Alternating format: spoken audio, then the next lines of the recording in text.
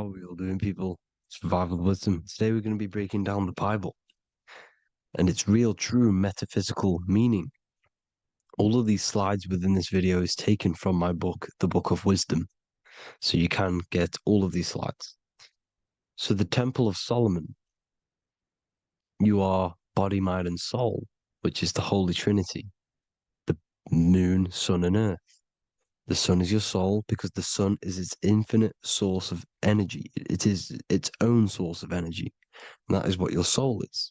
It's its own source of energy. The moon is mind. This is why you call people a lunatic. You're a lunatic. Luna means the moon. And inside of your mind, you have a specific mood. Mood is moon. And mind in German is Mond. And the word Mon means moon. And earth is your physical body because your body contains of the four elements, the four physical elements. Well, the Temple of Solomon is the temple of the soul and the mon, the soul and the mon, the soul and the mind. And it's the temple of the Holy Spirit in the Bible. Everything leads back to one singular point in the center of the brain. The brain is not the mind. It's mind over matter. Okay? The brain is the physical manifestation of the mind. The brain is the electrical computer which decodes the light waves given to it by the mind. This is why everything in the body leads back to one singular point. And we'll go over this in a minute. But this is controlling the physical body. This is the within. If you rearrange within, it spells high twin because within you is your twin, your true self. And it's just an entity in the center of the mind. And if you shut your eyes, you can feel it. Your awareness is in the center of the brain. So there's just an empty chamber in the center of the two cherubs, the two brains. They are two separate brains. They're two hemispheres. And the empty chamber, when scientists chop it up and see it's just an empty chamber, well, because you can't see in that plane of reality, you cannot see the mind. You cannot see thoughts. It is invisible to the human eyes, to the visible light spectrum, to the two eyes. The reason why we call it the third eye in the center of the brain, it's not the third eye, it's your true self. It's the mind and soul. It's an eye because it does see. It's the all-seeing eye that you always see here. There's some Masonic artwork showing the two pillars, the two cherubs, the two hemispheres of the brain, and the inner eye. This is the eye that sees all things. What do I mean by seeing all things? Not physically. It sees the mind. It's what, because your soul is watching the mind. You can observe the mind. You are not the mind. And if you meditate deeply enough, you can go beyond the mind. It's the all-seeing eye. It sees the mind. It sees what emotions you're feeling. It sees what you're thinking. It sees what you're seeing with the two eyes. It's the all-seeing eye. It sees all things. It's omnipresent. It's everywhere. Because the mind can be anywhere. The mind can switch itself into any place it wants. There is no limitations with the mind. So there is two hemispheres in the brain. And in the Bible, there is a quote saying the most holy place between the two cherubs. The two cherubs is the two hemispheres of the brain, and the most holy place is between them, which is what the Masonic artwork is showing. This is the all-seeing eye, the soul and the mind in the center of the brain. And you will not see this with the two eyes. So when scientists come to seeing the empty chamber in the center of the brain, they wonder because they do not understand the occult side of the world. They do not understand the layers of reality. How the two eyes, everything physical comes from the unseen. Everything seen comes from the unseen. Now, the two hemispheres of the brain play a major role in our lives. The right hemisphere is the artist. The left hemisphere is the scientist. The right hemisphere controls the left side of the body. The left hemisphere controls the right side, so there's a crossover. Now, the right hemisphere is to do with your feminine energy, creativity, unification, metaphors, visualization, intuition. The left hemisphere is to do with sequencing, facts, materialistic details, language, and logic. So they keep us normally trapped within the male aspect of our mind, which is the left hemisphere. You know, if you listen to Spotify, Apple Music, and radio, they're all tuned to 440 hertz, which shuts down the right side of the brain, makes you left brain dominant. And we learn, well, 90% of people learn to write with their right hand. They're taught to learn with their right hand, which is to do with the left brain. You see, so we are being trapped within this left side of the brain, which is all to do with logic, thinking logical, not creative.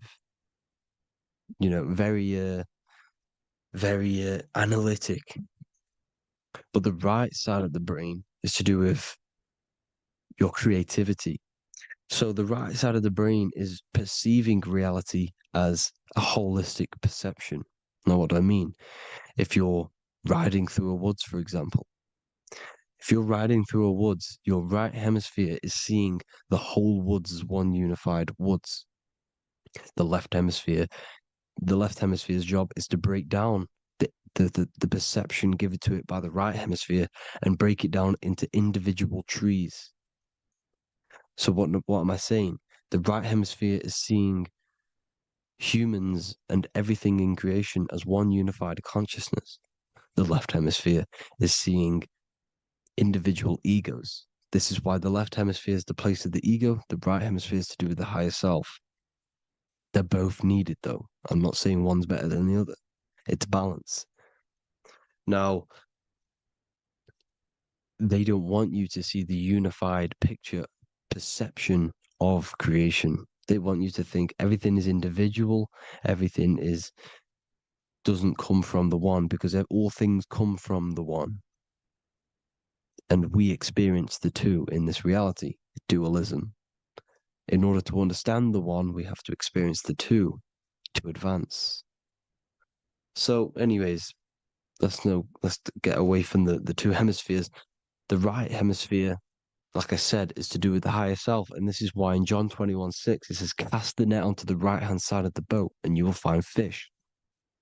Meaning, cast your energy, cast your perception into the right hemisphere of the brain, and you will find God, unification, and higher self. You will see things from a unified perspective. How we are all one, because we are all the same consciousness. The same spark that is in me is in you. This is why I am you and you are me. We are all the all-seeing eyes of God, just split up into individual bodies. We are all made up of the same essence, consciousness. And that consciousness, that mind and soul, is in the center of the brain. You are just in different avatars. And until we see this, we'll forever be divided and conquered. Until we figure this out as a collective consciousness, we will forever be divided and conquered and ruled over. This is why the Bible says, ye are gods. You are the sons of the Most High, because we are. We are the Word made flesh. We are God made flesh. Mark 16:19. So then after the Lord had spoken unto them, he was received up into heaven, head is heaven, H-E-A, and sat on the right hand of God. God is the consciousness in the center of the brain. Heaven is the head, and the right hand of God is the right hemisphere of the brain, meaning he sees things in unification, creativity, intuition, the higher mind, the higher brain. When Moses crosses the Red Sea is the corpus callosum, moving from the left to the right hemisphere of the brain to see unified perception of reality. Head, H-E-A, heaven, same root word. This is why the ancients always depict God in the center of the brain. Here you see ancient Christian artwork showing God in the center of the brain, the light. Here you see it here. Here you see Ganesh, an Indian god, which is the brain. Here you see the Father, the Son, and the Holy Spirit in the dome, the brain. This is the brain, because you are God made flesh. That's what consciousness is. The upper room where Jesus meets the 12 disciples. It's the upper brain on the upper room. The upper room is the chamber, the empty chamber in the center of the brain. That's the room. And the 12 disciples are the 12 cranial nerves in the brain, which pretty much rule the body, all the cranial nerves. The tree of life, the cardiovascular system. This is why in Genesis it says the tree of life was in the midst of the garden. Midst meaning middle, because the middle of the body is the cardiovascular system, which is controlling all of the systems in the body. The tree of knowledge of good and evil is the nervous system. It's the spine and brain. This is what's detecting good and evil. The brain is the electrical computer with the left and the right hemisphere, decoding the dualistic world, decoding the light waves given to it by the external world. It is an electromagnetic computer. It is artificial intelligence. It is very intelligent, the brain and the nervous system, the human body as a whole. But the tree of knowledge of good and evil is the nervous system, because it is the tree that detects good and evil, makes you learn good and evil in this dualistic reality. Here you see Adam and Eve around the tree of knowledge of good and evil. Adam and Eve, male and female energies, with the serpent in the tree, and the tree of knowledge of good and evil. Well, this is the spine, the brain, and the serpent is the Kundalini up the spine. The serpent is the S. That's why S, serpent, the letter S is the serpent. Sex and serpents make an S noise. You know, the Bible cursed the serpent. So we don't figure out the true religion. The true religion is raising the Kundalini and becoming God-man and reaching our higher states, our true God self. Because once the Kundalini is saved and hits the pineal gland, it activates 100% of the brain when we're only using around 20 to 10% as of right now without the Kundalini awakening. So when you use it, you're activating 100% of the brain. You're activating all the dormant brain cells. You're regenerating the body. And this is the serpent in the tree of knowledge of good and evil. This is the spine, brain. This is Adam, Eve, the male and female energies. The light of the body is the eye. Therefore, if thine eye be single, thy whole body should be full of light. Matthew 6:22. This is the single eye in the center of the brain. It is not the pineal gland. It is what's inside the pineal gland. You have to go beyond the physical world, and there are no words to describe things that are not physical, metaphysics. And the whole body should be full of light. Well, this light is the same pyramid that you see. You are the pyramid with the all-seeing eye on top. This is why the ancients built the pyramids with the stairs in the middle symbolizing the spine, because once you open all the chakras and balance them and raise the Kundalini, you activate all of the brain, which gives enlightenment. The word enlight in ment. Ment means mind, light in the mind. Enlighten the mind. And this is enlightenment. We are the temple. And Jacob called the name of the place Peniel, for I have seen God face to face. Within spells high twin. Within you is the God self, which you need to manifest into the external world. And he's seen God in Peniel, the consciousness. He's seen his true self consciousness in the pineal gland. Genesis 28:10, Jacob's ladder. Jacob, he took a rock there and laid his head on it to sleep. Jacob had a dream. He dreamed there was a ladder that was on the ground and reached up into heaven. Head is heaven.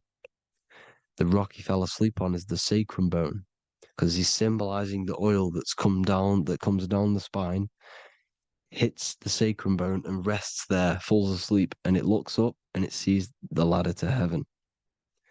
Because when you raise this oil, you become God man. You become God in heaven.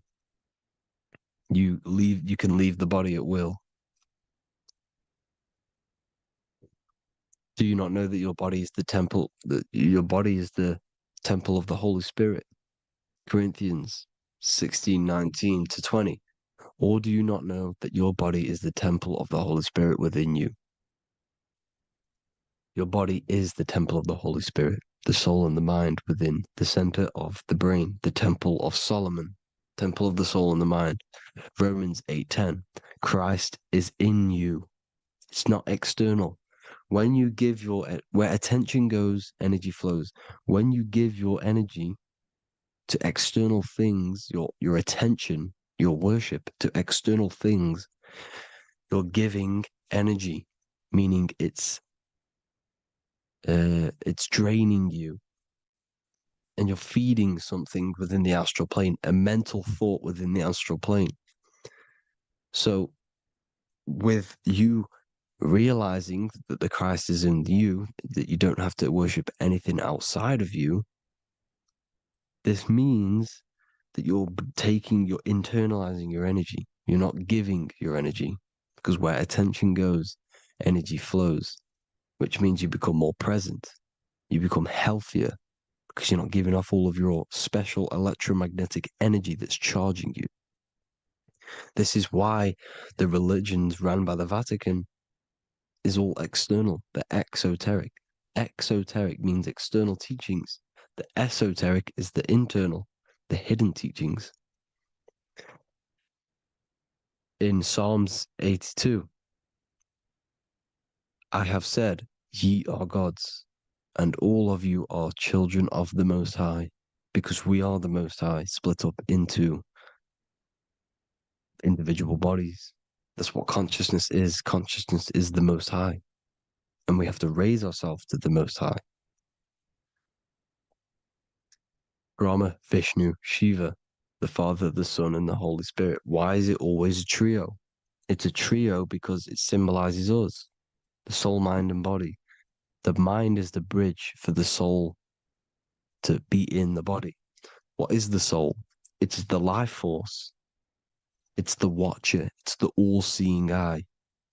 The soul sees into different realities, and it gives life to the body of every reality it goes in. This is why you always see light around the all-seeing eye, because it is the energy, the life force, the light, life, L-I. Life is light, and it's the eye because it sees into the different realities. It sees into the dream world. When you're going to sleep at night and you dream, it's not a dream. It's another reality. You're a multidimensional creature. We live in a multiverse. There's infinite amount of yous. And there is a version of you which is the highest self in a reality somewhere. And this eye has the ability to switch realities, which is exactly what astral travel is. Astral travel is the ability to switch reality beyond the 3D construct of this world. The Father, the Son, and the Holy Spirit, Brahma, Vishnu, Shiva. Brahma, the soul, inhabits different bodies. This is why they have different heads. Vishnu, the mind, symbolizing gnosis, meaning knowledge. This is the serpent. The serpent symbolized knowledge. Shiva, the body. Father, the Son, and the Holy Spirit. The bird, the soul, because the bird symbolizes the soul. This is why you have here the Egyptians showing you the soul leaving the body. Here you see here with the twin head, the same head, and it's a bird. This is the soul self. This is the ego self. The Egyptians knew this. They knew all of this. Of course they did. Now, the whole story of Jesus is all metaphorical for the process which goes on within your body. Your neck and head is the holy grail which the sun and the moon creates. Sorry, the sun and the moon creates the fluid within the holy grail, the brain, the skull. And the moon creates the milk. Sorry, the moon makes the milk. The sun makes the honey, the land flowing with milk and honey in the Bible. The land flowing with milk and honey is the center of the brain in the Holy Grail. Here you see the Masonic artwork showing you the sun and the moon creating the fluid in the spine. Here's the serpent. Serpent symbolizing the two Kundalini channels, the Ida Pingala up the spine. Here's the furnace raising the Kundalini, raising the oil, heating it up, and rising it to the crown. You see? So here you see more Masonic art, seeing the sun and the moon creating the holy fluid in the brain, in the cup, filling the cup. This is why it's a cup, because it's the Holy Grail. This is the holy oil in the center of the brain that gets released down the spine, which is Jesus coming down from heaven. It comes down the spine, down the River Jordan in the Bible. This is when Jesus goes from Nazareth to Jerusalem. He comes down the River Jordan, and Joseph and Mary are in Nazareth waiting for Jesus' return. Joseph and Mary symbolize the pineal and pituitary gland, which produce the two oils created by the sun and the moon. And he returns. When he returns, he gets crucified at 33, because there's 33 vertebrae at the back of the spine, and it crosses the vagus nerve. The crucifixion of the oil past 33 vertebrae creates God-man, and it creates your higher self, and it activates 100% of the brain. And you turn into spirit, you turn to your spirit self. This is why Jesus dies. He didn't physically die, it metaphorically dies, and becomes his higher self. The ego self is left behind. It's the same with the whole story of Jesus. Jesus comes down from heaven, which is the oil. He dies in a cave for 3 days, which is the oil in the cave. Here's the cave, and resurrects after 3 days. If you resurrect the oil, comes up and gets crucified at 33 in Golgotha. Golgotha translates to a place in the skull. The three wise men from the east. Well, if you look at the Masonic artwork, they'll always show you a ladder up to the east. Okay? Here you see north, south, west. This would be east. Here you see east here. East here. The ladder up to the east. The east is the top, up.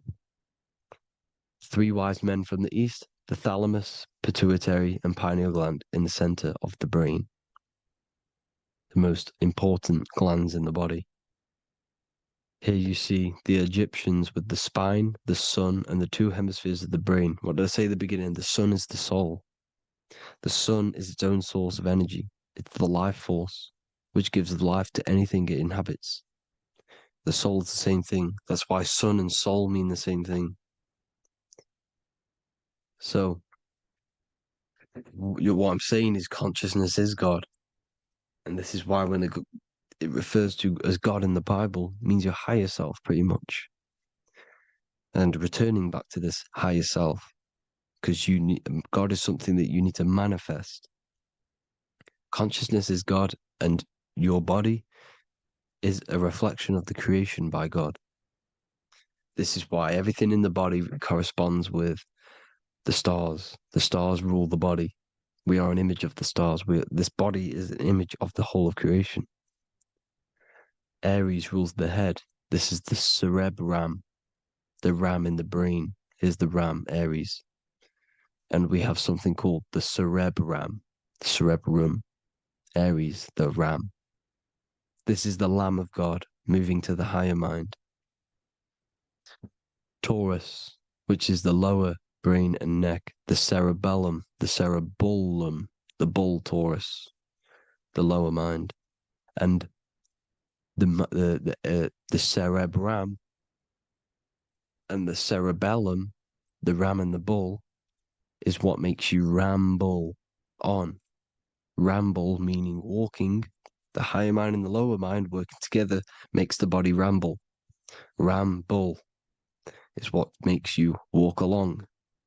Thank you to Santos Bonacci. Gemini, the two twins, rules the two arms, the hands, and the lungs. These are the two twins of the body.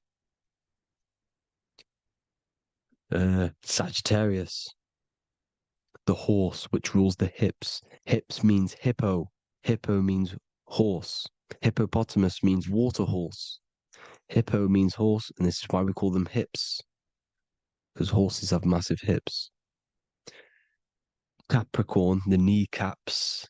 Pisces, the two fish, the 2 feet. Then they make us swim. We are an image of the stars, people. Well, the body is anyway. Consciousness is God, and the body is the image of the whole of creation. It's a reflection of the whole creation, as above, so below.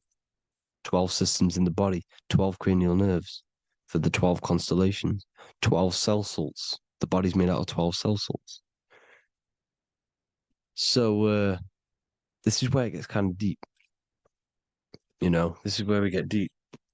And he said Jesus was known as the fisher of man.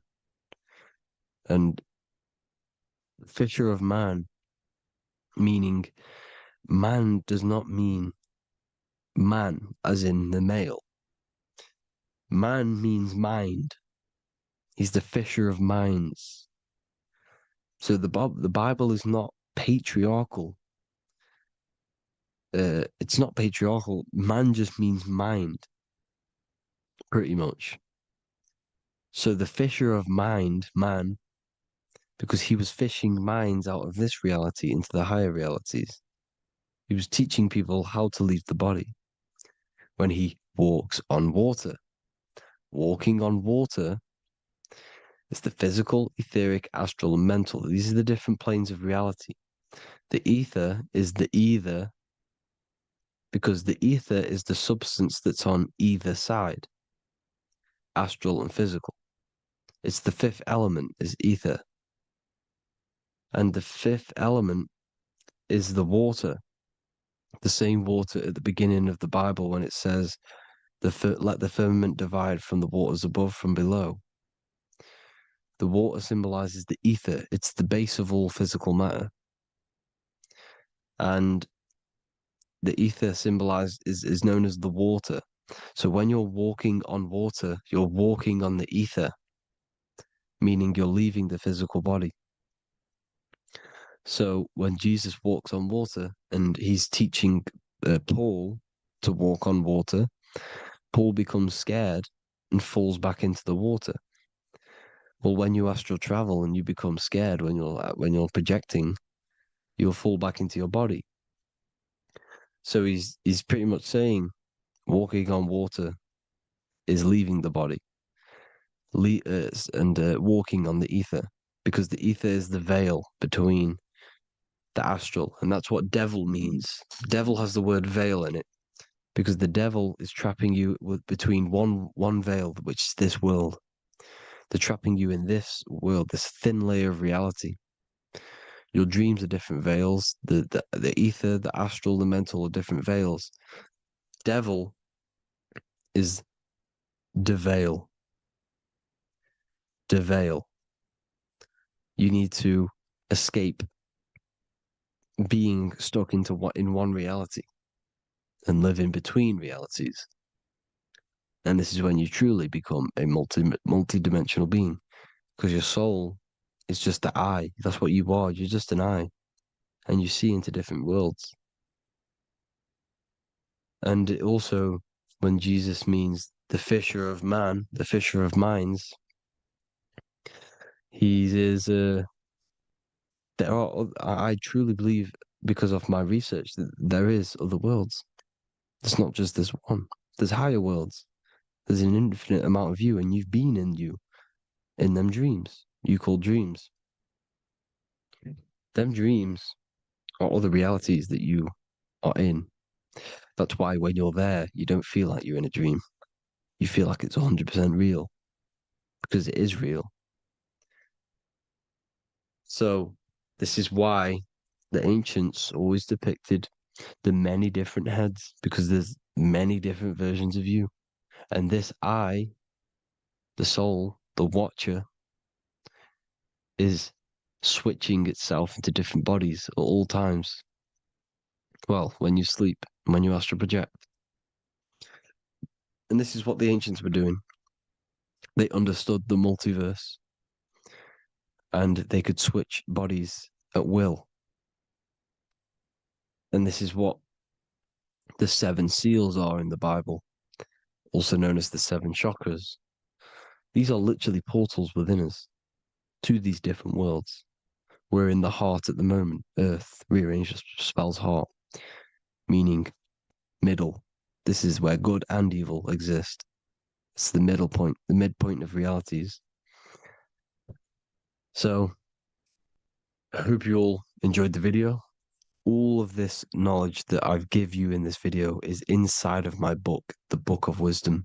The Book of Wisdom gets updated every single month with new pages. It's a one-time payment for a lifetime worth of research and knowledge by me. So if you do want to get it, the link will be in the description. But I hope you will gain some amazing insight. Please like, comment, and share to help the algorithm, and drop a subscription. And for more lectures, every 2 days, I drop lectures and knowledge within the Patreon. If you want to support the channel, join the Patreon. Everything's in the description because we are not monetized on YouTube. Thank you all. Have an amazing day.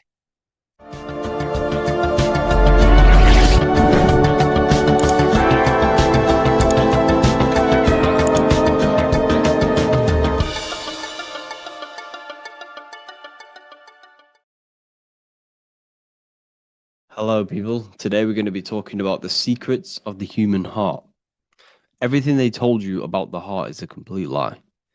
There are secrets behind it, and you're going to find out why. And it's very important that you understand that the heart is not a pump. It's not a pump. They lied about this. The lungs is a pump. The lungs is what pumps the blood around the body. It's the oxygen.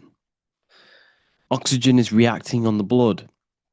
Now, what do you use a pump? You use air to pump things up. That's what your lungs are. They use air, oxygen. Now, oxygen carries magnetism. If you pour liquid oxygen between two magnetic magnets, you find an attraction, as you can see here. So this attraction proves that there is magnetic principles within oxygen, liquid oxygen. So when we breathe, we are essentially breathing in magnetism. Magnetism is the force driving this world. So your heart is a chestahedron. It's a 7-sided shape in geometry, and each side is pretty much equal. It's a chestahedron. Look at the word chestahedron, chest, where your heart is. And it looks very, very similar. So this is the sacred geometry of the heart. And when a chestahedron is placed in an angle, when it's placed in a box, a cube, it sits at an angle of 36 degrees off center. This is the same angle which the heart sits within the chest. That's why it's called a chestahedron, because that's what the heart is. It's a chestahedron. And when you place a chestahedron into water, it causes a spiral. It causes a vortex motion, because your heart is essentially a vortex generator. So the heart is not a pump, it is a valve. This is where blood goes into. And when the blood goes into the heart, this is what causes it to vortex, because the heart is in a shape of a vortex. Look at the tissues, everything's wrapped around, everything's spiraled. See this here? This is the spiral of magnetism. So all of the valves and the cords and the fibers are all wrapped around each other. It's a vortex. And if you take off the tissue of the heart, you would see this. Kind of looks like the Holy Grail. And this is essentially the vortex spiraling of the heart tissues. And if you unraveled the heart, because your heart is one tissue, it's one muscle. Look at it here. This is a heart unfolded. And it's just spiraled together to create this. That's what the heart is. So the heart's tissues is spiraled here, and the heart itself is all wrapped around each other in a vortex, in a spiral. Because all spiraling is all to do with magnetism. So the heart is a vortex generator. The heart takes blood, so blood enters the heart. The heart charges this blood. It reacts with the heart. The blood is turned into the heart moves through the blood moves through a vortex motion within the heart and then goes back out of the heart. So there is something going on inside the heart which is very, very crucial that we might be missing.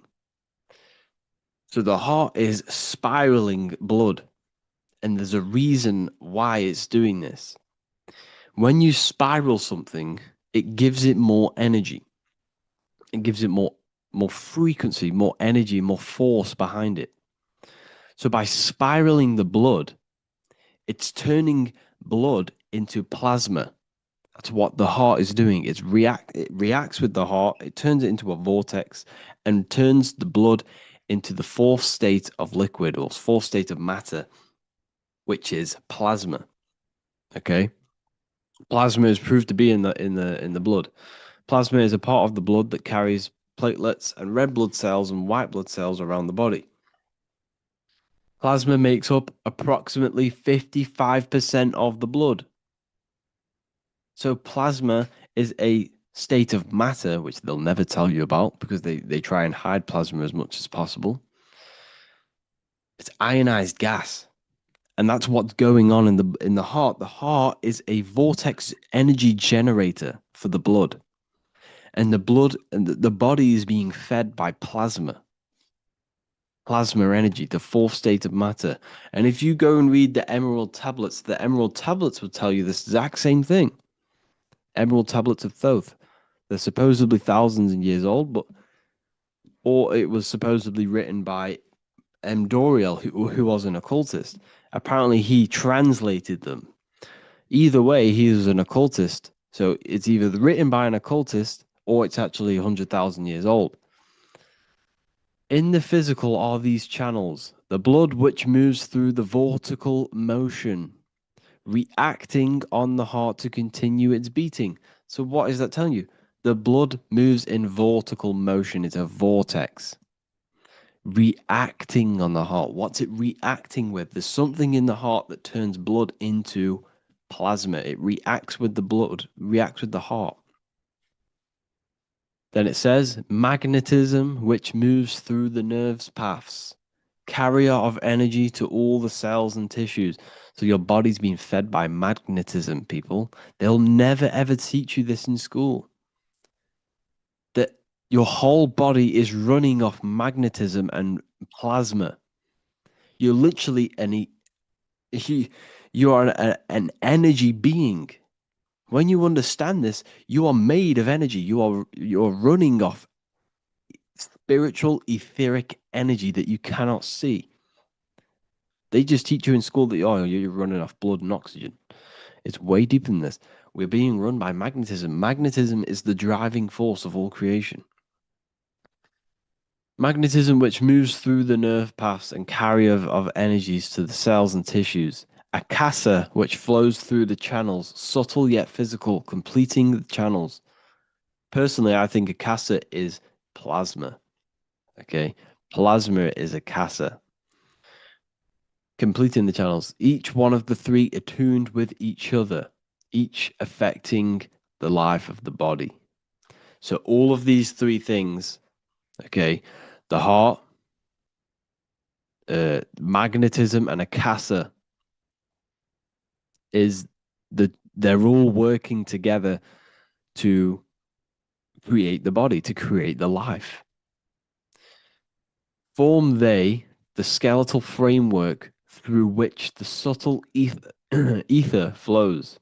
So it's telling you ether is real. Ether is the substance that connects the physical and the astral. It's your etheric body is where your chakras are. So your chakras are your etheric energy body. And these energies, these 7 energies, is what gives life to the physical form. They feed energy into the physical form. So the ether, subtle yet physical, is charging the body through the skeletal framework. So it's telling you this, and even the word heart has ether within it if you just rearranged A and the E. Put the H on the beginning of, well, put the H on the end of heart and you get earth. Because what the heart is actually doing, it's taking the energy of the electromagnetic field around us, which is everywhere, that everything is filled with magnetism and electromagnetism. The Earth is a giant electromagnetic Taurus field, and all of this energy from the center is feeding directly into your heart. Because the center of this Earth is the heart of the Earth. The center of you is your heart. And the center of the aura borealis, whatever you want to call it, this energy that's emitted from the center of this Earth is feeding directly into you, and your heart is transmuting this energy from the earth to react with your blood, and your blood is then feeding your physical body through plasma. That's what's going on. You yourself and your heart is directly connected to the earth. That's why your heart rearranged its earth. You're directly connected to the cosmos. Everything they do to poison you and give you all this stuff is to keep you disconnected from the universe. You yourself are the universe. Your body is directly in correlation electromagnetically with the earth. So the heart is the balance. That's how you connect with things, through the heart. Okay. You see Jesus with the sacred heart, always pointing at the heart. Matthew 6:21, for where your treasure is, there your heart will be also. What's that telling you? What's your treasure, your goal, what you're doing in life? There your heart will be also, because your heart is a guide through this lifetime. Your heart has an intelligence. Every single organ in your body has consciousness, and you think with it. You can think with these different organs. You can think with the brain, you can think with the heart, you can think with, the reproductive area. That's why, everyone always says you're thinking with your penis. For if you're a man, you know about this. People say that. That's just a saying, but it's true. You think with these body parts, people, and your heart is a guide. It knows everything that's right. It knows the things that you need to do. So that's why your heart is called a chest, because your treasure chest is in the chest. Sorry, your treasure is in the chest. And what's the treasure? Your heart. All of the wisdom, all of the understanding, all of the guidance is inside of that heart.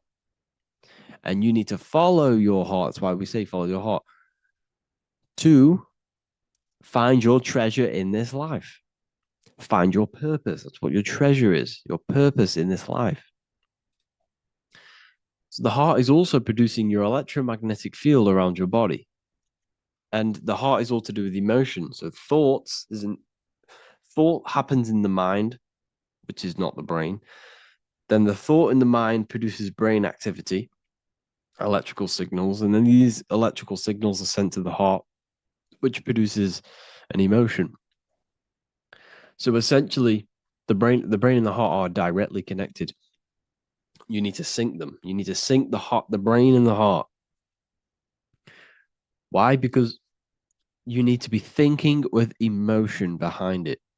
If you think with lack of the heart thinking, also, if you think without the heart, you are only thinking for yourself and not for the empathy of others. You have to think before you take action of the emotion of others.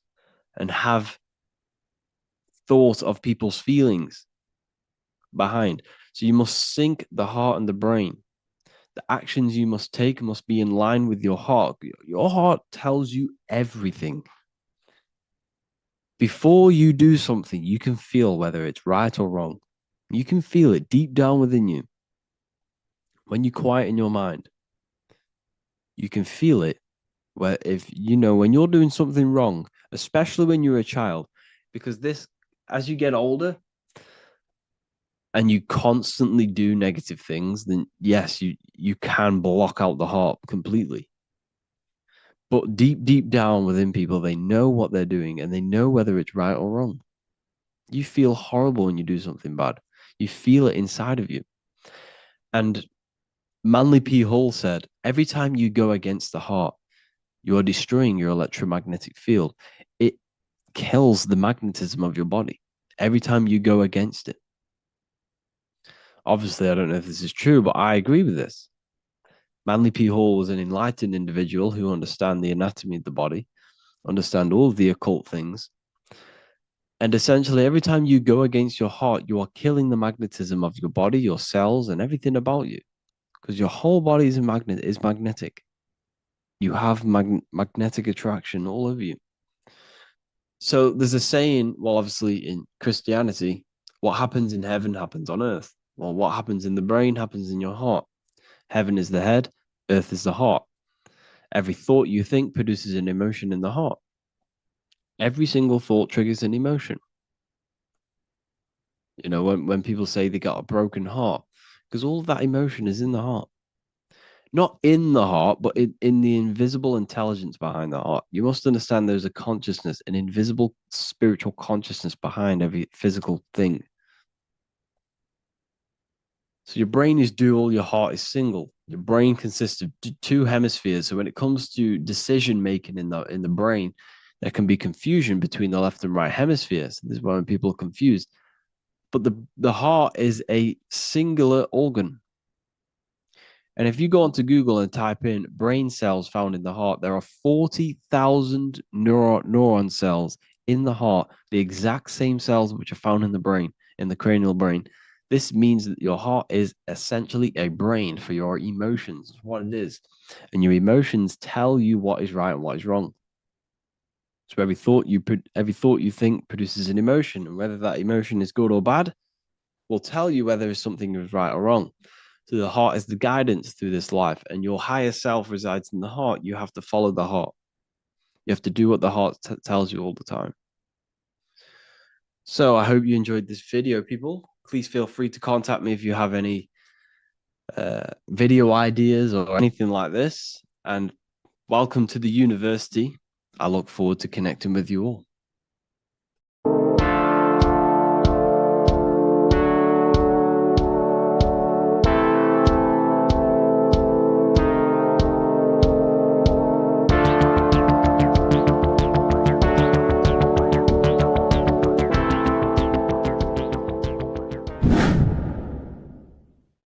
What is good, people? We're back with another video, and today we're talking about the chakras. Let's jump straight into this because I know there's been a lot of requests for this video.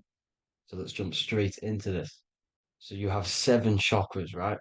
7 chakras, and these chakras are feeding off your electromagnetic field, known as your aura. This is both positive and a negative pole, male and female, right? This electromagnetic field is made out of electric and magnetism, and together they come as electromagnetic. Now, your chakras, the word chakra just means wheel, spinning wheel, because that's what they are. They are spinning wheels of energy. They do not exist on this physical plane. They exist on the etheric plane. Okay. Now, these energy centers are known to regulate your emotions, and each energy center controls the organs and cells in that particular area of the body. So, for example, your sacral chakra will control the cells and organs of your sexual reproduction area. Okay. the navel chakra or solar plexus will control the digestion in your body. Same with the heart, same with the throat, right? So they are like mini brains for each center of your body. They run along up the spine, but notice the crown chakra exists outside the body. It's just above the head. Now, this process of the chakras is obviously the 7 colors of the rainbow, starting from red, which is the lowest vibrational color, all the way to violet, which is the highest vibrational color. This, like I said, these energy centers are feeding off your electromagnetic field. So if these chakras are unbalanced, they are taking too much energy from your electromagnetic field, making it weaker. Now, this is the North Pole. As you all know, the Earth is flat, and we live inside of a giant Taurus field, and the North Pole is the Earth's heart chakra. And this is why the aurora borealis, or the northern lights, whatever you want to call them, that's why they are green, and they are being emitted from this center point of the Earth, because it's symbolizing the heart chakra, which is green, right? Now, you do work your way up to these. However, this is a Taurus field. You are a Taurus field. You have different layers of this Taurus field, right? And you need to balance all of these chakras, but you can't move up these chakras until you open the one below it. So it's like a stairway. You can't go to your solar plexus without going through your sacral. You see? So you have to work up these. However, you have to work up these and then live from the heart, because the heart is the center of the Taurus field. It's the balance between male and female poles, positive and negative poles. So you have to balance all of these chakras and then bring them all into one, which is the heart chakra. Now, they exist on the etheric plane. They exist on the etheric plane, and the etheric plane is a layer of the material plane. It's the one higher than the material plane. And then after the etheric plane, it melts into the astral plane. So they exist just between the physical and the astral aspect. Now, this is the yin and yang matter, which is the lowest root chakra, physical matter, and then to spirit, because high vibrational matter turns into spirit, low vibrational spirit turns into matter. So they're interchangeable. This is the yin and yang. Now, when you see ancient paintings with the halos, you see this is like a toroidal field coming out the top of his head, you see, with a halo. This was symbolizing in the old days, in the ancient days, that they've aligned their chakra, they've reached Christ consciousness, which is God consciousness, right? Now, this electromagnetic field is the apple that we bit out of in the Bible, because you see that apple is a Taurus field. So they were metaphorically or personifying the Taurus field. That's what the Bible is. It's a massive personification. It's all metaphors. You have to read it properly. It's got a greater meaning behind it. Now, when we bit from the apple, we ate from the tree of knowledge, which is good and evil. Our lower mind took over, so we materialized to feed our physical bodies. We materialized through Saturn. That's what Saturn does. Now, if you don't understand that, go and watch the video previous to this one called Occult Secrets of Saturn. And that will show you how Saturn is the materializer. Now, this is one of the secrets behind the Masonic compass, electric and magnetic, male and female, duality, positive and negative. Now, like I said, they teach you about the Taurus field, about a magnet in school, but they don't teach you about your electromagnetic field. Everything alive has a Taurus field. It is the building block of this creation. Absolutely everything has a Taurus field. There's not one thing without it. And as you can see here at the center of the apple, that's where the seed is. That's where the life is, the reproduction of that organism. As you see, this is where the most electromagnetic energy is stored, in the center, because this is where the two duality, this is where the field meets, at the very center. This is why the seed is at the very center. Now, your spine is a elongation of the brain. The brain is heaven, and the bottom of the spine is hell. So this is Saturn, which is the root chakra. The 7 planets are associated with each chakra. Moon equals mind. Okay. Now Saturn is physical matter, as I've just explained. This is the lowest vibrational color. And they want you trapped down here, which is your hell state, your animal nature, your physical nature. They want you to identify as the physical body. They don't want you to reach these higher states of consciousness. Okay? Now, in the brain, you have 12 convolutions. Now, this is what they were symbolizing in the Bible with the 12 disciples. And obviously in the Bible, it says the upper room where Jesus met with his disciples. This is heaven, the brain, the higher states of consciousness. Now, this is your North Pole. This is Jacob's ladder. Okay. This is why you have 33 levels of Freemasonry, because it's symbolizing the 33 vertebrae, which are these little things here on the back of your spine. Because once the Kundalini energy from the bottom of your spine rises to the top, this is when you get enlightenment and opens your third eye. Spiritual enlightenment. As you can see here, this is Jacob's ladder. This is the Kundalini symbol, right? And they're even showing you this in the medical symbol. They're putting it in your face. But the serpents are wrapped around the spine. Now, the serpents symbolize how the energy moves around the spine, because it's a Taurus field, you see? At the center of the Taurus field, it wraps around the center pole. It wraps around it, and this is how the energy moves up. So they're symbolizing it with the serpents. Okay? Now, every religion has a sacred river. For the Egyptians, it's the River Nile. For Christianity, it's the Jordan River, right? This river is the canal, the energy canal at the center of your spine, all the way leading to heaven, to the Holy Land. This is the chamber which the energy rises up, right? Now, they used to say the gods descended from heaven to man.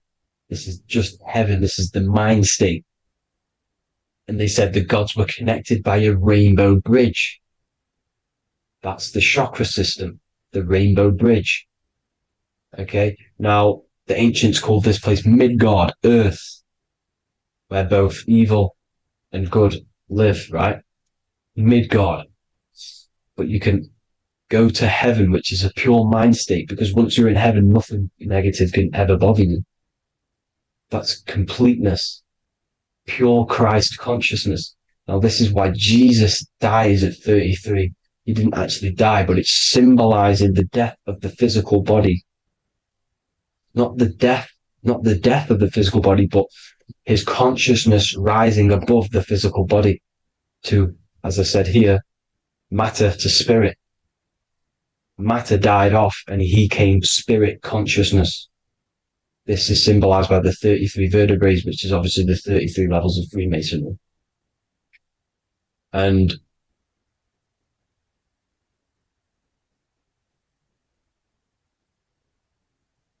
now the pineal gland, which is at the very top of this Jacob's ladder, or the River Jordan, the canal, your 33 vertebrae on your spine.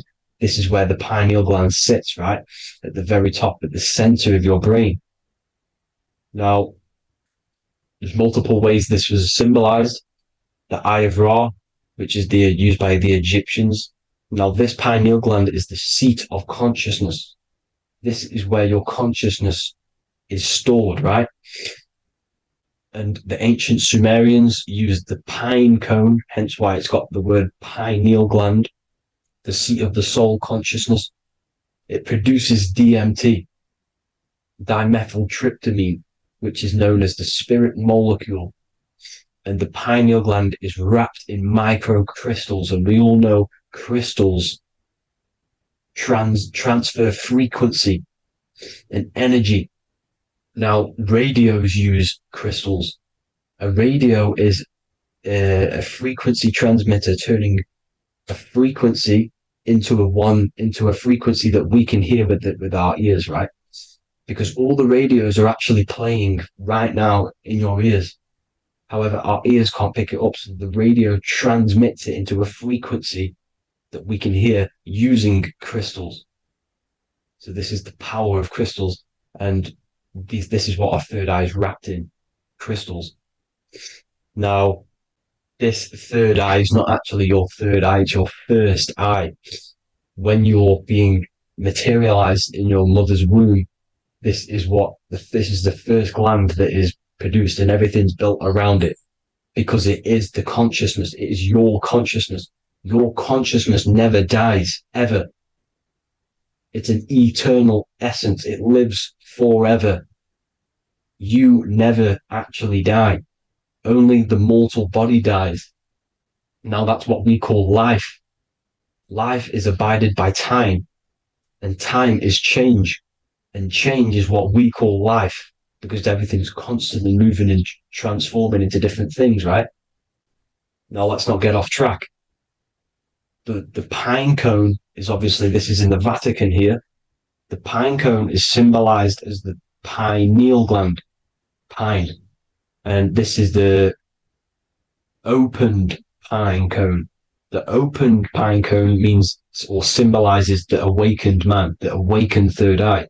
But the ones here, which the Sumerian gods are holding, these are shut pine cones, symbolizing the unawakened man. But let's not get confused, people. These gods were not gods. They are human beings just like you. They reached Christ consciousness. They are nothing more special than you. They just had the ability to reach Christ consciousness. And obviously their knowledge was far more intelligent than ours, far more advanced than ours. They knew the truth about this reality to the depths.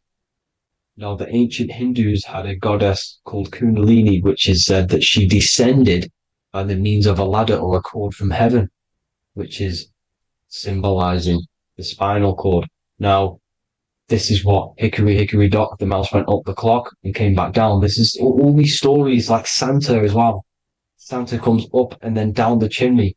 This is symbolizing the Christ oil. There's an oil which is produced in your pineal gland, right? And this oil travels down the spine. And once it's down on the spine, you must have to raise your consciousness, just like I said, with the chakras. You have to raise your consciousness, raise your vibration to heat up this oil and turn it into a gas. And it travels back up the spine through like the serpents up the spine, and this awakens the third eye once it's coming back up the spine and hits the pineal gland. This is the secret behind Santa and hickory hickory dock, because Santa comes down and feeds the presents and goes back up the chimney, and he lives in the North Pole, the positive pole. This is the North Pole, people, and the presence is your sacred oil. This oil, your physical body is the furnace. It's the spiritual furnace, which you have to heat up this oil by raising your frequency and turning it into a gas to rise up this chamber, the River Jordan, to your third eye, right? Now, this is an alchemical process. Your body is the alchemical furnace. It says in the Bible, if therefore thine eye be single, thy whole body shall be filled with light. I shouldn't have cut that out, but that's what it says. The light of the body is thine eye. If therefore thine eye be single, thy eye shall be filled, their body shall be filled with light. This is symbolizing the pineal gland enlightening the body. the spiritual body, filled with light. Now, as I said, they want you kept down here, which is the root chakra, which is your animal nature, which is obviously mind, matter over mind. This is the symbol of Saturn, right? As you say, we're built of body, mind, and spirit, the Holy Trinity. That is the sun, moon, and earth. The sun's your soul, solar. Moon is your mind. Earth, which is the cross, which is your physical body, the 5 elements, right? So body, mind, and spirit. So the Saturn symbol is actually made out of the cross on top, which is the earth, and the moon on the bottom, which is symbolizing matter over mind, because earth is physical matter. You don't want to be matter over mind. You need to be mind over matter. See, they want you identifying as your physical body. They don't want you to realize you're an eternal consciousness. You're an eternal essence of consciousness which never dies. They want you trapped in your animal nature. And this is why the Baphomet has a goat head, because it's symbolizing your animal nature, which is evil. Not evil, but you're more likely to do evil things, right? Which brings bad karma. That's your animal side. This is why the Baphomet has an animal goat head. As you can see here, he's got the Kundalini energy here. So when you see the inverted cross, the cross is your body, as you can see here. The inverted cross means your chakras downwards, down here. Your head's down here. Your mind is down here. But your mind needs to be up here, which is the upwards cross, which is Christ consciousness. And as we all know, 7 colors of the rainbow, 7 planets, 7 chakras. Red light is low frequency and long range. This is why Saturn is the slowest moving celestial body. And it's the lowest chakra, because it's low frequency, long range. The moon being the crown chakra, which is high frequency. This is why the moon moves around the quickest. The moon is your crown chakra, which moon in mind. See, so there are multiple ways of your chakras becoming blocked. Now, each chakra has a specific intelligence. It has a specific thing that it's doing for the body, right? Now, this can be overused. It can be abused. For example, masturbation. That keeps you down here in your sacral chakra, because you're abusing that energy center. You're abusing your sexual energy, which is then becoming unbalanced. So this is how energy, this is why these centers are pulling more energy out your electromagnetic field, because these centers are wheels. The chakras just mean spinning wheel of energy. So when you're abusing these certain centers, you're pulling energy out of your electromagnetic field, which is making your field weaker, which is making your frequency lower, which makes you prone to diseases, prone to lower negative energy, right?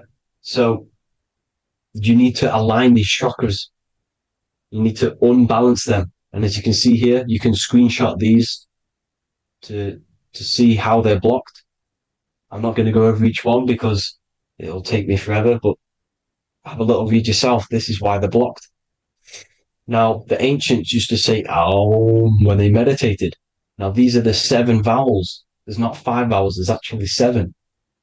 Now, when they say Aum, they're aligning all their chakras by saying this when meditated.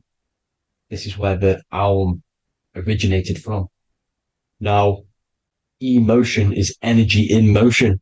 So if you're feeling a certain way, that's the energy you've put in motion. It's a reflection. We live in a mirror reality. Everything's mirrored. Everything's mirrored. As within, so without, as above, so below. Everything's a reflection of some sort. So whatever you're feeling, you're doing something wrong. It's telling you you're doing something wrong from the root cause, because your energies are the effect. You're feeling the effect of something you've caused. The law of cause and effect. Nothing escapes it. Now, the Jehovah's Witness believe that exactly 144,000 faithful Christians go to heaven or be resurrected, right? This is not true. This is symbolic. 144,000 go to heaven. Now, the petals on the chakras, this is the root chakra, this is the crown chakra. Now, if you add up the first 5 chakras, the petals, Add up the petals on the first 5 chakras, you get 48. And then you get to the third eye, which has 2 petals. 48 times 2 equals 96. 96 plus 48, which you got from here, equals 144. The last chakra has 1,000 petals. Times 144 times 1,000, you get 144,000. This is a frequency. This frequency is the frequency of the ascension up your chakras. This frequency is a high frequency which turns that oil into gas, which rises up the spine, activating your third eye. Right? So this is all the religions are all symbolic for this sacred secret of Christ consciousness. As it says in the Bible, the kingdom of God is within. It's not out there, people. You must look within yourself. You are God. You are a spark of his consciousness, infinite consciousness, right? So 144,000 is a frequency, and you must achieve this. Like I said, these people in the past, they're not gods, people. These were just humans. Nothing special. They just reach Christ consciousness. Now, they keep you in these lower vibrational states with the food, right? And as you can see here, all of these fast food restaurants are mainly are red and yellow, which are these lower states, these lower 2 chakras, lower vibrational colors, because they want you trapped down here in matter. And these foods are so low vibrational, they will keep you down here, because your gut produces, I think it's like 80% of melatonin. Melatonin is your feel-good hormone. These foods will not make you feel good. This is very low vibrational. Meat. It's not meat, it's raw flesh. These animals are stripped from their family, put on a conveyor belt, watch their friends be tortured, and then get slaughtered in a slaughterhouse. Think of all the fear that's running through their blood, all the hormones, all the fear, and you're going to go and eat that very low vibrational energy. As you can see here, this is the light photons within fruit. You can see the light, the life force in this fruit. You must think, feel, and do positive to raise your vibration. As you can see, earth equals heart. If you rearrange it, everything in nature is green, right? The aurora borealis is green. You must align all these chakras and then live from the heart, because the heart's the center of the Taurus field. You must become the consciousness in the center. So that's it for this video, people. Thank you all. God bless.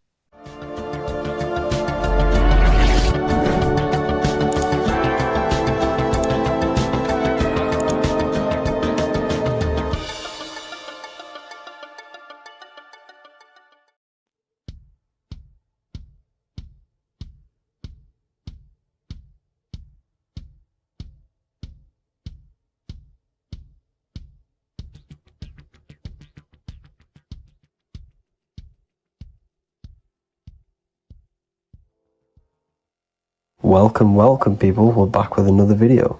I will now be keeping track of my YouTube and trying to upload every week. In this video, we'll be talking about the chakras. The chakras are the 7 attributes of God, and they are the 7 planets. These are literally vortex portals within us that connect us to these vices and characteristics of God. Each one of these energy centers are a spinning wheel of energy which controls the cells and organs in that particular area of the body. For example, it's literally a mini brain for that area of the body. Each chakra has a vice which you need to turn to a virtue in order to climb up through the system. They work like a stairway system. You have to go through each chakra in order to unlock the one above. This process is turning matter into spirit as you descended from spirit to matter. Saturn is Satan, that's why it's the lowest chakra, and that's why the devil is red, because red is the lowest vibrational color. When you are in these lower states of consciousness, you are in your animal nature. This is your physical side of your nature, and you are mainly being driven by your animal instincts, or your ego. Moving back to your higher self or your spirit self is not an easy process, it takes a while. However, with discipline, consistency, and motivation, you can achieve this, and this is what the ancients called Christ consciousness. Once you have achieved this, it is basically a state of mastery of the mind. You no longer lust for the lower animal nature things. Now, let's start with the root chakra. This is located at the base of your spine, and you can feel this chakra by tensing your anus. This energy center is in control of your survival needs, your vitality, your stability, and security. Now, if this chakra is unbalanced, you will feel insecure, fear, anxiety, unstable, low self-esteem, anemia, over or underweight, and constipation. In order to balance this chakra, you need to feel grounded, embodied, stable, calm, centered, a sense of safety, and trust in yourself and the world around you. The next chakra is the sacral chakra, which is located around the belly button area. You can feel this chakra just by sucking in your belly. This chakra is to do with relationships, self-worth, creativity, empathy, and most importantly, sexuality. This is the most important one in order to start to raise your vibration overall, is giving up the over-sexualized nature. In order to balance this chakra, you need to come into harmony with all the toxic relationships that you have. Get rid of the fear, the anxiety, the isolation, and 100% get rid of the over-sexualized nature. Lust is one of the most lowest vibrations you could possibly feel. It is literally manifesting hell. In order to work on this chakra, you need to feel self-worth. You need to do creative things, empathy, healthy relationships, and 100% being confident. The next chakra is the solar plexus. This is to do with personal power, will, metabolism, eating, happiness, and your self-esteem and self-identification. You can feel this chakra just above your belly, below your ribs, and you can suck in this area. If this chakra is blocked, you will feel lack of confidence, difficulty in manifesting your desires, low self-esteem, misuse of power, misuse of dominance, weak will, and shame in yourself. Biggest one for this chakra is overeating, as it's to do with metabolism. If you are overeating, you are literally unbalancing a lot of your lower chakras, not just the solar plexus. In order to work on this chakra and balance it, you want to have a positive self-identification. You want to feel happy, a happy self-esteem, effectiveness to people, not overeating, and a strong willpower. Now for the heart chakra, one of the most important chakras. Chakra is to do with love, understanding, trust, hope, openness, compassion, balance, and forgiveness. The most important because your heart is the tree of life in the body. It is the center of the toroidal field. It is the most powerful chakra. Your heart is 5,000 times stronger magnetically than your brain. Once you have hit the heart chakra and you start surpassing the heart chakra, you are now turning matter into spirit, as the lower three chakras are dense and physical, and the above the heart chakra are turning to spirit. As you can see already, this is a hard and long process of working on yourself physically and internally. The symptoms of a blocked heart chakra would be lack of love or too much love, difficulty to accepting or giving love, lack of compassion, loneliness, and lack of emotional fulfillment. Finally, a lack of connection with a divine or to nature. In order to balance this chakra, the most important thing and the most powerful thing you can do is loving people, accepting and giving lots of love. Second most important thing to balance the heart chakra is balance. You need a balanced life. You need balance in all aspects of your life. Now for the throat chakra. This is a very important chakra as it's to do with communication. A symptom of this being unbalanced is a lack of self-expression and putting on a front all the time, acting with the ego. In order to balance this chakra, you need to constantly self-express yourself. You can't be putting on a front. That voice inside your head, you have to let it come outward. Don't just block it off with a wall. Self-expression will lead to you gaining friends who actually like you for being you, and not these fake friends that you have to put on an ego for. In order to balance this chakra, you need to express yourself, express the word that's within you. Don't be lying to people, don't deceive or be deceptive. The next chakra is the third eye chakra. This is starting to get very advanced and you are coming very close to spirit. Just before we head on, I want to announce the PDF is now available, containing all the presentations I've ever made, all into a condensed 38-page PDF. The link will be below this video for you to access. And if you want to learn how to create reality using your mind, how to attract your desires, how to get out of the situation you are in, the link will also be there for the Manifestation Mastery course. Now for the third eye chakra. The third eye chakra controls the pineal gland, which is your first eye. It's to do with your psychic abilities, channeling, telepathy, astral travel, visions, and connection to the higher self. You need all of the chakras aligned to get the full potential out of your third eye or pineal gland chakra. For example, if you're astral traveling and you fear something, you will be instantly shot back to your body. So you need to master all of the chakras before you go on and try and do these higher spiritual activities. Symptoms of the third eye chakra being blocked is lack of imagination, lack of vision, lack of concentration, blocked or clouded intuition, can't see the big picture, and especially overly reliant on logic and intellectual thinking. A good way to work on this chakra is imagining things, vision things, trust your intuition at all times, always follow that inner voice. Cut out the tap water which contains fluoride. Fluoride blocks the pineal gland. And cut out all junk food because all of this is affecting your pineal gland. When in meditation, you want to focus your eyes and your attention to the center of your head between the two eyebrows. This is where the pineal gland is located. This will help and awaken the pineal gland over time when you keep doing these meditations. Finally, for the crown chakra, this is to do with universal consciousness, all-knowing, enlightenment, cosmic connections, the God source. This chakra is blocked by being cut off from spirituality, plagued by the senses, being tricked into the five senses and being tricked into thinking you are the body. In order to work on this chakra, you need to feel grounded. You need to know yourself, your real self, the voice within you. Have common sense, have specific decisions that you're making, be very direct. Now we've got out of the way all of the chakras, I can now introduce methods and meditations which will help you unblock them spiritually. When meditating, you want to get into the present moment in a nice, comfortable position. Bring yourself to the present moment by saying, I am here right now, nothing else matters. Keep repeating this over and over with your eyes open or closed.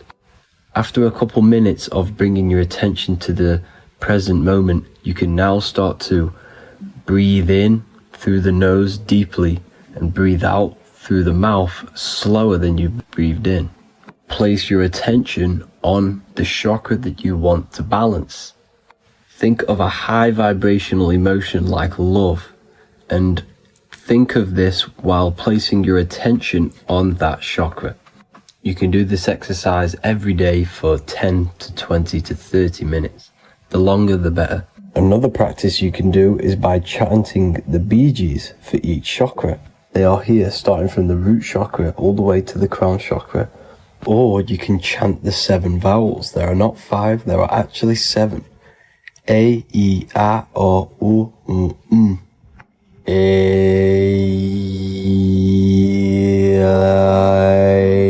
O. This is the proper way of pronouncing the 7 vowels. These are so powerful because these are the only things that exist. It is literally the sound of God. By pronouncing them right, you can actually create a lot of power within you and align your chakras. That's it for this video, people. I'd appreciate a comment and a like to help the algorithm. I appreciate you all. Love and light.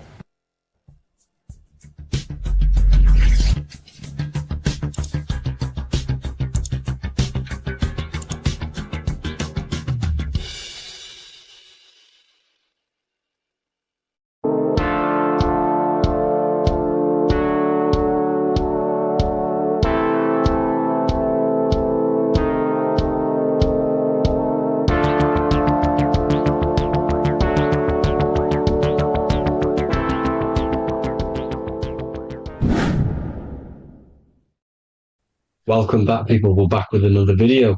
Let's jump straight into this. Make sure to tune in till the end because this has got so much information in this video. So sit back and enjoy. So everything's Taurus fields. The Earth's a Taurus field. Everything's Taurus, which is electromagnetic field, electric and magnetic.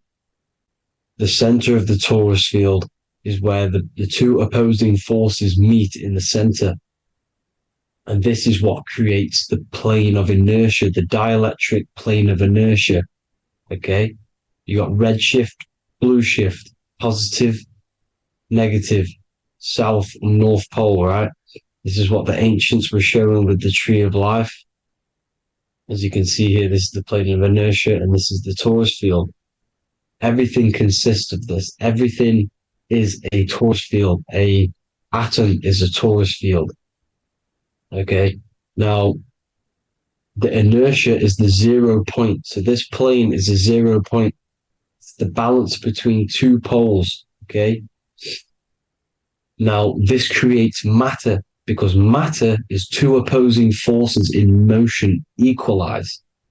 So these two forces coming together is what creates matter on this physical plane. And this is why we can't see the electromagnetic field, because it consists of one of the elements, which is either electric or magnetic. But when they combine together, it's what creates this physical plane, which is physical matter, which is light in motion. Now, everything is one. Don't get confused by duality. Duality is two opposing forces, but them two opposing forces are created by the same substance. It's two aspects of the same substance.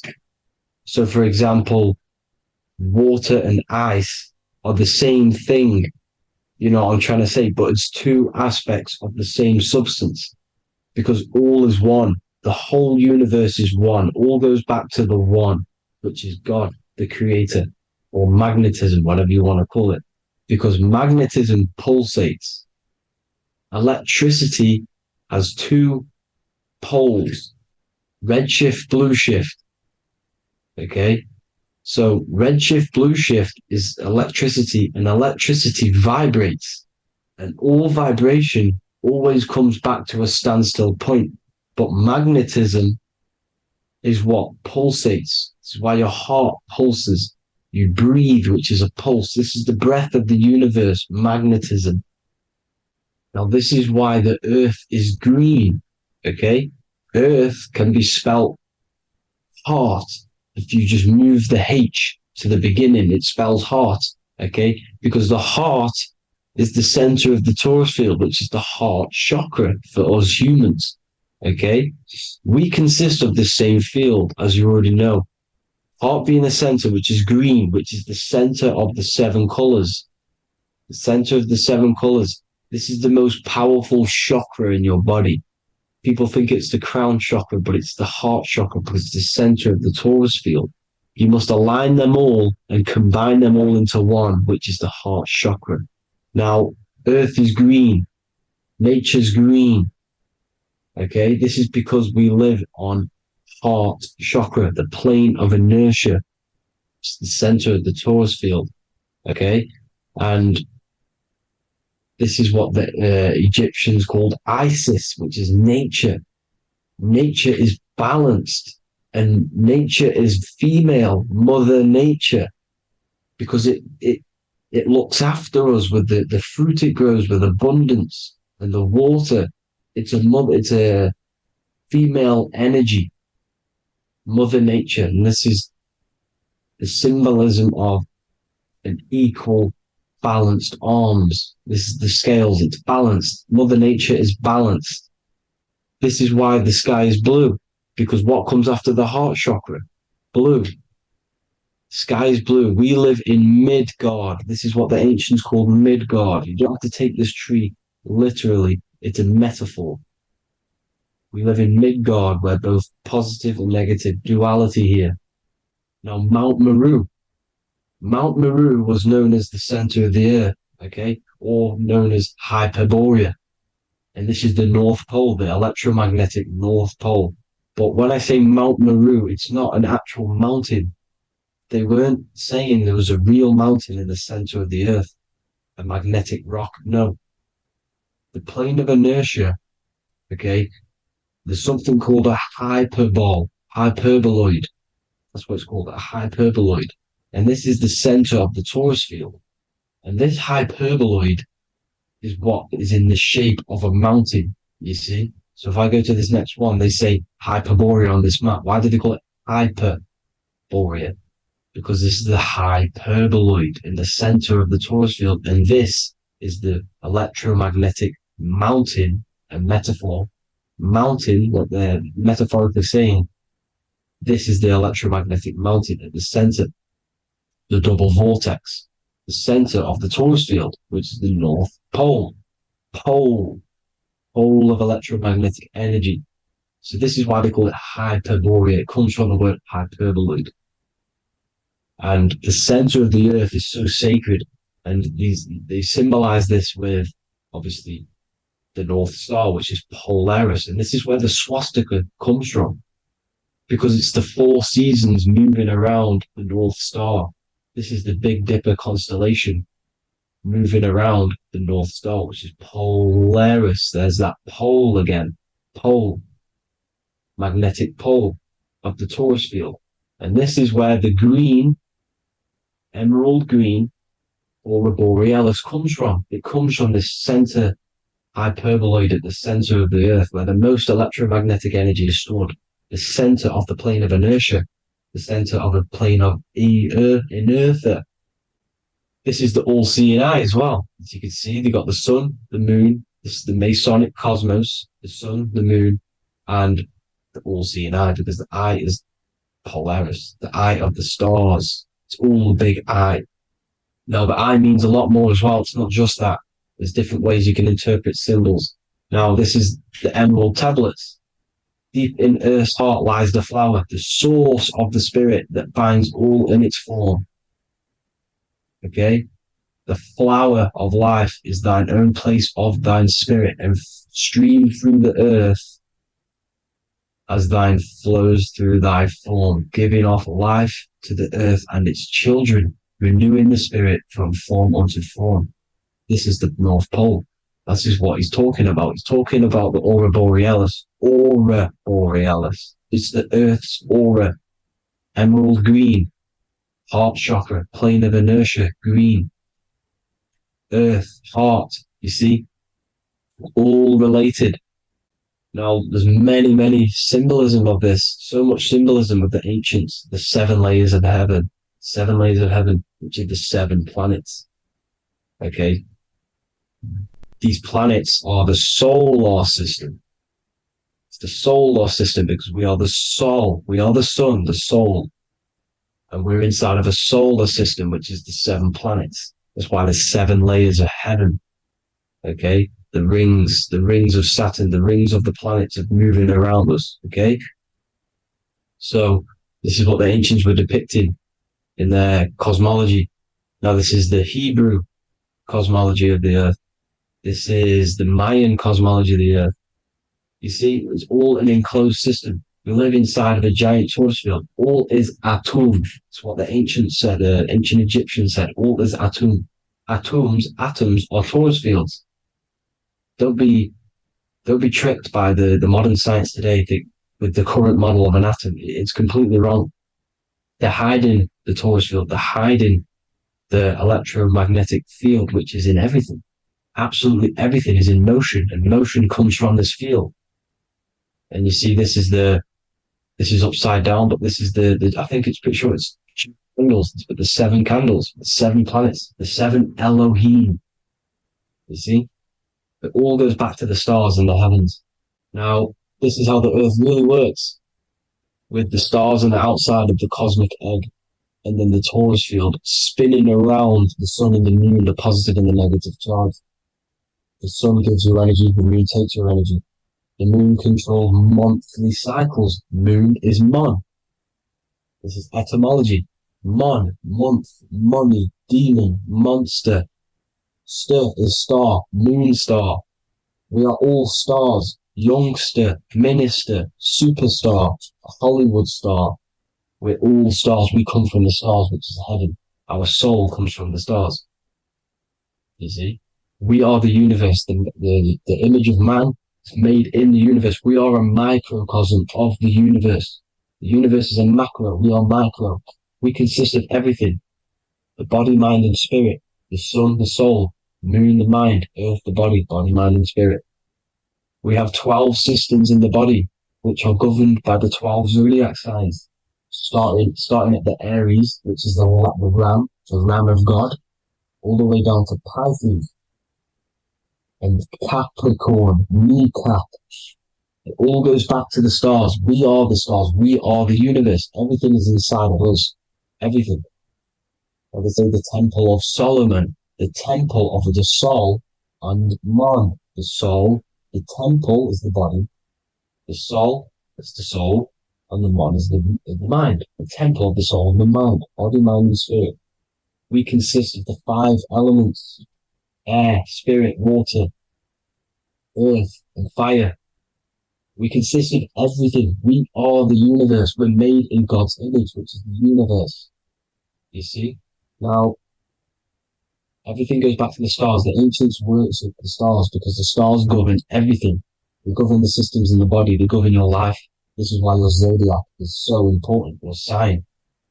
Each zodiac has a specific element associated with it as well. Aries, which is the first sign, the Ram of God, the Lamb of God, which is a fire sign. Fire, first. Fire, first. F-I-R, this is etymology. The cerebrum, ram, which is in the brain. Aries, the ram, control the head, the face, and the nose upwards.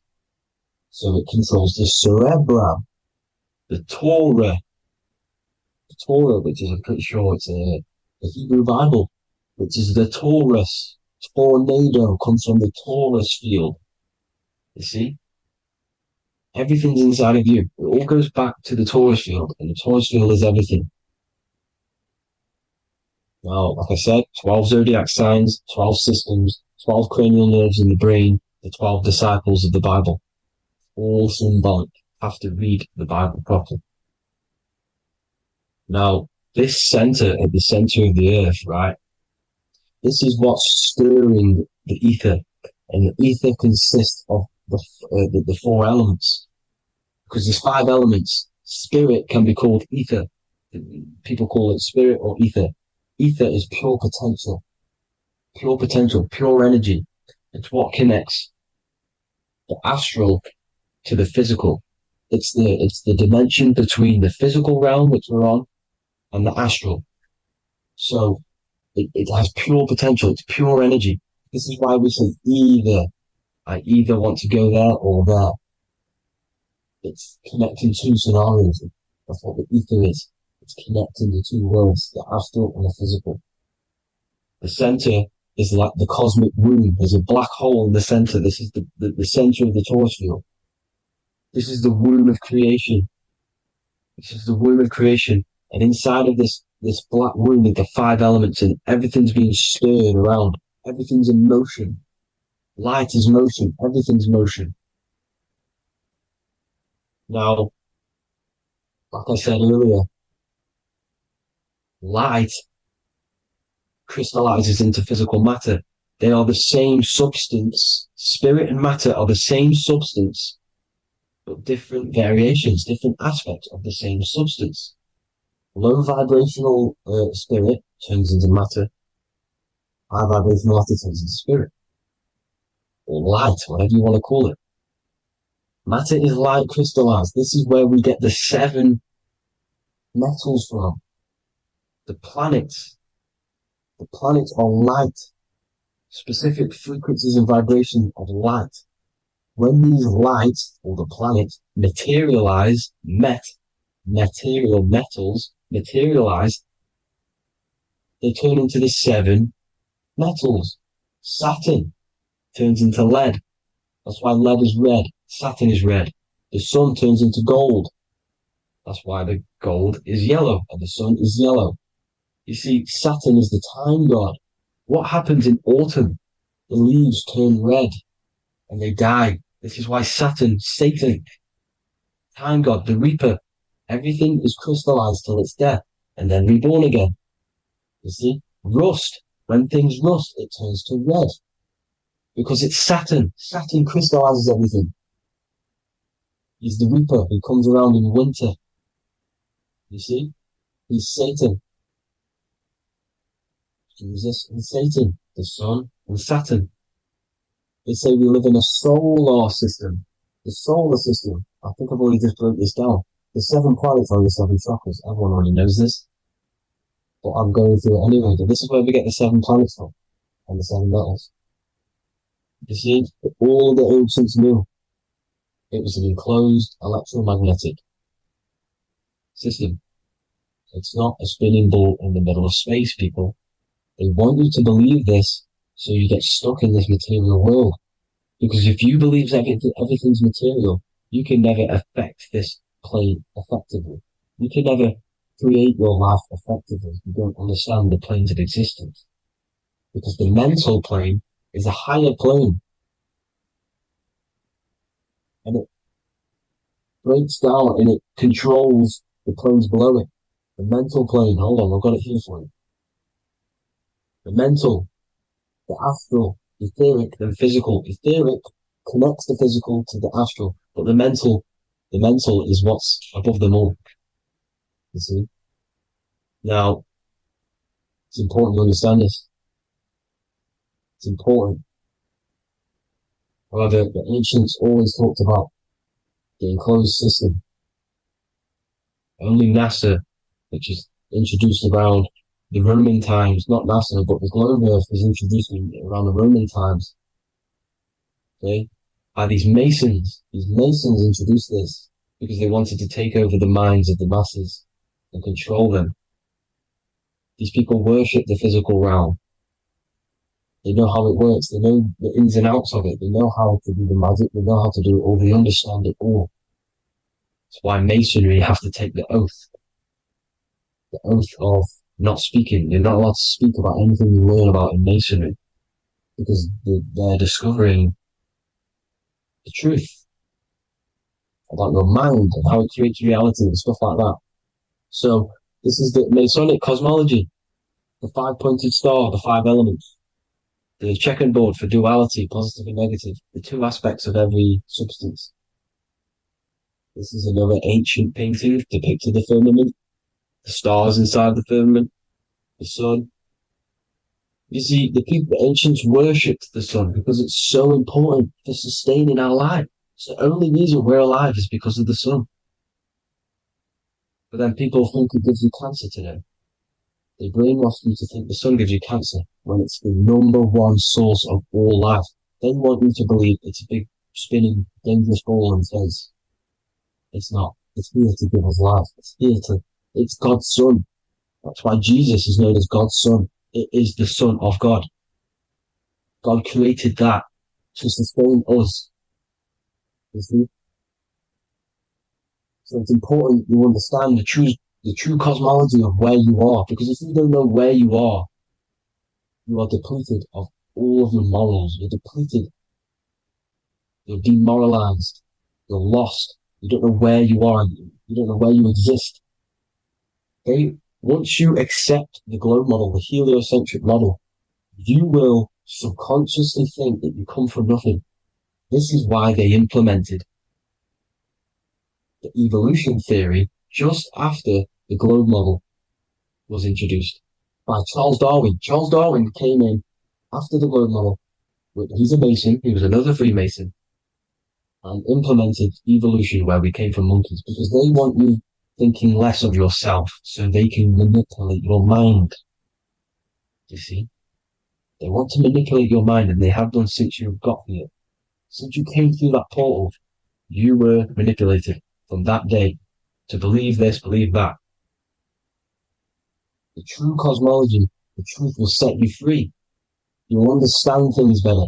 You will feel better in yourself when you know the sun is here for you. You'll feel better in yourself that you know that you didn't come from a monkey. You were created as a human, a manifester, a creator. You're so intelligent. Your mind is amazing. You can manipulate matter, mind over matter. See? Thank you all people for tuning in. Tap in with yourself. Love yourself. Find the truth. Spread the truth. Nothing dies. Nothing in this creation dies. Everything's energy. Everything's light. Light can never die. You're a light being. That's why it says Hu. Hu man. Hu is light in Hebrew or Latin. You're one of the two. You are light. You're a light being. You never die. Ever, ever, ever die. Ever. Stop thinking you're going to die. This body will die because it contains electricity. And electricity always goes back to a standstill point because of vibration. Electricity vibrates. You are pure light. You will never ever die. Thank you all people. God bless. Make sure to like, subscribe and share.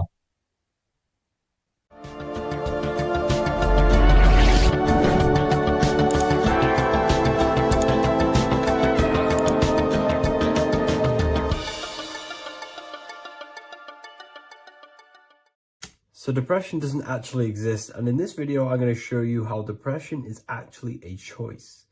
And I'm going to give you some solutions on how to deal with it. And this is probably going to change your life forever just by doing this alone. Okay, so the first thing you need to understand about depression is that it exists in your conscious mind. It exists in your thinking mind. So what is inside your thinking mind? You have your body, your name, your reputation, your trauma, your memories, your family, your worries, your interests, your bills, your passion, dislikes, goals, right? Most people identify their lives with this. They identify their lives with their thinking mind. They think they're their name, their job, their reputation, their memories. But this is not who you actually are. Who you actually are is the observer of that. What happens if you stop thinking? What is left? You're left with unconditioned consciousness. You're left with the self, which is what we refer to as I. We are the consciousness, not the thinking consciousness. You are not these labels. You are not your thoughts. You are not your job, your name, your reputation. Okay? And the reason why I'm telling you this is because it's very important, is that we are something beyond this body, beyond this name, beyond our thoughts.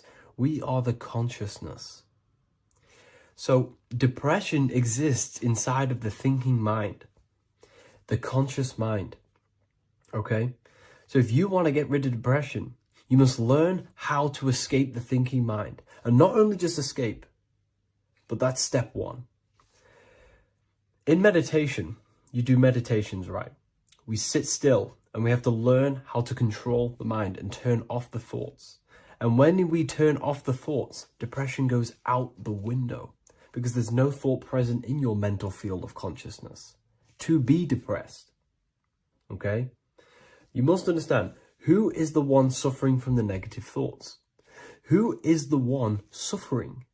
Your mind is not suffering because the mind is producing the thoughts. Your body's not suffering from the negative thoughts. You are suffering. And who is you? You are a soul. You are that feeling.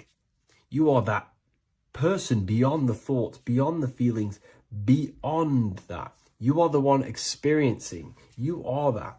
Meditation gives us the ability to turn off the thinking mind. This allows us to escape our thoughts. Okay? And it gives us, over a long period of time after meditation, you'll be able to turn this switch. And this switch will be able to turn off your thoughts. And by doing this, we will be able to control our conscious mind directly by the hand. So when you notice yourself gaining them negative thoughts, we can then turn off the switch of turning off the conscious mind and rising to our authentic self and knowing the thoughts are just illusions. Now, let me tell you something that's very powerful. Most of your thoughts are coming from beliefs. Most of your feelings are coming from beliefs. So if you have a feeling of lack, this is coming from a belief that you don't have much. If you are feeling alone, this is coming from a belief that you are alone. So what we must do is restructure ourselves. We must restructure the subconscious mind, and we do this in many different ways. We can do this with meditation. We can do this with visualization, visualizing our desired reality as if we are living it. We can do this with affirmation. Now, a lot of people think, oh, I'm trying to speak something into existence with affirmation. No, you're not using vibration to try and change reality with what a lot of these new age people will teach you. Vibration, your words will not have much an impact on reality. That's the truth. But what they do have an impact on is reprogramming and recrafting and refining your mind. If you repeat, I am wealthy all day long, your subconscious mind, that word will be lingering inside your subconscious, and you will start to mold that into your conscious. You'll start to be consciously thinking about this. Most of your thoughts are coming from your subconscious. So if you want to get rid of depression, you got to figure out the trigger. What are you depressed about? What are you feeling? What are the beliefs that are making you feeling and thinking this way? And that's what you must restructure. You must restructure your subconscious mind through visualization, meditation, and affirmation. You do these all the time. You do these every single day, and you will slowly, if not surely, restructure your subconscious mind. While by doing the practice of meditation, you'll gain the off switch as well. Sometimes depression comes from not living in your authentic self. You're not doing the things that your soul is telling you to do. We all know what we should be doing at all times. I don't care what you have on. We all know we should be doing something. We all know that we have there's a higher aspect of our mind that tells us, oh, we need to be doing this, but I'm actually sat here on my phone. Oh, I shouldn't be eating this, but I'm doing it anyway. There's always that higher voice. And that is the voice that has to be connected to. And when your body's not acting out the voice of the soul, then the soul becomes sadder, and suffers more and more and more. There has to be a connection between the soul, the mind, and the body. They have to work in unison. Okay? So I hope this video helps with depression, with whatever you're going through mentally. What if I told you that you are under a spell, and this spell is controlling you in every aspect of your life, and you don't even realize it? Spells are not what you've been taught. They're not fantasy magic wands that are casted over you. No, no, no. Spells are much, much deeper. A spell is a belief system that is installed into your subconscious mind, which holds power over you. Okay? If I install a belief into your mind and that belief holds power over you and controls you, that is you under my spell. A spell is a belief that someone has installed into you. Okay? You have a subconscious mind. The subconscious holds power over 90% of your daily basis behavior, thought patterns, and overall emotional state. Because the subconscious is the back end of our mind, the mind that we don't really have access to. It's the shadow self, where all of our programs, all of our memories, all of our traumas, all of our everything that we've ever experienced is recorded and kept in this vast database called the subconscious. Now, the subconscious is the 90% of our mind. We are only aware of 10% of our mind, which is the conscious mind, which is what you're using now, what you're consciously aware of. But there is a subconscious mind that holds power over your conscious decisions, and you don't even realize it. For example, as a child, you had a very, very traumatic event happen. Let's say as a child, you were not loved enough by your parents.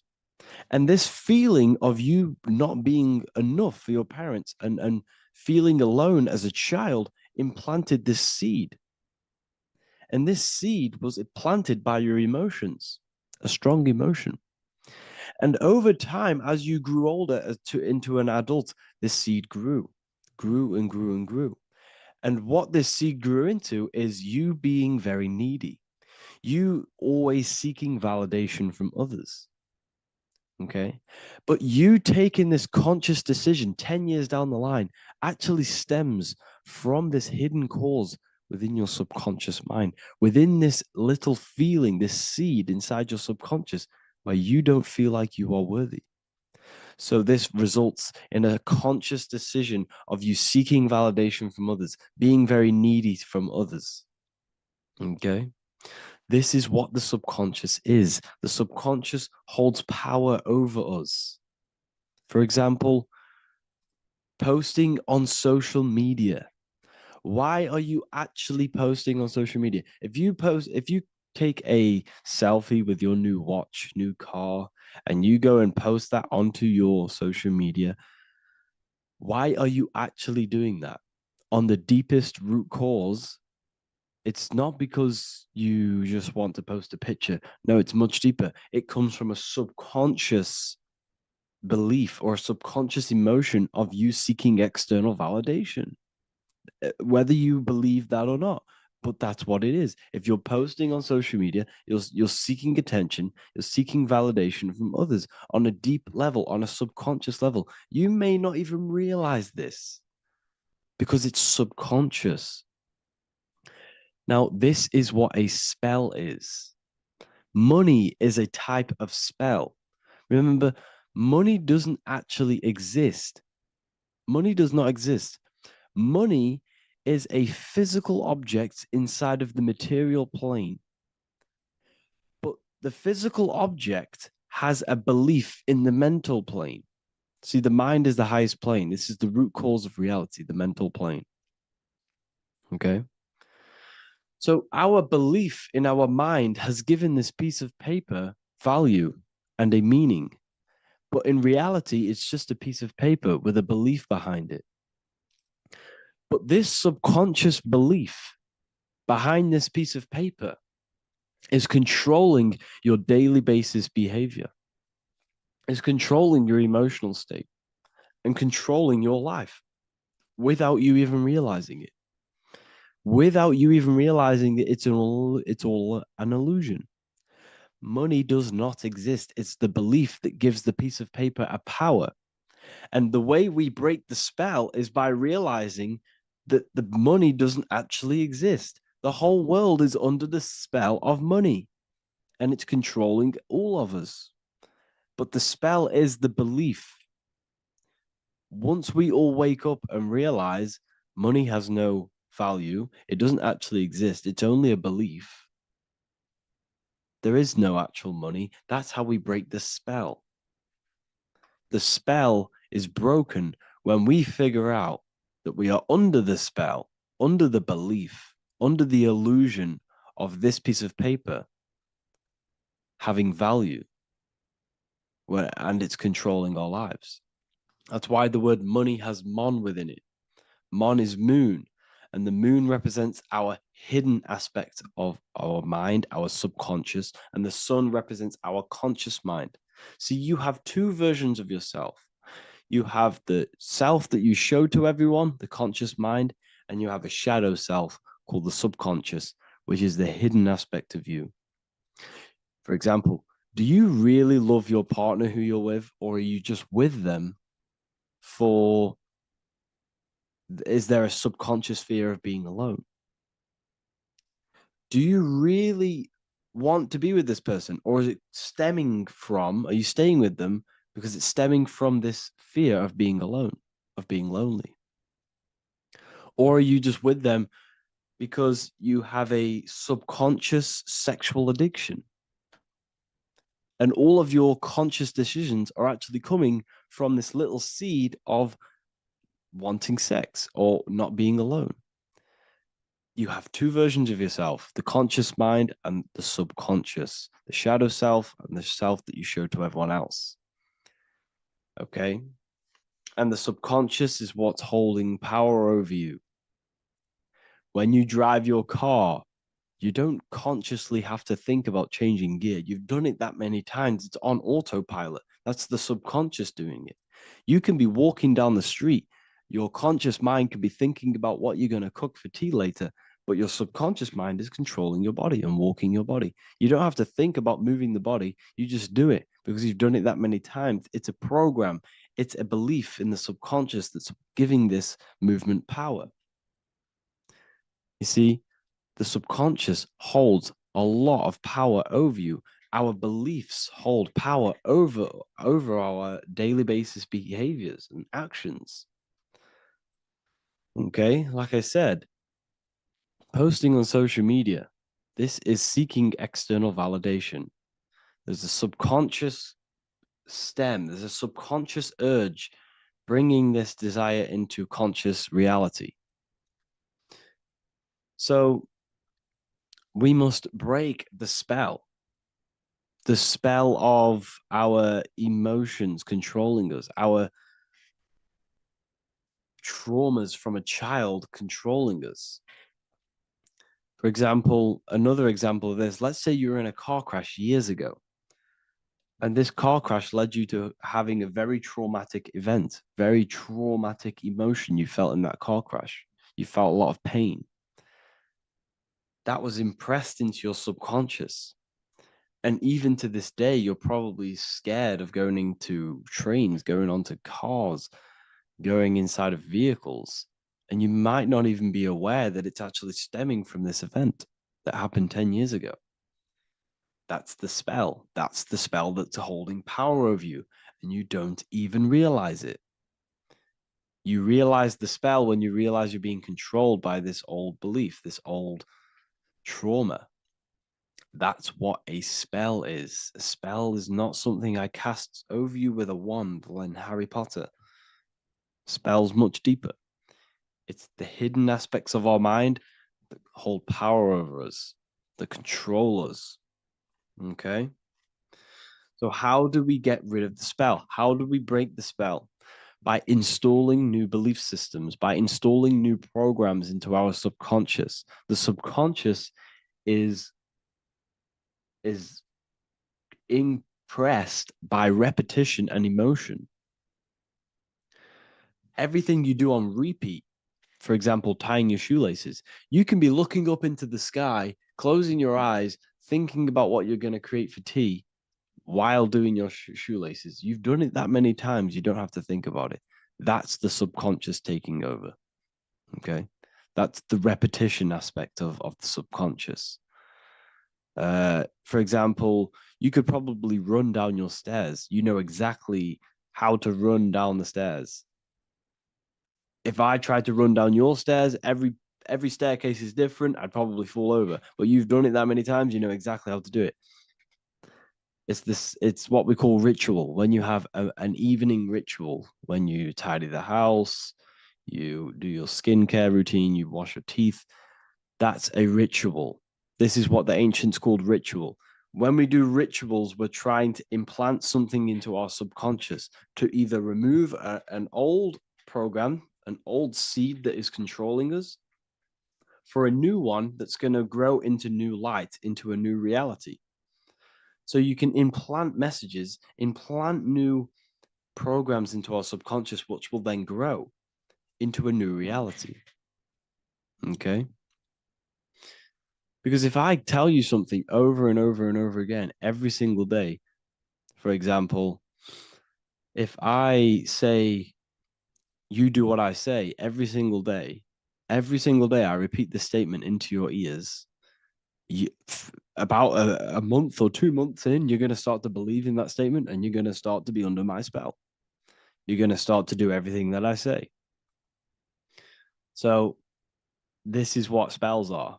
Spells are subconscious beliefs that hold power over you, and you don't even realize it. So we need to remove these old programs we have that are controlling us for new programs. And we do that through ritual, affirmation, and imagination. Repetition and emotion is key to impressing the subconscious. They are the two ways that spells are created, that programs are created. The subconscious only knows the now, and it only knows you. So every word you say is a spell. So when you call someone else a name, you're calling yourself a name, because your subconscious takes everything you say as truth, because it only knows you. It doesn't know anyone else. So every night we can do affirmation, We affirm the reality we want. This is what we call a ritual. We sit down or we stand up, whatever it is, you affirm the reality you are, I am statements, and then you imagine that reality. And you do this over and over again, every day, twice a day, 3 times a day, however many times. And this will cause repetition. This will install a new belief system into your subconscious, which will then start to show in your external reality. It will start to put you under a spell of the new program. For example, if I install into my subconscious that I believe that I am rich, every single night I affirmate that I am rich, I am wealthy, I am free. And then I do a ritual. I start to imagine this reality. Every single night, I do these 2 things on repetition, and I start to feel the reality and imagine the reality. Over time, I'm going to start to believe that I am rich, that I am free, and I am wealthy without having the physical reality. And what this will do is that it'll implant a message deep within your subconscious mind. It will plant the seed of this belief. And this belief over time will grow into 90% of my thoughts, 90% of my actions, 90% of my words. My words, my thinking will change due to this new belief. I may not even realize it, but I'm looking for more opportunities to make money. I'm speaking to more people because of this belief that I've installed. This belief has triggered new ways of thinking. My mind, my conscious mind is now only operating to fulfill this belief. And my conscious mind might not even be aware of it. You won't even realize that you're manifesting this belief of being rich. And that's how it happens. You implant the belief within your subconscious. You implant the spell into your subconscious, which will then gain control over you. So we need to make sure we're removing the negative spells, the negative programs that are controlling us, for new regenerated ones, for new ones that are going to create new realities, a better life. Okay? You don't want negative traumas, negative seeds controlling you and growing into your life. If you don't cut them off, they will continue to grow and grow and grow. Your anxiety will get bigger and bigger and bigger. Your depression will get bigger and bigger and bigger. But it's all actually stemming from one belief system or one trauma. Okay? So this is important. Everything in this physical plane is an effect of the higher planes. It's a shadow of the mind. Everything we think, all physical objects began as a thought, then an imagination, then energy, then a physical reality. So we must change the mental plane. We must plant seeds into our mind to change down into our physical material life. It's about manipulating this higher plane so we can create change and effect in the physical external material plane. That's what magic is. This is what spellcasting is. This is all what it is. It's not fantasy. This is the manipulation of the higher planes of consciousness, which your mind has access to. You have access to these higher planes. Okay? This is exactly what I teach in my university. I teach different rituals. I teach specific rituals to get rid of certain things, certain belief systems. I teach all different rituals, all different ways for you to create your own reality and live the best reality you want. We also have all of these different courses. We have activating the inner eye. This will teach you exactly how to lucid dream and activate your inner vision of imagination. We have the sexual alchemy course. This will give you the power of transmuting your sexual energy into creativity. We have electromagnetism studies. We have esoteric exchange, an exclusive live call that we do every single week, and I connect with all of the students. They can ask me questions, can speak with me one-on-one inside of these live calls. We have the real numerology section. We have the health section. We have a lecture section. Look at all of these lectures we have on occultism, symbolism. All of these lectures are designed to gain you power, to give your personal power back to you, to make you realize things about you. We have a meditation section. We have a library section where you can download all of our library, all of our books, different books on occultism, symbolism, Freemasonry, astral projection. And of course, we have the Manifestation Mastery course, which teaches you exactly how to create reality, so you can live that desired reality that you want. This is the last chance to lock in the price of $55 a month. This is less than $2 a day. You can really level up your life, because the price is going to increase as the value of the university increases, because there's a new symbolism course coming out. And if you join now, you'll get this course for free, because obviously when this course releases, the price will go up. The symbolism course will teach you the language of esoteric and occult symbolism.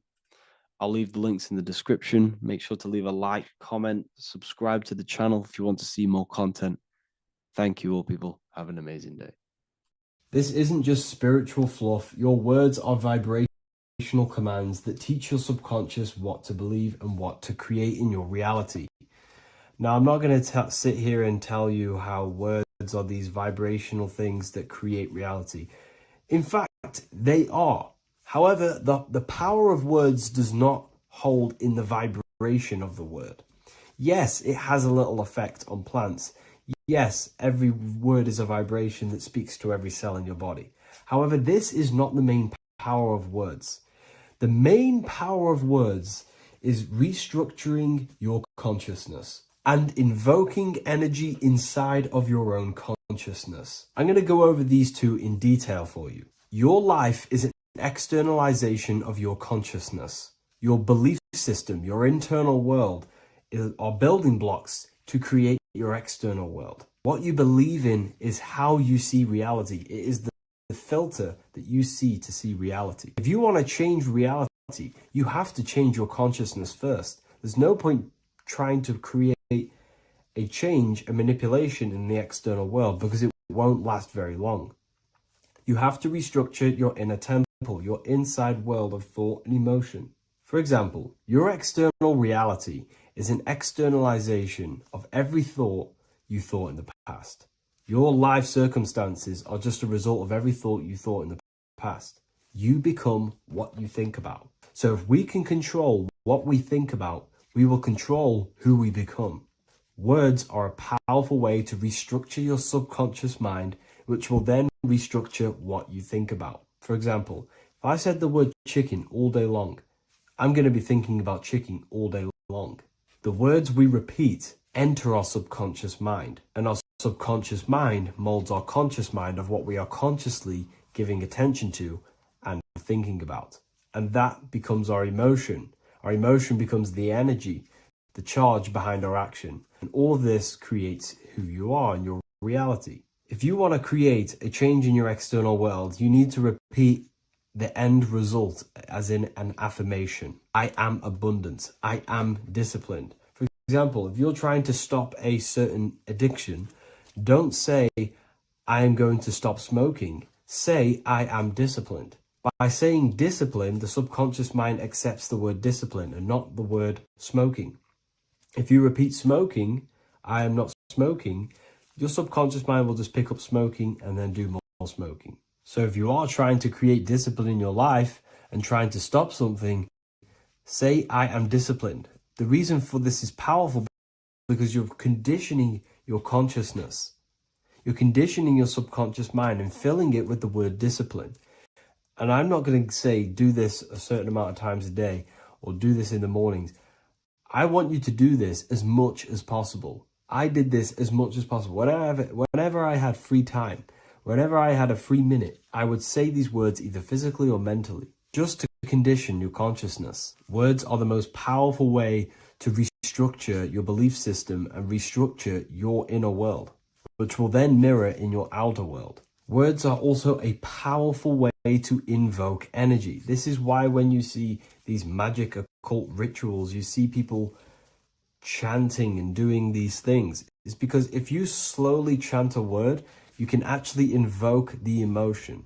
There are three aspects of creation: thought, emotion, action. Emotion is energy in motion. By repeating a word over and over again, you can actually begin to invoke that energy, that emotion inside your heart.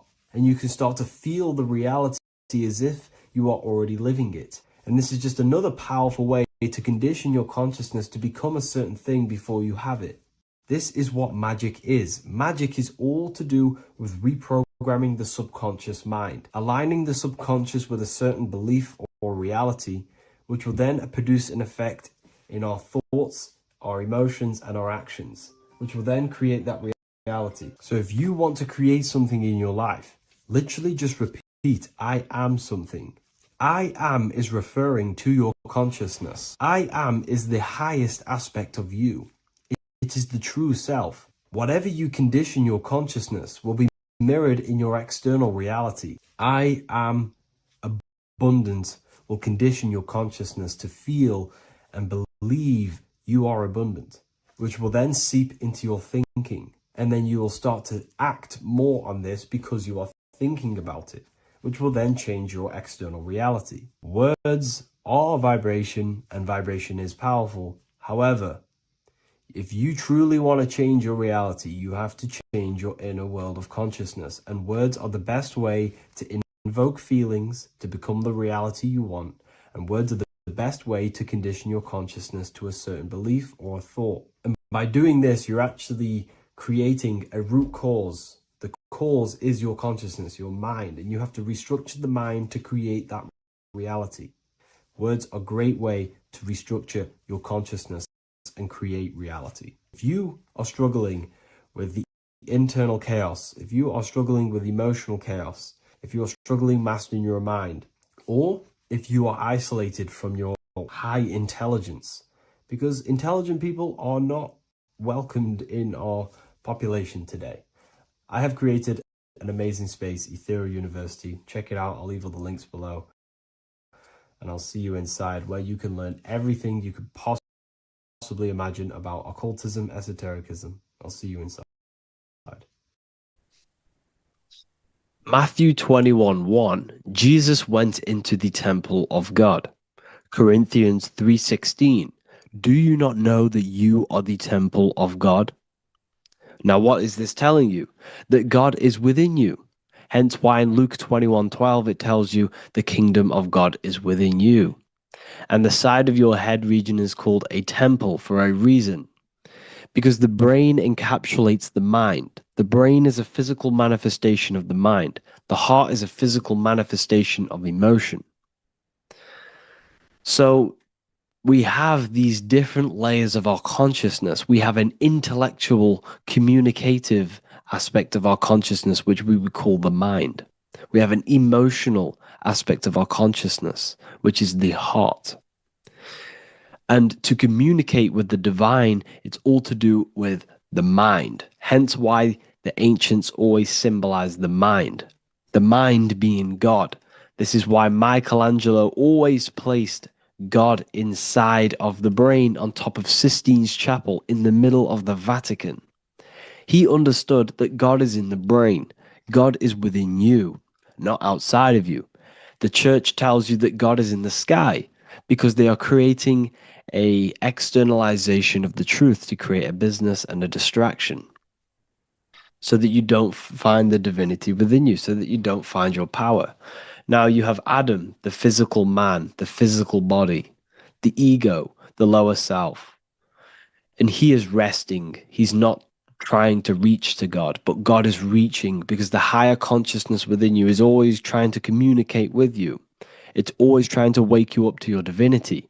But the lower mind, the lower self, Adam, the physical self, is always in ignorance of truth, always in ignorance, and stays in a materialistic way of thinking, which is the lower animal self.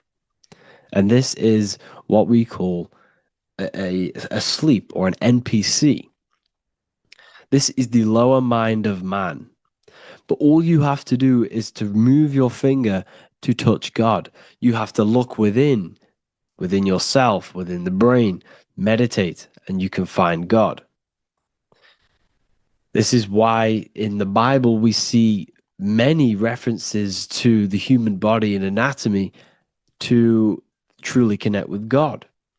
Kings 6:8, the door to the middle chamber was in the right side of the house, which is the right hemisphere of the brain. The middle chamber is the pineal gland, where the seat of your consciousness is, where the seat of your higher consciousness is, the mind.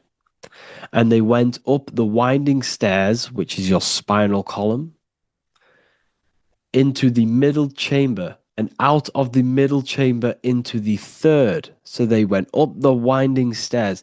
This represents raising your consciousness up the winding stairs. Your spinal column acts as a stairway of consciousness.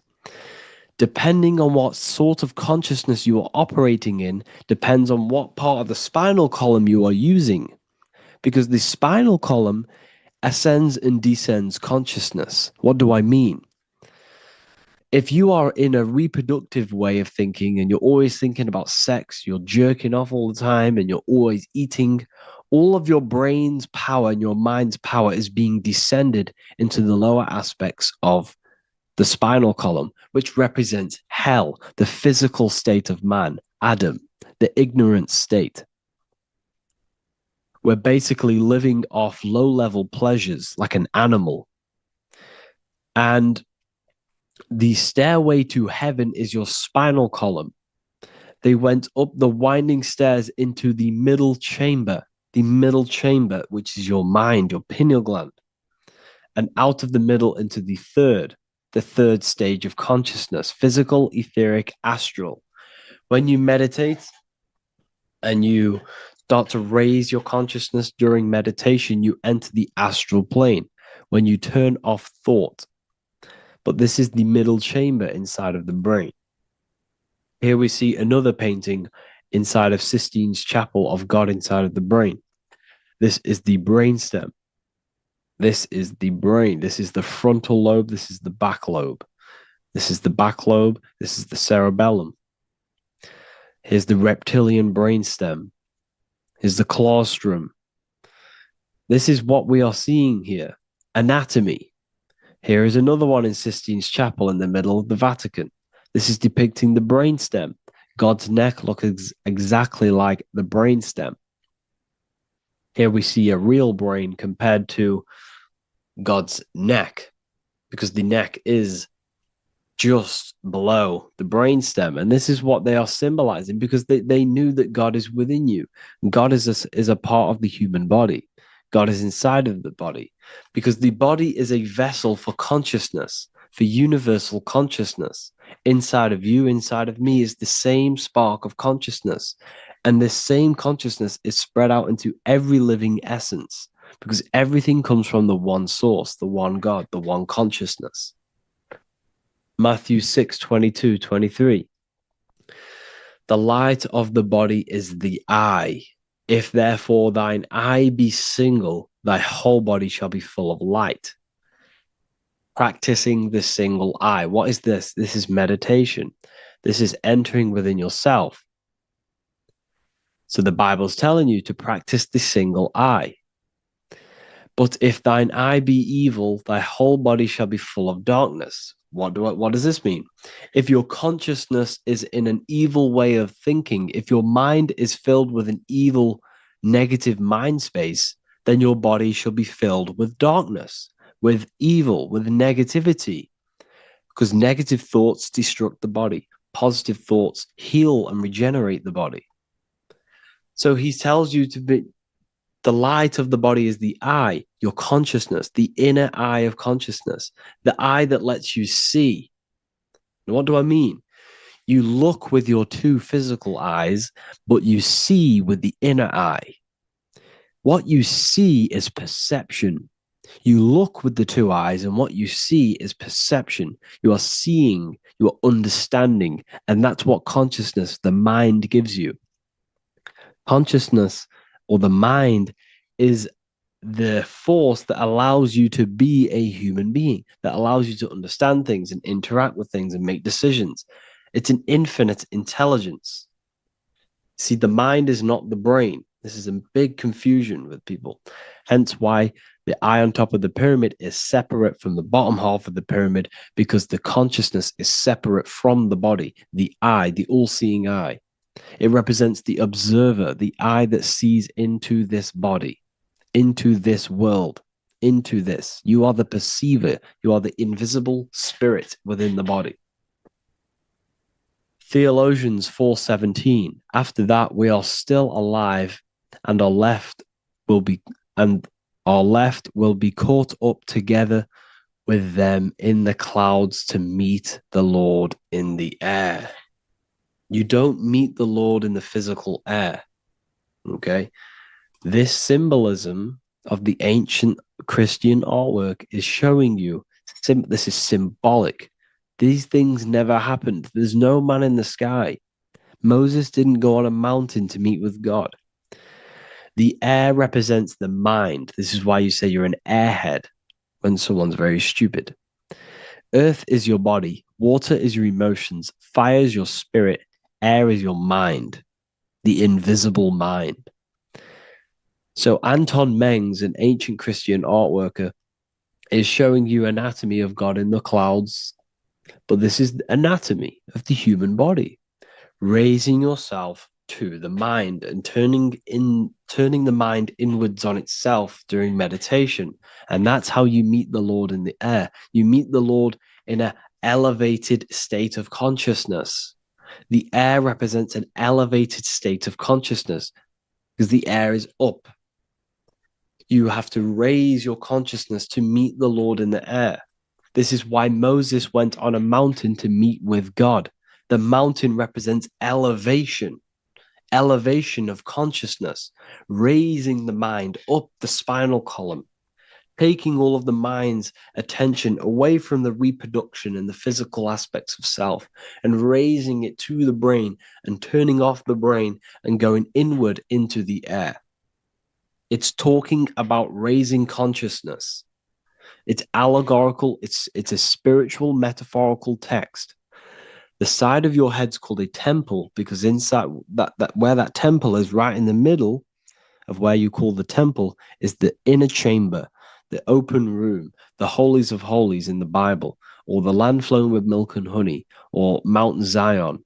There's so many different names for the brain, or the upper room where Jesus meets his 12 disciples, the 12 cranial nerves in your brain.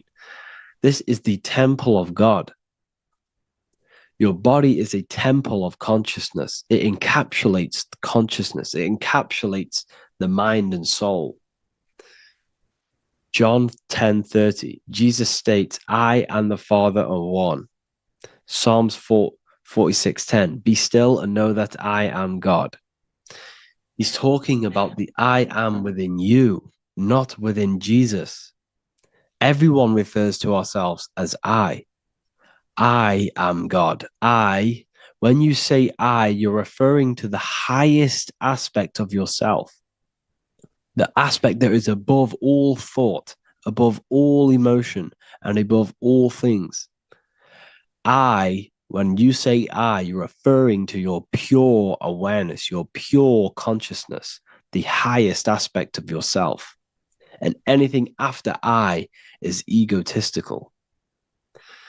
I is God. The letter I is the Roman numerals for one, because there is one God, one consciousness. The letter I is one line, just like the number one.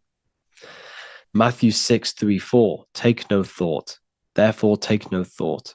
Take no thought. He says this 5 times because you must turn off the 5 senses and take no thought to connect with God. Be still. This is telling you to meditate and know that I am God. The I am within you. I and the Father are one.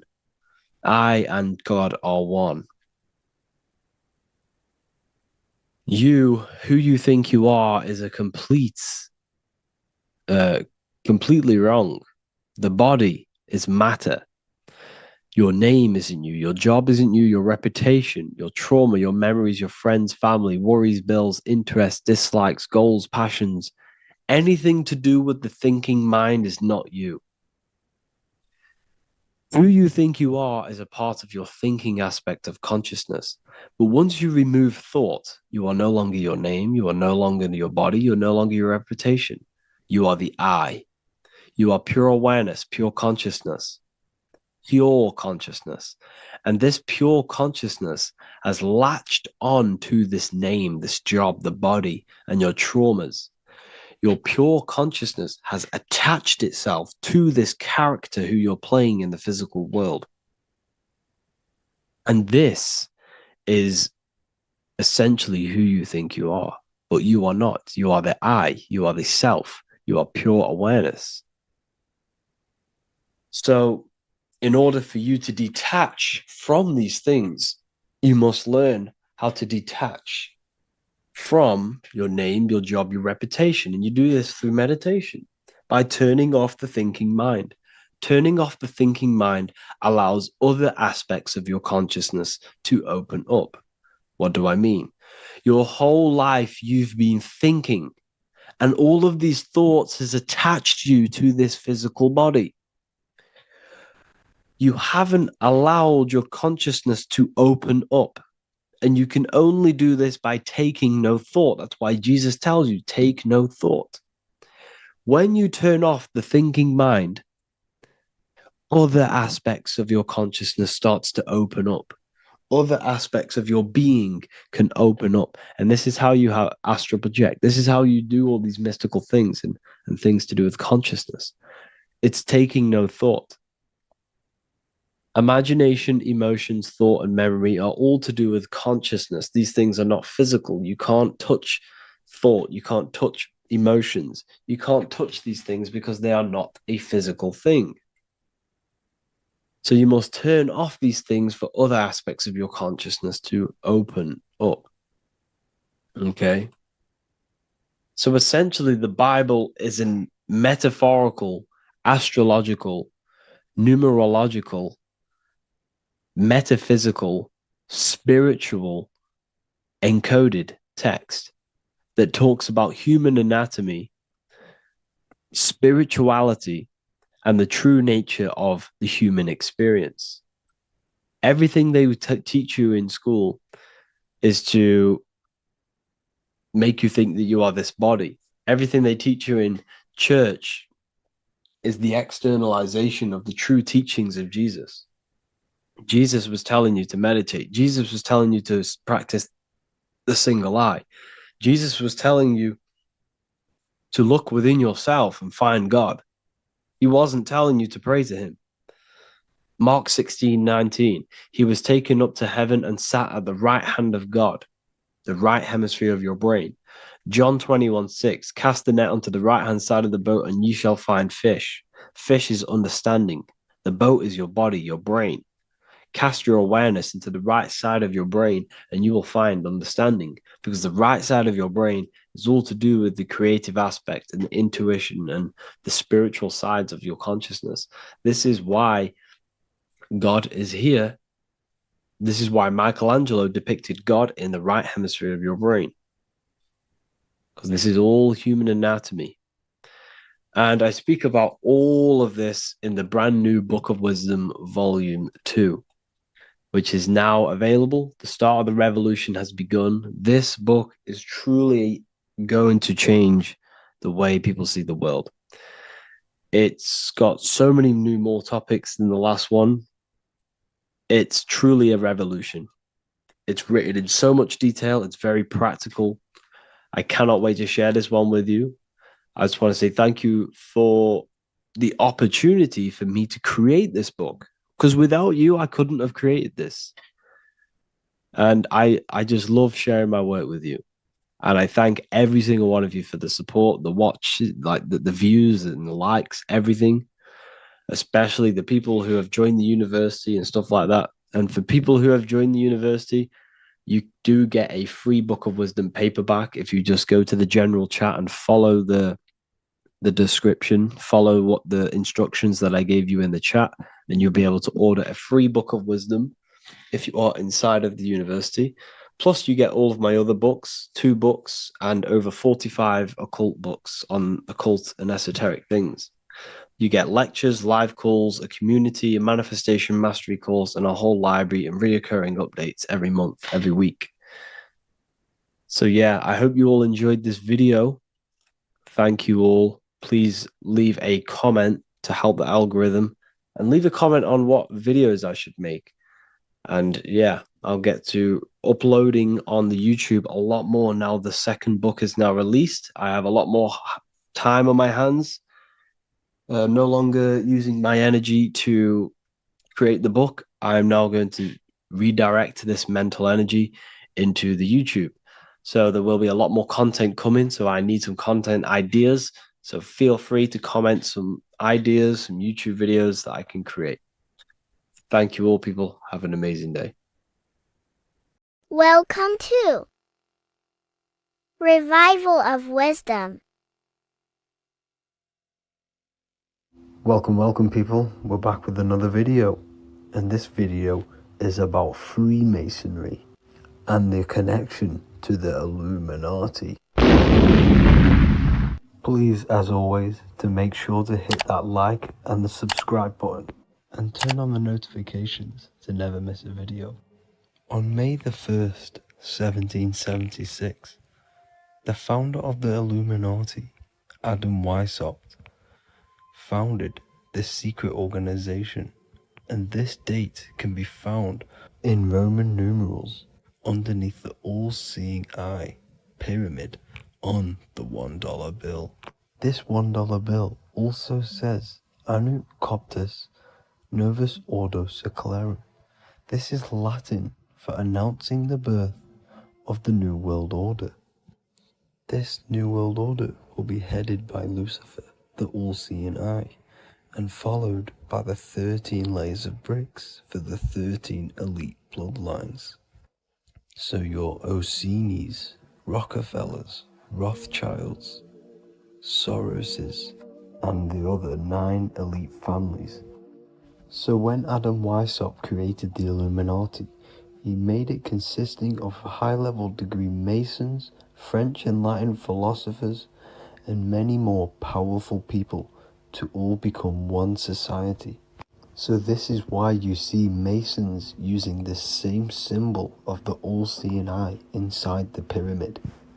But not all Freemasons are part of this Illuminati secret society. As the 33rd degree Freemason Manly P. Hall said in his book The Secret Teachings of All Ages, Freemasonry is a fraternity within a fraternity, an outer organization concealing an inner brotherhood of the elect. So what he's saying here is that Freemasons have to go up the degrees of Freemasonry, and once they hit the top, they either get elected or not into these secret societies like the Illuminati, Skull and Bones, and Knights Templar.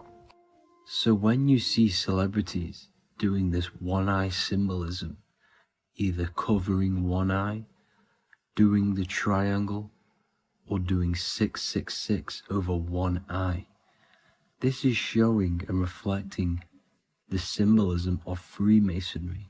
They have taken the oath to never speak on anything they learn about Freemasonry.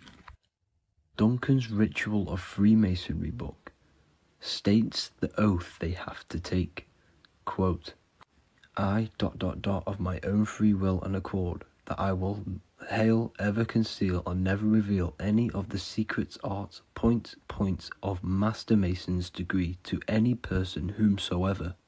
All this most solemnly, sincerely promise and swear. Now, this is what happens when they break the oath, stated in this book, quote, myself severed in two, my bowels taken from thence, and burnt to ashes. So this states that Freemasonry comes first, before any law of the land. It has the right to kill you if you break your oath. This is the hand gesture they have to do every time they enter the ritual room inside the Masonic lodge.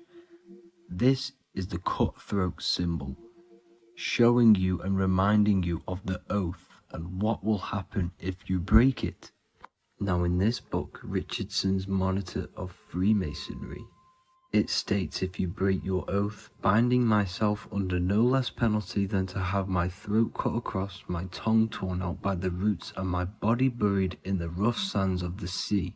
If they do not decide to kill you, this book states this by pointing him out to the world as an unworthy vagabond, by opposing his interest, by dearranging his business. In other words, they have the power to frame you and destroy your reputation to the world and destroy your business. if you break this oath. So yes, they do kill to keep this truth hidden, because this truth of this reality is what keeps them in power. They have the ability to manipulate people, because people do not know what manipulates them. This is why they call themselves the government. They govern the ment, which is the mentality, because the mind is the root cause of reality. They control what you perceive to control what you manifest. By knowing the truth, you are set free, and you no longer need no controller above you. So this is why they are willing to kill and do whatever it takes to keep the truth concealed within these high-level degrees of masonry and these secret societies. However, going back to Manly P. Hall's book, it states, part of the symbols are displayed here to the initiate, but he is intentionally misled by false interpretations. So this is saying even Freemasons are intentionally misled and told lies to conceal the truth, to make sure the truth is hidden in the high degrees of masonry. So that's it for this video, guys. Thank you all for tapping in. Please leave a like and a subscribe. God bless.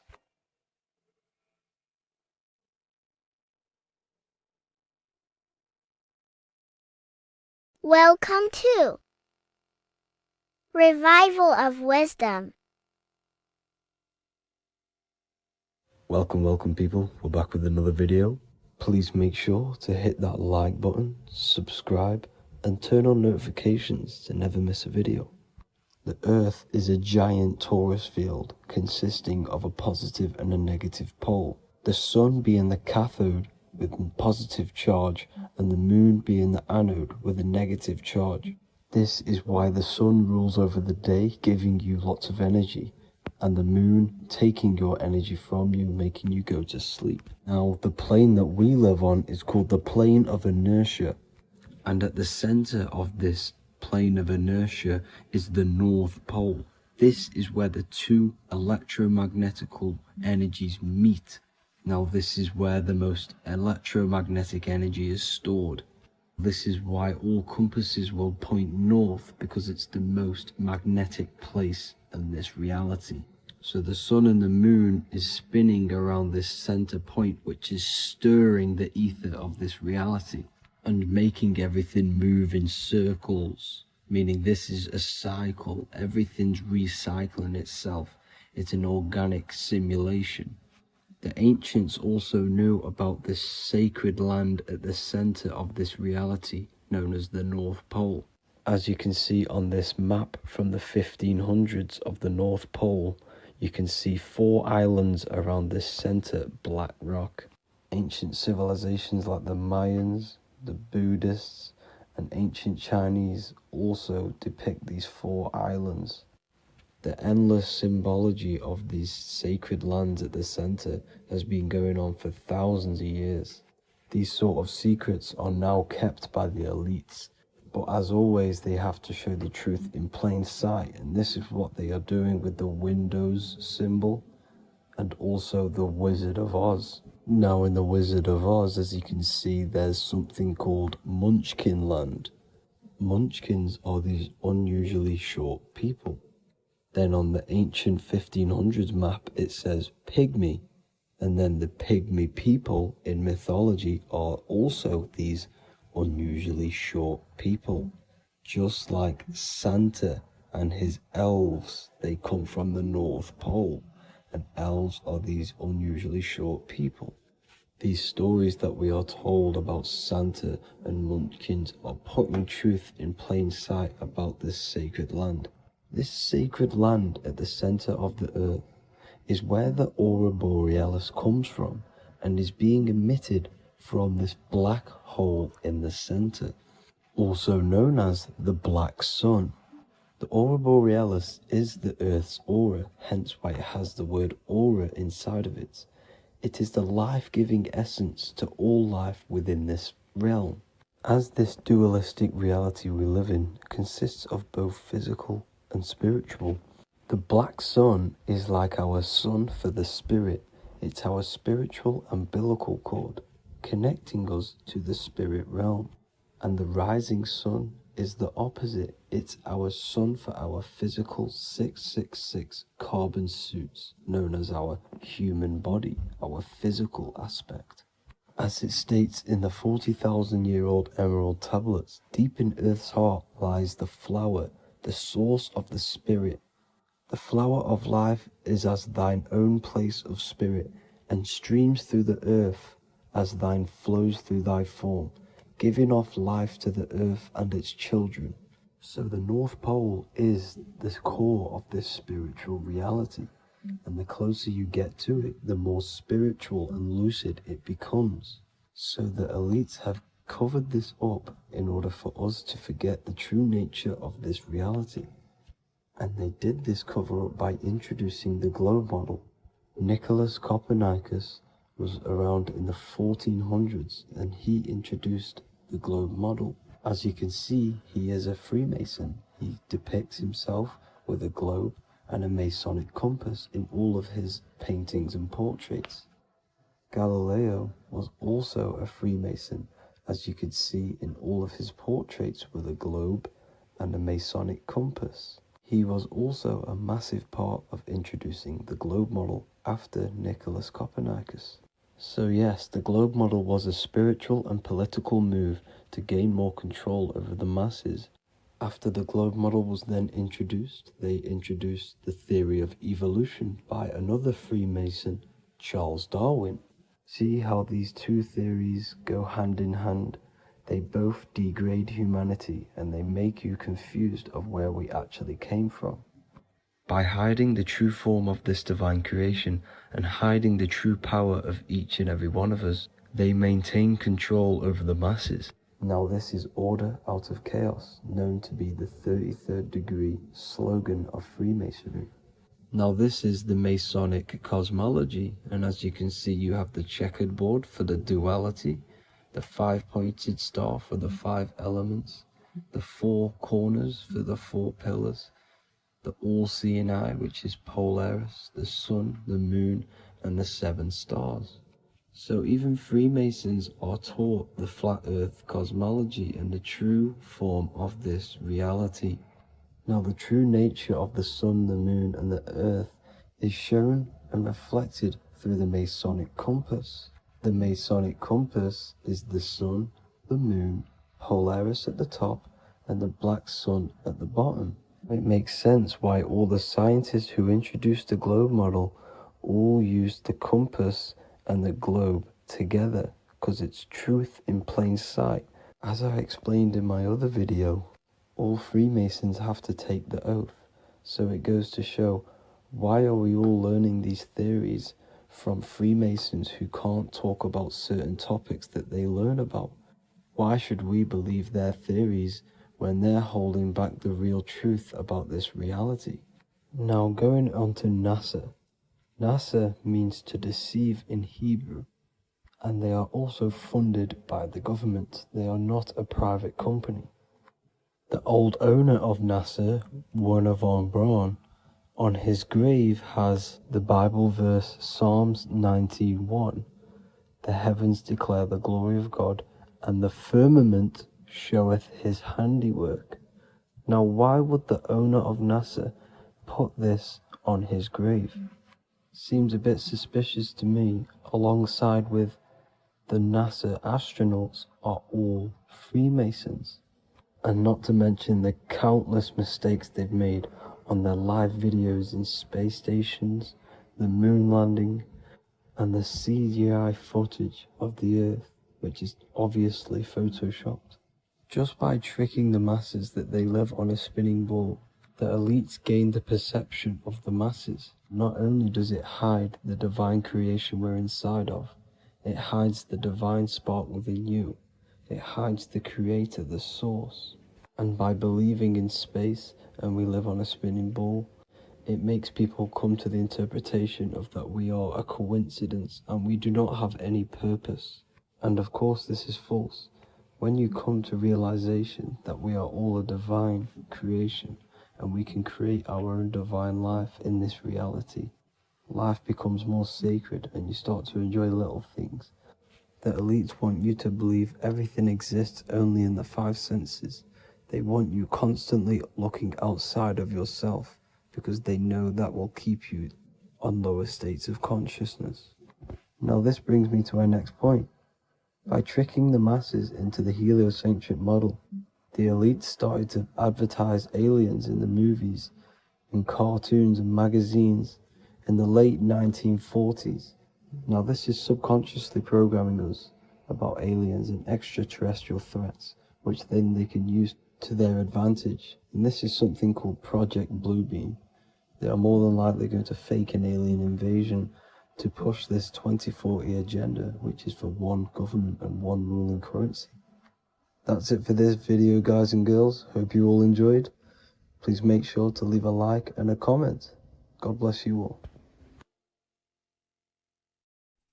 Today's topic is the binary code behind the universe. You will learn the fundamentals of the binary code, deeper understanding of reality, which will give you more of a connection to the universe, evidence supporting the existence of this code, and how to use the binary code to shape your reality. Now, this is an important one. We have 0 and 1. This is the binary code of the universe. It underlies everything. It is the source of all creation. The universe is binary in nature, meaning it exists as both something and nothing, on and off, male and female, light and dark. Everything has its polar opposite. At its core, all that exists is 0, representing nothingness, infinite potential, and 1, representing something, order. 0 represents the feminine, vast, formless, and infinite potential. It is the space from which all things emerge, the womb of creation, the receptive and expansive force. 1 represents the masculine, structure, form, and order. It is the active principle, the initiator, the force that defines and shapes reality. Together, they create the fundamental duality that underlines existence, the balance between chaos and order, the void and creation, yin and yang. We see this in the masculine and feminine bodies. This is deeply encoded into the fabric of reality. And once you see this, you will never unsee this. So please leave a like on this video if you love my content and you love the wisdom that I share with the world. So we see this with the masculine genital areas. Remember, this is the genital area. This is all to do with creation. These are the generative principles, the generative organs in the body that allow creation to continually outfold into new life. The genital areas are all to do with the code. The male is the 1, the action. He's the initiator. The feminine is the 0, which is the infinite potential, the womb of creation. 0 and 1. This is why we have 10 numbers. 0 and 1. Masculine and feminine. We even see this in the bodies. The feminine body is made out of curves, which is 0, curves. And the masculine body is made out of lines. So please leave a like and comment if you love this. And if you have any lecture ideas, feel free and I can make a lecture on any suggestions that you have. So look at the word masculine. Masculine, line. Line is just one line, which represents order. 1. Feminine. 9. 1 and 9 equals 10. 0 and 1. The binary code of all creation. Why is feminine? Why the number 9 for feminine? Because the moon has to go around 9 times to create a human in the feminine's womb. And look at this image of nature. All nature is zeros and ones. Now you can tell. The stick is a 1, it's a line. And here we have curves. It's curves and lines. Curves and lines create reality, creates matter. Everything is 0 and 1. We even see this with the sky. The sky represents zeros. They represent curves, the heavens, the heavenly bodies, the sun. These are circles, the moon, circles, the planets, circles. Down here is matter, representing the square.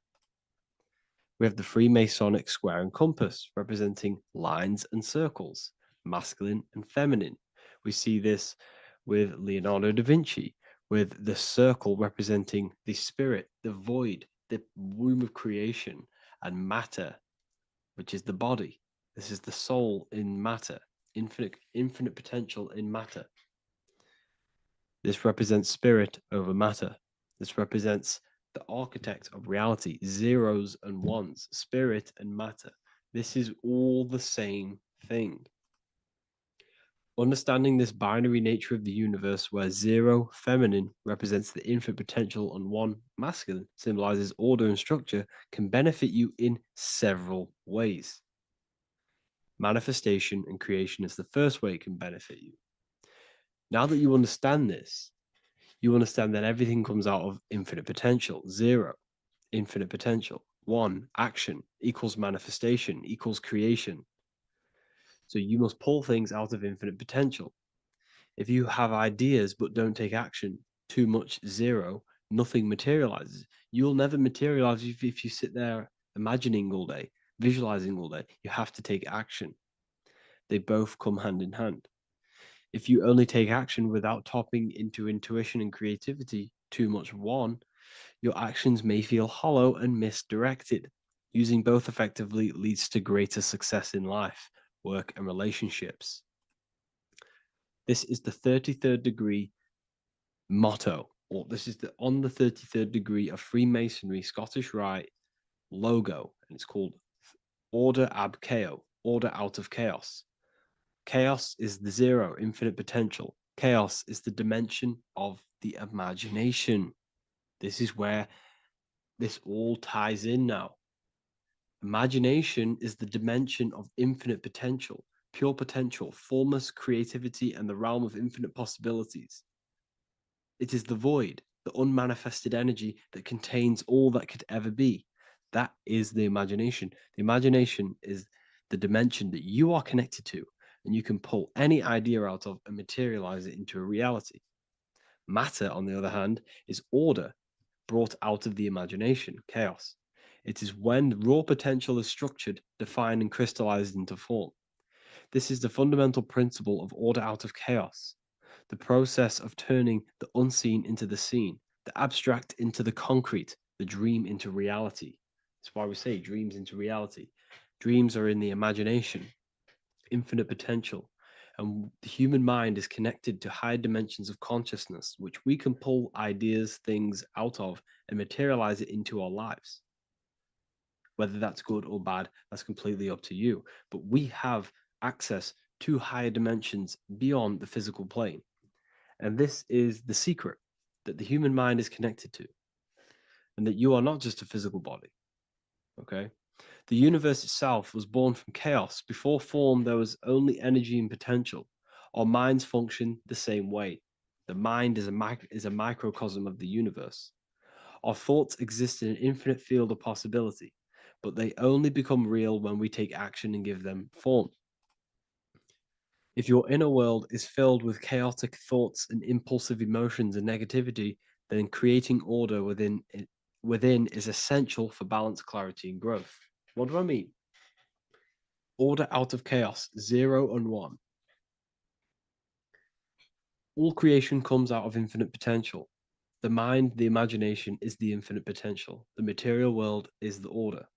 It's the effect.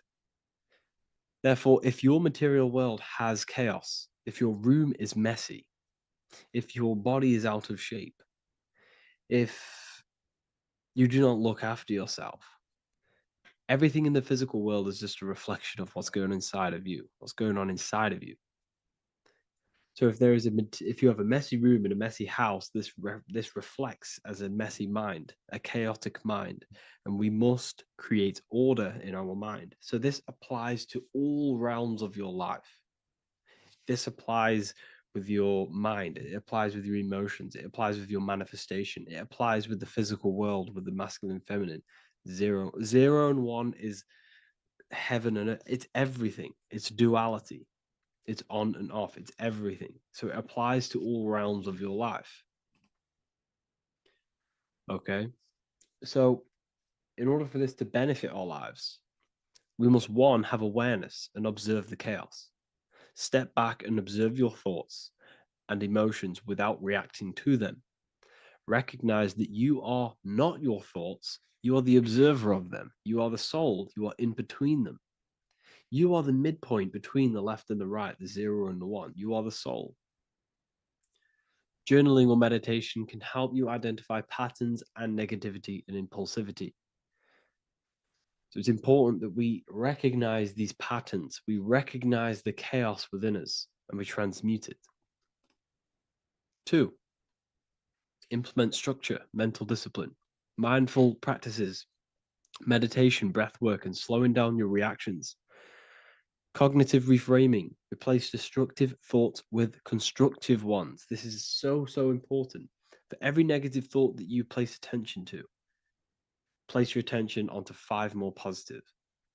Never think about something that you don't want to manifest, because whatever you're placing attention on inside that mental field of consciousness, you're giving attention to it, which then can manifest into your action, and that will materialize into your world. Routine and ritual. Create daily habits that anchor you. Morning routines, exercise, or creative outlets bring stability. We must master the inner world of thought and emotion. We must bring chaos into order. In order to create anything in your life, you're turning chaos into order. Order out of chaos. You're turning 0 into 1. This is the binary code. All things underlie it. 0 and 1. So it's so important that we master our minds, we master our emotions, we master our inner world so we can produce effect in the outer world. We cannot create consciously and effectively if we have chaotic thoughts and impulsive emotions. So I hope this has made more clarity to you so you can implement this into your life. I know I haven't given you much strategic things to implement into your life, but now that you have a better understanding of how this world is pulled out of infinite potential, you can use that. Everything in your life is pulled out of your imagination. Every text you send, everything you think of, oh, I'm going to do this later, that is your imagination thinking about the future. So you just have to do this on a mass scale to create something big in your reality. So I hope this gives you a better understanding of how the universe works and has benefited your life. If you have any comments or any suggestions or how this video made you feel, let me know in the comments section. I would really appreciate it. And I'll see you all inside of the Symbolism Masterclass on March the 8th.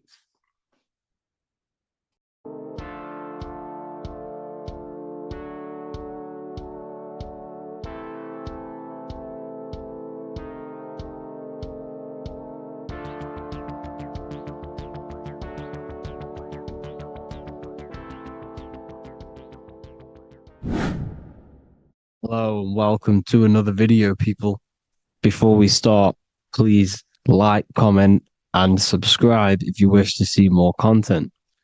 Today we're going to be talking about the mental universe and how everything is mental. This is the #1 law on the Kabbalion. If you've never read that book, it's called The Kabbalion. A very good book. It's the first law because this is the most important thing you need to understand, is how everything exists within the mind. Behind every single one of these eyes is the same consciousness expressed in different bodies. The mind is what gives perception to what you're experiencing. Behind every single one of these eyes is the exact same consciousness, but the brain that they inhabit is giving them a different perception, a different being, a different body. Now, this is the difference between humans and animals.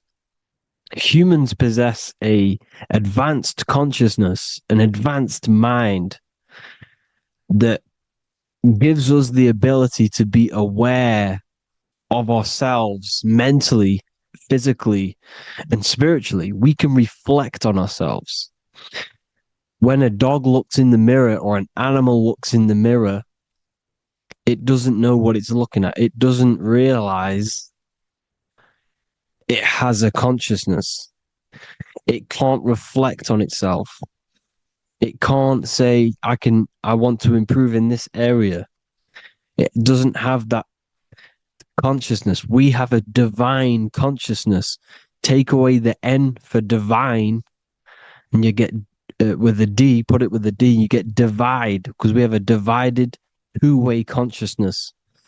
An animal only has one. However, it's still the same mind. We're all mind. We're all mental. We all exist within the mental plane. Look at this person walking. The body, the brain is sending electrical signals through the 12 cranial nerves, which the 12 disciples that spread the gospel of Jesus, right? You have 12 cranial nerves in your brain. There are 12 disciples which spread the gospel of Jesus. Jesus represents the mind, the intelligence, the invisible intelligence that we all are, the same intelligence, the same exact consciousness, which then sends a command into the brain. Then the brain sends these 12 electrical signals through the 12 cranial nerves to control the rest of the body through the nervous system. This person walking is not, the body is not walking. The mind is telling it to walk. And the brain is it's a supercomputer which is decoding these demands given to it by the mind. Because the pineal gland will have something to do with the ether, because the ether is physical and non-physical. The mind is sending the commands through the ether to the pineal gland, which is then getting broken down into electrical codes within the brain and sent throughout the nervous system to control the body. And this is why in the Sims simulation, because the body's the simulation, it's a false reality. It's the fake reality. It's not the real you. You are formless. There is no form. But the third dimension is a dimension within your mind. Matter, mind, light is all a product of your mind. It's all in the mind. Now, this is why The Sims has this green little diamond on top of the head. Because this is you. This is your invisible intelligence controlling the character. Okay? It's controlling the character. And this character is in the world. Your consciousness isn't in the world.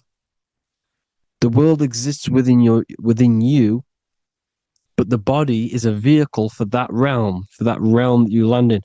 When you have a dream, your mind transcends this body into another body, duplicates your body into another universe, unite. Unite is one. We're all one. It's all one universe, expressed in many different ways, infinitely. And the vehicle that you land in is the body to operate in that realm. This is the all-seeing eye, as you see here. The eye, this is all the intelligence. This is the ball of consciousness, God, expressed in different bodies. We're all this same one in different bodies, as you can see here. And this intelligence is expressing infinitely throughout the universe. An infinite universe. There's no beginning, no end. There was no beginning of the universe. There is no end. It's infinite. Always has and always will. But the mind is what gives you the ability to explore the universe, to make perception of it. We are God in disguise. We are God in disguise. We are God in flesh. but the body can become attached to the mind can become attached to the body if the mind is not aware of itself. When the mind is that blinded by matter, and we lack knowledge and understanding of what we truly are, a formless, infinite being, a traveler. This is why Freemasons are called Freemasons. Mason means traveler, free. You're a free traveler because your consciousness is a traveler of the universe. When we lack understanding, our mind bounds to the body because we don't separate the body with our different layers of consciousness. When we separate them and identify that we are mind, body, emotion, you then can apply this knowledge to when you want to astral travel and explore the different realms of your mind, because the mind is the universe. People, this is what we need to understand. The mind is the universe. I am you and you are me. This is the Egyptians showing you this. The Ankh is the symbol of life. This is the one ball of consciousness, mind, giving it the Ankh life to all the different life forms. The cows, the birds, the snakes, and the big Ankh given to the humans, because the humans are the most intelligent. We have the most advanced consciousness.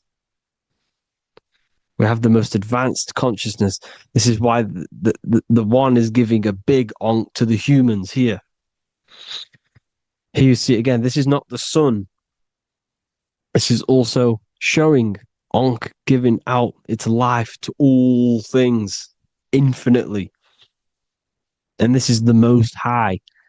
We are the Most High in disguise. When we strip off the body, we strip off the desires for the physical world, we strip off all of these fake identities that the mind gets attached to.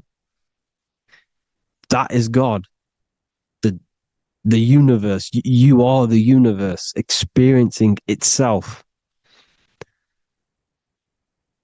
I and I. The letter I and the number one is just one line. The letter I is the number one. Because your I am, when you refer to yourself as I, every single one of you who's watching this video refers to yourself as I, which is the one. We are all the one. We are all intelligence. We are all invisible. We are all the one. One is the only number. 1, 2, 3. Everything goes up in ones because there is only one. Doesn't matter how far you go down the line with numbers, all of their numbers are created by one because there is only one. It's me and you are the exact same consciousness expressed in different bodies. Mind. Cause. There is only one cause. There is only one mind. There is only one being. But because we lack understanding of this, we think we are the bodies.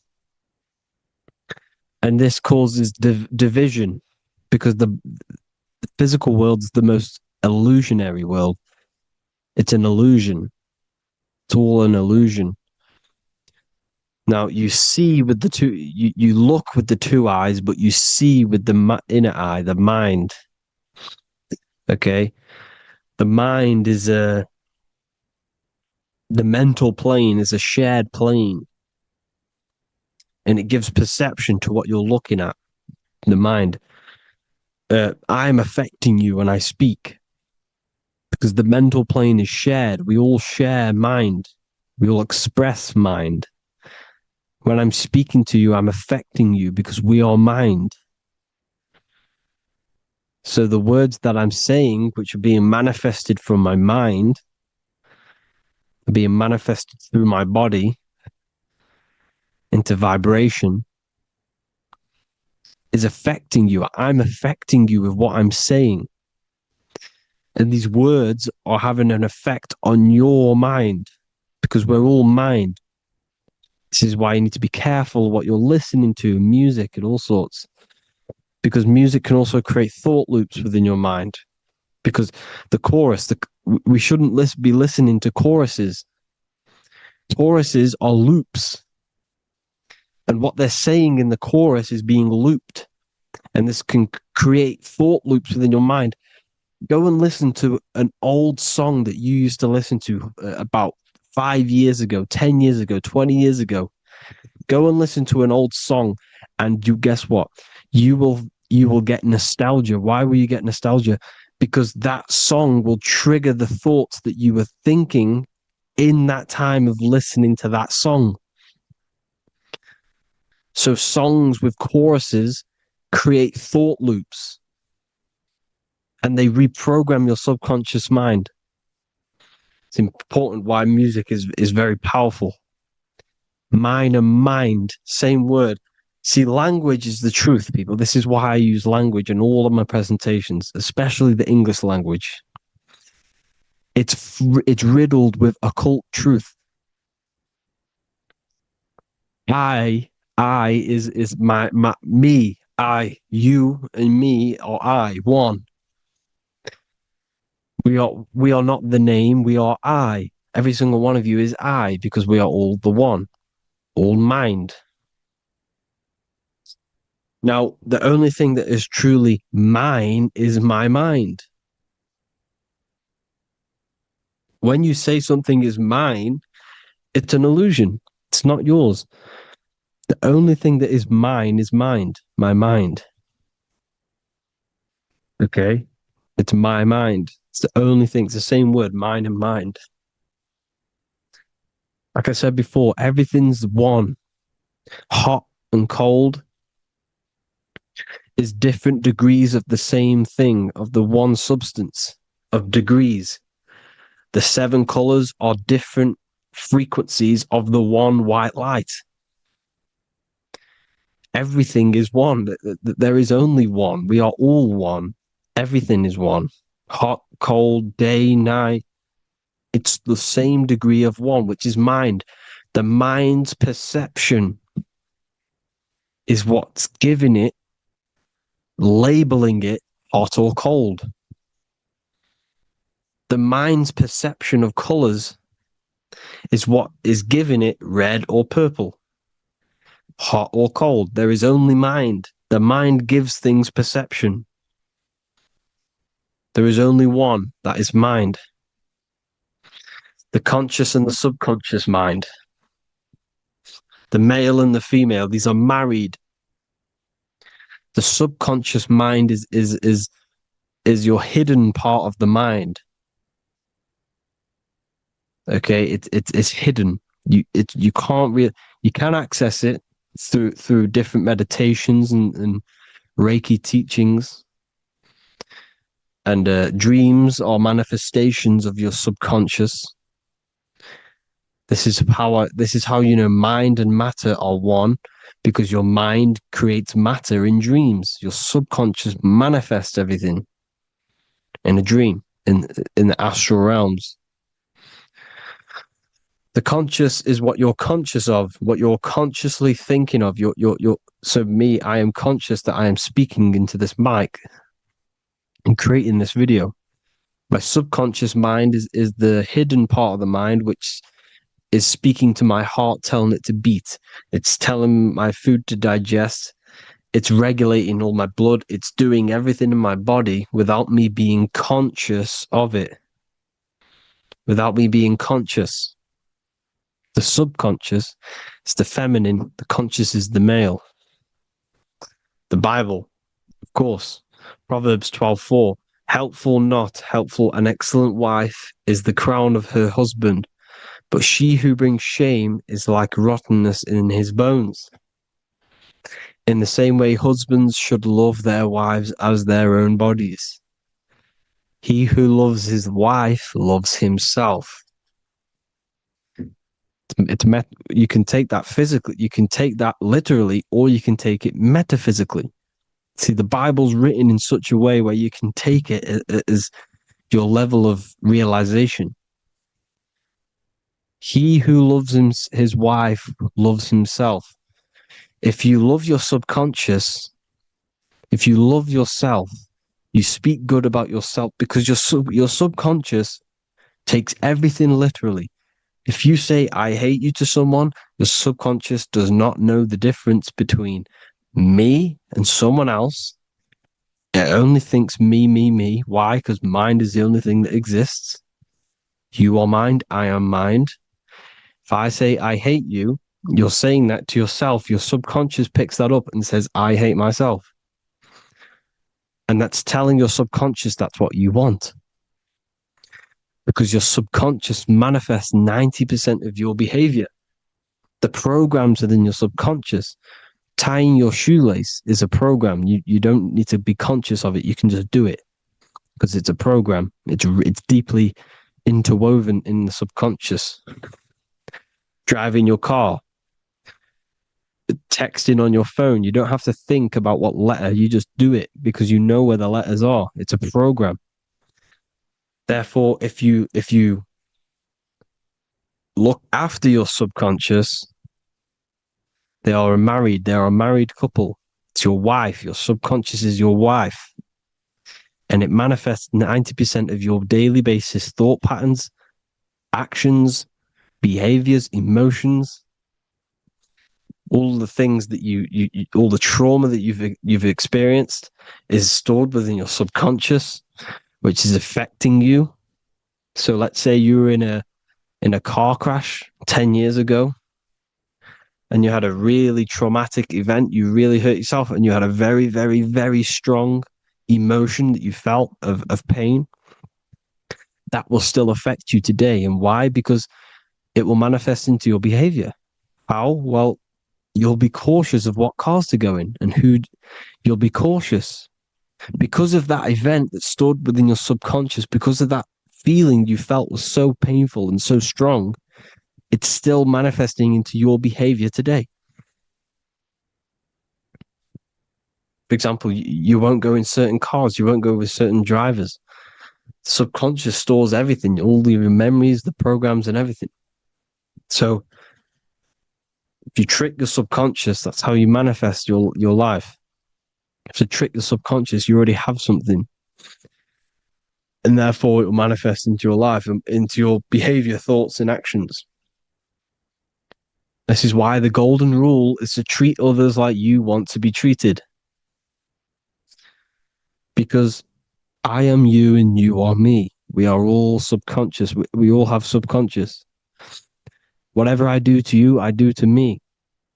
Because my subconscious picks that up and thinks I'm speaking to me. Mind is very powerful. Whatever I do to you, I do to me. Treat others like you want to be treated. The golden rule. That is the only rule we need in this realm, in the universe. If everyone understood this rule and how the subconscious works and how karma works, we'd live in heaven on earth, the Garden of Eden, the golden age. As a man thinketh in his heart, so is he. Proverbs 23:7. Where your heart is, there will be your treasure. Your heart's the emotions. The storehouse of emotions is where you feel emotions. You have to let your emotions move through you, not become you. You can't let your emotions become you. But except be like the sky and let them pass through you. Be like the clouds and the stars passing over. Let them pass through you. Do not let them become you. And this is how emotions can take over your mind. We are driven by, when a man is driven by emotions, he has no self to control. You must control the mind, because the mind can be corrupted. Because your thoughts are electrical in the brain. Your thoughts come from the mental plane. So how the mind works is that you place your attentions on something in the mind, and infinite information just flows in. Think about it. When you think of a certain topic, as soon as you think of that topic, information comes flying into your mind. Different ideas, ping, ping, ping. It's all connected. It's why we call it a mindset, because your mind sets itself to frequencies. And when we think of something, we tap into that frequency, and just the universe, the mind, the mental plane just flows in information based on that frequency and that thought. The universe is just information. All of the information out there, nothing is new. It's all there. You just have to tap into it. You can tap into these different thoughts, and it's all there. Everything already exists within the mental plane. You don't think anything, you receive thoughts. We all share the mental plane. We affect each other. I'm affecting you. Listening to me is affecting your mental plane, your mind. The physical plane is the lowest plane. It's the world of effect. Everything you see in the physical plane is the effect of mind. Like I said, the person walking is the effect of their mind telling the body to walk. The physical plane is the lowest dimension of your mind. Mother Earth, we are in a mother. We're in the womb still. The Earth is feminine. It looks after you. It provides you with food for free. It grows on trees with water. It's Mother Earth. It's the womb. The dome above your head is your mother's belly. Okay? Is your mother's belly. You're in the womb still. You're forever in the womb because your mind's constantly expanding. Because when the baby's mind figures out that there is a reality outside of its mother, it starts to hear the people on outside of its mother, what does it do? It figures a way out of the mother, and it becomes born again in the water, in a hospital, into the other world. It's the same with our minds.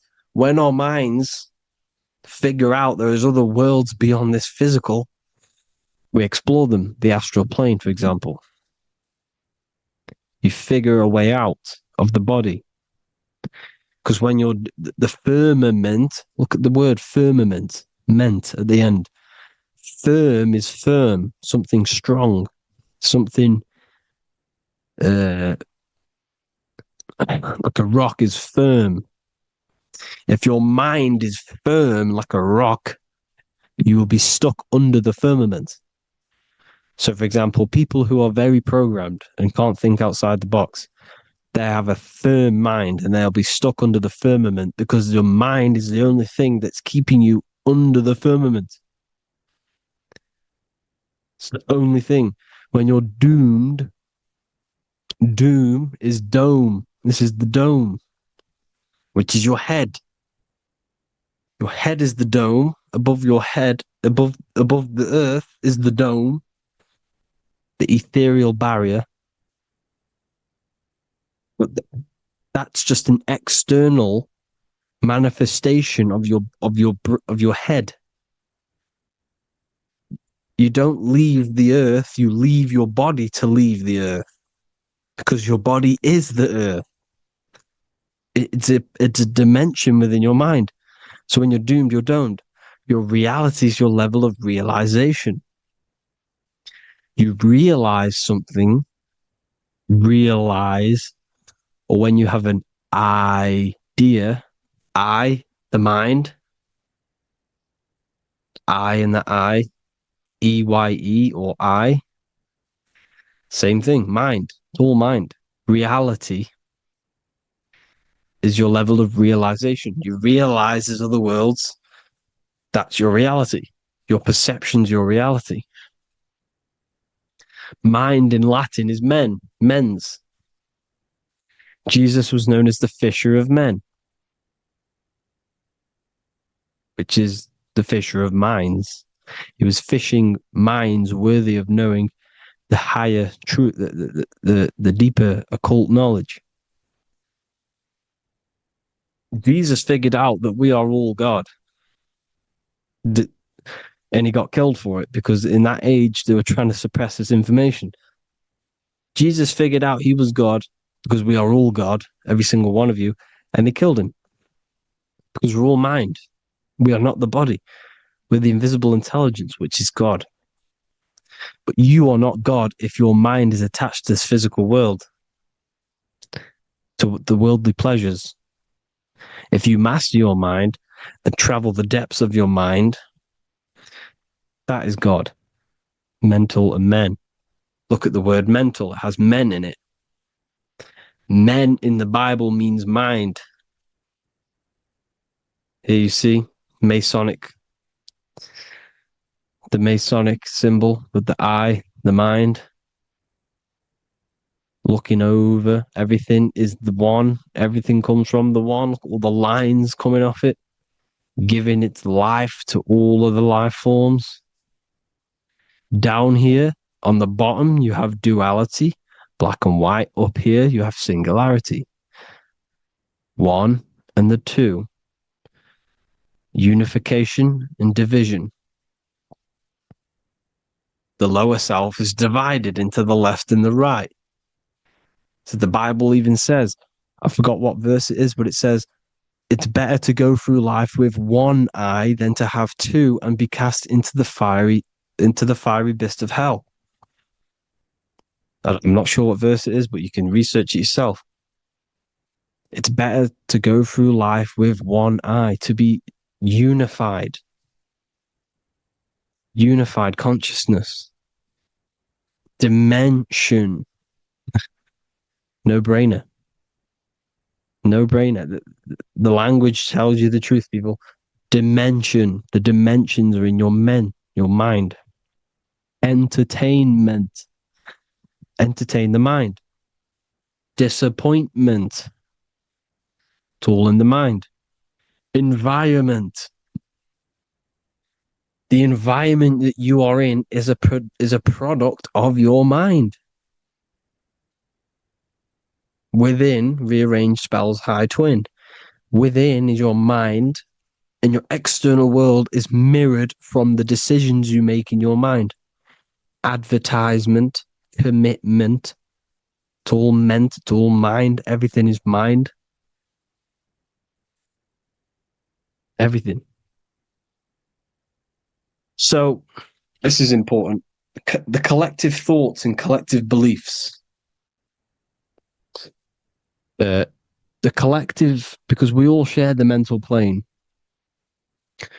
And because of this is why we are in a weakened state of consciousness at the moment. Because the collective thoughts and the collective minds overall are asleep. And they don't believe in anything. You see, everything is true within the mind. You think of something, it is there instantly. You think of a chair, it's there in your mind. You think of anything, it's there instantly. So everything's true within the mind. Anything can happen in the mind. Anything can happen on the physical plane if the collective consciousness, the collective minds, believe it to be true.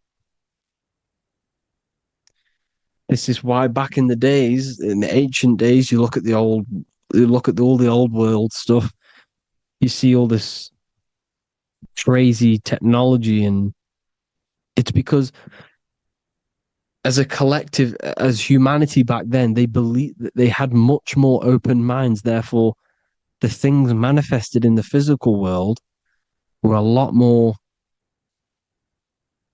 out of the box, so to say, compared to today. For example, magic is not as powerful today because the masses don't believe in it. It's still powerful, don't get me wrong. But if the masses believed, or if everyone knew magic could be real, because it is, anything's real in the mind, it would be a lot more powerful. You see?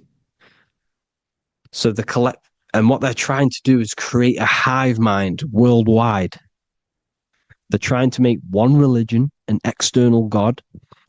What happens when you worship something external? You give energy to it, because where attention goes, energy flows. Where your mind gives attention to, energy goes there. And when we all believe in external gods and give our worship and our power to these external things, we all give energy to it, which will manifest as a demon in the astral planes. It's a hive mind. They're trying to make a hive mind to summon our energy. Trying to summon our energy. And it's through mind, through collective thoughts. The hive mind. They want one religion, one government, one currency, one belief system. And that will create a hive mind, which will limit our consciousness, which will limit what we can do in the physical world. Because if everyone doesn't believe in certain things, it cannot happen, because it's all in mind. Mind is so powerful. I am you and you are me. I hope you all enjoyed this video, people. If you haven't already, join the Wisdom Academy. The Wisdom Academy, we have many occult lectures just like this one. Also, we have just launched Mindwave Hub. If you want genuine frequencies, genuine binaural beats, because the ones on YouTube, the ones on Spotify, Apple Music, they're all tuned to A440 hertz, which shuts down the right hemisphere of the brain. If you want to gain access to your true consciousness, your mind, you need to balance the two hemispheres and balance the chakras. You can do that externally by listening to binaural beats. If you want true frequencies, true binaural beats to hemisync the chakras, hemisync the brain, to gain access to the different dimensions of your mind, well, you can gain access anyway, but it's going to help you if you're trying to learn this. Join Mindwave Hub. The link will be in the description. Listen to the binaural beats, meditate to them, listen to when you go to sleep. They'll massively benefit you.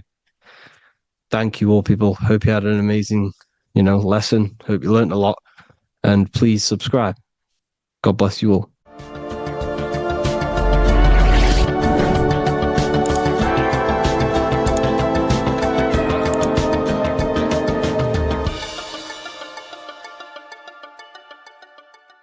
There is a secret meaning behind the number 666. 666 is 3 sixes. The number 3 in occult and esoteric numerology represents the 3 aspects of human consciousness.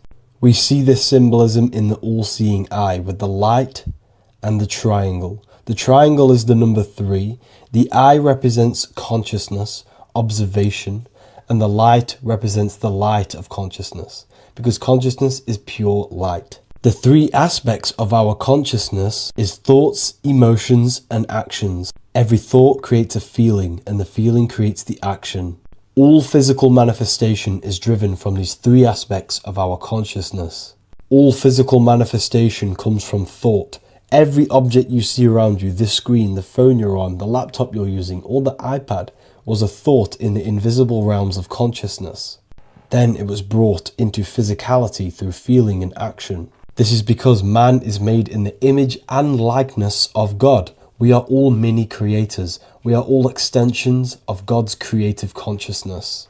Therefore, the number 666 represents 3 sixes. 3 is thoughts, emotions, actions. The number 6 represents the cube, because cubes have 6 sides. This material world that we experience, everything has 6 sides. Everything's created by cubes. We can move forward, we can move backwards, we can move left, right, up and down. This is the cube that we are stuck in. Therefore, 666 represents our 3 aspects of our consciousness, thoughts, emotions, actions. all contributing towards our physical self, material world, material pleasures, completely cutting ourselves off from our spiritual true divine self, which means 666 is representing a state of consciousness. A state of consciousness where we only operate from a place of material needs and survival things.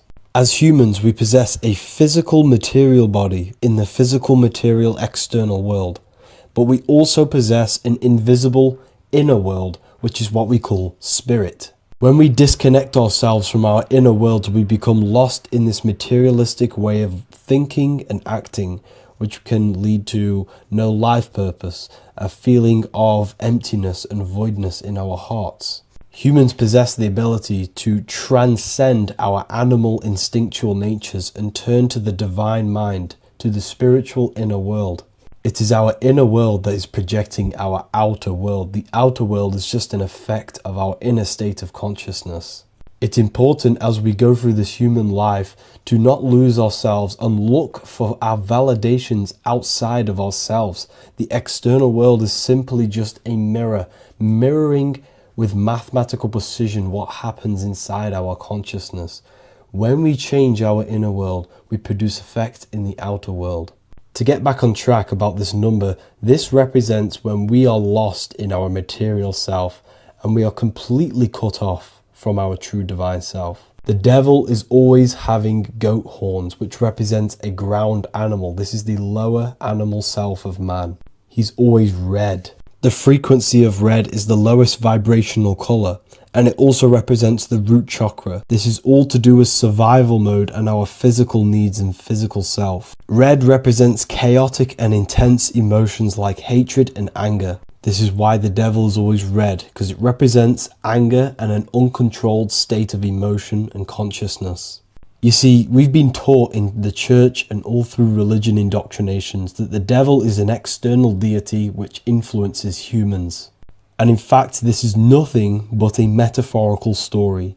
The devil is a character which represents an aspect of the human mind, the lower aspect of the human mind, a facet of our own consciousness and psyche. The voice that we have in our head that tells us to do these negative things is not an external deity pushing us to do something bad.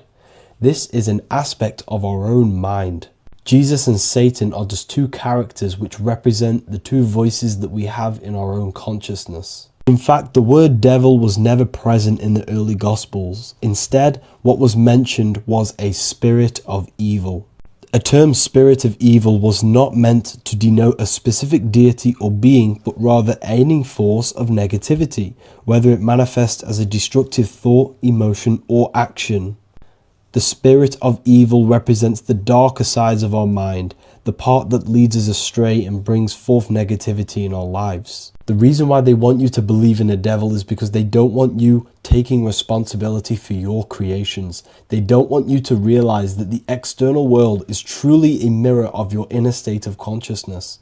Instead, when something bad happens in your life, you blame it on some external devil or Satan who tempted you. Everything is your creation in your life. When you realize this, you take full control and you begin to reshape your external world by changing your inner state of consciousness. You're living in 4 planes of existence right now, but most people are only aware of one. And that's why they feel lost, disconnected, and stuck in cycles they can't explain. If you don't understand the blueprint of reality, you'll keep trying to fix the physical, while the real causes lie in the unseen dimensions that you have direct access to. You must understand that the universe only exists in the mind. Everything is a projection of consciousness. Therefore, consciousness produces everything. Our internal world is consciousness. Our external world is this physical body, physical world. Everything is an externalization of consciousness. For example, this was a thought.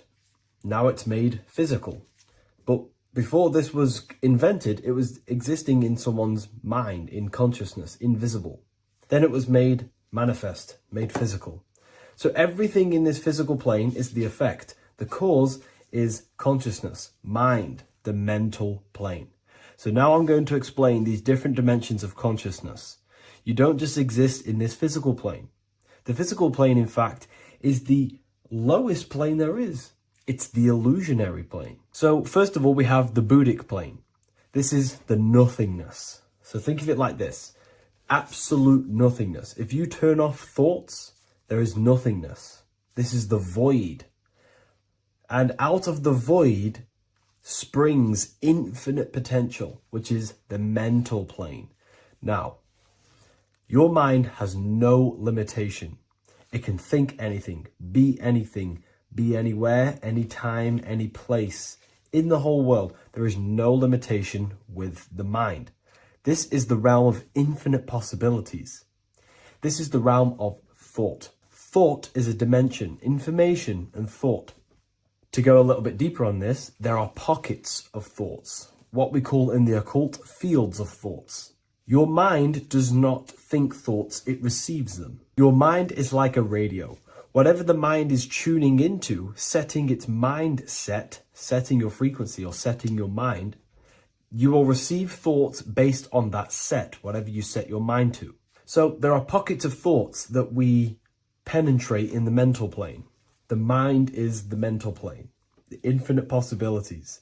This is the spark of creation. This is where all things begin to manifest as an idea in the mind as a thought. So if you want to gain certain information, you need to meditate or do thought exercises where you are penetrating that dimension of thought, that pocket of thought. For example, if you want to find a way on how to make financial wealth, you would use your mind, set your mind on wealth and money and think, close your eyes and think about that specific topic and see where your mind takes you. And you will expand your mind into different pockets of thought and gain information. So this is the mental plane. This is how you can use the mental plane. You can use the mental plane to do this. Then we have the astral plane. We have higher, middle, and lower astral plane. The astral plane is the body for thought. So every dimension, physical, etheric, astral, mental, Buddhic, is a body for a dimension above. Each dimension below is a product of the dimension above. So for example, the astral plane is imagination. This is the lucidic realm of imagination. This is where thoughts begin to manifest into some sort of form. It's not a physical form because this is physical, but imagination is a lucidic form. It's not really physical, but it's there. It's a projection of light. It's astral matter condensed by the willpower of the mind. So depending on the vibration of that thought will depend whether it manifests in the higher astral plane, middle astral plane, and lower astral plane. If you think about more material things and visualize material things, this will manifest on the lower astral plane because material matter is low vibration. Now, that does not mean it's evil. That does not mean it's bad. Okay? It just means low vibration just means more material. But if you think and imagine more spiritual things, this manifests on the higher astral plane. So the astral plane is the screen in your mind that allows you to vision an apple, that allows you to vision anything. It's that mental projection that's inside of your mind. Now, this is what we call the third eye. It's an eye because the eye is the mind, and the mind can see into the astral plane. It perceives this spiritual world, this lucidic realm that we have access to. This is where also infinite potential takes place. This is the realm of spirits, demons, jinns, whatever you want to call them. Spiritual entities exist in this because this is where thought forms manifest into form. This is where thoughts create bodies. Think of it like this. The mental plane is a thought of a chair. The astral plane is the imagination of that chair and all of the different possible chairs that could possibly be. The etheric plane is the energy double of that chair. And the physical plane is the physical chair. So as you can see, the higher we go up, the more formless and lucidic it is. The lower we go down planes, the more dense it becomes. This is formless and this is form. Everything manifests through this process. This highlighter is down here in the physical plane, but the idea began in the mental plane. Everything begins in consciousness before it creates a physical body. It goes through this process. Therefore, if you want to start to mold and create your own reality and create things in your world, you can use these planes to your advantage. You can use your mind to do mental thinking exercises by closing your eyes and expanding your mind into a different pocket of thought to gain wisdom, gain information, gain downloads. The way you do that is simply get into a meditative state, close your eyes, pick a topic that you want to think about, and see where your mind takes you, but always remain centered on that topic. And you can do this for maybe an hour or two or half an hour, and your mind will take you places where you will unlock information. You can even use this to make decisions in your life. Think of the topic and see where your mind takes you. You'll gain information. This is how you use the mental plane for ideas. The astral plane is imagination. You have to reconnect with your imagination very vividly. Your imagination, your consciousness is infinite. It's not a three-dimensional plane. It's an infinite plane. You can think and make form anything in your consciousness, in your imagination. You can think anything and you can imagine anything in the most vast details. You just have to reconnect with your imagination. I have a free book on my website. I'll leave the link in the description. It's an ebook. It's called Activating the Inner Eye. This is going to help you reconnect with your imagination. It's a practical guide on how to imagine. So once you know how to use the mental plane and astral plane, thought and imagination, you pretty much need to use the physical plane to take physical action with this physical body that you have and start to manifest these desires you have in the higher planes. Now, it's very important that we master the mind, because the mind is the very fabric of reality. We become what we think about.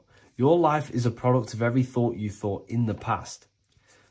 It is the mind that directs the flow of consciousness. And wherever this consciousness is flowing is what you will create in your life. Consciousness is the most potent force in the universe, and the mind is pretty much the universe in a microcosm form. It is infinite potential, and your mind will continue to expand into new realms of thought forever and ever and ever. You are eternal. You are not this physical body down here. You are consciousness, literally dreaming that you are in this physical body. So everything begins with the mind. We need to be conscious of the thoughts that enter our mental field of consciousness. There is a level of self-awareness that you can reach where you can become conscious of pretty much every single thought that enters your mental field. Now, we have over 7,000 thoughts a day. You can gain such mastery over your mind where you can become conscious of every thought you think. And that is when you gain superior power. Because when the mind is fully under control of self, you can direct the mind's potent force into a specific goal. Most people's minds are dualistic. They want something, but their mind is thinking something else. They have limiting belief systems. They have the little voice that comes in and says, you can't do this, you're a failure. That is a fractaled mind. The mind needs to be singular. It needs to be on your team and not an enemy. Do not let your own mind take away your power. Your mind should be on your team, giving you power, giving you the best possible thoughts and the best possible beliefs. When the mind is in this condition and on your team and not taking away your power through the destructive thoughts, it becomes a potent, powerful force used for manifestation to create anything. And the way we get the mind on your team is through constant meditation to learn how to control the mind and turn it on and off. Subconscious reprogramming through visualization, affirmations, cultivating emotions associated with your goal. All these three ways we can reprogram the mind slowly over time so that it becomes powerful and becomes on your team and doesn't give you negative contradicting thoughts. When the mind is fully aligned on one thing, it can create massive empires and things in your physical reality. So I hope this video helps, and I'll see you in the next one.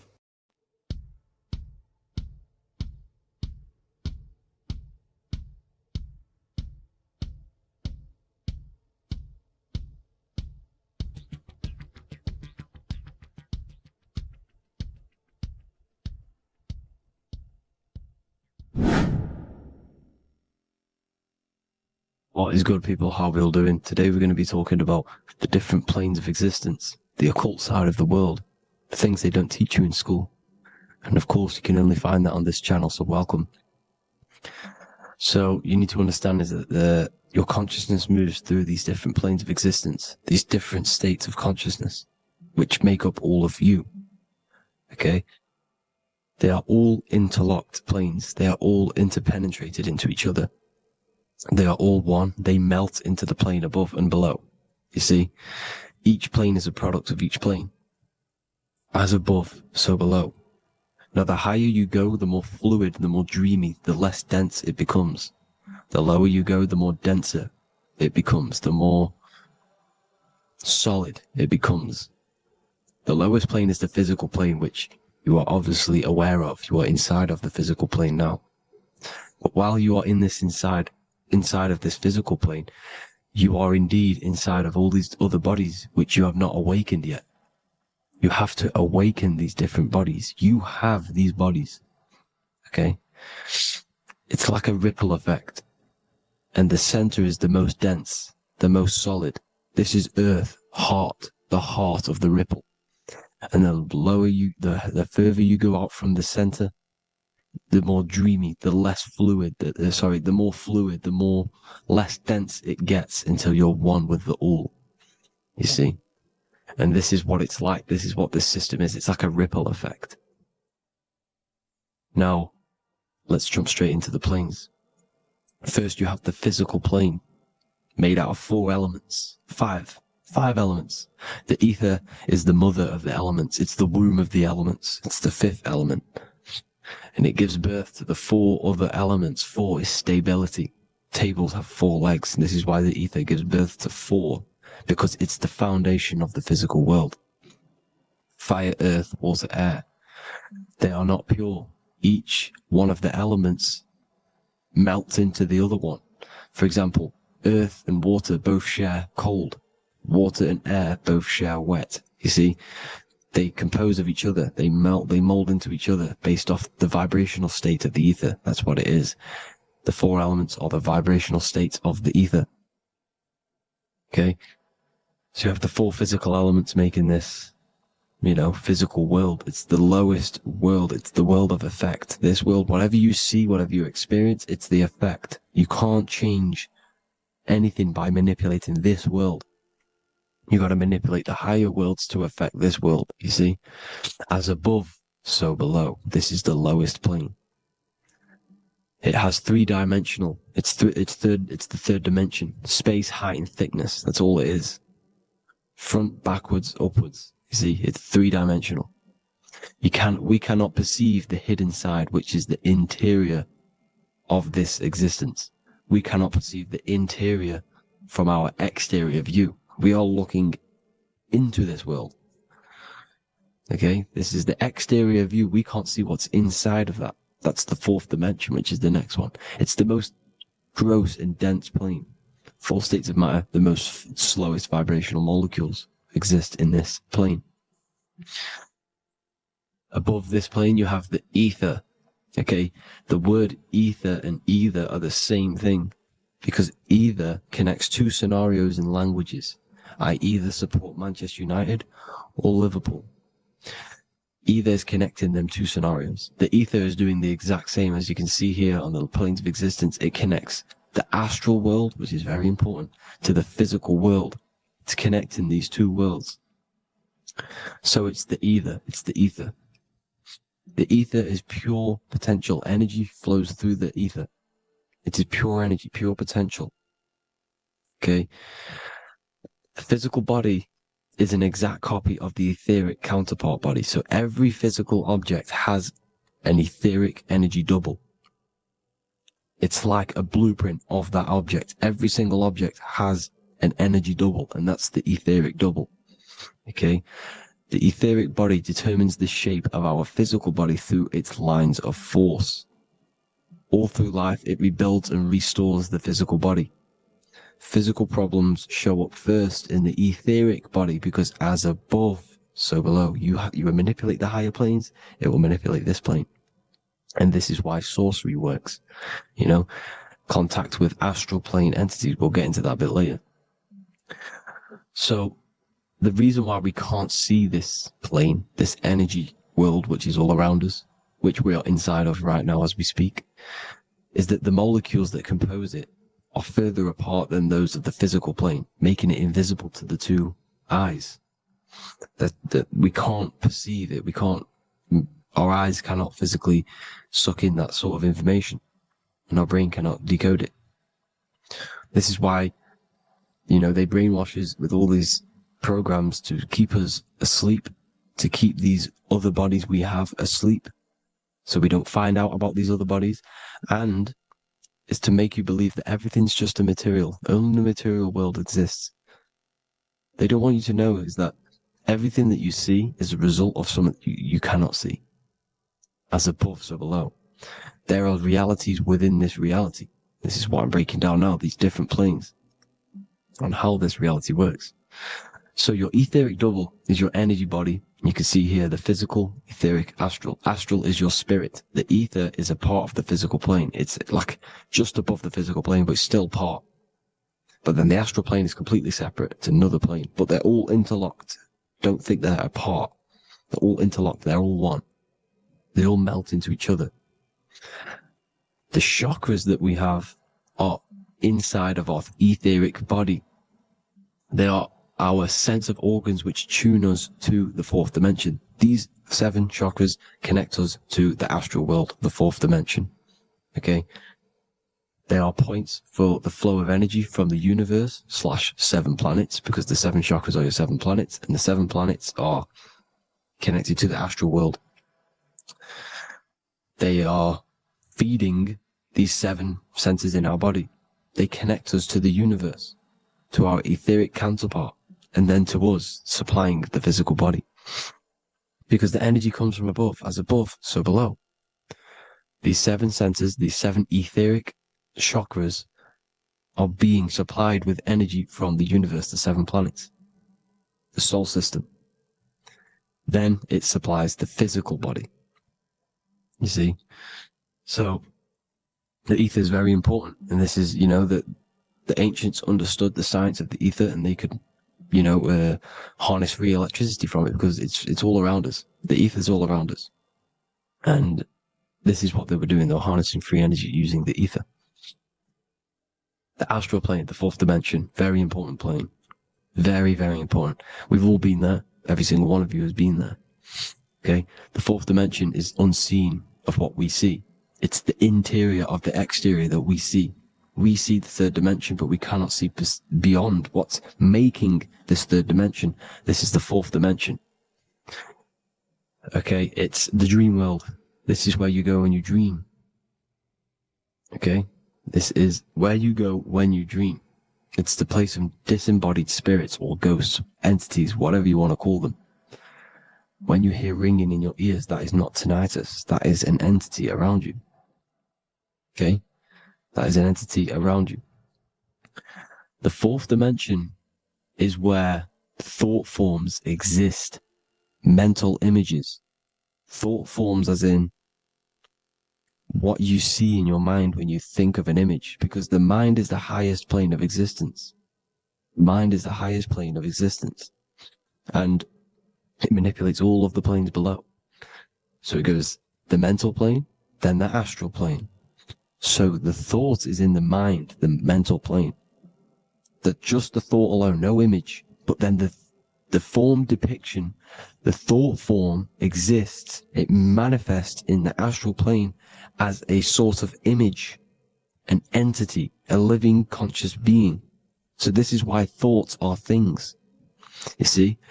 Thought forms exist within the fourth dimension. So when you imagine something, when you are, for example, right now, look into your hand and imagine there's an apple in your hand.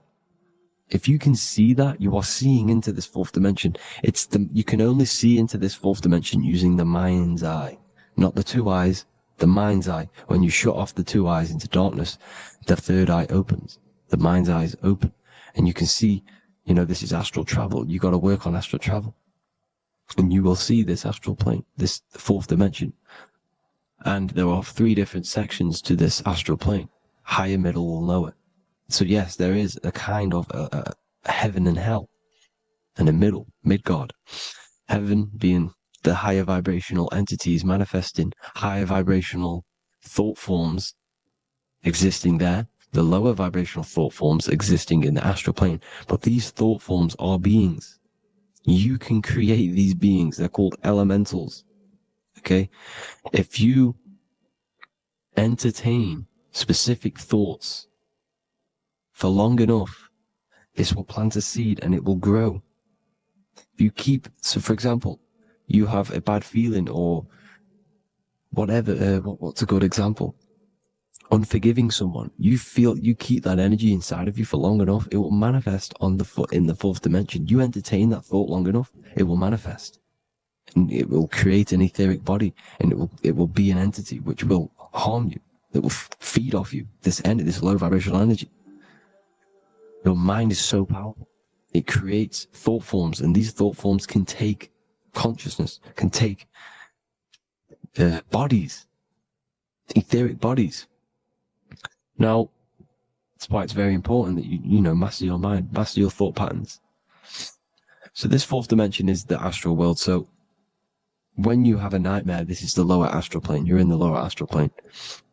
Whilst this physical body rests at night, your consciousness, while you awaken this other body, your consciousness goes inside of this other body, whilst the physical body lays asleep. You see? So it's all inside of you. This is what you need to understand. You just haven't awakened these bodies yet. You can awaken them. You just got to awaken them.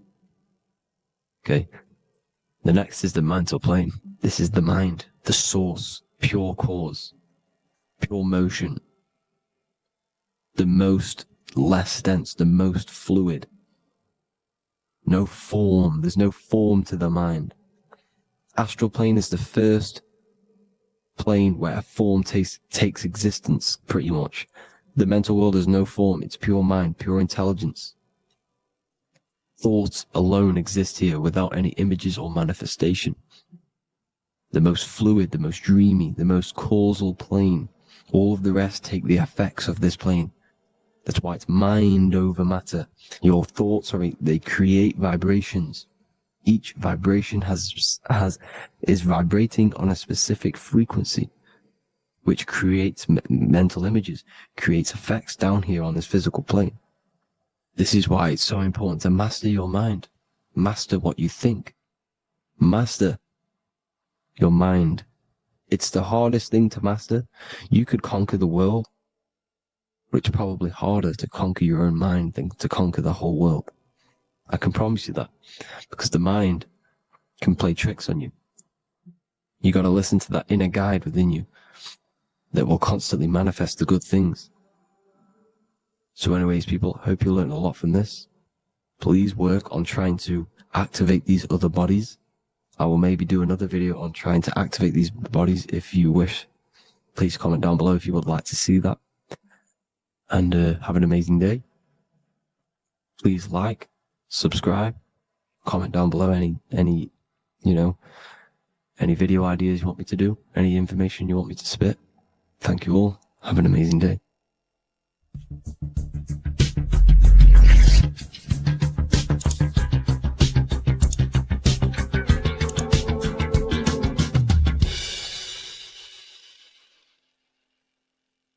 Welcome to Revival of Wisdom. Today, we're going to be talking about portal symbolism, what portals are, okay, and how they show them to us, because they have to tell you the truth, guys. This is the thing with the universal law. They have to tell you the truth. And they tell you through symbols, they tell you through movies, and different things like that.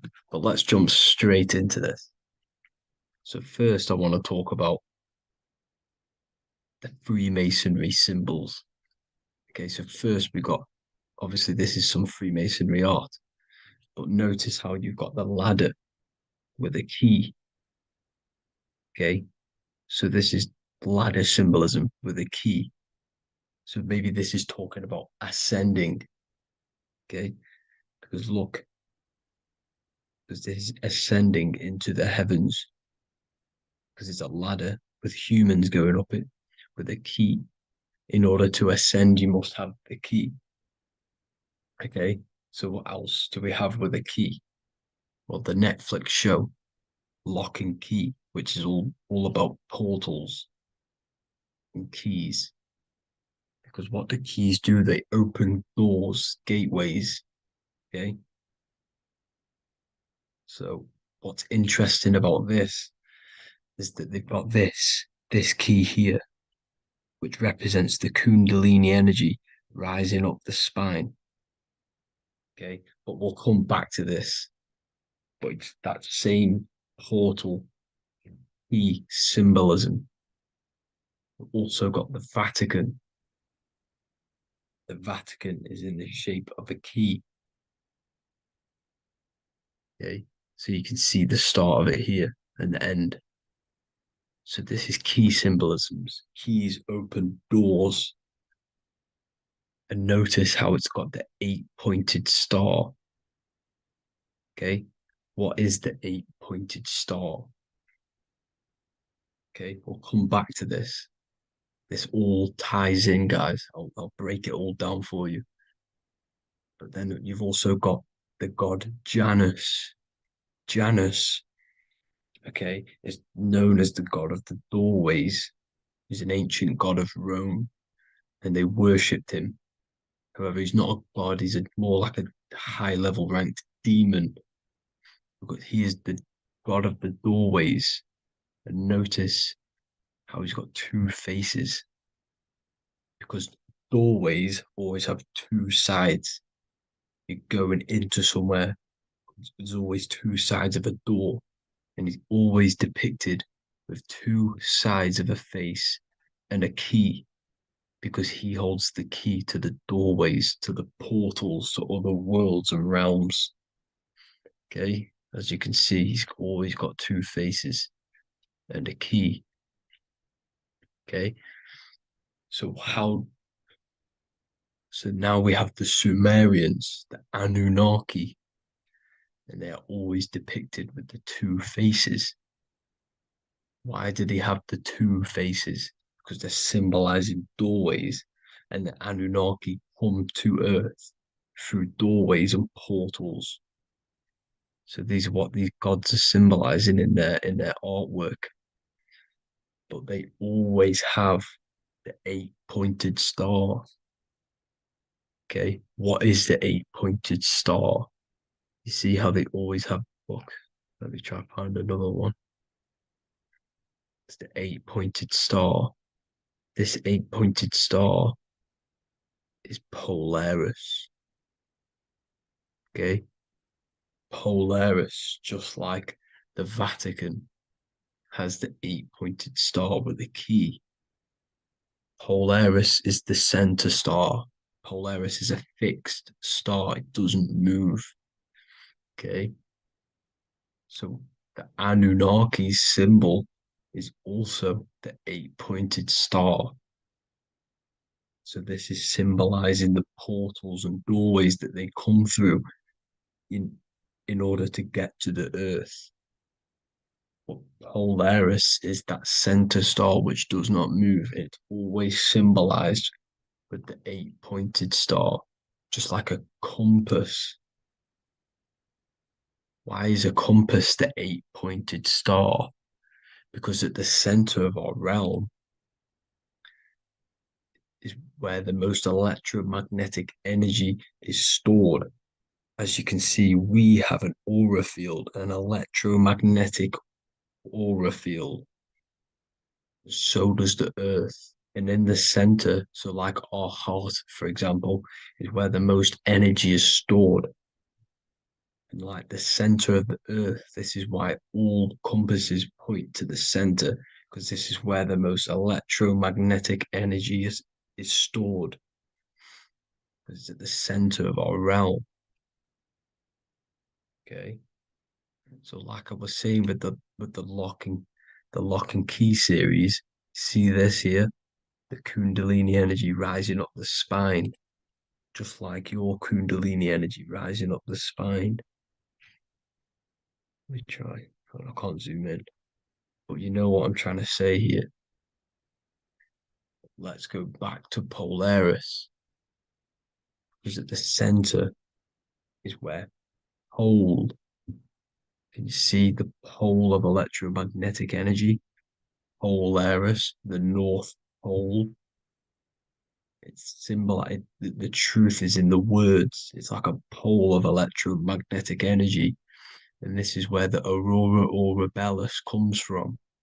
Notice how it's got the word aura in it, because it's the Earth's aura, electromagnetic field. Just like you have an aura, also known as the northern lights, because it's coming out of this center hole in the center of our realm, where the black sun is. And this is where the electromagnetic energy is coming up from. And this is what the aurora borealis is, or the northern lights. It's just electromagnetic energy. And it's symbolized through our symbols, the original O. Okay, because it's like a hole through the middle. Polaris. So this Polaris is the sky vault. It's the portal into this realm, because this is what the Anunnaki are always talking about, always symbolizing with the 8-pointed star. And just like a compass, it's the 8-pointed star pointed to the center, to Polaris. Okay. See here on the Sumerian tablets with the 8-pointed star again. And how we know it's talking about portals with this 8-pointed star is because CERN 666 are opening up portals to the underworld, letting in demonic entities into this realm. How do we know it's a portal? Because their Hydro Collider has 8 points, just like the 8-pointed star. So they are creating synthetic portals to the underworld to let these demonic entities into our realm. But what is the key? Because if we're talking about ascending through Polaris, notice how here on the masonry art, this luminary here, so this is the sun, that's the moon, this is Polaris, because it's a luminary with what? 1, 2, 3, 4, 5, 6, 7, 8 beams coming off the luminary, just like the 8-pointed star. So you see the ladder with the key going up to Polaris. It's symbolizing ascending out of Earth. So what is this key that they're keeping from us? Because it's a human holding a key going up the ladder to Polaris. Well, chakras. We have 7 chakras. Okay, so this is what they are telling us in the lock and key symbolism. The Kundalini energy rising up the spine. Okay, just like they have 33 vertebrae on the back of your spine. Okay, this represents the Kundalini energy going up your 33 vertebrae, just like in Masonry has 33rd degrees. Okay, so what is the key? Your chakras. Your chakras have to be unlocked. Okay, you have to unlock your chakras, and you can't unlock this one without going through this one. You have to go through them all. It's like a ladder, just like Jacob's ladder. You can't go from the bottom to the top. You have to unlock each one. Okay, just like you have 7 chakras, you have 7 layers of your aura. Okay, you have to unlock your chakras to the highest point in order to reach Christ consciousness. And this is the key that they're talking about. They're symbolizing the organic portal within each and every one of us to ascend out of this realm.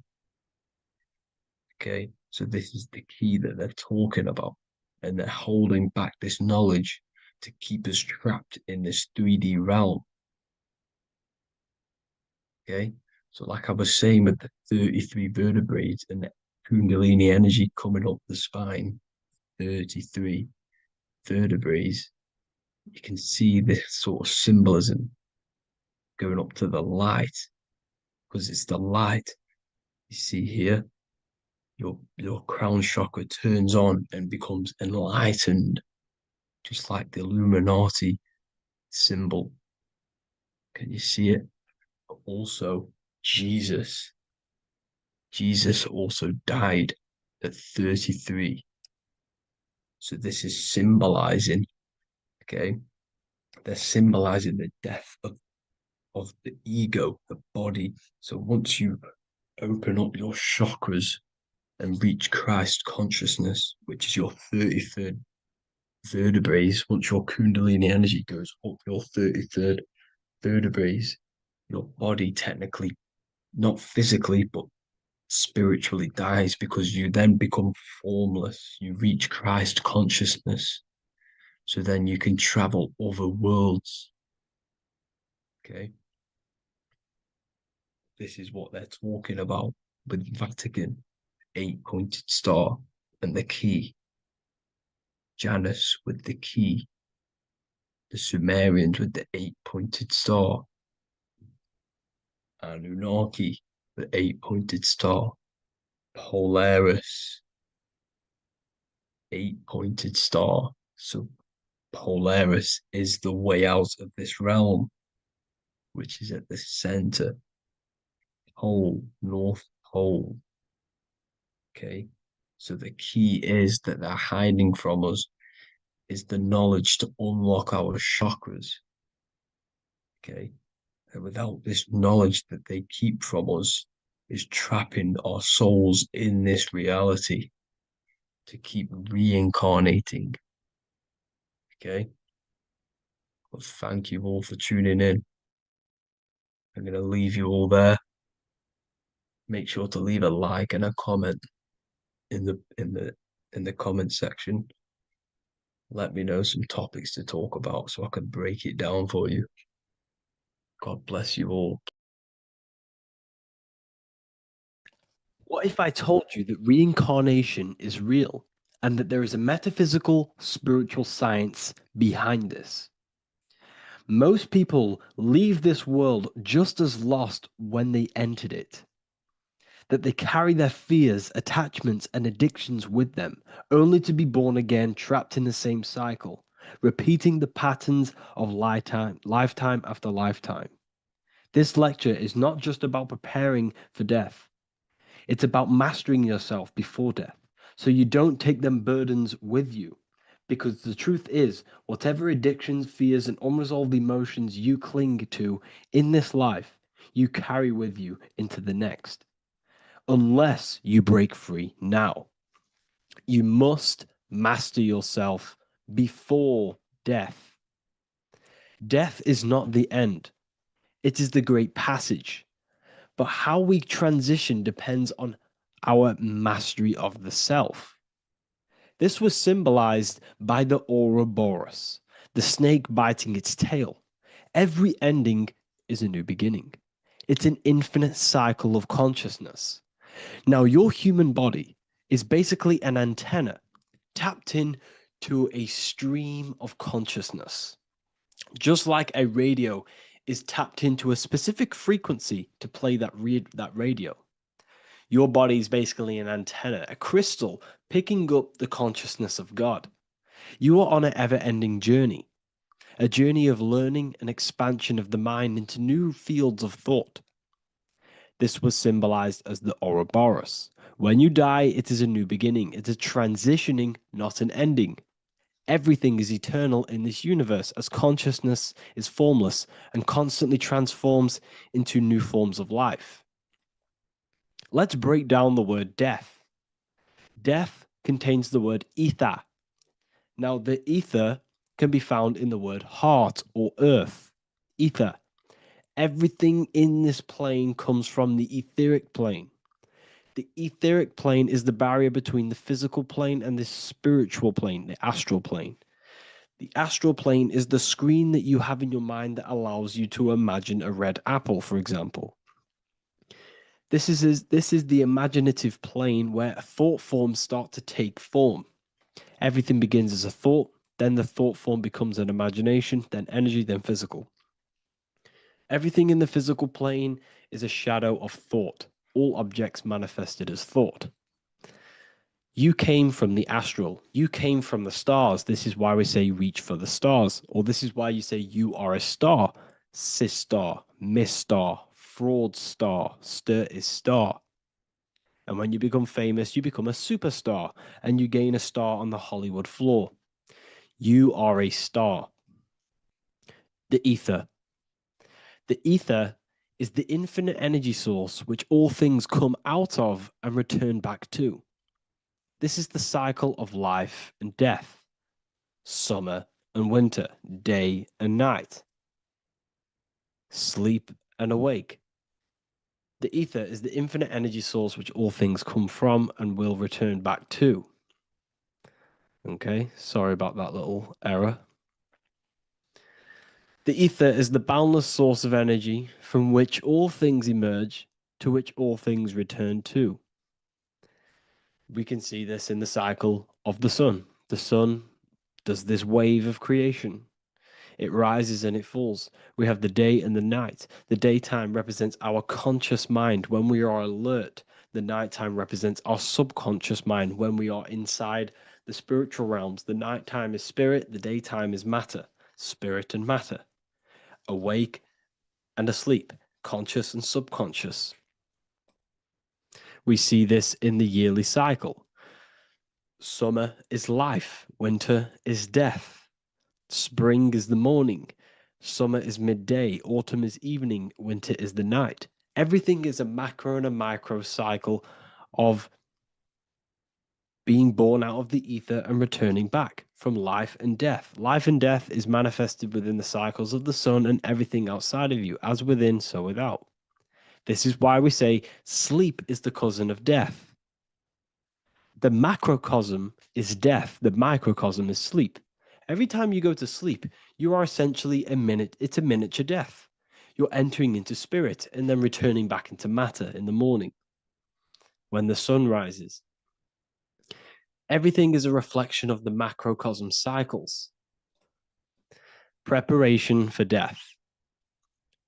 The first thing we must do in order to prepare for death, for life after death, in order to stop being reincarnated in this cycle of materialism, in order to progress as a soul, because remember, you are a soul in a body. Just like the sun gives power and life to the earth, your soul gives power and life to your body.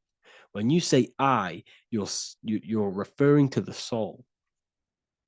And your soul can be stuck underneath layers of false identifications. Who you believe yourself to be is merely a collection of subconscious programs running within your mind. Now that's very deep. That is very, very deep. Who you think you are is a part of your thinking mind. Your name, your job, your reputation, your family, your friends. These things are not you. They're all aspects of the thinking mind. What happens if you meditate and you turn off the mind? Then all these things do not exist. You're left with the pure soul, the pure awareness, the pure observation. If you turn off the thinking mind, you're no longer your body, you're no longer your reputation, you're no longer your friends, you're no longer your job and your labels. You are the soul. That's the true you, the observation of the mind, not the thinking mind. The ego is the echo. It's an echo of your true self. The ego is your mind's perception of itself shaped by experiences, trauma, emotions, and beliefs. It is merely an echo of your true soul self. The ego is not you. Your mind is not you. You are the soul. And this is the true self that we must express within our life and we must connect with before we die. Because when we die under the echo, under these false layers of the emotions, the traumas, the experiences, the addictions, the emotional attachments, when we die underneath all of this, when we don't know our true self, the soul is still hidden. The true you is hidden underneath these layers of false identification. We must remove these layers of false identifications. We must remove them. We must destroy the echo. Remember the ego, you never had an ego when you were a child. When you were a child, you were pure. You didn't, you didn't show off things. When you were a child, you were pure. You expressed yourself freely with you didn't hide anything. You didn't hide any aspect of yourself. You didn't suppress any aspect of yourself to fit in as a child, as a baby. Because the ego was not here when you came here. The ego grows with experience. The ego is a false perception of yourself while being incarnated in this material world. It's your mind's perception of itself and it's created through your experience. Remember, you are unconditioned consciousness, and your experiences, thoughts, traumas, emotions, and beliefs have conditioned your consciousness into believing you're only a physical body, but you are the soul. We have to remove these layers. How do we remove these layers? Like I said, the best thing, meditation. Meditation. There is a great meditation that you can do every single morning and every single nighttime. You can sit there and repeat over and over before you meditate. You can repeat that you are not this, you are not that, you are not this. You can label them one by one. Start with, I am not my body, I am not my job, I am not my name. And then detach from absolutely everything until you are left with nothingness. And when you start to meditate, detach from everything. Nothing matters. I am here right now. And what will be left? The only thing that will be left is the language that your mind is using. Now, this is very deep. Not many people will tell you this, but I've lingered in meditation many times. And I can tell you from experience that the only thing left once you detach from everything is the language that your mind is attached to. So whether that's English, Italian, French.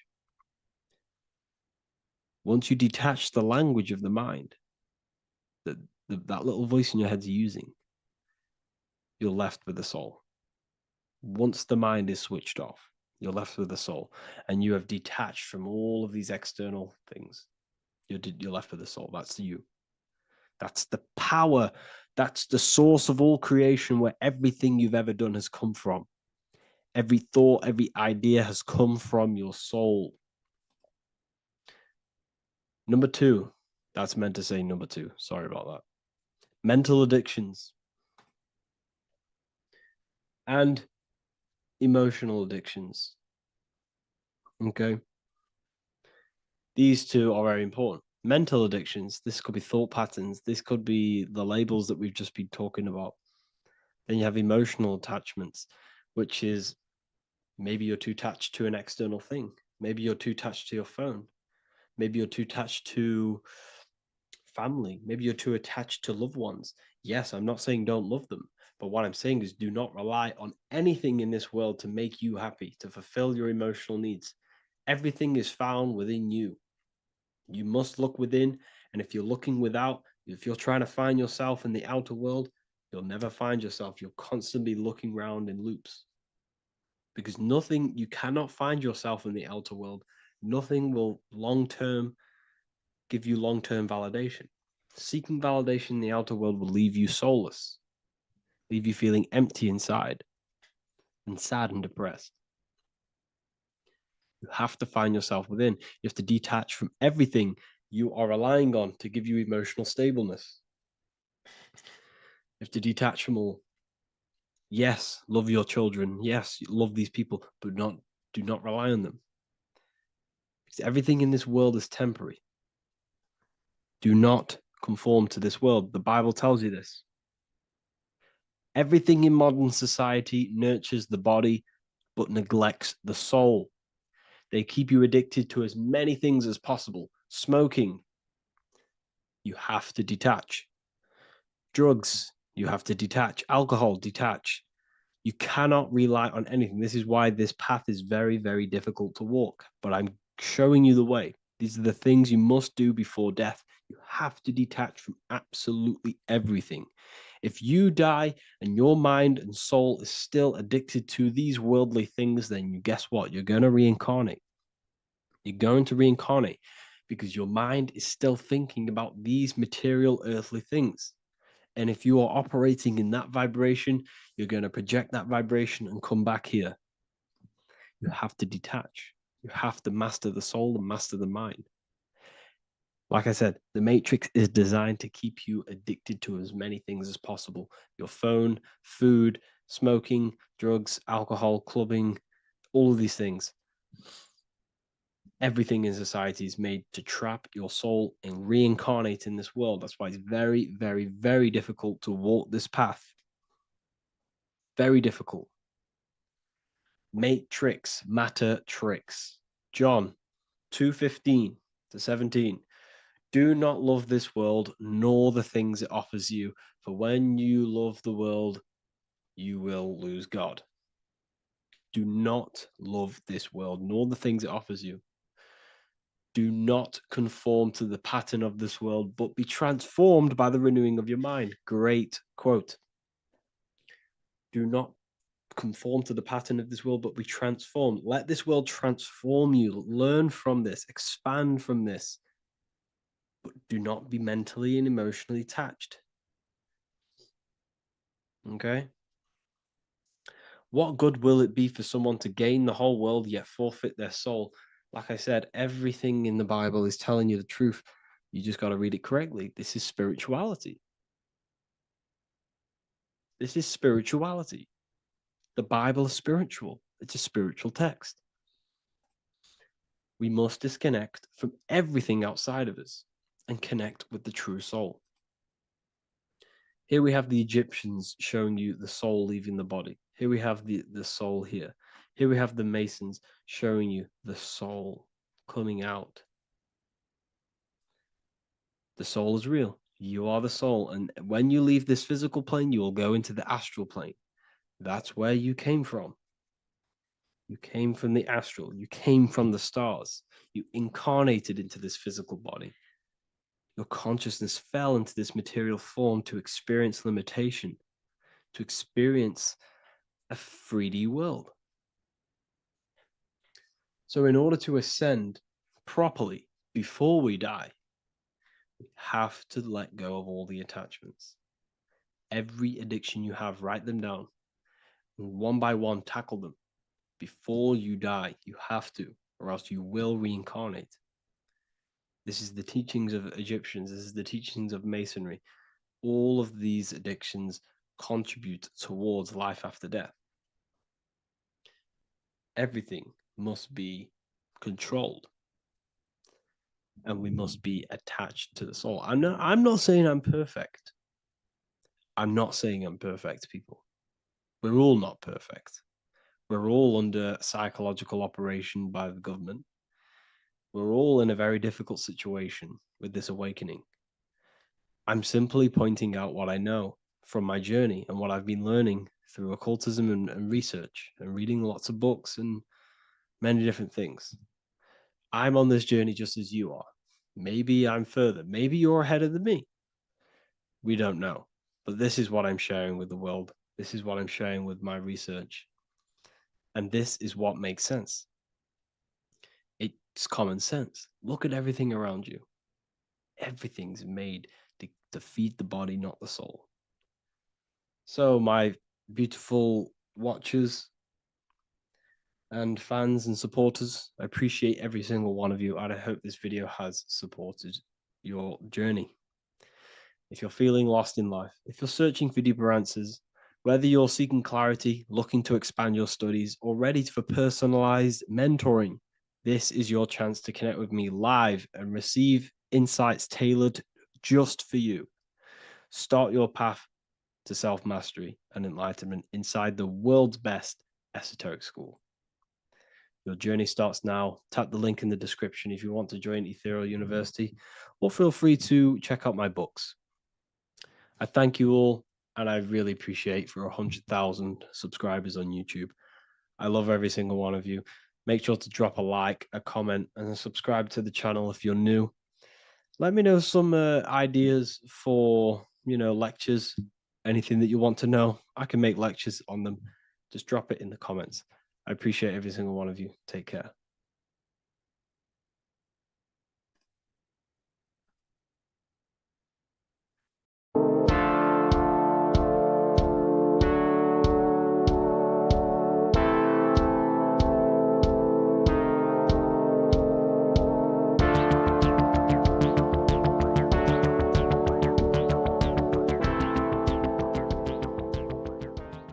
Welcome back everyone to another video. Today we're going to cover everything that you need to know about the mind, starting with the two aspects of the mind, the conscious and the subconscious. The male aspect of your mind is the conscious. This is the 10% of your mind. The conscious part of your mind is only aware of everything around you, your vision, your sight, your smell, your taste, your hearing, and your current state of emotion and thought. Every thought that you consciously think about has an emotion directly attached to it. That emotion is then impressed onto the subconscious part of the mind. The subconscious part of the mind is the female aspect of your mind. It is also a whopping 90% of your mind. Subconscious mind is controlling all of the subconscious processes which happen within your body.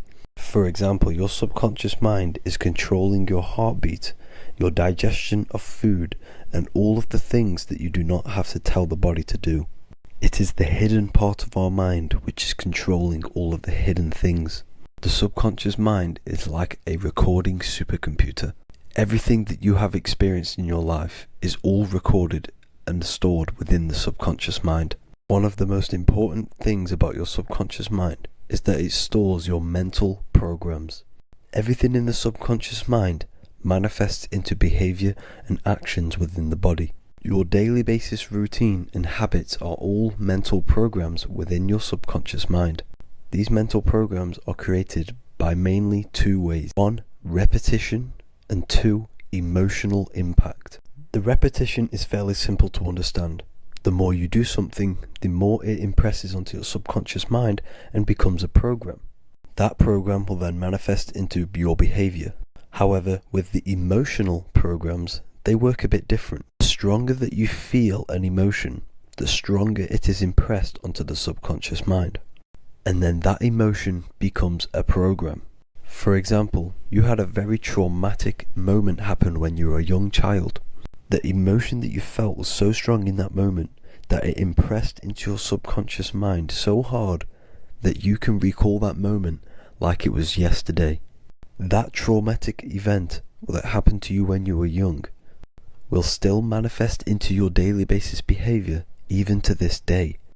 However, it manifests subconsciously. For example, if you were in a car crash, you will be wary to enter cars with certain people. All because of that traumatic emotion that you felt and impressed onto your subconscious mind. Another example of the subconscious manifesting into our behavior is posting on Instagram. Most of the time, the reason why you post is because your subconscious mind is seeking gratification. So before you actually do something, question yourself and find out the root cause of why you are doing this. Another thing that you need to understand about the subconscious mind is that it takes everything you say and hear literally. So for example, if you go and say, "You are an idiot" to someone, your subconscious mind will only pick up the word idiot. It only knows yourself. It doesn't know anyone else. You are casting a spell on yourself just by saying that to someone else. This is why the golden rule is to treat others like you'd like to be treated. Now, you can rewrite these programs which are already in your subconscious mind. However, it does take consistency. you have to change these programs which have been running for years. And by changing these programs, you change your behavior, because these programs manifest into your behavior. The best way to do this, personally, is to listen to affirmations first thing when you wake up in the morning, and do this for 10 minutes every single morning. Then at night time, you want to think and feel that you are becoming the reality that you desire. The more that you feel this reality, the more it will become a program and impress your subconscious mind. For example, you're trying to gain financial freedom. If you trick your subconscious mind into creating a program saying that you are financially free, this will manifest into your behavior. You will start doing more work. You will start looking for ways to make money. Your mind will be set on the frequency of money and financial freedom. Therefore, you will receive thoughts based around this program. If you take enough action, your life will dramatically change because of this program that you created in the mind. This is why we call it a mindset, because your mind is a frequency tuner which sets its frequency onto different thoughts, because thoughts are frequency. If you fill your mind with a specific frequency, you will gain thoughts and ideas based around that frequency. To create a stable mind, you need to master your emotions. You need to change your mindset. Everything that you experience is neutral. Based upon the mindset that you see it, you either give it a positive or negative charge. By understanding this deeply, you will then control your emotions. I hope you gained some wisdom and enjoyed this video. Please, if you can, leave a comment and a like, and subscribe to the channel if you like this content. Love and light to you all.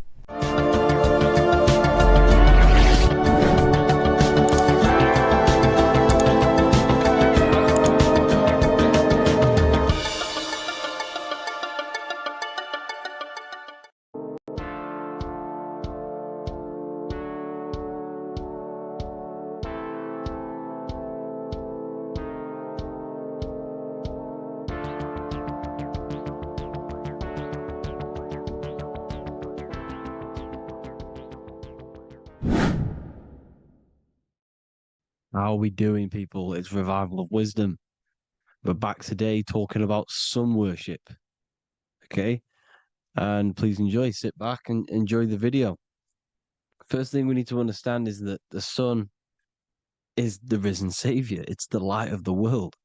Without the sun, we have nothing. Now, the sun is the Son of God. We didn't make the sun. No one owns the sun. But who created the sun? Obviously, the Creator created the sun. Therefore, it is the Son of God. And that is what Jesus is symbolizing in the Bible. The Bible is a metaphorical story. That's why it's called the greatest story ever told, because it is a story about the sun, the zodiac. It's about you, the systems in the body. It's about everything that is sacred in this creation. Now you can see the suns behind Jesus' head in all of the ancient portraits, even the ones that are more modern. You still see a sun on the back of his head because he is the sun. He's the light of the world, our risen savior. And this is what Christians are lost because they don't realize it's a symbolic story and they think Jesus was a historical person. He's not a historical person. Okay, this is what we need to get out of our mind. This wasn't a historical person. It's the sun, our risen savior. The sun is the soul. It's the soul of this creation. Because what is a soul? A soul is pure life force, pure energy.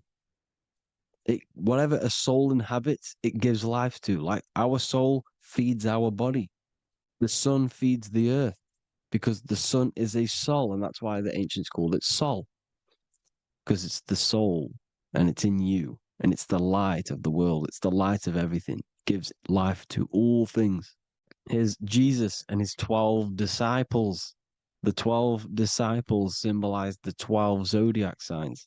Aries, it rules the head region because the 12 zodiac constellations rule specific regions of your body. Aries, the ram, you have a cerebram in your head. This is Aries on the head of the table. His Gemini rules the arms and the lungs. The two twins, Gemini. He's holding up two hands for the two hands and arms. The twins. Cancer has a knife in his hand. It's not so clear, but he has a knife in his hand. Cancer is the crab. Crabs have claws. And he's pointing at Virgo's Adam's apple, saying there's no Adam's apple there. It's a woman. Who's the sixth sign? The sixth sign is Virgo, the Virgin, the only woman in the painting. Now notice how there are 3 people in 4 groups for the 4 seasons and for the 3 months and 3 zodiac signs in each season: spring, summer, fall, winter. Matthew, Mark, Luke, and John with the suns on the back of their heads, because it's the 4 states of the sun. The 4 states of the sun. Now, 6th sign, Virgo, the Virgin, the only woman in the painting with no Adam's apple. Then we have the sun, Jesus, red and blue, red shift, blue shift. Electromagnetism. The ancients knew this. He's got one hand open, one hand down, because the sun gives and retrieves. The sun rises and it falls. It gives, then pulls away. That's what the sun does, and that's what he's doing. His arms are out, symbolizing the rays of the sun, casting down onto the earth, giving and then receiving. Libra, his 2 hands are equal, he's holding his arms out equally, because Libra is the 2 balanced scales. Libra is when the sun is balanced between the summer and the winter. It's being judged. The sun isn't balanced. That's what Libra is, the 2 scales. Capricorn is the goat. Goats have 2 horns, and you can see the 2 horns on his head here. See? So this is astrology. This is what Leonardo da Vinci is depicting here. It's astrology. He knew the story of the Bible is all astrology. It's all based on astrology. The Son of God, the real sun. Now here are some Bible verses. I am the light of the world. Obviously, that's the sun. What other light is there that lights up the world? The moon can't do it. It's the sun, the one and only sun, our risen Savior. Because if the sun didn't rise, we'd all be dead. So it's our risen Savior. And it dies for our sins every night and then gets reborn every day. Now Jesus calms the storm. Mark 4:35-41. The disciples are all on a boat and there's a heavy storm. But Jesus is asleep. The disciple says, Jesus is asleep. We need to awake him. They wake up Jesus, and Jesus got up and rebuked the wind and said to the waves, quiet, be still. Then the wind died down and it was completely calm. Well, when Jesus was asleep, this is the sun not being risen. It's not risen yet. Because in the night times, that's when the storms happen on the sea, in the ocean. And when they awake Jesus, Jesus rises because he's the sun. He rises and everything calms. Because when the sun comes, the storms go. You see? So it's the sun. It's all about the sun. Here's another, Luke 22:10. A disciple asked Jesus, when will we know it's the end times? And Jesus says, as you enter the city, a man carrying a jar of water will meet you. Follow him to the house that he enters. Well, this is clearly talking about astrology, the topic that Christians think is satanic, when they don't realize the whole thing's based on astrology. Because the end times is the end of Pisces, which is the 2 fish, which is the age we've just gone out of. And you can see all these ancient churches here with 2 fishes, because they knew it was the age of Pisces. There's an ancient photo, ancient artwork with the 2 fish, Pisces. And the end times, as it talks about in the Bible, and Christians think the world's going to end or something. But no, it's just the end of Pisces. As you enter the city, a man carrying a jar will meet you. Follow him to the house. The house is the zodiac sign that he enters. And the zodiac sign is Aquarius, because that's what it is, a man carrying the water, We know this is astrology because a woman, that is a woman's job in the ancient times. In the ancient times, the woman used to get the water. You would never see a man collecting water back then. That was the woman's job, whilst the man builds the houses, for example. You see, so we know it's talking about astrology because astrology is the man holding the bucket of water. It's the end of Pisces. Now we are in Aquarius. And of course, Luke 24:36, the risen Savior, the Son. Now, the Son is also born on the 25th of December, a virgin, just like Horus, Mithra, Buddha, Krishna, Hermes, and thousands of other gods, all born on the 25th of December. Well, it's because the sun moves 1 degree northward on the 25th of December. And on the 22nd to the 24th, it stays in the same degree because it's moving south. But then on the 22nd, it stays in the same degree on the Southern Crux constellation. And the ancients called this the sun dies on a cross because the cross is the Crux constellation, the Southern Cross. And it stays on that same degree for 3 days on the cross. The sun dies on a cross, and then on the 25th, moves 1 degree northward, bringing back the summer, the light, the warmth, the growth of crops. And this is the sun being reborn again, a virgin, because it's pure. And here's Mithra, another sun god before Jesus was around, before Christianity. It was Mithraism, and Mithra, Ra is Ra, the sun god, Egypt. It's all about Ra, the sun. You can see the crown of thorns on Jesus's head, symbolizing the rays of the sun. And here are the rays of the sun on the back of Mithra's head. Krishna, the sun. Buddha, the sun. Horus, horizon. All born virgins, all did miracles, all resurrected. Dead for 3 days. Well, here he is, dead for 3 days on the cross.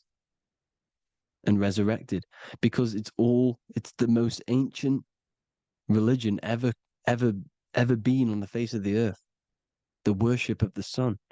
And we should worship the sun, because without the sun we are nothing. The sun feeds us, feeds the earth, feeds everything. Without the sun we are nothing. It's been reversed, and now we're worshipping man.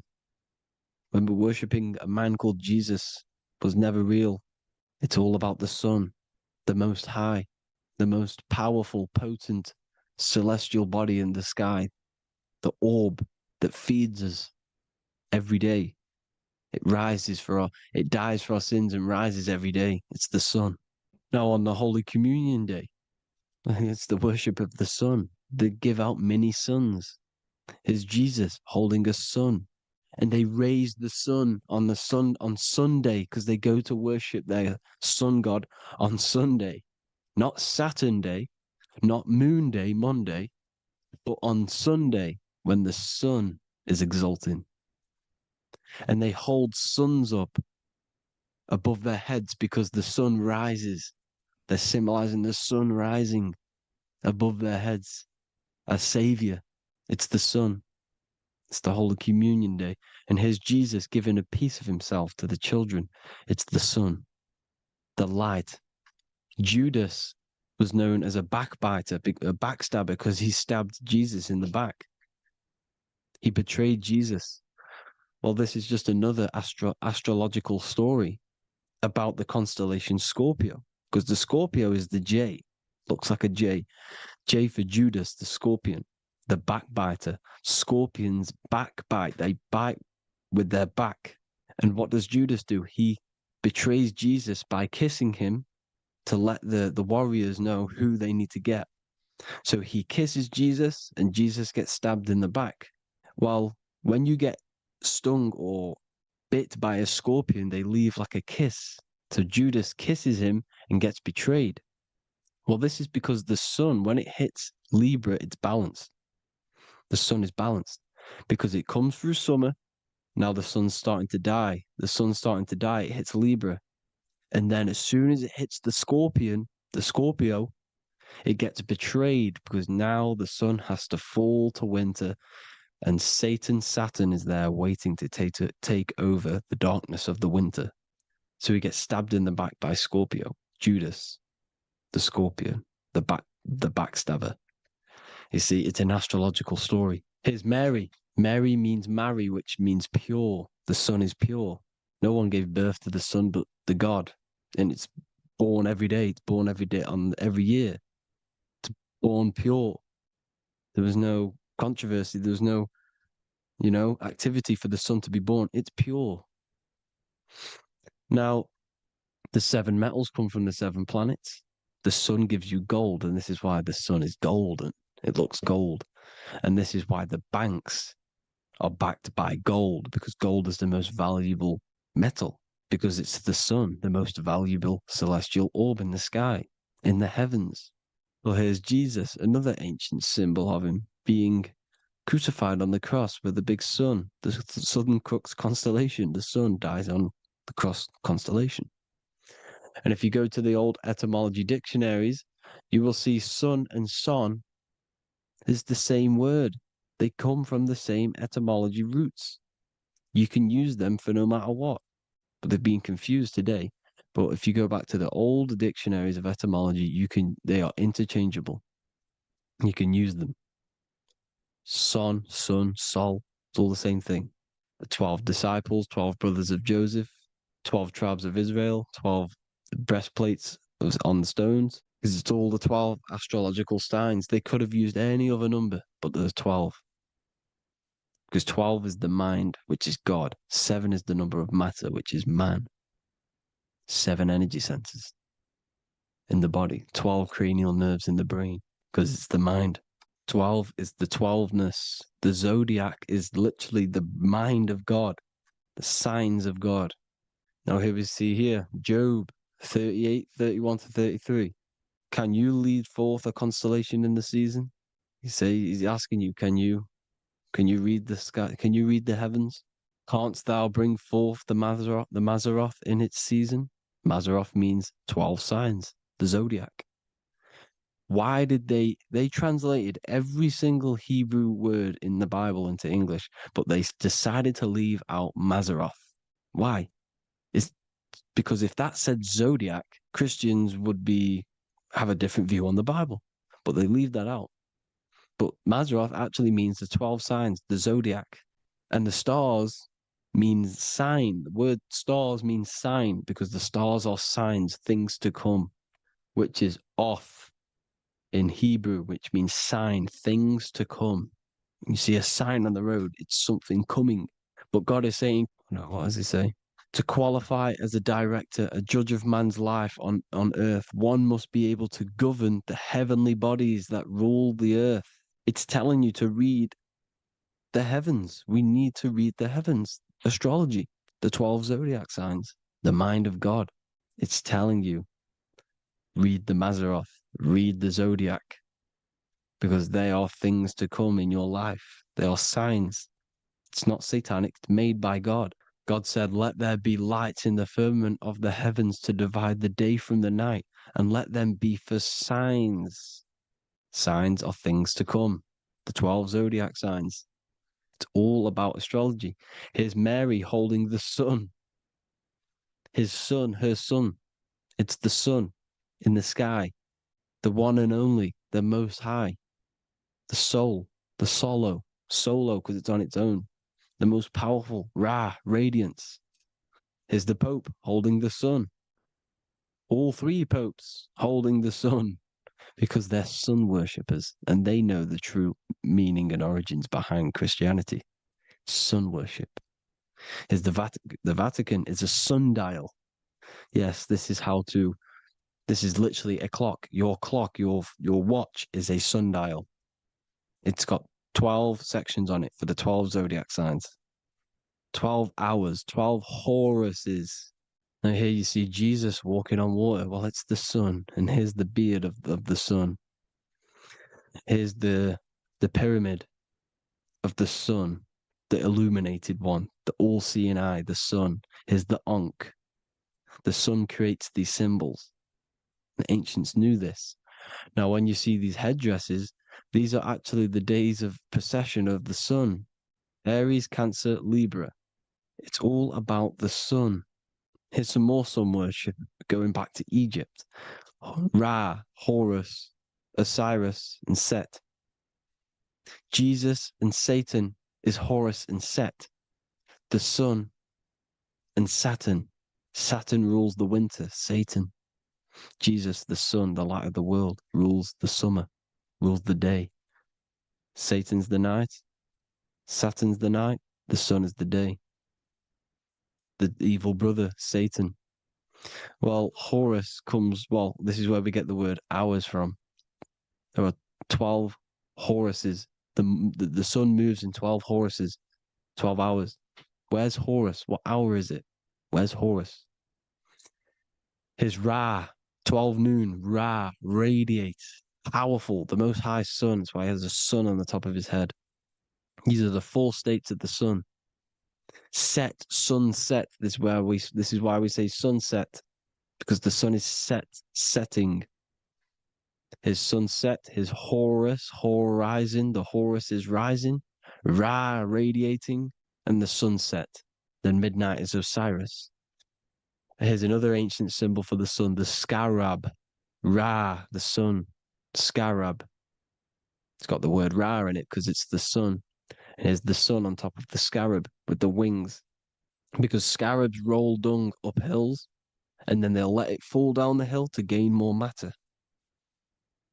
To gain more bigger, like a snowball effect. And this is, the ancients saw this as a process of the sun, because the sun climbs up the hill and then it falls.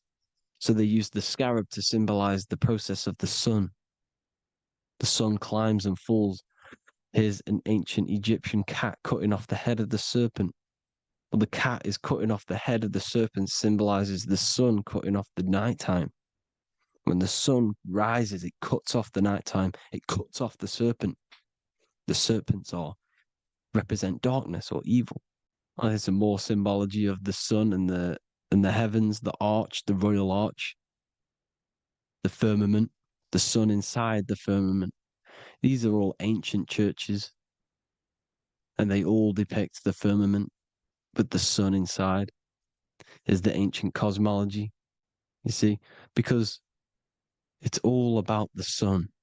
Everything's about the sun, because the sun is our orb made for us to sustain life in this, inside of this creation, inside of this firmament, the royal arch of heaven.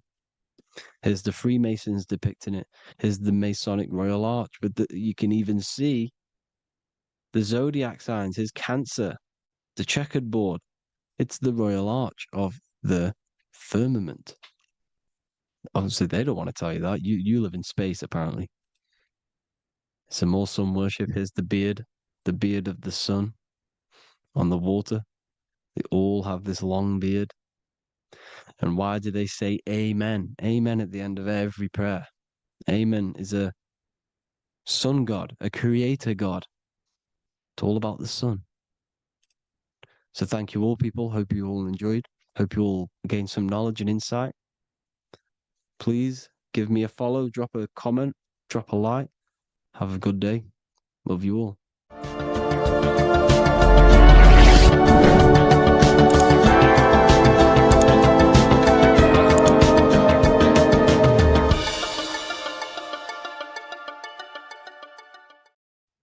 Hello, everyone. Today we're going to be discussing the esoteric and occult meaning behind the story inside of Genesis, the story of Adam and Eve. This is a widely known story, but not many people know the true esoteric meaning behind it. Okay, so today we're going to be breaking this symbolism down. Before we get into this, please leave a like and a subscribe on the channel. I would greatly appreciate it. And please comment below any lectures or anything you wish to know, and I could maybe make it in the future. The first thing we must understand about the Bible is that it is an esoteric and occult book. It is written in allegory. It is written in such a way that we understand the book compared to our level of perception. Now, what do I mean? If a child read the Bible, they would gain a standard meaning and story behind it. They would gain a normal interpretation of the book. of being good, praise God, and be a good person. However, me, who have studied the occult and esoteric and symbolism for a very long time, when I read the Bible, I see a deeper meaning. I can read between the lines of the allegories, which means the Bible is written in such a genius way that it speaks to your level of intelligence. Depending on how advanced you are mentally and with knowledge, will depend on how you decipher this book and how the parables inside the book can speak to you in your personal life. Okay? So the Bible is the greatest psychological book ever written in history. This is why it's known as the greatest story ever told. It's a story. What we must understand with the Bible is that the Bible creates on the surface a logical way of thinking, which is what we call religion. We read the Bible and if we think logically and we take that book literally, then we gain a religion. But if we look beyond the surface, this is what we call esoteric, metaphorical, symbolic. You can read between the lines using our right hemisphere of the brain in deciphering this book and what it truly means to us and the evolution of our mind, body, and soul.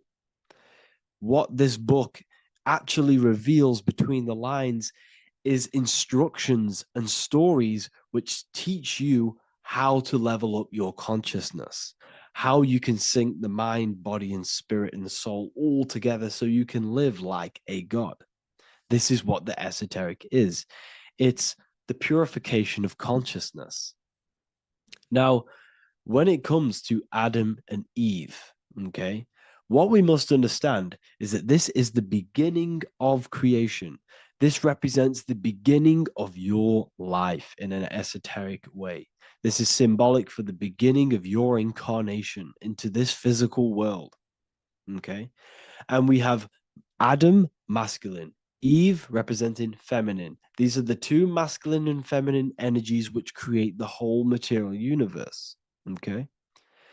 And as we are born with a pure consciousness.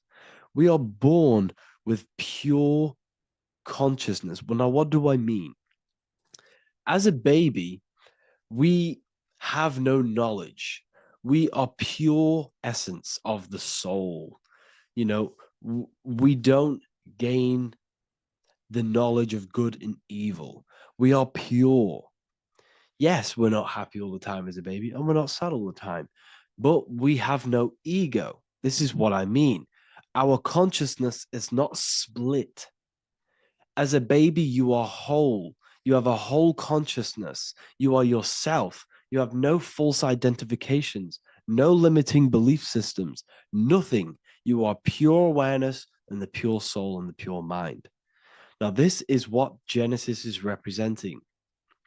As we grow older, the more experiences we gain, the more thoughts we start to think, the more knowledge we gain of this world, the more impure our mind, our heart, our soul, our spirit becomes, the more impure our body becomes.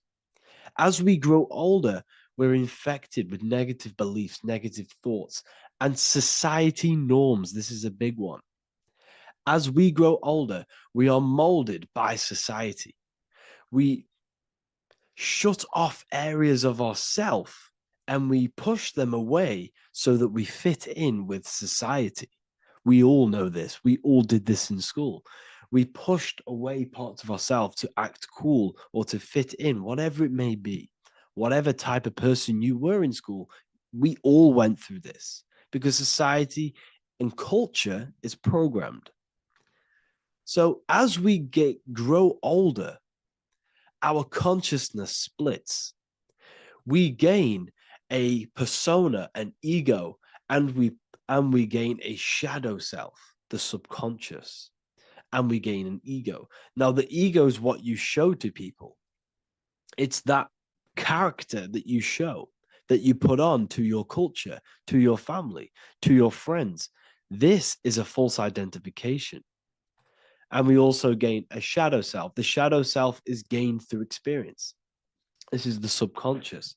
Our ego is created through experience. And so is the subconscious and the shadow self. Okay. So as we gain age in this material body, we fall from the Garden of Eden. We gain the knowledge of good and evil. This is what the symbolism represents of us leaving the garden, us eating from the fruit. Now, the fruit represents the knowledge, it represents the insight, the experience, which splits our pure consciousness. Our soul splits. Okay? We lose connection with the divine. We lose connection with our pure self through material experiences. We may lose ourselves in material experiences. We may lose ourselves in lust and material gain, wealth, and all of these lovely things that the material world offers. We lose ourselves in this. Okay? And not only that, there's another symbolic thing that we're missing with being a child. There's another symbolic meaning behind this tree in this story of Adam and Eve. And this is sexual energy. Okay? As we are a baby, we have no ability to create another human life. We have no sexual urges. We have no desire for the material things as a baby. Nothing. As we grow older, our sexual energy cultivates around the age of, it's like 10, maybe earlier for some people or later for some people. This is what we call puberty, when our sexual energy activates. This is when the masculine and feminine energies are present within the body. And we are now given the ability to create human life. We're now given the ability to bring in a soul into the material world. Now, this is what we believe and know in the esoteric world. That is what sex is. You're bringing a soul from the astral into the physical. Okay? So as you grow older, you gain this ability to use the power of creation. You gain this force within you that allows you to open a portal in the astral and bring in a soul to the material. Now, this power can be misused. This power is very powerful and should not be misused. In occult and esoteric teachings, we teach and learn sexual transmutation, how we transmute sexual energy into different areas of our life so we can grow and create. Because sexual energy is creative energy. It creates a whole new human being. So if we retain it, we can transmute it into creativity. So this energy is kind of corrupting us as well. And now I'm not saying growing up is evil, all this thing is evil. This is a natural cycle that we must go through. The soul of us must go through this cycle so that we learn, so that we overcome it, so that we gain mastery over ourselves, so that we expand ourselves. I recommend you watch the Evolution of Consciousness lecture that I did on my YouTube. An amazing lecture. It talks about the evolution of consciousness and how we're on a never-ending cycle of life and death and expansion. So leaving the Garden of Eden is symbolic.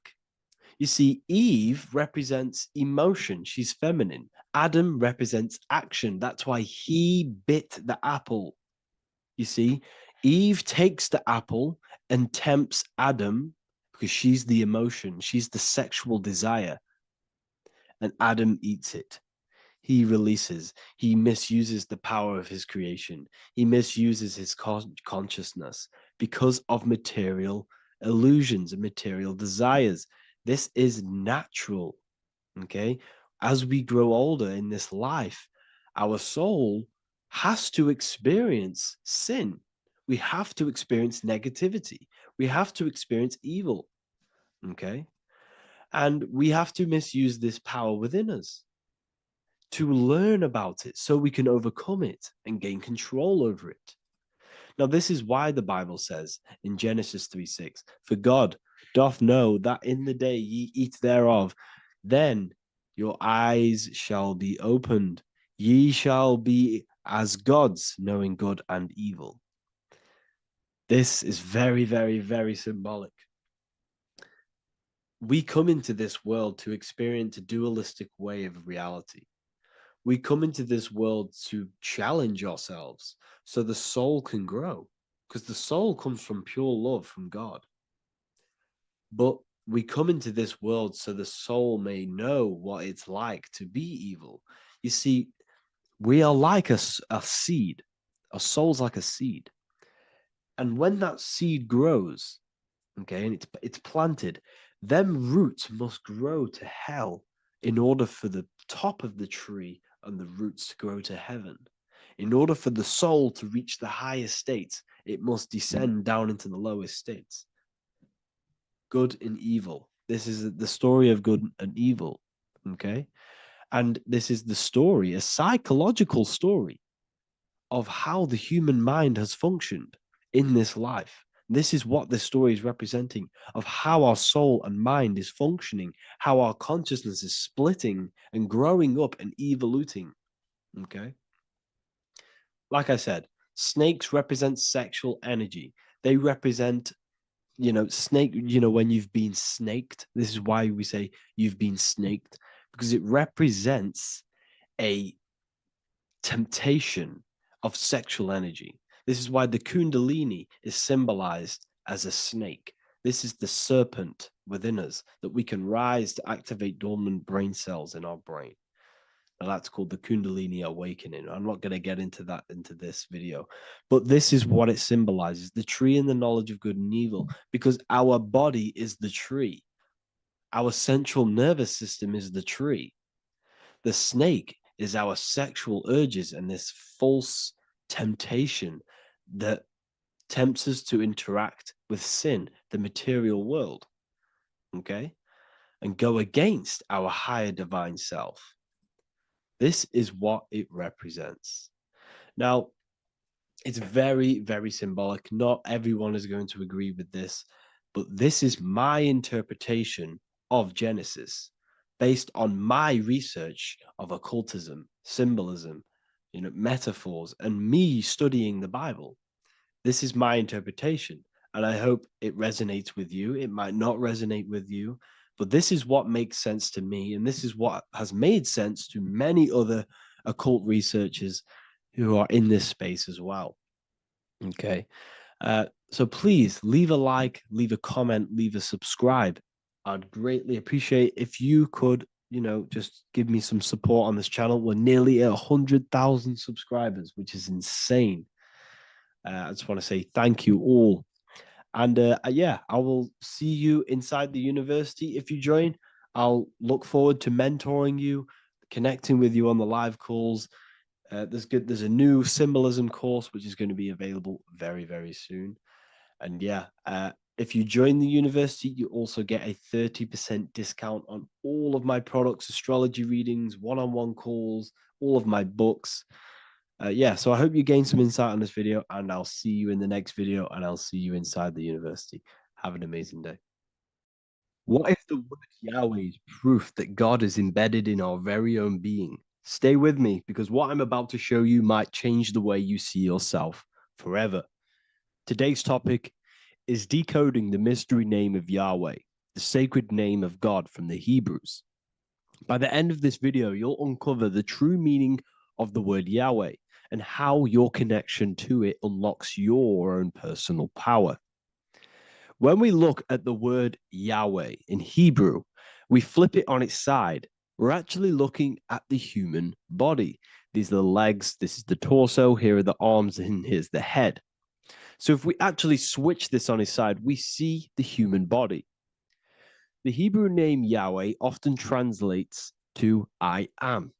The I am. Now, what is the I am? The I am, when you say I, you're referring to your highest self.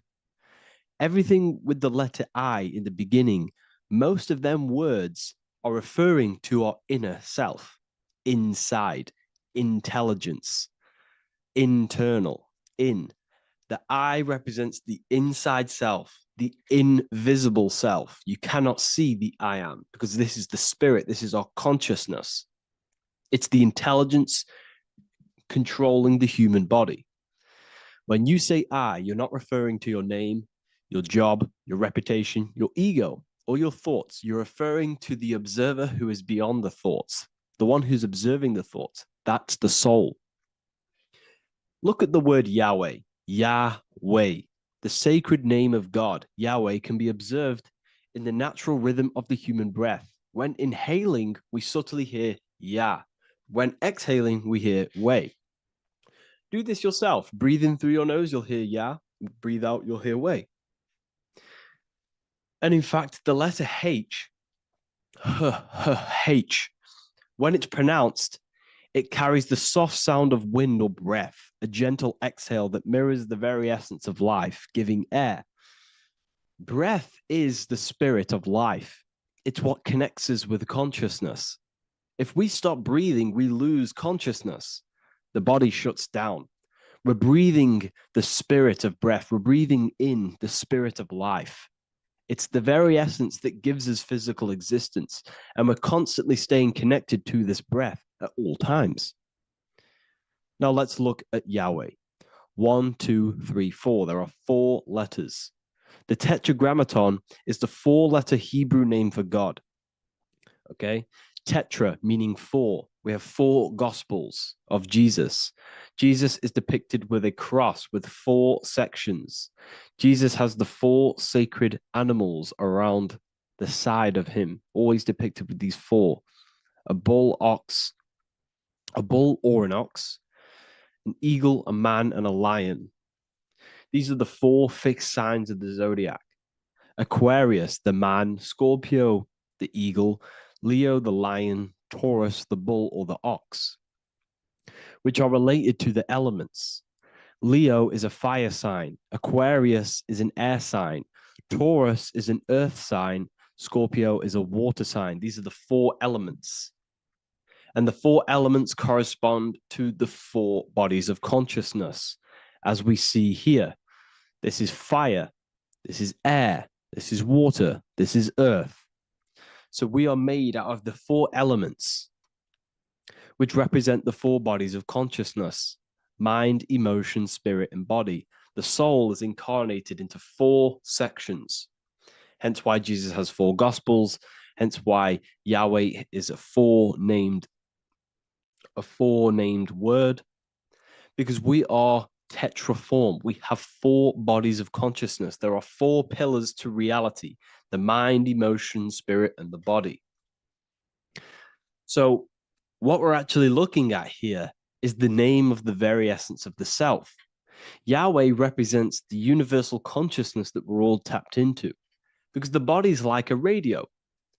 The body is basically a radio antenna, which is picking up the stream of consciousness, and we're all the same consciousness, just experiencing it in a different body. And Yahweh is the name for this intelligence that we're all acting out, that we're all manifestations of. So now let's look at the word Yahweh, where we read it this way in Hebrew, which is 10565. 10565 in the Hebrew letters and the numerical values. And the DNA is made up of 4 bases. These 4 things which create the DNA. This basis is the genetic code for all living things. Each DNA strand is held together by sulfur bridges that appear in a repeating pattern of 10565.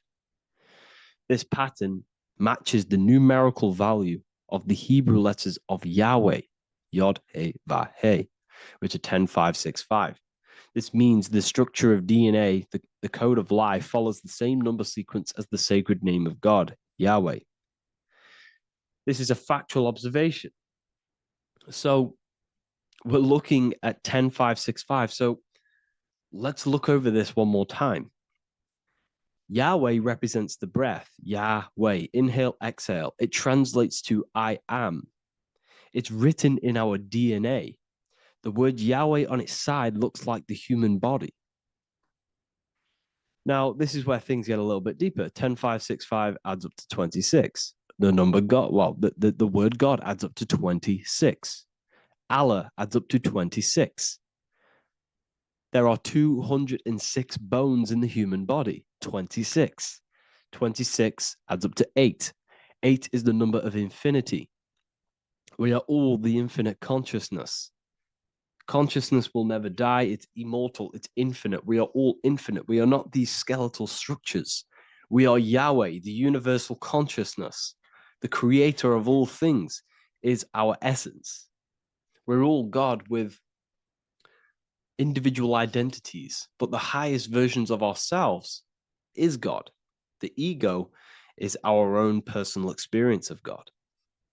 Does this make sense? So in conclusion, Yahweh is not the name of a separate God from us, but rather the reflection of the divine consciousness manifesting through the human form. The human body is like a receiver acting as an antenna that tunes into the infinite intelligence and life force we call consciousness or God. This means that rather than being external, the divine presence is within us, expressed through our very existence. It's very interesting when we look into this, and what religion has done has flipped all of this knowledge. All of this sacred knowledge has been externalized. They've externalized God so that we worship God and we view God as something separate from the human experience. They do this so that we don't find the God within us, so that we don't find that we have the power of creation. The mind is the creative force of God. The body is the will to act out that thought. They don't want us to figure out that we are creators and we're all creating our own earthly experience. We're all projecting this reality. And they don't want us connecting with the divine intelligence within us because they want to be the creators. They want to keep this knowledge. They don't want the masses to wake up to this powerful knowledge. So what they've done is that they've taken the scriptures, they've externalized it so that we start worshiping and giving away our power to these external things. And when God is external, we start to fear God because we start to think that God has power over us. He can send us to hell or heaven. So this is what's going on. They've been externalizing this for thousands of years to keep us in a suppressed state. Okay. Humans are very advanced because we possess self-awareness. We possess the ability to move our awareness and our thoughts outside of the instinctual nature. For example, a cat or a dog. These things can only live in their instinct. They live based on instinct. They smell, they eat. That's pretty much what they do. But humans, we have the ability to rise above that nature and turn to our infinite selves, our higher selves. We can move beyond our instinctual nature and create very advanced things. That's why humans are made in the image of Yahweh. We are literally God in human form. So this is what we all need to realize. And I hope this video has helped. Please leave a like, a comment on inside of the description. I'll have some links to my books and my university. The people who have read them have just absolutely changed their lives. You could probably see that in the comment sections if someone leaves a review of the book. We also have Trustpilot. But yeah, I thank you all. And I'll see you in the next one.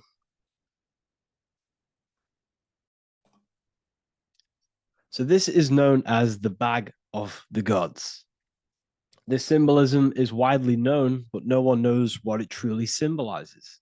We see this in ancient Sumerian artwork. We see this in the Mayans' artwork. We always see this bag with the gods. What does this actually represent? Okay, so the bag itself represents carrying. Carrying what? It represents information, represents knowledge. Your mind is the carrier of the information.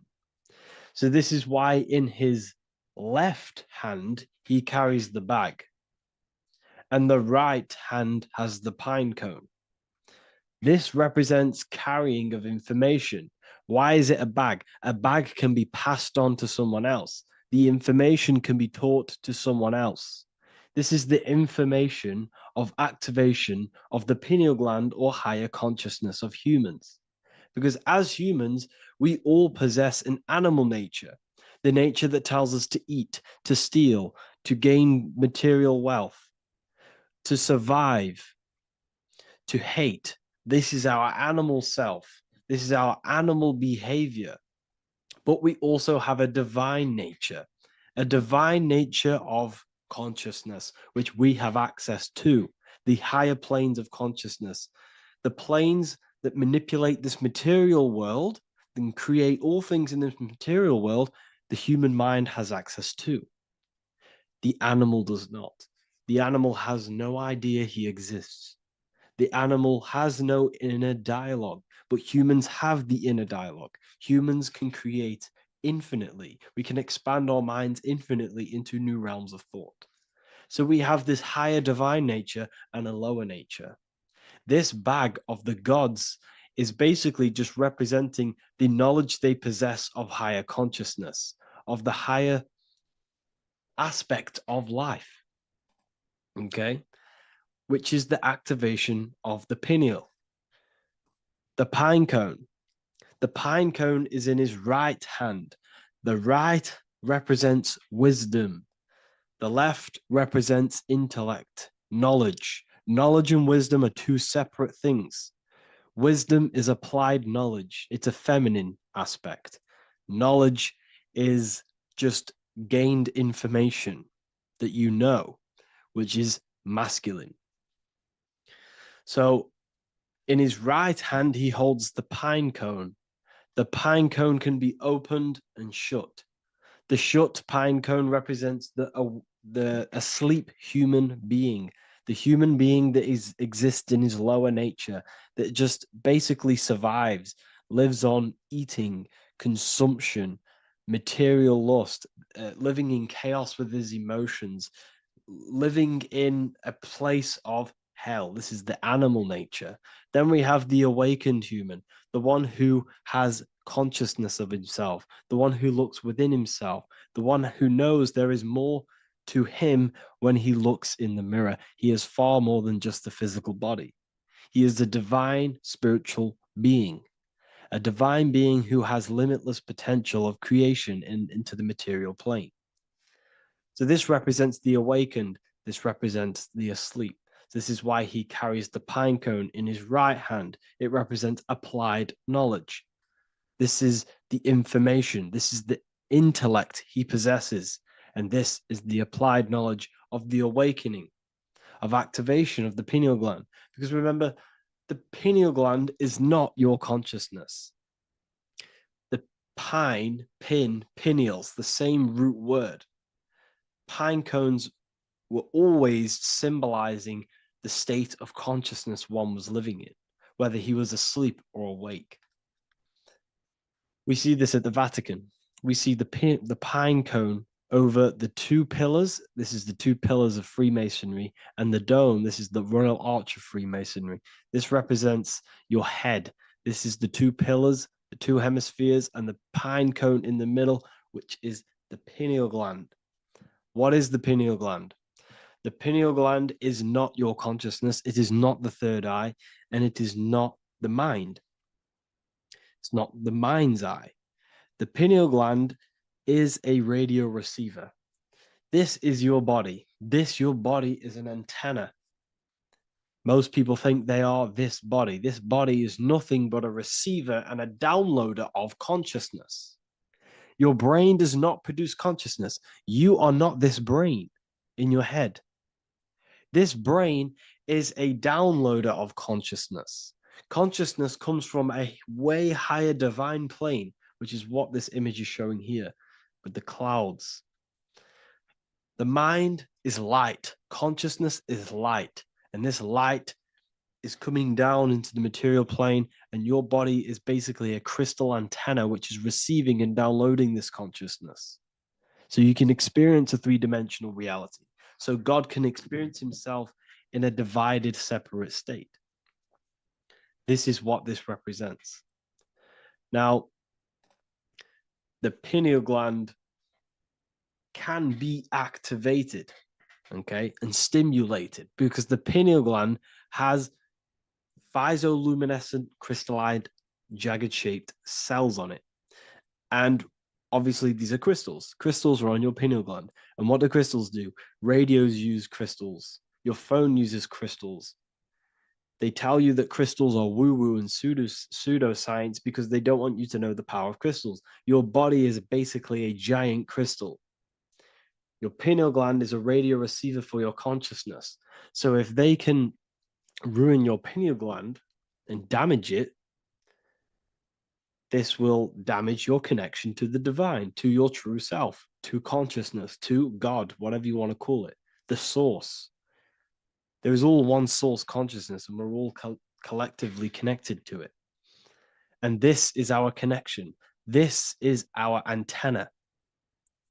So what a radio does, a radio has an antenna, and the frequencies are all around us because all the radios are playing in your ear right now. But what the antenna of a radio does is tune into a specific frequency to pick up that frequency and play that frequency. It's the same with your consciousness. You're all a fraction of God's consciousness. So that is essentially what we are looking at here. We're seeing knowledge, intellect in the left hand, and applied knowledge, activation of waking up to higher consciousness, to the higher human form. Because we can reach beyond our physical form. We can turn our animal self into a divine being, into one of these so-called gods. These gods are nothing but human beings. The Anunnaki were not gods. They didn't come from the sky. These are normal, regular human beings who activated their higher consciousness. This is what we have here. This represents spirit. Birds represent spirit. So do we have any questions? I'll take some questions now.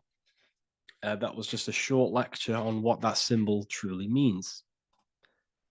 Okay, so if we have any questions, feel free to go ahead and ask some questions. Anything that you don't understand, anything that you want to know. Okay.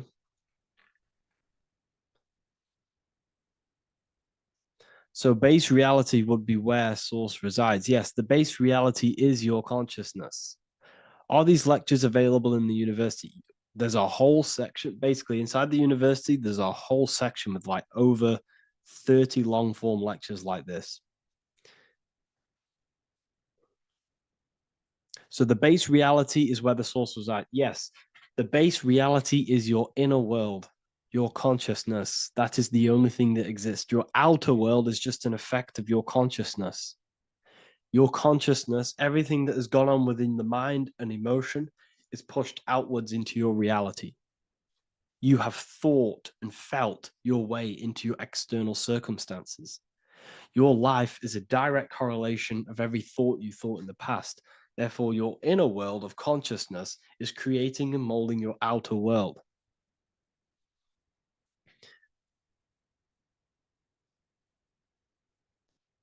The best way to keep connection consistent, the best way to keep your connection to the divine or the higher planes of consciousness is through meditation and through imagination. Imagination is the fourth dimension. It is the astral plane. That screen that you have in your mind is not a physical screen. That is the divine plane of the astral. And this is essentially where all objects of this material world comes from.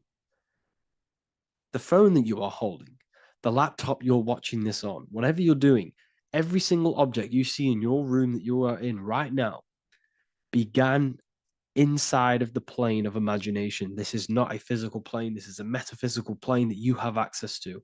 And you have the ability to bring down this plane into physical form. That's what we call manifestation. That's what the ancients called magic. This is what we now call in science metaphysics. It's all the same thing. So yes, you all have access to the divine planes, unlike animals. This is why humans are so advanced.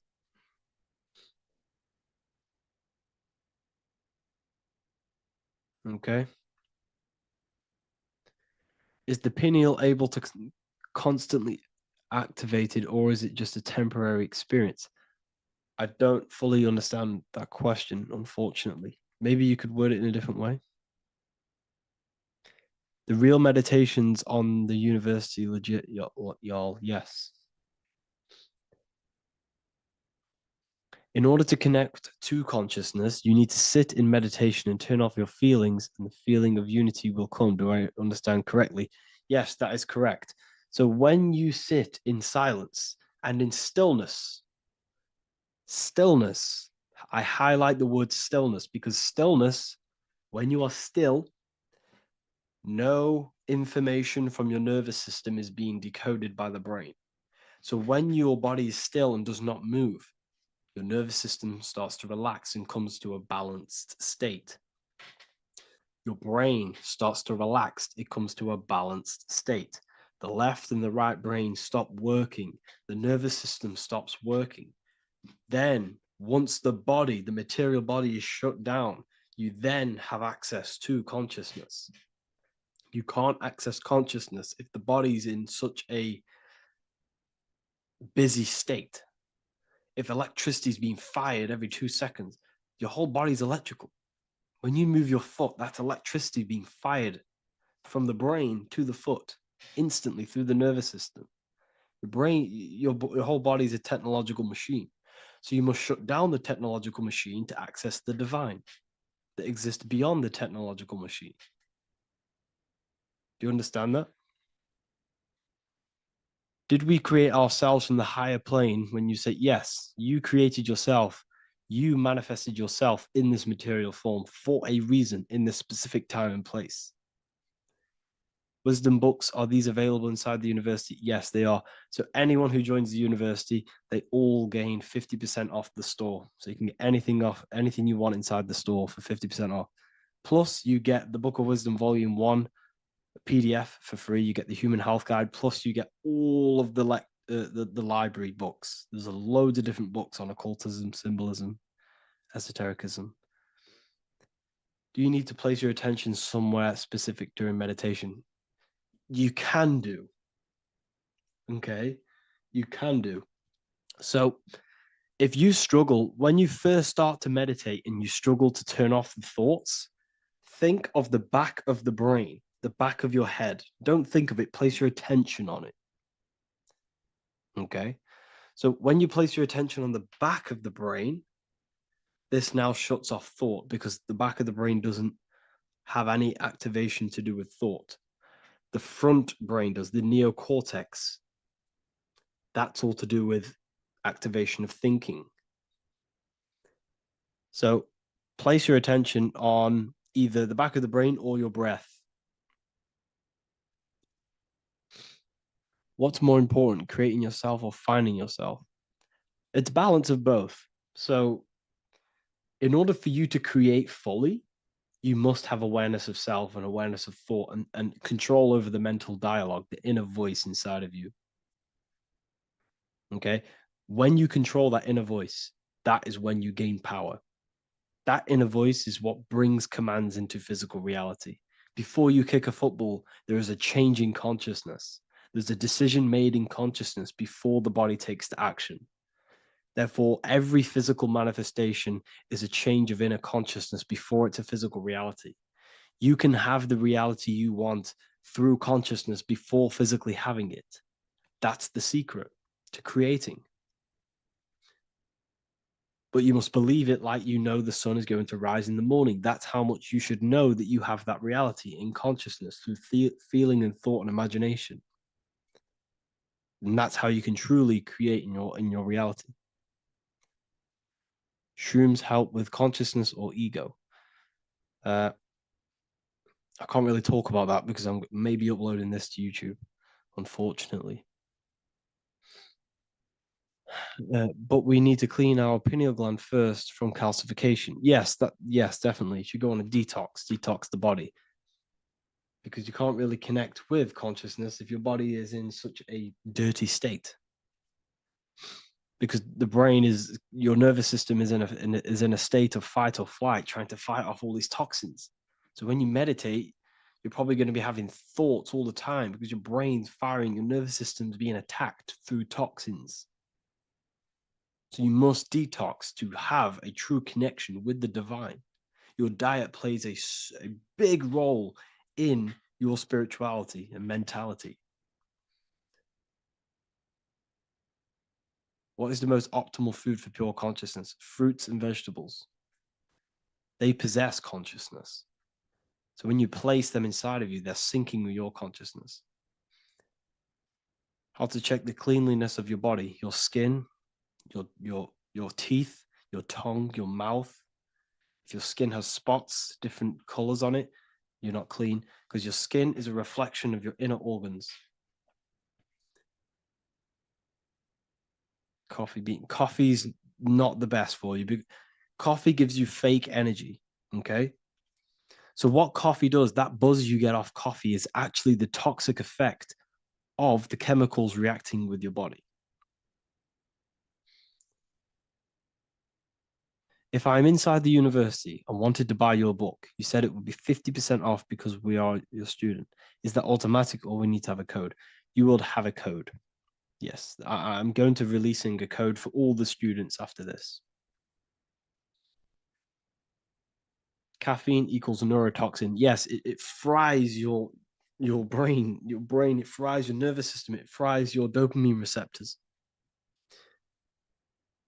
Will the Q&A last week about money symbolism be posted? Oh, I didn't post that. That's my bad. I totally forgot. I will post that after this. Thank you for reminding me. How to detox the body. The best way to detox the body is going through a week cleanse of fruit. So only consume fruit, sea moss, and cayenne pepper, and lots of freshly pressed juice. Do that for a week or 2 weeks, depending on how you feel, and then start to fast.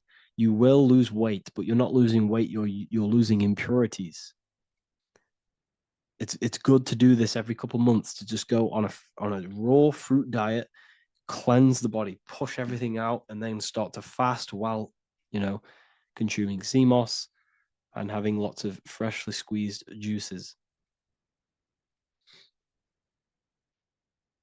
What is an alternative for coffee? Something with high energy levels. Okay, we're not taught the most simplest thing about the human body. It is an electromagnetic machine. It's electrical. It runs off electricity. The only energy you need is electricity, and that is found in fruits, vegetables. If you want energy, drink pure, fresh, pressed juice. That will give you more energy, more electricity than coffee. Can we cleanse ourselves through oil pulling? Do you recommend it? I do oil pulling every day with coconut oil in my mouth. Celery juice is a good one, very good one. Yeah, celery juice.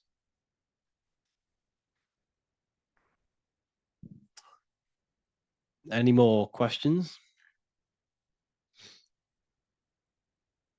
What kind of music do you listen to when lifting? For me, rap, hip hop push me work harder, but I know it's terrible for my subconscious. Yes, very. At least you're aware of it. You should be definitely try and stay away from the hip hop music. Try and stay away from anything that's talking about anything negative, because it's all programming your subconscious. And your belief system is your reality, people. Your belief system is your reality. Okay? So look after your subconscious. That's what's controlling your actions. 90% of your actions on a daily basis are controlled through your subconscious beliefs. Okay? I listen to a lot of Pastel Ghost. I listen to a lot of... Let me get my playlist up. It's all like background music for TikTok. Do you know what I mean? Like Pastel Ghost. That's mainly what I listen to. That sort of music. I don't know what it's kind of called. I don't know what that genre is called. Does anyone know what that genre is actually called? because there's not much words in it. The reason I listen to it is because there's not much words in it, and you know, it helps the subconscious. And I just love that music.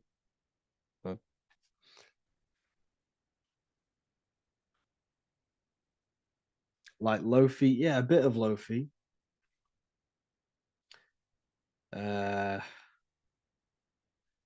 Most people won't even know this type of music.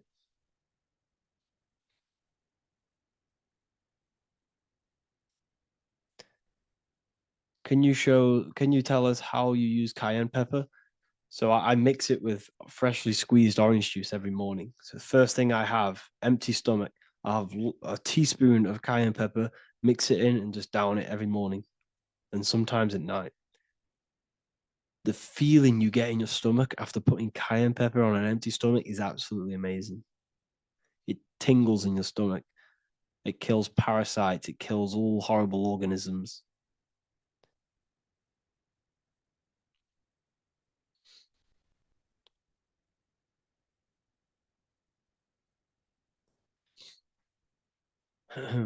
Mix it with hot water. Yes, hot water and key lime water. That I bet that's powerful. If you mixed warm water with key lime with cayenne pepper in first thing in the morning, I can imagine how powerful that is. I've never done that, but I'm going to try that.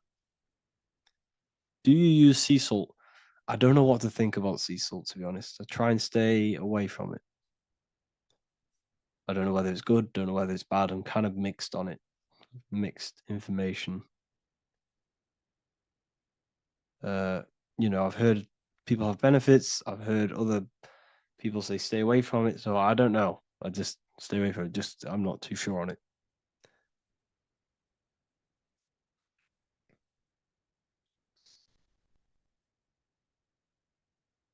I drink fresh pressed celery juice every morning. Yeah, definitely. Is there any chance we could like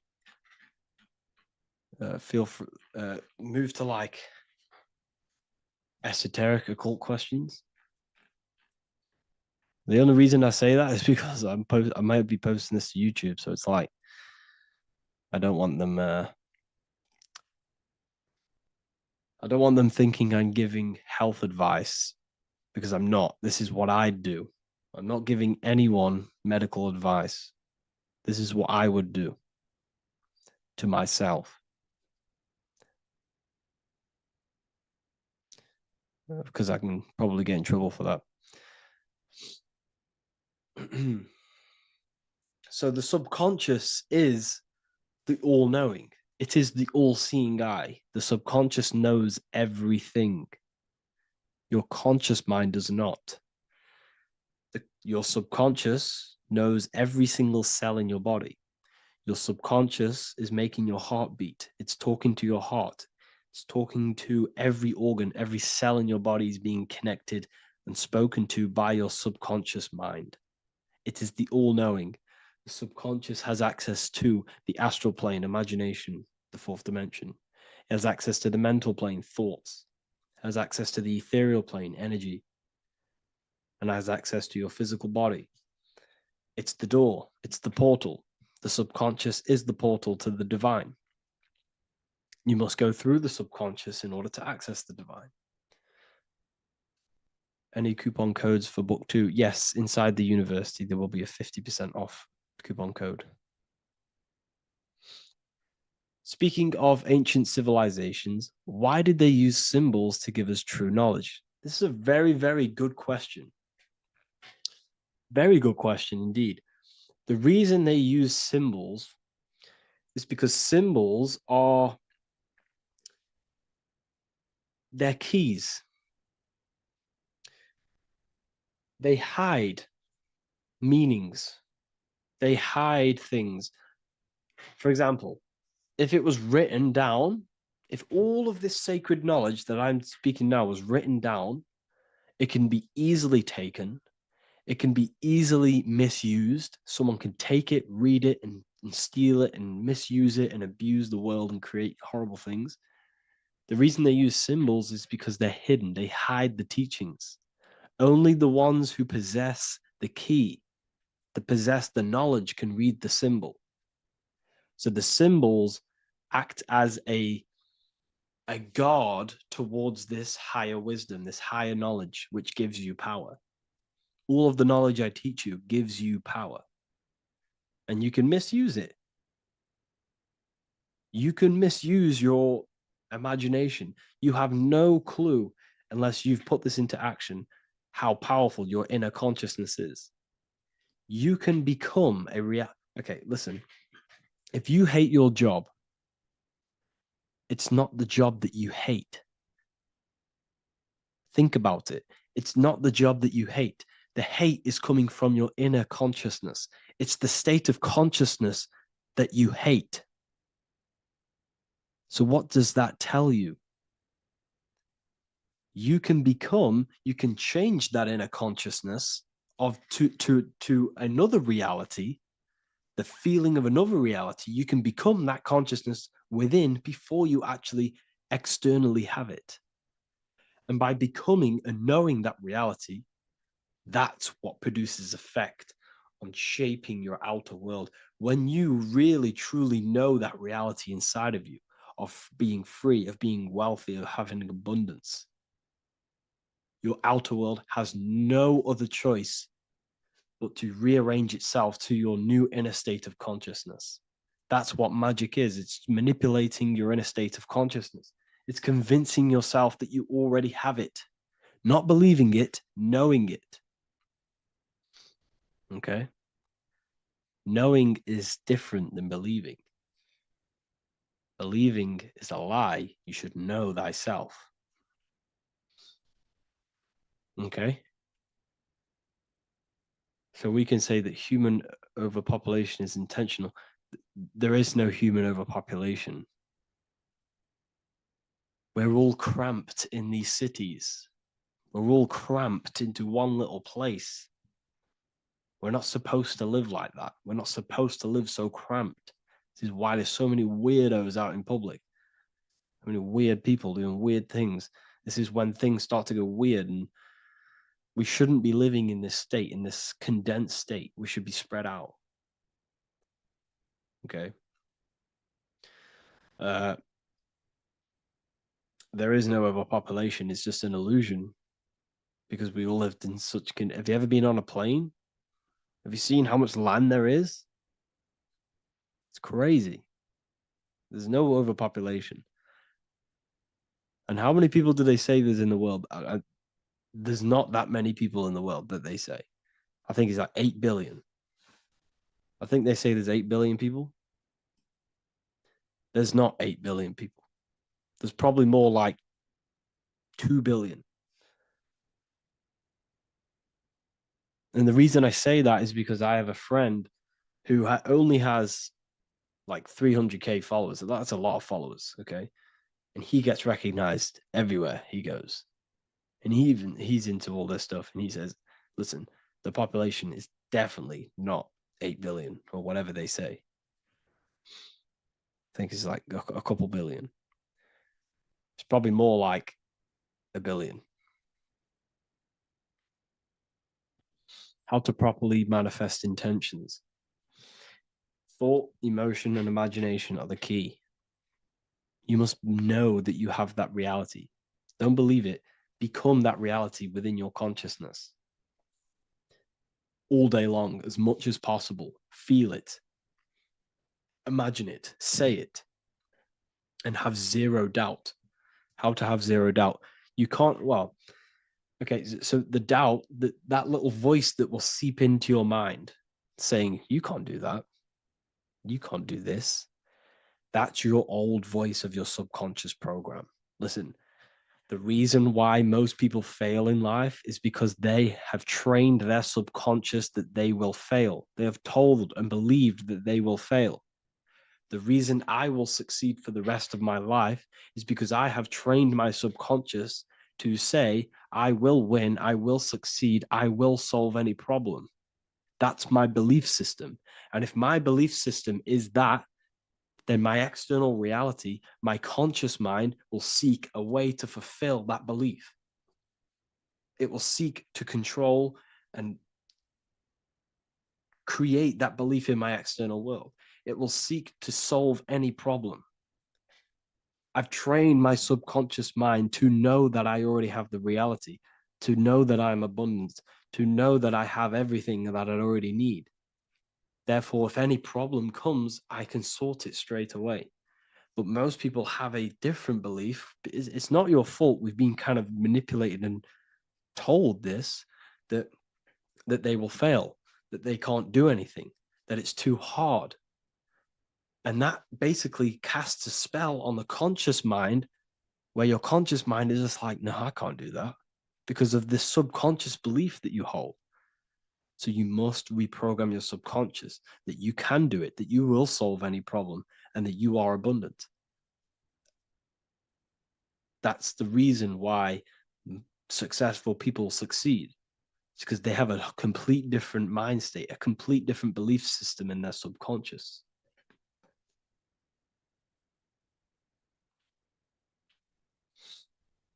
Do you offer mentoring? Yes, I do offer mentoring, but it's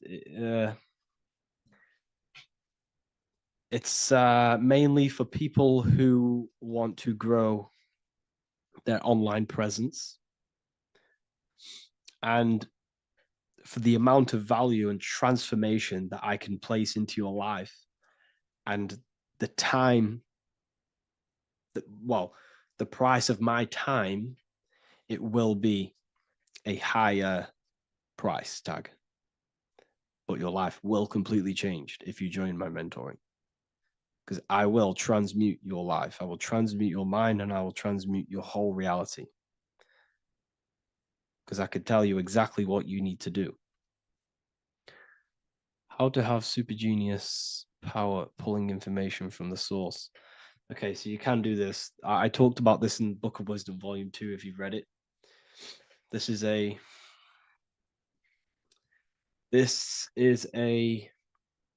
technique that Albert Einstein used. This is a technique that Thomas Edison used. This is a technique that all of the ancient geniuses have used.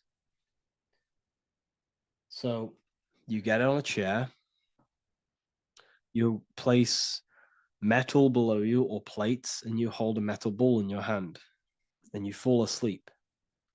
And every time you fall asleep on the chair, you're going to drop the ball, because your body will become unconscious, and you will basically drop the ball, and it will wake you up, because it's going to hit and make a loud bang on the plate. And every time you go to sleep, basically what this is actually doing is shifting your consciousness from conscious into the subconscious. So from physical into the astral. Your consciousness is shifting between these two planes. And as you do this, you can bring down great ideas from these higher planes. So when you fall asleep, have an intention. And when you fall asleep, you'll drop the ball. And when you wake back up, you'll have an idea, and you just got to write it down.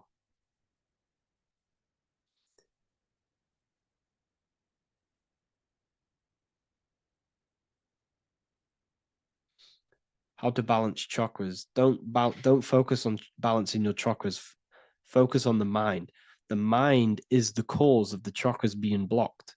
If you have a blocked throat chakra, this is a problem in your mind, not the chakra. You see, the chakras are a result of the mind. You transmute the mind, you can transmute the chakras and cleanse them.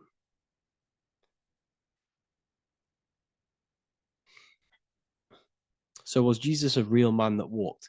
Okay, so I'm going to tell you something. Like, some of the things that I say in my reels, they are to catch attention.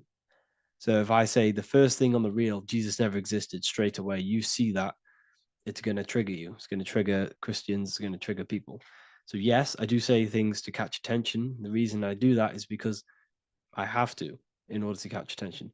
Maybe there was a Jesus who walked. So in the past, I have said Jesus never existed. Yes, this is to catch attention, to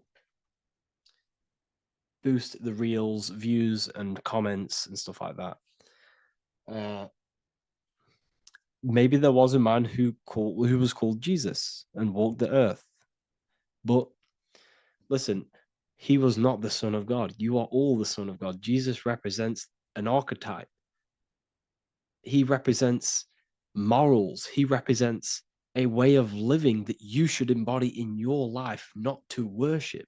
We shouldn't be worshiping this man. We should be embodying his qualities into our lives so we can become Christ consciousness, so we can live in harmony with our mind, emotions, body, and spirit. Okay? He was not the Son of God. You are all the Son of God. We are all God experiencing himself in a three-dimensional divided form. God is oneness, and he created a divided world so he can experience himself. Why do you quote from the Freemasons oft times? I don't recall me looking at Freemason quotes and quote them. I just simply, when I post a quote, I literally just, whatever comes to my head, I just whack it into Telegram or Twitter. Are dreams tied to your subconscious, and how do you understand them? Okay. Dreams and astral projection are two different things. Astral projection is your soul leaving this plane into the collective consciousness, into the collective mind, the collective astral plane. But dreams are basically the astral plane, but it's your personal astral plane in your personal subconscious. So when you dream, you're entering your own consciousness, you're entering your own subconscious. Every character, every event that happens to you, everything that is said to you, everything that happens to you in your dream is yourself pushed outwards, and you're basically experiencing your own mind. If something scary comes up in your dream, this is your belief, this is something in the back of your mind materializing and coming to you and showing itself to you.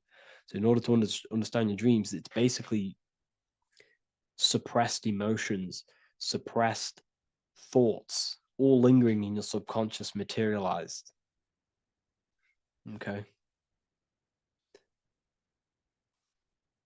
A few months ago, I'd have concurrent dreams of getting in a car crash that lasted for months. Then one day out of nowhere, I got into a really bad accident, and that low-key bugged me out. I didn't know if my mind was trying to warn me or what. You can explain that. Okay.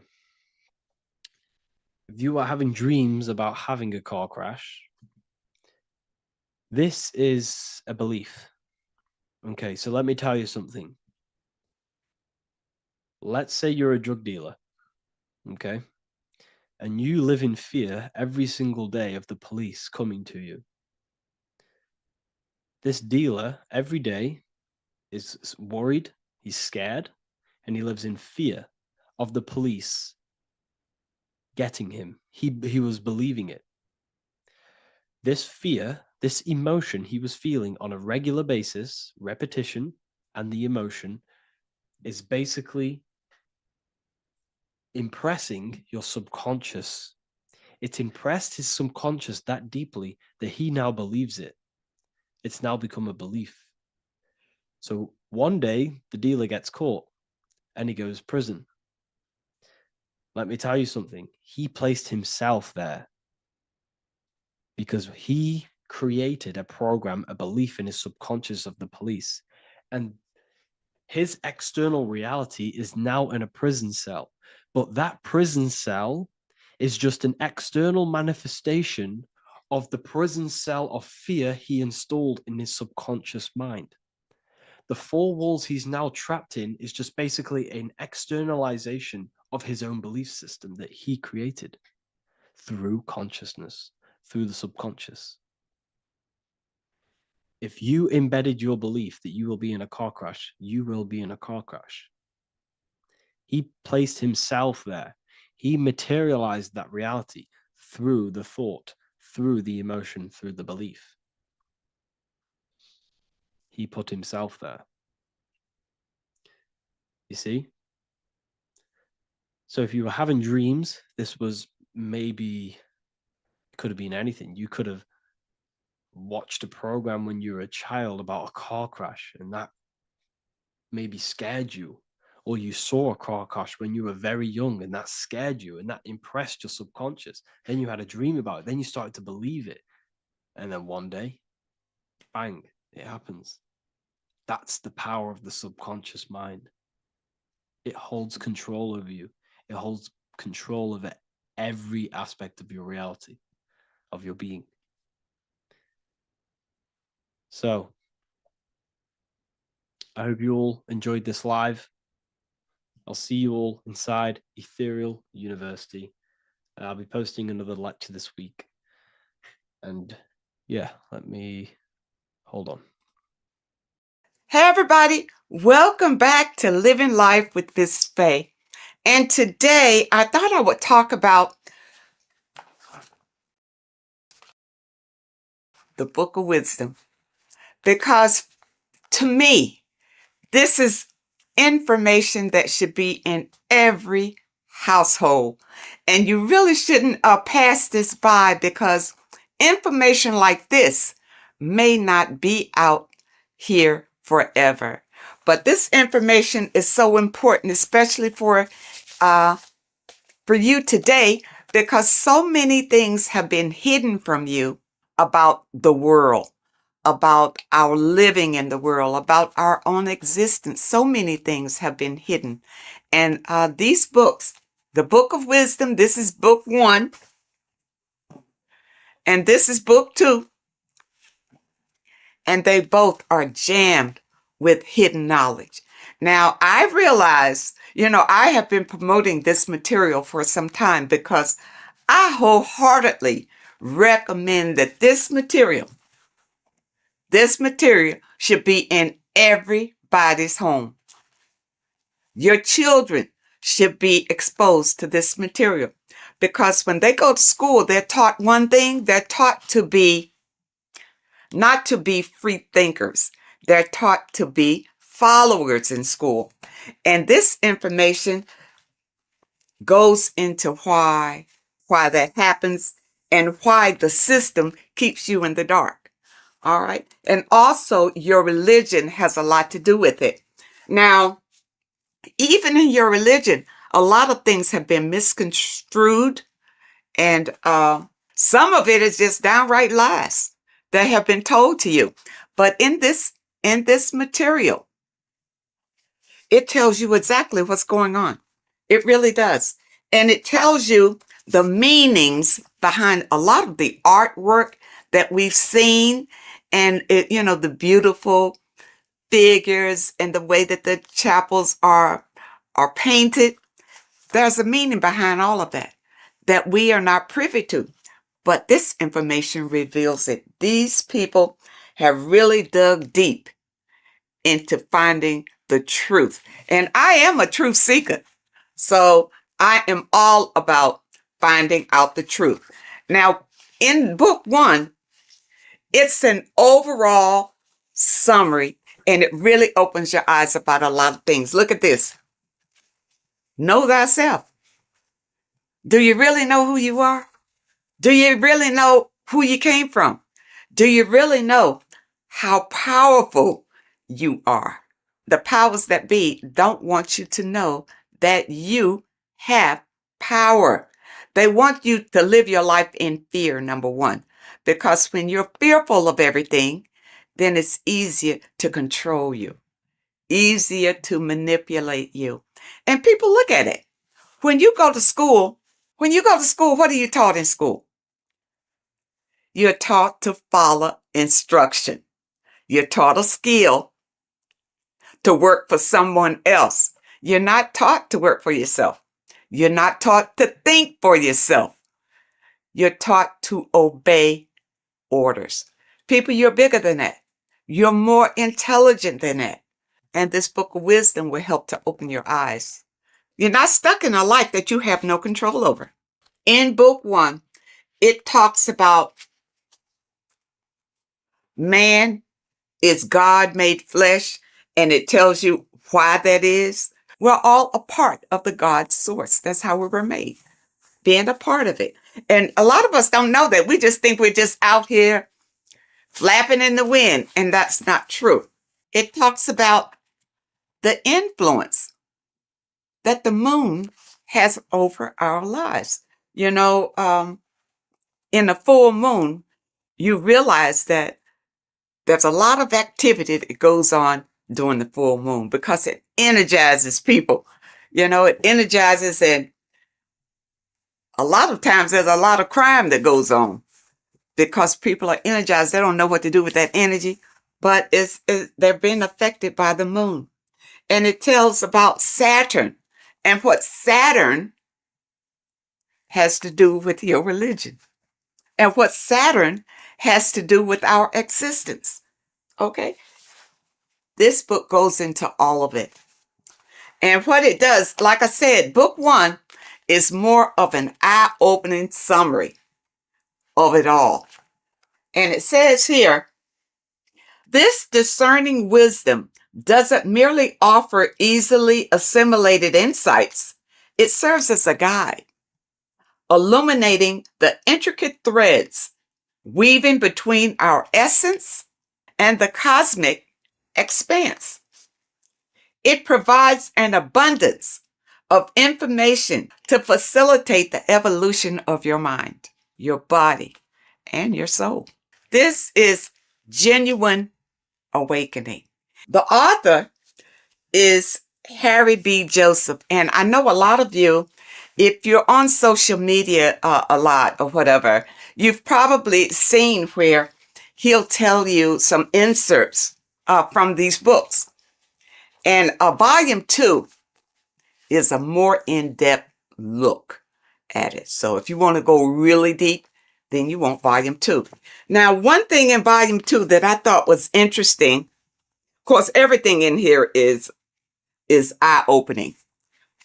But I wanted to bring this one to you because it's about the significance of sex. It says sex is a sacred ritual that transcends the physical realm and also takes place in the astral plane. So, you know that saying, as above, so below? Everything that happens here on this plane happens in the astral plane. So when you have sex with someone, you have bonded with them in the astral plane. And that's why you can't just walk away from a sexual experience and not have the energies from that person, because you have shared energies during this sexual ritual. And really, that's why it's better to wait until you are married to have sex and not have casual sex with all sorts of people. Because even here it says, casual sex, often driven by superficial desires such as greed, lust, and monetary attraction, tends to vibrate at a lower frequency on the astral plane. Now, what does that mean? If your casual sexual experiences are vibrating on a low vibrational astral plane, well, what's in a low vibrational astral planes? Demons, low entities that will attach to you, because that's where you are. They will attach to you and make your life miserable. You see, that's one way how we get these entities attached to us like parasites, because of casual sex. You got to be careful of that. And the only way that you can break the tie from a casual sex is through a spiritual awakening. See, when you have casual sex, these entities feed off of that energy. That's why they attach to you so easily. This is what you need to be aware of. And a lot of you don't understand why your lives are in the toilet. It's because of the things that you are doing and the people that you are interacting with. And if you had this material beforehand, then you would be aware and able to guard yourself from a lot of heartbreak and disappointments in your life. Because once these entities attach themselves to you, they're not bringing you any good. They're going to bring you harm. Okay? And devastation. You don't want that. When sexual activity is engaged from a place of love, deep passion, and high vibrational energy, it fosters a protective and positive atmosphere. Protective and positive. When you engage in a sexual experience and you both love each other, it's genuine love. Okay? That's what you get. Not when somebody's fooling you and tricking you and making you think that it's love. And as soon as you've had sex with them, now they disappear. Now they have nothing to say to you. Now they'll tell you that they didn't want to get involved. They're not looking for a relationship, that sort of thing. But no, that's still low vibrational because you didn't wait until you got to know the person. Just had sex with them. Don't do it. And when you have a love-based connection, elevates the energy, creating a shield against negative influences and ensuring that the experience aligns with higher spiritual principles. Okay? And that's what you want. See, this book goes into everything. And it goes into the foods that you should be eating, the foods that you shouldn't be eating. And it goes in a lot of Masonic symbolism because the Masons have been ruling for a long, long time. And we're not aware of it. It just passes us by, because we are in survival mode. And the powers that be have put us in survival mode. We hardly have time to just enjoy our lives because we have to work for the elites. Work hard for the elites, you see. But if you have knowledge and understanding about how they maneuver and how they manipulate and control you, it will help you to improve your own life. In this book, you will discover more than just knowledge. You'll unlock the mysteries that lie beyond the veil of the ordinary. Dive deeper into the cosmic currents that flow through the universe, guiding your mind, body, and spirit toward a higher plane of existence. People, you don't realize how powerful you are because you have been dumbed down from the time you got here and made to believe you don't have any power. There's an external God that you must pray to for forgiveness of your sins, for anything that you desire in your life. You pray to that God, and that God will deliver it to you. Now, has it happened? Have you received all that you desire from the God that you have been worshiping? If not, maybe you need to know the truth about things. Maybe you need to look deeper into things. Now, it also talks about symbolism, and symbolism is everywhere. But many times we don't understand what the symbolism is. And we see people doing these mantras, and we think, it's evil what they're doing. What they're doing is calling in power from the entities that are around them, because they understand that we are all energy. And they do these mantras to bring in energy, whether it's for confidence, whether it's for strength, endurance, or whatever. That's why you see a lot of celebrities doing these mantras that you think is evil, because you don't know, because your mind is closed and you're living in fear of everything. You don't understand, but you see them progressing and doing better and better and better and doing all these evil signs. These signs are not evil, number one. They're not evil. They have learned how to manipulate energy to their benefit. And you don't know how to do it. That's why you need the information. You need the information to learn how to manipulate the energy that's already here to better your life. The first book will open your eyes to it. When I first got this, I tell you, when I first got this book, I was so impressed by it. I bought my people a book, sent them a book, whether they can understand it or do something with it or what. But I think it's so important just to have it in your home, because somebody is going to pick it up and this information will resonate with them and put them on a path of enlightenment. And those of you who have your book, spend a little time every day reading and understanding, because there's so much information, even in the first book, that it will take you a while to go through, where you can understand what it's saying in every page. The advertisement on social media talks about this book. He goes through some key points, but don't think that he's covering all of this information.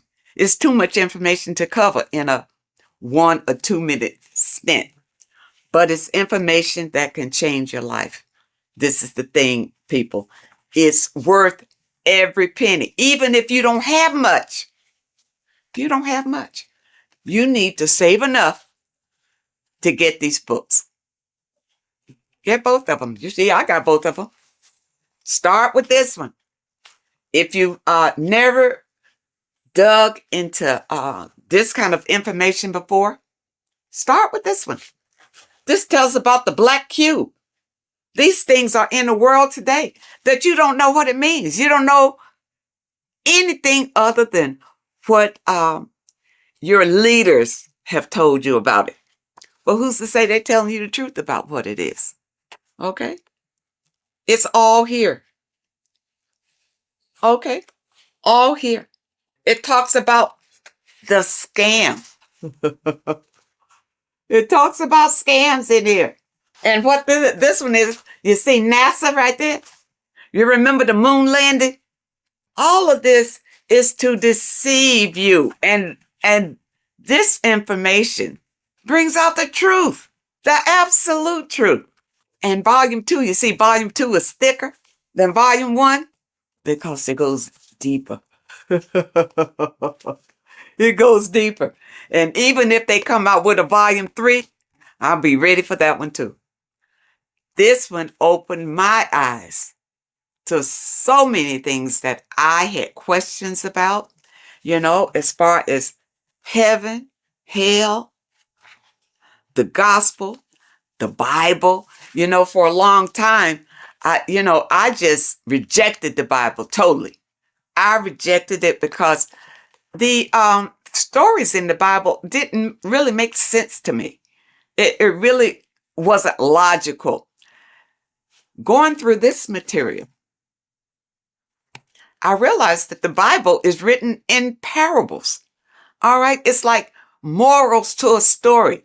It's like lessons that you learn from the stories that they tell. Okay. Because think about it. In the Bible, it says that, the apostles wrote these chapters in the Bible. During those days, those apostles couldn't even read or write. So how they write that? Okay. But from whichever documents that they pull certain information out and put the Bible together. All right. But the Bible, and I'm going to use this little slogan that I heard that I really like. The Bible is basic instructions before leaving Earth. It's not for you to take the stories literally.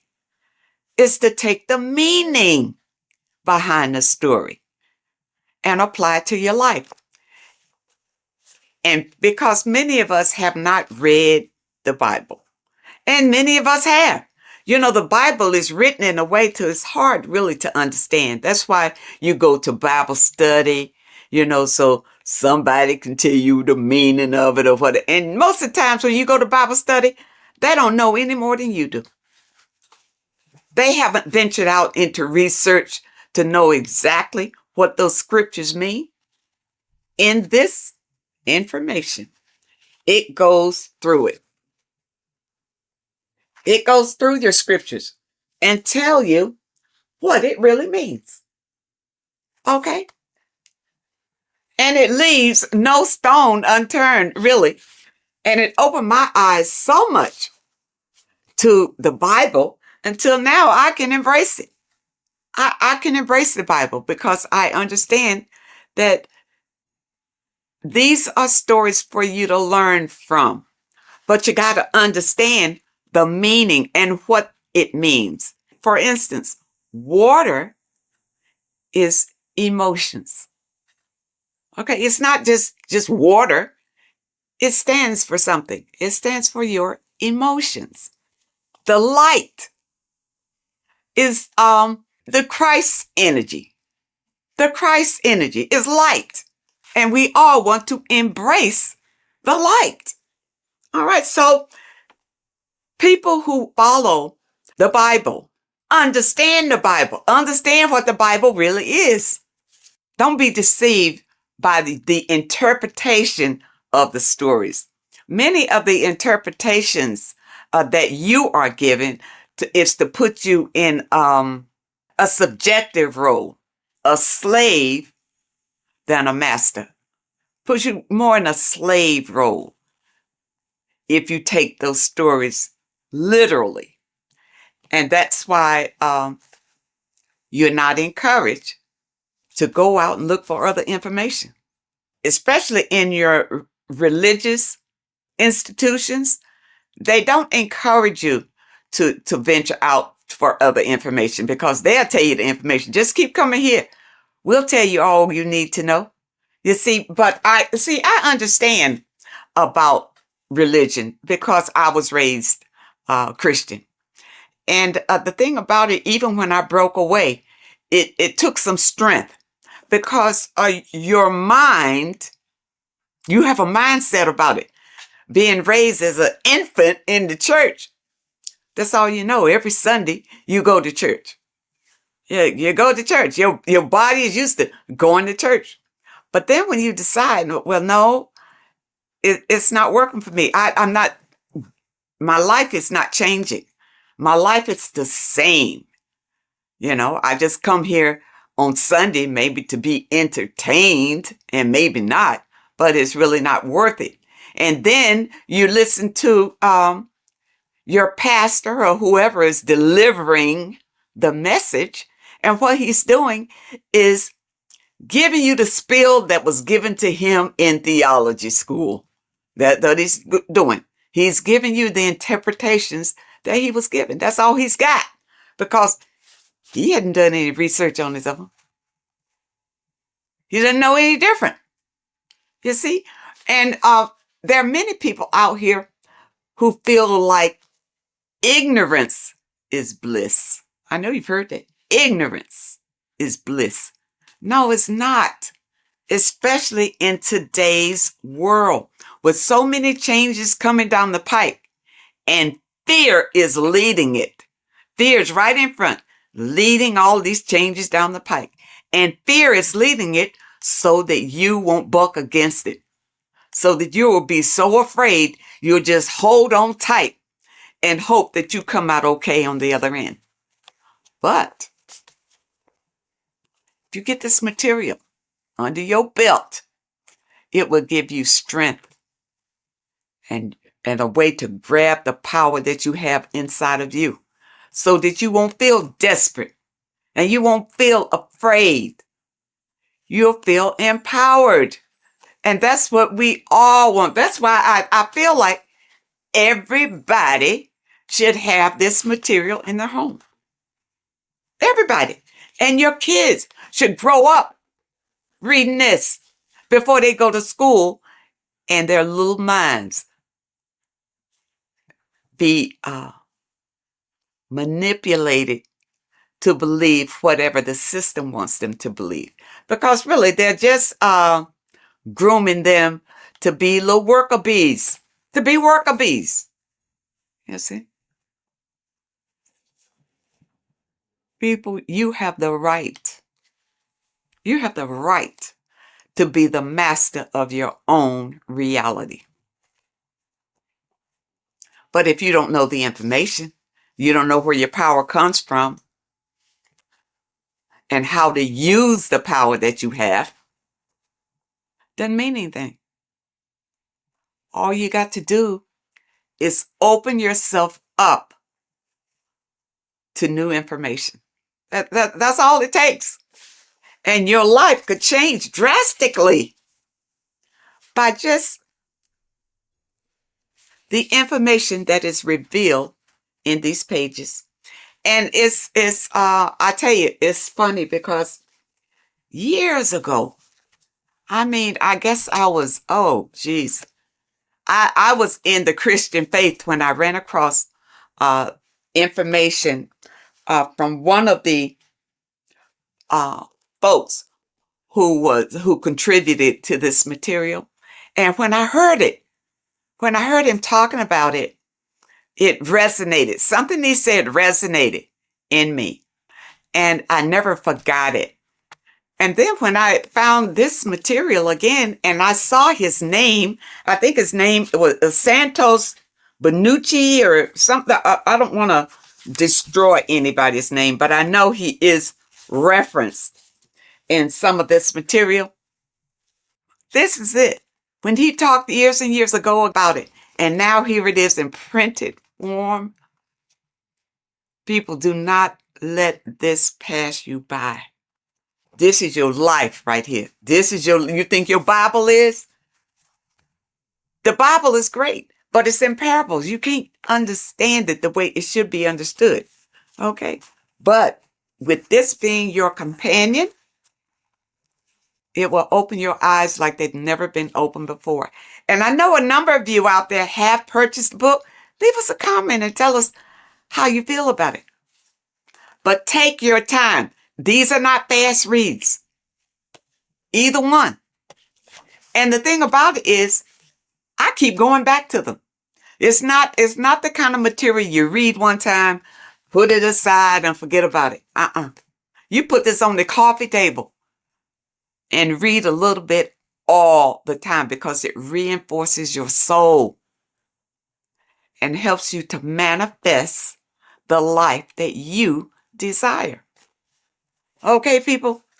I hope that you understand, and I hope that it helps. And of course, I will leave a link in the description where you click on the link and you can get either one. You can get book, this volume 1,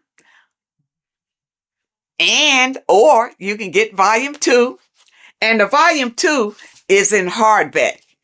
You know, when I first got it, it was in the soft cover, but I love hardback. So I have this in the hardback too, because the hardback I absolutely love. And because the books that I purchase, I want to pass them on to my people when I'm gone. They mean something. Stop wasting your money on stupid magazines and crap that doesn't mean anything.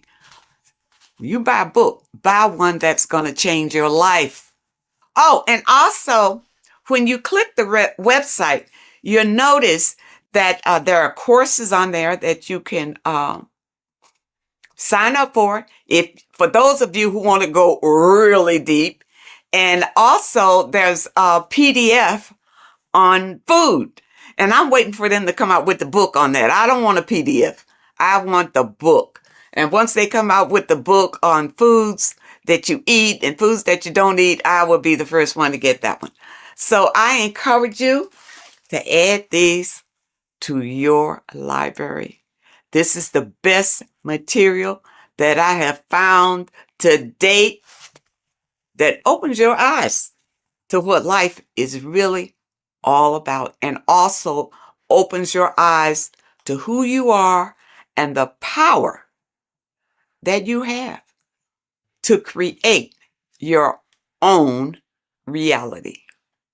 I thank you so much for joining me today, and I really hope to see you next time. What if I told you you don't have one body? You in fact have 4. There's a secret hidden right in front of you, and most of you overlook it. And by learning these teachings today, this will change your perspective on life, on yourself, and completely change the conception of yourself. This is the key to your highest potential. If you stay with me today, you will find secrets about yourself that will change your life. But I warn you, once you step this path of esoteric knowledge, there's no going back. Once you see, you can't unsee. So stay with me, and we will discuss the 4 bodies of your soul and how you can master yourself to reach your highest potential. The first thing we must understand is that there is a sun. And just like the sun gives life to the earth, there is this life force within the sun that gives life to all matter. We must understand that that matter itself is dead. It has no life potential. It has no ability to create or destruct anything. All of the life comes from above, from the sun, from the life-giving power of this infinite energy source we call the sun. No matter what model you believe, the sun still gives power to this physical realm, giving life to all of the crops, giving life to animals, giving life and growth to all things that the rays come in contact with. This is a macrocosm process. We must understand the teachings of as above, so below. This means that the macrocosm repeats itself in a microcosm form. Now, what do I mean? Humans are made in the image and likeness of God. You are a miniature version of God, a spark of the divine consciousness made in human form, in physical form. Just like the sun gives life to all physical matter and growth to all crops on the earth, your soul is a miniature sun. And your soul is giving life to the body. Your body is a miniature earth, which also goes through the cycles of the 4 seasons of the sun. We feel different in each one of these seasons. It's because our body does not only go through these cycles externally, but these cycles happen within ourselves, within consciousness. Your soul is the sun. The sun you see in the sky is an externalization of your soul. Your soul is the life force. You are the soul, not the body. And like the sun gives power to the earth, the soul gives power to your body. So first, let's look at the etymology of the word sun. The word sun comes from it's a Latin word solis or sol, which means the sun. Sol then became soul, sun, soul. And in fact, S-O-N and S-U-N in the old etymology dictionary mean the exact same thing. They are interchangeable. So when we look at the symbol of the sun, we look at a circle and a cross, which represent the 4 aspects of the sun, the 4 seasons of the sun: summer, winter, spring, and autumn. These are the 4 states of the sun. Like we said, this is why we get this symbol. You have the 4 states of the sun, which represent the 4 bodies of the soul. Now, this is where we get deep. Like I said, the sun you see in the sky is a macrocosm of your soul, an externalization of your soul. Just like your sun has 4 seasons, the 4 seasons within us are the 4 bodies. Our soul is incarnated and split into 4 sections. We have a mind, we have a physical body, emotions, and spirit. These are all interchangeable and they are all linked. In ancient alchemy, we have the exact same symbolism of the 4 stages of alchemy. But in this case, they're symbolized as the 4 elements: earth, water, air, fire. In this ancient alchemical symbol, we have the pentagram with the top one representing the soul, ether. Our soul then has the 4 bodies with the human here. We have the man, the eagle, the bull, and the lion. We see this on the tarot card, the Wheel of Fortune. The man, the eagle, the bull, the lion. We see this in Matthew, Mark, Luke, and John. The lion, the bull, the man, and the eagle. We see this with depictions of Jesus. Jesus, the man, the bull, the lion, and the eagle. These represent the 4 fixed signs of the zodiac. Taurus, the bull. Scorpio, the eagle. Scorpio was symbolized as an eagle. It's an ancient symbol. Now it's been changed to a scorpion, of course. Leo, the lion. Aquarius, the man. These represent the 4 fixed signs, which are 4 different elements. Taurus is an earth sign. Scorpio, a water sign. Leo, a fire sign. Aquarius, an air sign. Taurus is the earth. As above, so below. The earth is the physical body. Leo is fire. Fire is the spirit. Scorpio is water, which is the emotions. Aquarius is the mind, which is an air symbol. Air is the mind. That's why we call people airheads. Okay? So what we're actually looking at here are the 4 aspects of our soul. We have the sun in the middle and the 4 bodies of the soul. This is what Jesus is symbolizing. Jesus represents you. God made flesh with the 4 aspects of the soul. The 4 gospels are all depicting Jesus in 4 different ways according to the different body of consciousness. The Wheel of Fortune are representing the 4 bodies of the soul. This represents the 4 bodies. Now, how are they 4 bodies? They are 4 dimensions of consciousness. The mind is not made of the same substance of the emotion. The emotion is not made of the same substance of the physical body. The spirit is not made of the same substance as the physical body also. They exist in 4 dimensions of consciousness. They are 4 bodies of our soul. And the most important teaching here is what I'm actually getting to, is the powerful one. This is what gives you power. Most of us live in chaos. Our mind is thinking of doing something. Our emotions are feeling something else. Our body is lusting and wanting to do something else. And our spirit's energy is completely off. Most people live in unbalance. None of these 4 bodies are working together. This is why we produce chaos in our lives. When these bodies are in balance, are not working together.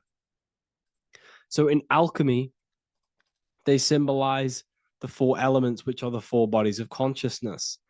These are the furnaces with the fire. They represent transmutation of each body. We have to sync these bodies. We have to sync the mind with our emotions, and our emotions with our actions, the physical body, and with our spirit. These 4 key bodies need to be in line in order for us to create consciously in our life. Because each one of us is a creator, a miniature version of God, creating our own earth, creating our own material reality. And in order for us to create consciously and with effect and power, we must have these bodies unified so that we can create consciously and not create chaos. So this is very, very important. And this is a secret teaching found in all ancient societies. But this is what the hidden symbolism of astrology actually is. The sun is our soul, and the 12 zodiacs are 12 aspects of our soul. And we have the 4 aspects of the 4 main bodies. This is what we're looking at. We're not looking at the sky. We're actually looking at aspects of ourselves, aspects of our soul that we must master and transmute in order to become our highest potential. So I hope this makes sense.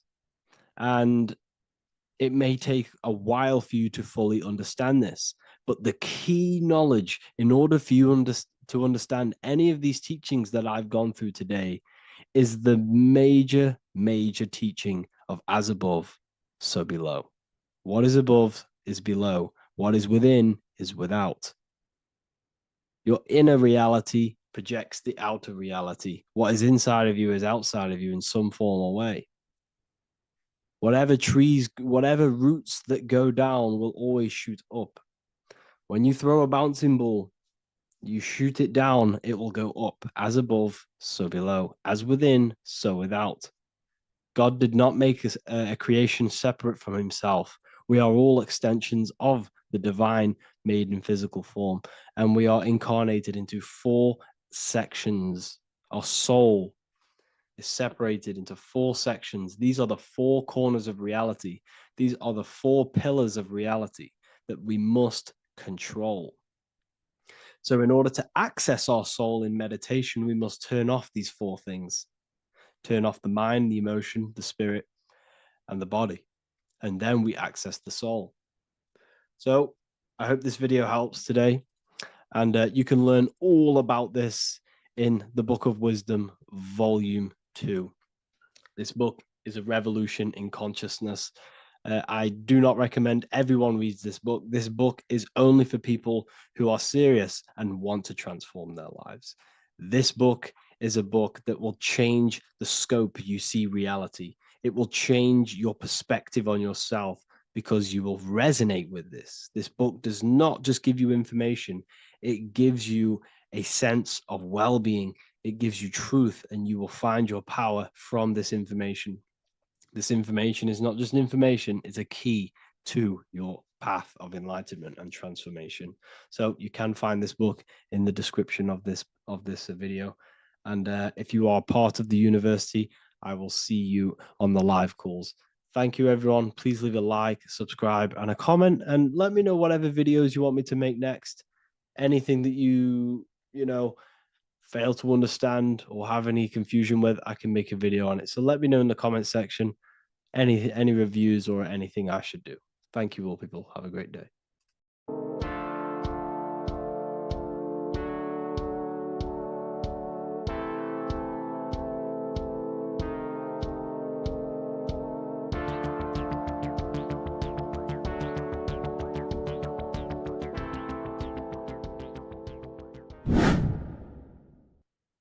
Left and right hemisphere, and what are they doing? How does it contribute towards your perception in this world? And this is what we're going to be talking about in today's video.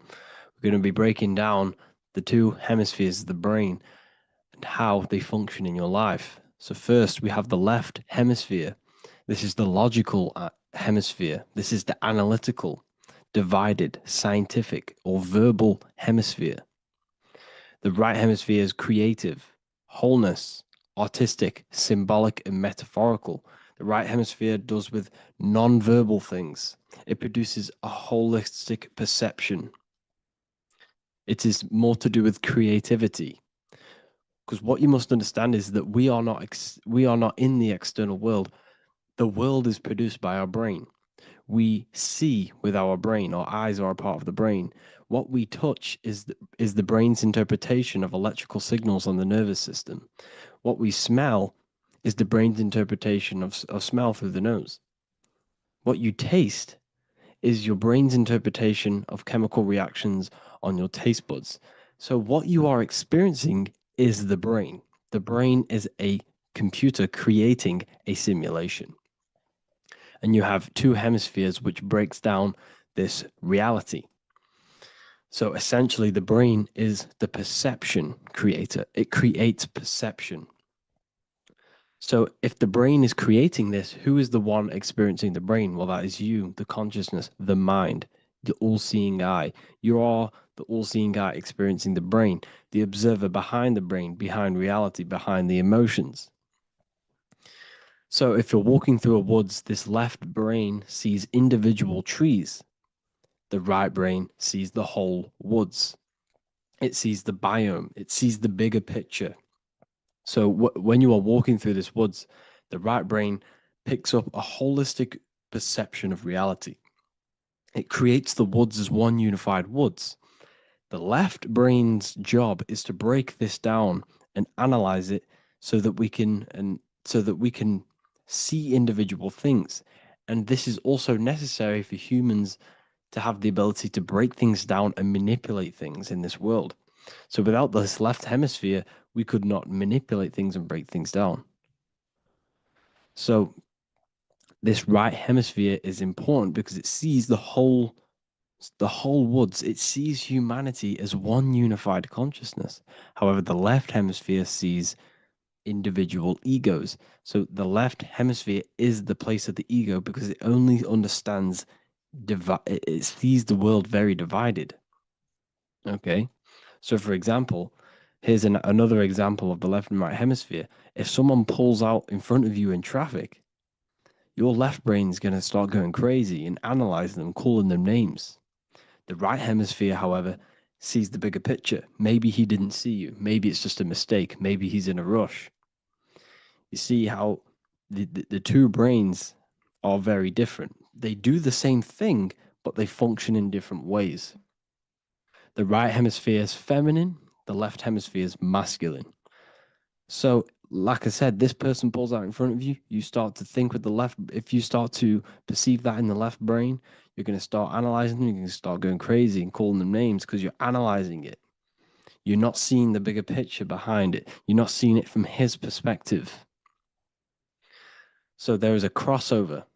So the left hemisphere of the brain controls the right side of the body, the right ear, the right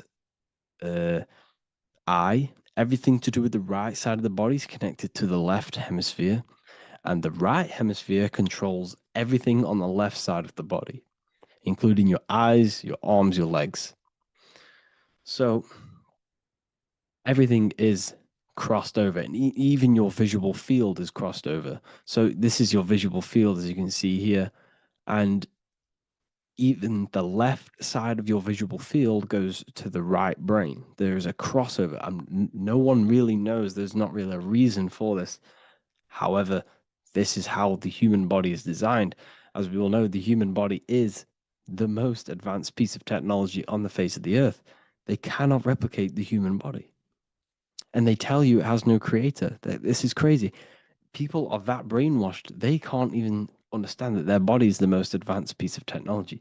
Your body is so advanced, the computers that you use are mimicked of the body. Everything they create is mimicking nature, but they don't show you how intelligent nature is because they don't want you to understand you're in an intelligent design. So anyways, let's get back on track. There is a crossover in the brain, and this is why they teach you to write with your right hand. And I was speaking to someone who's in a nunnery, or whatever you want to call it. They were a nun, or they knew someone who was who was a nun, and they forced these people, these nuns, to write with their right hand. You had to write with your right hand. This is why, I'd say at least 70% of the world, or 80%, is right-handed and right-legged, because they taught us this to activate the left hemisphere more because of this crossover that happens in the body. So when we are using this right side more, we are using that left hemisphere more. Why? Why are they doing this? Well, they also called it writing.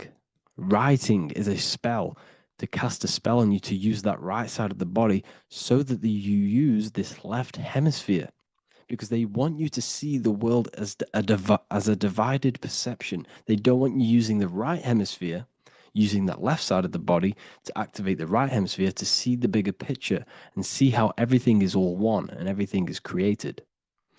This left hemisphere domination keeps you from seeing the connections between everything, because that left hemisphere analyzes, it breaks things down. So when we are left hemisphere dominated by using the right side of the body, we are essentially seeing everything as divided. And this is why so many people will not understand my work, because my work connects dots and connects fields of knowledge, and makes you see the bigger picture. So people who are left hemisphere dominated will see my work and think this guy's crazy. But it's all about activating that right hemisphere. So they called it writing because every word you say is molding your mind in some sort of way. The things you see is molding your mind. Everything you take in through the five senses is molding your mind. And language is a massive spell, especially the English language. They called it writing. so that you use that right side. It's a spell because your subconscious mind picks up everything you say. And 90% of your daily basis behavior and thought patterns is produced by these subconscious programs within the subconscious mind. Essentially, your conscious mind is only the 10% of you. The conscious mind is just what you're aware of, what you're wearing, how you're feeling, what you're thinking. That's your conscious mind. The subconscious mind is controlling every system in your body. It's telling your heart to beat without you being conscious of it. So essentially, this is what they're programming. They're programming this system in the back of the mind, which is controlling everything through the words. And this is what spells are, because it's all about creating perception in the subconscious. So they want you to use that right side more. I truly believe the ancients, they were balanced. They used the left and the right side of the body. They didn't have a stronger side because they understood this science of the body and how the body works. So this is actually called phonetics. It's not etymology. Etymology is the study of root words. Phonetics is the study of how words sound similar. The way words are spoken. So phonetics, phone is why we call them a phone, because you speak into a phone. So this is write and writing, to use that right side to activate the left hemisphere more. So your hands are a manifestation of your brain. The left hand is the right brain, the right hand is the left brain. And as a child, we were always taught that when you place your hands together like this is the size of your brain, which is true because your hands are a part of your brain. They're an extension of your brain. Every part of your body other than your brain is an extension of the brain. Everything's working and feeding back information to the brain because you're experiencing the brain. So another trick that you can do, or another exercise, is looking in the mirror and closing one eye at a time. If you close your right eye, if you take your top off, for example, you'll analyze your body if you close your right eye, because you're using that left hemisphere. Sorry, other way around. If you look at yourself through your right eye, you'll use that left hemisphere, which will analyze yourself. You'll see individual body parts. If you close the right eye and use the left eye, you'll see your body as a whole. You won't really analyze it. This is how you can analyze yourself using these two hemispheres. So this whole system is created to keep you thinking logically and to restrict you from creating and restrict you from understanding symbolism, allegories, metaphors, and teamwork. They want you stuck in a logical way of thinking and a logical way of seeing the world. This is why when you go to school, you are told exactly what to do. You're told to think this way and no other way. You're told to do orders, do this. It's a very left-brained system, because if we all started to open up this right hemisphere, we'd all see, wow, everything is all one, everything's all connected. And this is what my work is doing. I'm showing you everything is one. The physical world is an illusion of duality, but everything comes from the one source, the one mind. The universe is a giant mind. I am mind, you express mind. We all possess mind. Behind the physical body is the same mind consciousness. And we are all expressions and fractals of this infinite consciousness called mind. And this is what they don't want us to figure out, is that we are all just one consciousness expressed. It's an infinite consciousness. It's even in the squirrel, it's in the dog. All of these different animals, they're just different bodies, but behind the bodies is the same consciousness, which is mind. That's what the pineal gland is. The pineal gland is not the mind, and it's not the third eye. The third eye is your mind. If you have a closed third eye, it just means you have a closed mind. If you have an open third eye, it just means your mind has expanded from beyond physical things through astral projection and mystical experiences.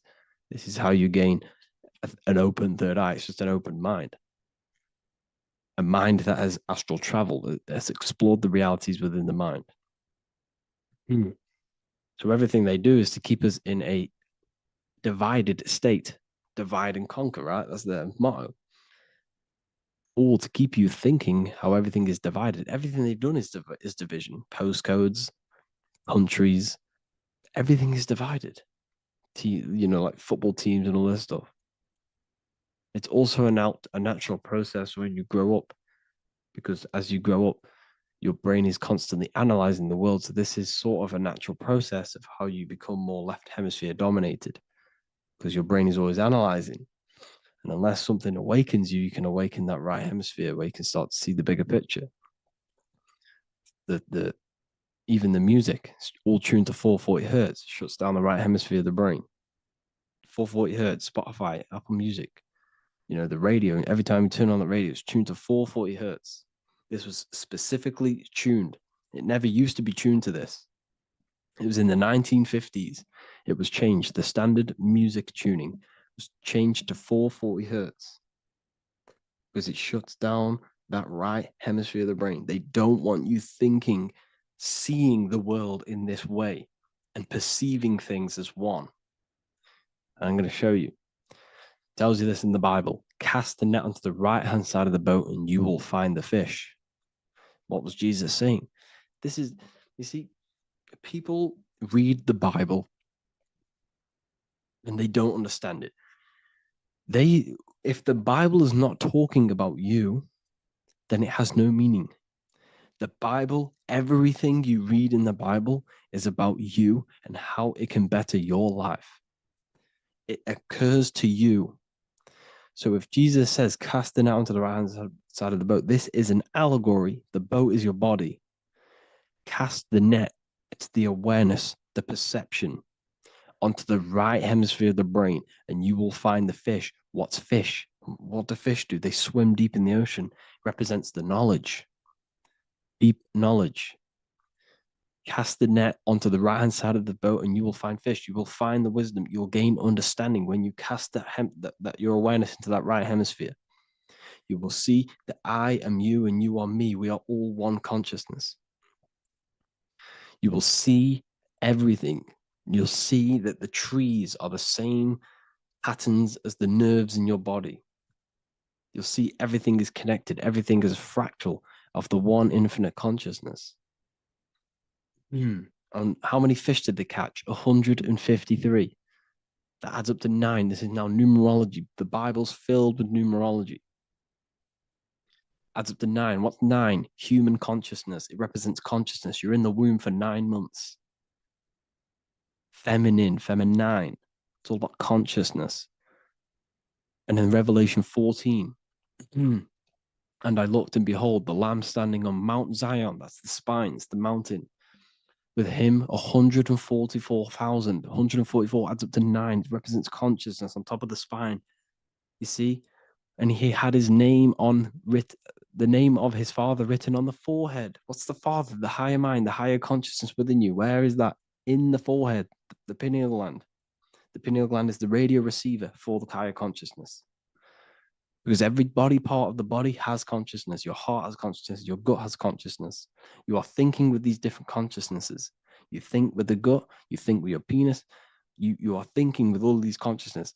And it's about raising your consciousness to the higher consciousness, which is the Father, the mind, in the head. Don't think with the lower parts of the body, because that is your animal nature. Think with the higher parts of the body. It's all representing consciousness. How to activate the right hemisphere of the brain? Well, it's all to do with non-verbal things. So music will activate the right hemisphere. Make sure it's tuned to the right frequency though. 432 hertz, 528 hertz.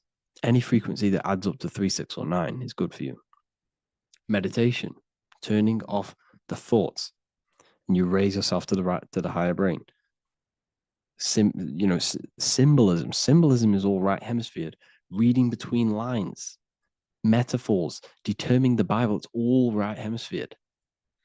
Seeing the bigger picture, it's reading between the lines. So tithing in the Bible. These people in the churches are giving 10% of their money to the church. It's nothing but a scam. What these people have done is they have externalized the Bible. They have taken the Bible and literalized it, so that they can make a business out of it. So what they're doing is 1/10 of the produce of what it says in the Bible, 1/10 of the produce of the land, whether grain or fruit, is the Lord's and is holy. So what's that saying? the 10th of, it's basically saying give the 10% to the Lord, to God. What does that mean? Well, what's the land and the fruit? This represents physical things, the physical things that you have. The 10th of the physical things that you have. What's that? That's your ego. All the physical things that you have is all to do with your ego. That's the lower self. The ego, what is the ego? It's the mind's perception of the physical self. You had no ego when you were a child. Okay, when you were a child, you had no ego. As you grew older, you created the ego. But the ego is the full self. It's the echo. Ego, echo. It's the echo of the full self. So it's saying give the ego over. Take away the animal self. In that left hemisphere, that's all to do with the left hemisphere. That left hemisphere sees the ego. It sees individuality. It's divided. So it's saying give that 10%. Give that 10% of you over to the right hemisphere. The 90%. The 90% of you is in that right hemisphere. The higher self. Now, I'm not saying the left hemisphere is bad. Okay, I'm not saying that at all. But it sees where it sees things divided. It's like I said, the left, the hands are manifestations of the brain. So when these Christians are praying, they're putting their hands together. What are they doing? They're syncing the brain hemispheres. What you're doing, because everything's an extension of your brain. So if you put your hands together, you're putting the two hemispheres together. And what's happening when you place the hands together? All the electricity in the body is now running in a circuit. So once you connect these two hands, the electrical energy is now running in a circuit. And energy can move around the body quicker and more efficiently. So when you pray, when these people are praying, they don't realize that they're engaging in ancient forms of meditation, of balancing the two hemispheres. So now we're talking about balancing the hemispheres, not the right hemisphere. This is what Israel is. Look at the symbol for Israel, the up triangle and the downward triangle. What's that?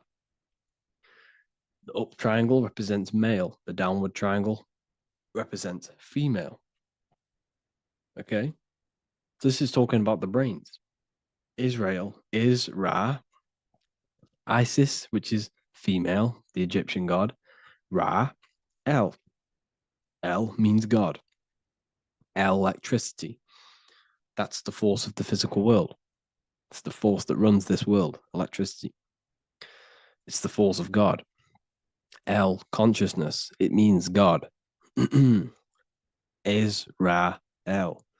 Isis, Ra, and El. It's the two hemispheres of the brain, the holy land of Israel. It's the holy land, it's the brain. Once these two hemispheres are synced, this is how you unlock your consciousness. This is the easiest way of astral projecting. Hemisphering, I forgot the word for it. Hemisphere syncretization, something like that. It's about syncing the hemispheres. This is how you unlock your consciousness. Once the brain is running as one electrical system, this is how you balance the two masculine and male opposing energies. Once these opposing energies are no longer in war with each other, the brain, they come together to work as one. You unlock your consciousness. You are born again.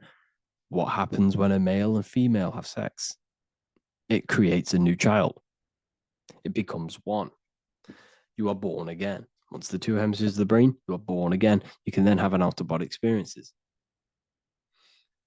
So this is why the symbol of the Holy Land, Israel, is the up and down triangle back combined together, because it represents unification of the male and female, unification of the hemispheres.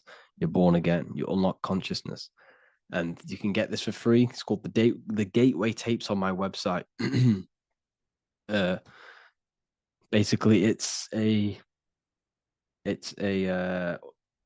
audio track from the government, and they did this in the Gateway Experience. It's a CIA document, and what they do is there are different forms of meditations you go through. I think there's about 5 waves of meditations you do, half an hour each one, and it will teach you. It will sync your hemisphere, because what does it do? They understood that playing one frequency into one ear and another frequency into the other, they understood that the right ear is connected to the left hemisphere, the left ear is connected to the right hemisphere. So when you play two different frequencies into both ears, what happens? The brain picks this up, the two hemispheres of the brain picks this up, and it syncs it. It syncs these two hemispheres, these two frequencies together. So now the brain is working as one to sync this frequency. So this is how you can sync your hemispheres through listening to these frequencies. Okay, you can get them for free and do the meditations yourself. This will definitely help you. This is an easy way to astral project. So it's all about syncing the hemisphere and seeing reality from a unified perception. We should all aim to get out of that left hemisphere. I'm not saying don't use it, but we should now start to see we should now start to read between the lines of the Bible, read between the lines of the symbolism they're showing, study symbolism, study allegories and myths. What are they trying to tell us through these allegories? And, you know, this is how we start seeing things in a better way. Once we understand that we are all microcosms of an infinite consciousness, we can all come to one, because love is the unifying force of this infinite consciousness. We are all divided. We are all disconnected from our hearts. Once we all connect with our hearts and see that everything is one, we can all start to love and come together as one, because love is the unifying force of consciousness. So if you haven't already seen, I now have launched the Ethereal University. I will be doing lectures like this one, but even better, deeper, and even releasing knowledge that I can't talk about online as they are censored. I'll be doing lectures every single week. I'll be doing live calls every single week. You also gain access to my library, which is filled with over 45 occult books, filled with knowledge. Okay, I'll show you now. Plus, you get my book, The Book of Wisdom, PDF form, and the Human Health Guide, PDF form. You also get all of this stuff, the health section, Q&As, ethereal meditations. We've got some celestial studies, cosmology, and numerology coming soon. You also get the brand new Manifestation Mastery course, plus the library. And there'll be new books, new lectures, new live calls every single week. Or you can get the Book of Wisdom, use the code WISDOM in all capital letters to gain 40% off. This sale will be ending very, very soon. So if you're watching this, be very quick to get yourself a physical version or a PDF of my book. You can get it in all these languages. Hope you enjoyed this video, people. I'll see you inside the Ethereal University, the real university. Have an amazing day.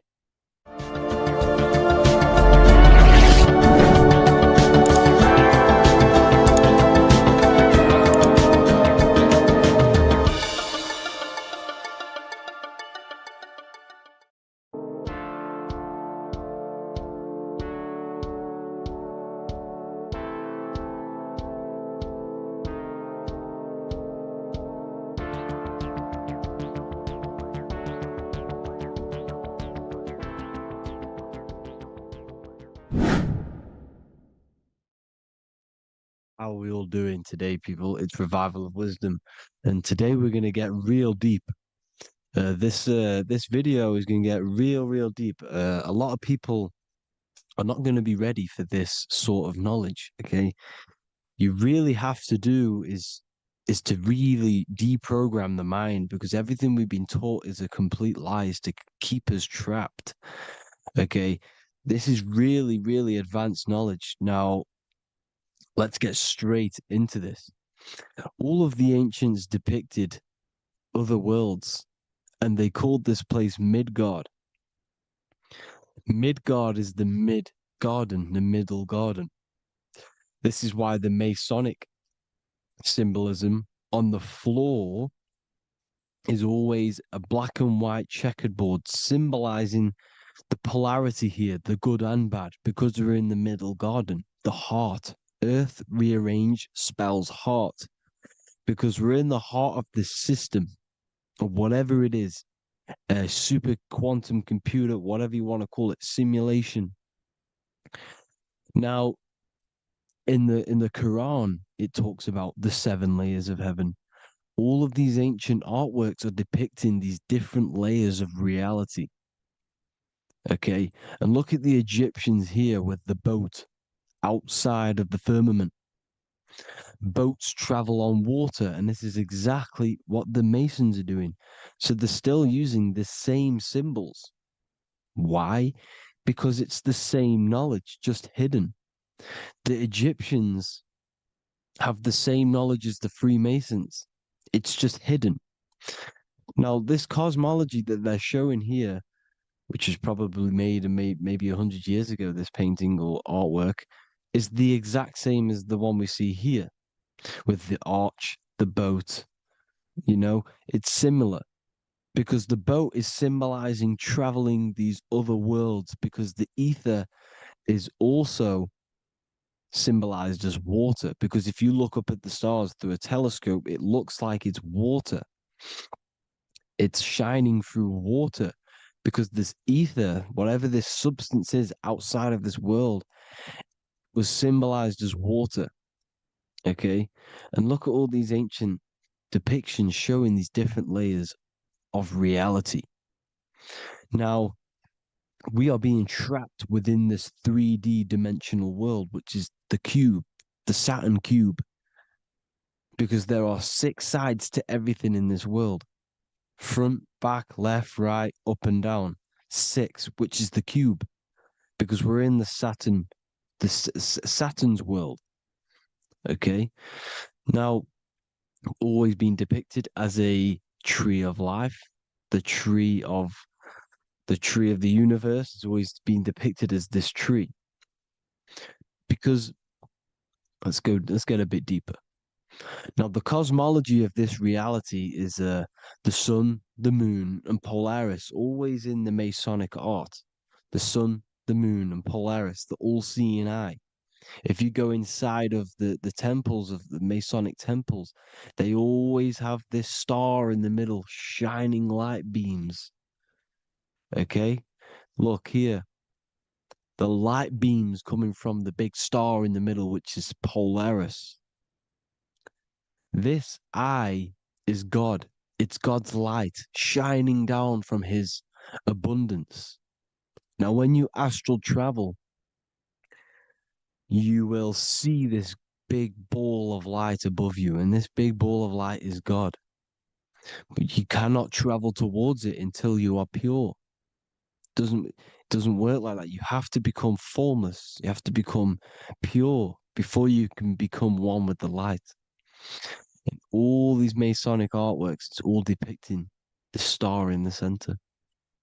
This star is Polaris, because Polaris is the way out of this place. And this is why you see the stairway to heaven all the way up to the light beam, the light source. What does it say in the Bible? God is light, because everything is made out of one substance, and that substance is light. And it symbolizes the eye, because God is an eye. All things that are alive have an eye. And we all say, I am. We all see these realities through eyes. God is an eye. He's the all-seeing eye. He sees all things at all times. And he is projecting this light. And this light comes down to create all the different levels of the worlds. And this is what the 2 pillars symbolize the number 11. 11, the number 1, is just a vertical line. It's the 1. It's a 1 point. 11 symbolizes the mirror nature of reality. Everything's mirrored, as above, so below. Now, the 11 also symbolizes openings, doorways. And as you can see here, an opening to the all-seeing eye. And you see here again, an opening to the stairway all the way up to the light. This light is the light of God in the astral worlds, beyond this world.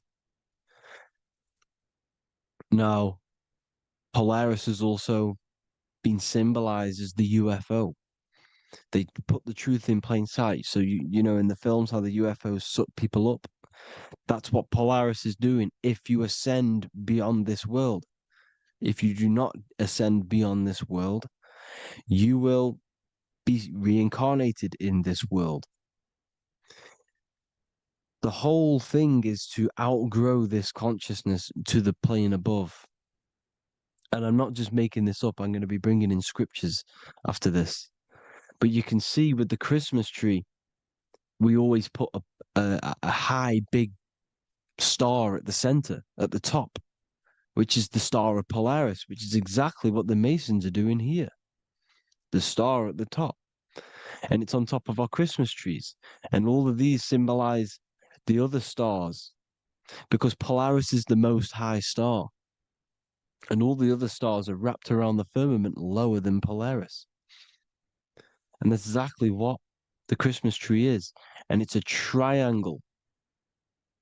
It's a triangle, just like light beams travel from one point in the triangle, just like the all-seeing eye. It's a triangle. The light is coming from one point and sending its rays downward. You see, it's kind of like you see here with the water. And the lower you go, the darker it gets, the more evil it becomes. And this is what the ancients would call hell.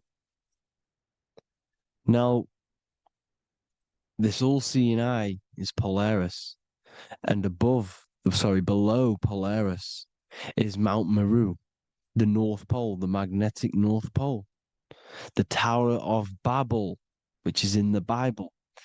The etymology of the word Babel, Ba meaning spirit, which gives the ability to move the soul through the worlds, which is that's the ancient Egyptian description of the word Ba, meaning of the word Ba. You have the Ka, the Ba, the Ak, but the Ba is the one that gives the ability for the soul to move through the worlds. Your soul can't speak into a world without incarnating into it. Now, the Tower of Babel symbolizes Mount Meru because it's the word Ba is the spirit which gives the ability for the soul to move through the worlds. The Tower of Babel is the magnetic North Pole, Mount Meru, which gives the ability to move through these different worlds. And you can see the ancient Tibetans always showing this depiction of these different worlds coming from the center. Because we have to ascend our consciousness. It's not about how good you are to reach heaven.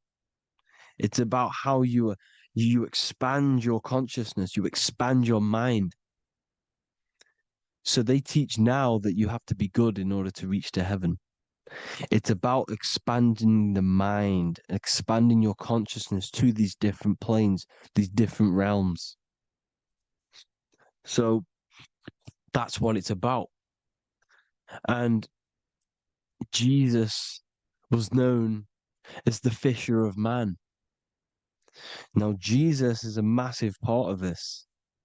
He was known as the fisher of man because he was fishing. He could have been fishing. He could have been one of these deities that had come down from these different higher realities and pull people up. So they would so they called Jesus the fisher of man.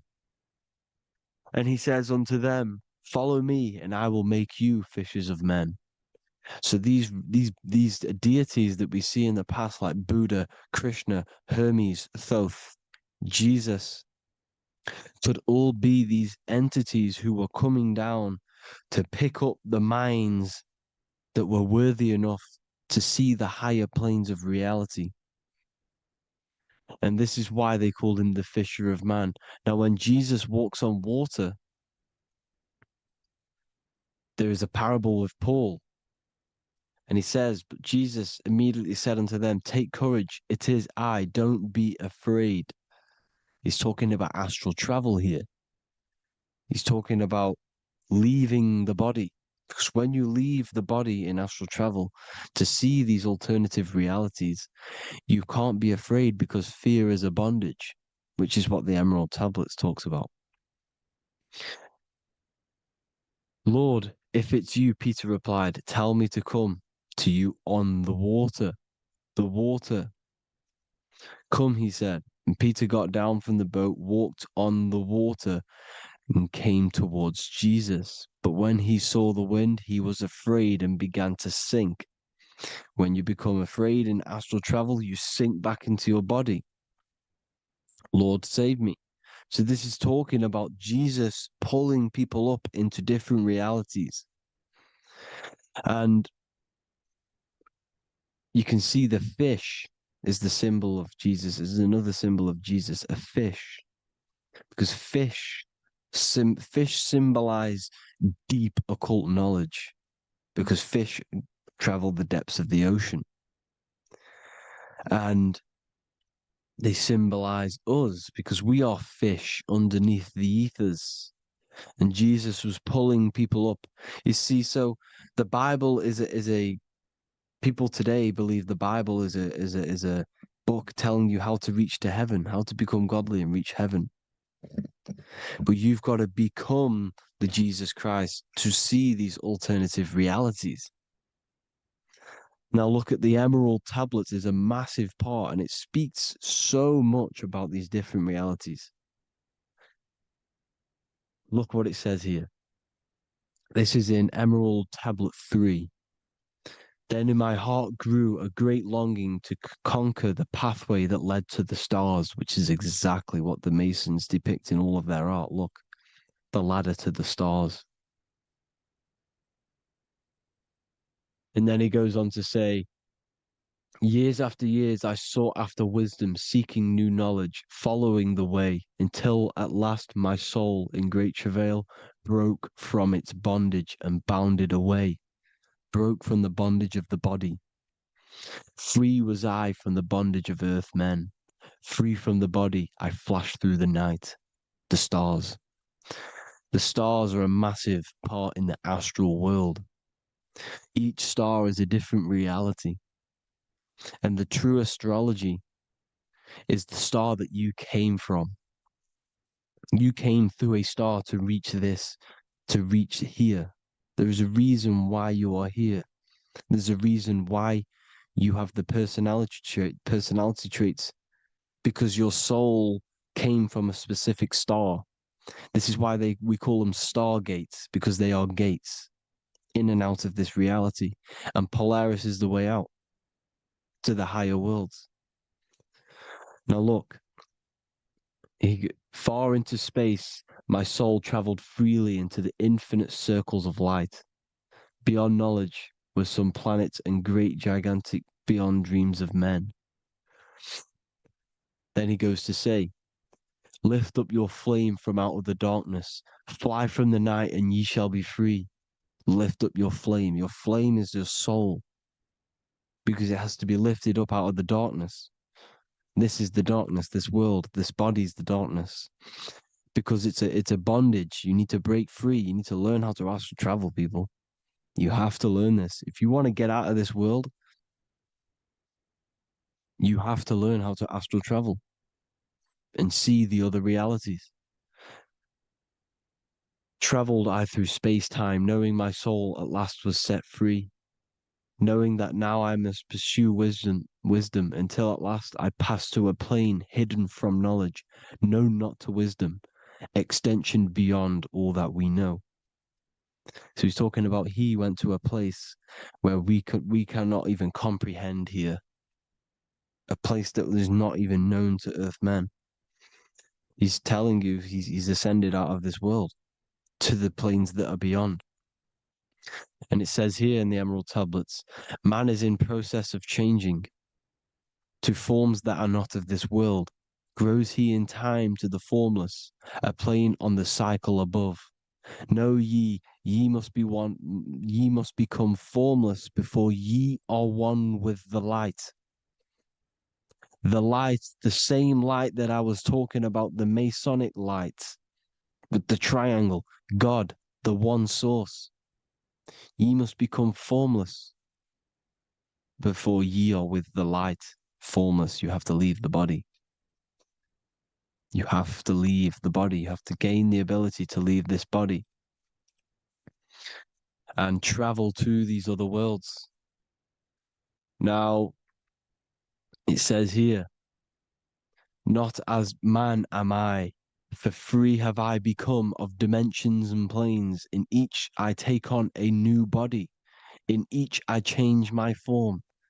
Know I now that the formless is all there is of form. You see, all things created come from the things that, all things that you see come from the things that you cannot see. All of us have the same spark of consciousness, the same I am.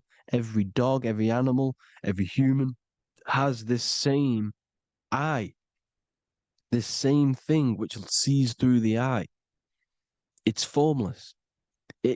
It takes this formless entity is the same entity of us. We are all the same entity in different bodies. And this entity it was represented as the flame, the cosmic flame, which is inside of all of us. And this is why the Masons depicted your spine as a candle or the Holy Grail. You would either see this or a candle with a flame on the top, because the Holy Grail is your consciousness, which is on top of your spine, which is the candle. Now, Jesus, Thoth, Buddha were all these deities which were coming down to lift people up because they were fishermen of men. And he would lift you up to the higher worlds, out of this world, to the ones above. Now, Thoth, you can see him here, he's leading the way. He's holding someone and he's leading the way with knowledge and power. He was leading the way to other worlds, out of this world. There's no point trying to change this world. This world will stay the same. It will stay the same. You have to get out of this world. And that's what they're telling you. That's what they're keeping you from. They're keeping you stuck within this thin layer of reality. So what the Masons are doing, they have the ability to astral travel. They're living not stuck and bound to one reality, but living within the different layers of reality. And this is what Morpheus was doing in the Matrix. Morpheus was going into the Matrix to go and get Neo, which is exactly what Jesus was doing, pulling up people out of this world to the ones higher. And that's exactly what Morpheus is doing in the Matrix. If you haven't watched the Matrix, go and watch it. It will blow your mind. Everything I'm saying in this video, you will see it. Except that you don't need to use a machine to enter the Matrix. You just use your body. Well, you use your consciousness to leave this body. You see, Neo was also uploading himself into the simulation to pull people out of the simulation. And this is exactly what all of these gods were doing. The fisher of man. Look, he was pulling people up out of this reality with the knowledge. Now, Jesus was always depicted with the mushrooms. Look at all this mushroom art. Mushrooms were literally the origin of Christianity. You can see it everywhere. There's mushrooms in all of the ancient art. Every single one of these paintings you see here, there's mushrooms on them. Mushrooms have the ability to see alternative states of consciousness. Now, if you go and do them and you go to sleep, if you pop mushrooms, you go to sleep and you will wake up in another reality. You will wake up in another reality. Don't try it if you don't want to do it. But if you've got the heart to do it, do it. Eat them and go to sleep. You'll wake up in another reality. And Jesus was handing out mushrooms to the bright minds, to the minds that he wanted to fish out and pull up to the higher realities.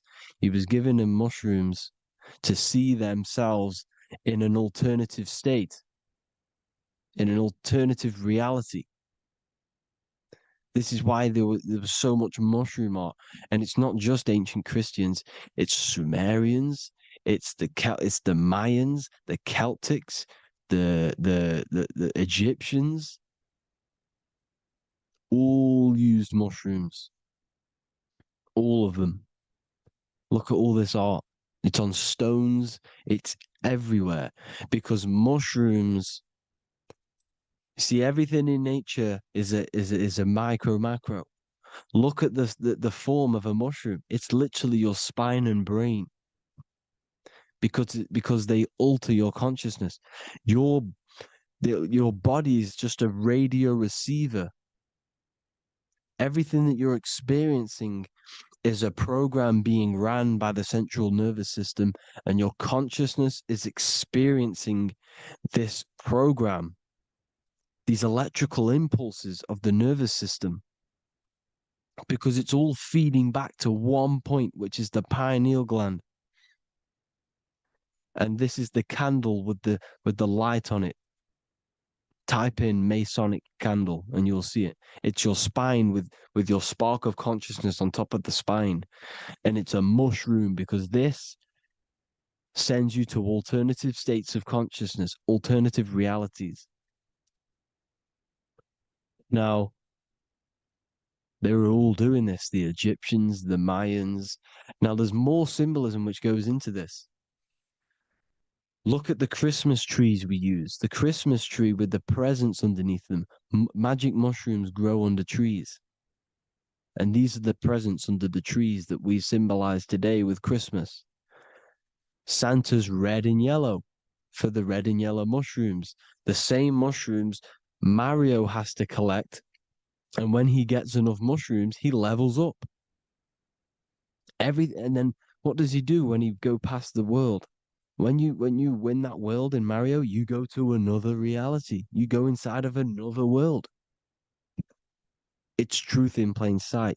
And it's using mushrooms. It's using mushrooms. Everything, all of the characters in Mario, well, a lot of them are mushrooms. Look at this one.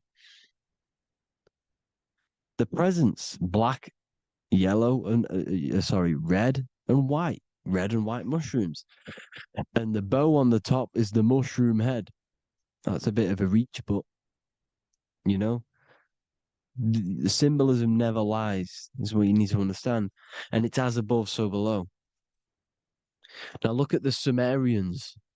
The Sumerians were also multidimensional beings. Okay, look at how they have the double faces. They had 1 foot in this reality and 1 foot in another reality. And look at this one, a double-headed god inside of like a portal. You see?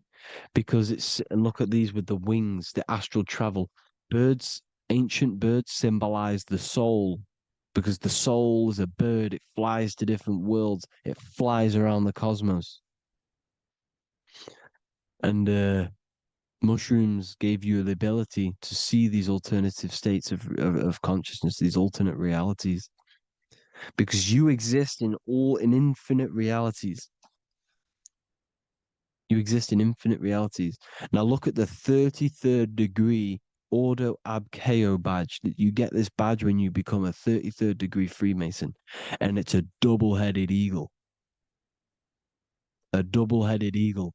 And you can see this in Sumeria first. Sumeria have the same symbol, a double-headed, bird. You can see it here as well. And the Masons are still using this symbol today. And when you become a 33rd degree, 33 vertebrae on the back of your spine, above the vertebrae is your consciousness, and it's a double-headed eagle. one reality in one, you become a multidimensional being in the 33rd degree. And I've heard many interviews of Masons say it becomes Luciferian. You see, they speak in code. These Masons can't tell you about what they learn about, but they will speak in code. They said it becomes Luciferian. The word Luciferian is lucid. The root word of Luciferian is lucid, and lucid is lucid dreaming, alternative realities, dream worlds. You become a god. Luciferian means you're becoming your own god, pretty much. Because you are becoming a multidimensional being living in between the different layers of reality at the 33rd degree of Freemasonry. And look at the double-headed eagle, because the birds symbolize the soul. And they reach high, they fly high, just like the soul wants to fly high to the light, to become one with the light, like the Emerald Tablet says. Now look at Janus. Janus was another god, and he's known as the god of doorways. Janus always depicted with a double head. Janus is why we say janitor or January. And January is entering a new year. Janus is known as the god of doorways with keys, always got a key, because keys open doors. That's why the janitor holds all the keys. And Janus always has double heads, because he had one foot in this reality, one foot in another. He was a multidimensional being, a Luciferian, living between the different layers of reality, except from instead of being stuck in one like we are. Well, a lot of people. And that's the whole point. You see, all of this stuff is about like changing the world and stuff like that. This world will probably never ever change. It's probably been like this forever. Well, forever, for a long time. But it's about moving out of this reality to the higher states. And the Masons always depict the ladder to the luminaries, the stars, with a key, the same key of Janus. The Vatican is a key, and it's in charge of all the religions. Why is it a key? Because they're holding back the key. They're keeping you stuck within this reality, keeping you stuck as identifying yourself with the body, identifying yourself with this world. You are not in the world is within you. This is a program being ran by your central nervous system, and your consciousness is experiencing this reality. Now, this is going to be a mind-blowing video for some people. You have to have an open mind. You have to let go of all the programs. I'm repeating what the ancients are talking about and the ancient symbolism. Look at Janus with the double-headed god. He was just another god coming down, giving keys to people who had the worthy mind to be pulled up out of this reality, to be pulled up to heaven, just like Jesus was teaching how to reach heaven. But really, it's an encoded scripture. But anyways, hope you all gained some insight on this video. Have an amazing day. Please like, share, comment. All the links are in the bio for the PDF, for the Manifestation Mastery course, and all the other amazing stuff. And if you want to support the channel, I'd greatly appreciate if you became a Patreon member. Hope you'll have an amazing day, people. God bless.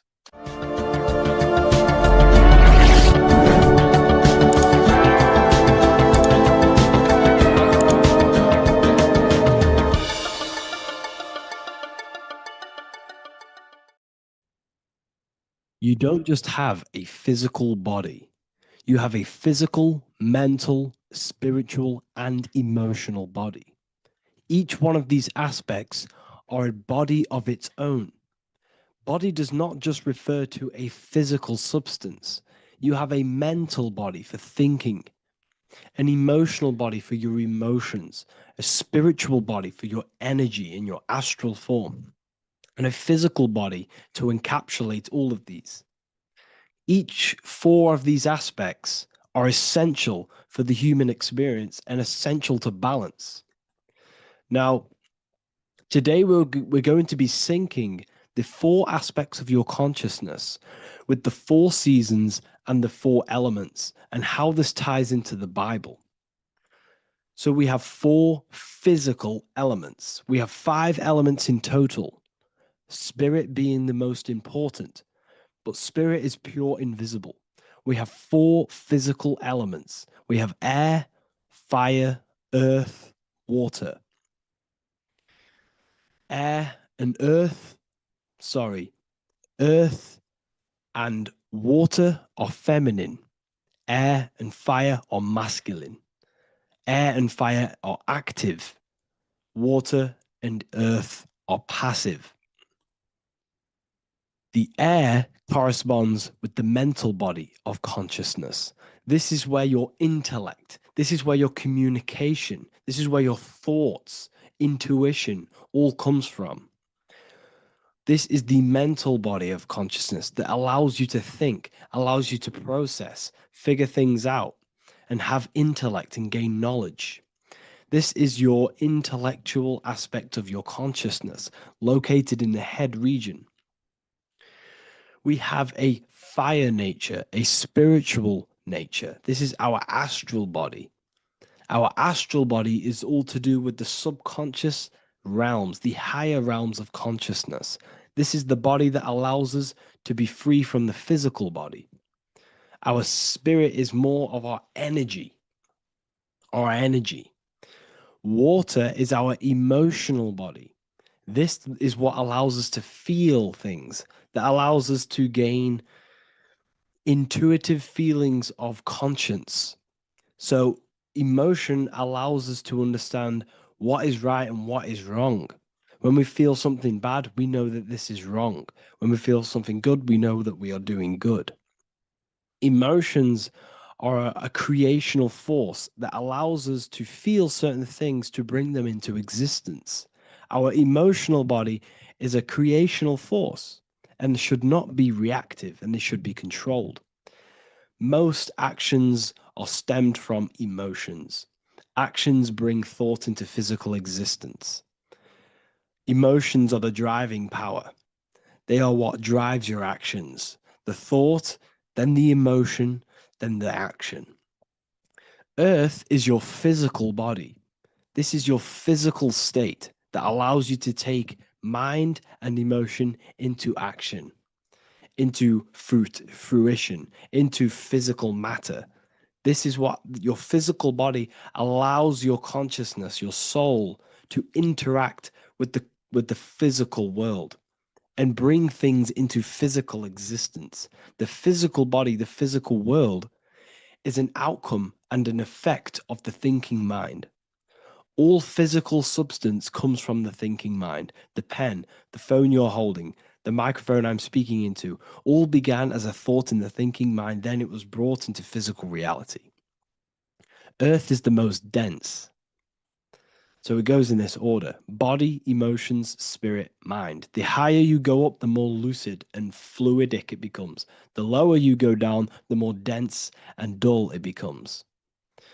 Air is the mind, fire is the spirit, water is the emotion, earth is the physical body. So this is why you are a microcosm.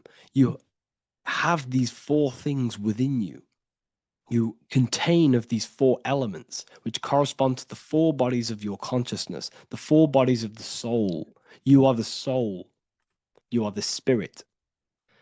So this is why in Theologians 4:17, it says, "Caught up together with them in the clouds to meet the Lord in the air." You don't meet God or the Lord in the physical air, in the clouds. This is clearly a parable. A human being cannot go up to the clouds and meet a mystical man in the clouds. This is obviously a parable, a metaphor. The air is your mind. You must raise your consciousness beyond the body, beyond the emotions, beyond the spirit, and enter in the mind during meditation, turning the mind inward to connect with the Lord. The Lord is the highest aspect of your consciousness, the one that exists beyond the physical body, beyond your emotions, beyond the thought. So you meet the Lord in the air, in the mind. The mind represents the air. This is why in America there's a saying called an airhead. You're an airhead. This means that you are stupid, or you don't think, or you have nothing in your mind. You have nothing in your head. When someone's very stupid, you call them an airhead, because air represents the mind. The air is elevated. The air is invisible. The mind is totally invisible to the human eyes. It is a metaphysical substance. In fact, it's not a substance at all. It's so fluidic. It's everywhere. The mind can be everywhere at all times. It can be anything. Nothing is impossible within the mind. Now, this is synced with the 4 seasons. The 4 seasons represent the 4 aspects of human consciousness, the 4 bodies of your consciousness, the 4 bodies of your soul. The sun is your soul, okay? And the sun travels around 4 seasons. Summer, when the sun is the most hottest point. Autumn, when the sun starts to move away from the hottest point. Things start to die. Then it goes to winter. This is when everything dies. This is when things enter in within itself. This is when darkness occurs. Then spring. This is the reignition of the sun. This is when the sun starts to bring back the warmth back to the summer. You have 4 seasons, which correspond to the 4 bodies of consciousness. Fire is the spirit. This is when you are passionate. This is when you are taking action. This is when you are fiery. The sun is blazing. You're taking action. You're very passionate. You're very spirit. You're in the spirit. Autumn is water, emotion. This is when you start to become very reflecting. This is when you start to feel emotional. Because in autumn, there's lots of water. This represents the emotional body of consciousness. Winter is the mind. This is air.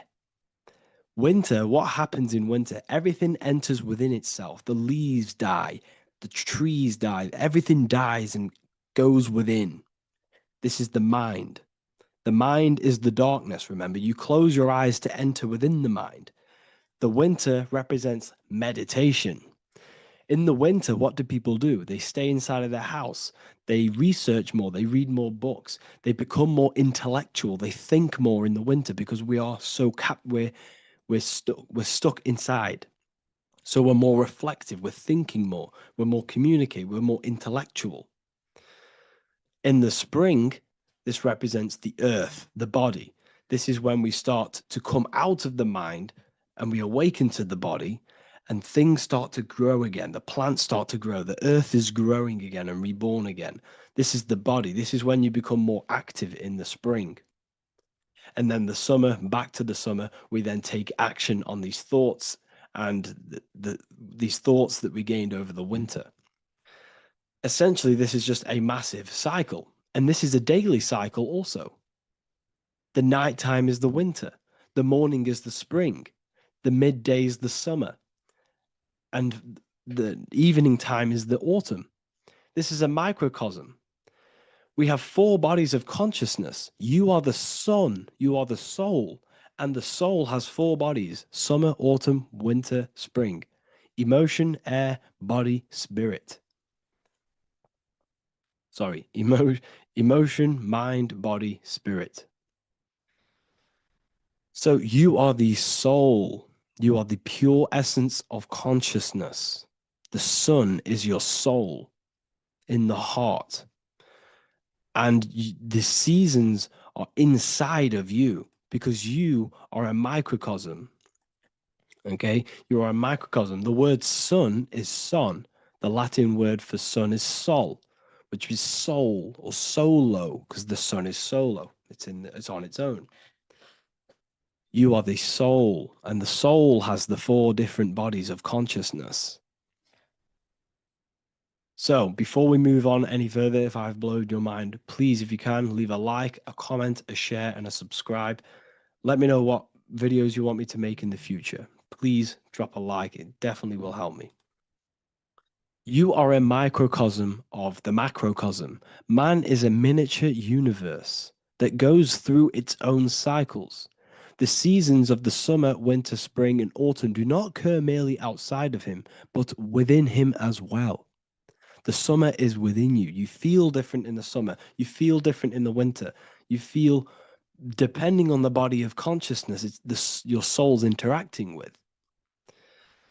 So the sun in the sky is your soul inside, and the sun goes through these cycles, which is affecting your bodies of consciousness, because the cycles represent your bodies of consciousness. Now, this ties in with the Bible. This is why we have 4 Gospels. This is why Matthew, Mark, Luke, and John are always seen with the 4 different zodiac sign animals or symbols. So you always see each one of the Gospels. If you just type in on Google Matthew, Mark, Luke, and John, type in ancient pictures, paintings, or pictures of them, and you will find these 4 zodiac signs are always standing with each one. Taurus, the bull; Leo, the lion; Scorpio, the eagle. An old symbol for Scorpio was the eagle, and a man for Aquarius. Here you see very, very ancient paintings and artwork. Here we see Matthew, the man, Aquarius. Here we see John, the Scorpio. Same here. We also see it on the tarot cards, on the world card. We see the 4 fixed zodiac signs. Here we see it as well. These are called the 4 fixed zodiac signs. Now, when we look at the zodiac, we're no longer looking at the sky, because what you must understand is as above, so below. What is above you is inside of you. What is above is what is below. What is outside of you is within you. The zodiac is inside of you. The zodiac revolves around the sun. The sun is your soul. These are different energies of your soul. Like I said earlier, the 4 seasons are the 4 bodies of your consciousness. And in each body of consciousness, you have these different energetic energies that you can work with. Okay, so this is the true astrology. This is the true astrology, the internal esoteric astrology. You can't find much information on this at all. Very hard to find. So what we're looking at are the 4 bodies of consciousness. Obviously, when you look in the middle of each, when we look in the middle of each season, spring, the middle of spring is Taurus. The middle of winter is Aquarius. The middle of autumn is Scorpio. The middle of summer is Leo. These 4 signs are known as the 4 fixed signs. Okay, Scorpio is fixed. It's the middle of autumn. Scorpio is a water sign, emotion. Aquarius is the air sign, the mind. Taurus is an earth sign, the body. Leo is a fire sign, the spirit. This is why we see Matthew, Mark, Luke, and John with the 4 fixed signs of the zodiac, which represent the 4 bodies of consciousness. Leo, the spirit, fire.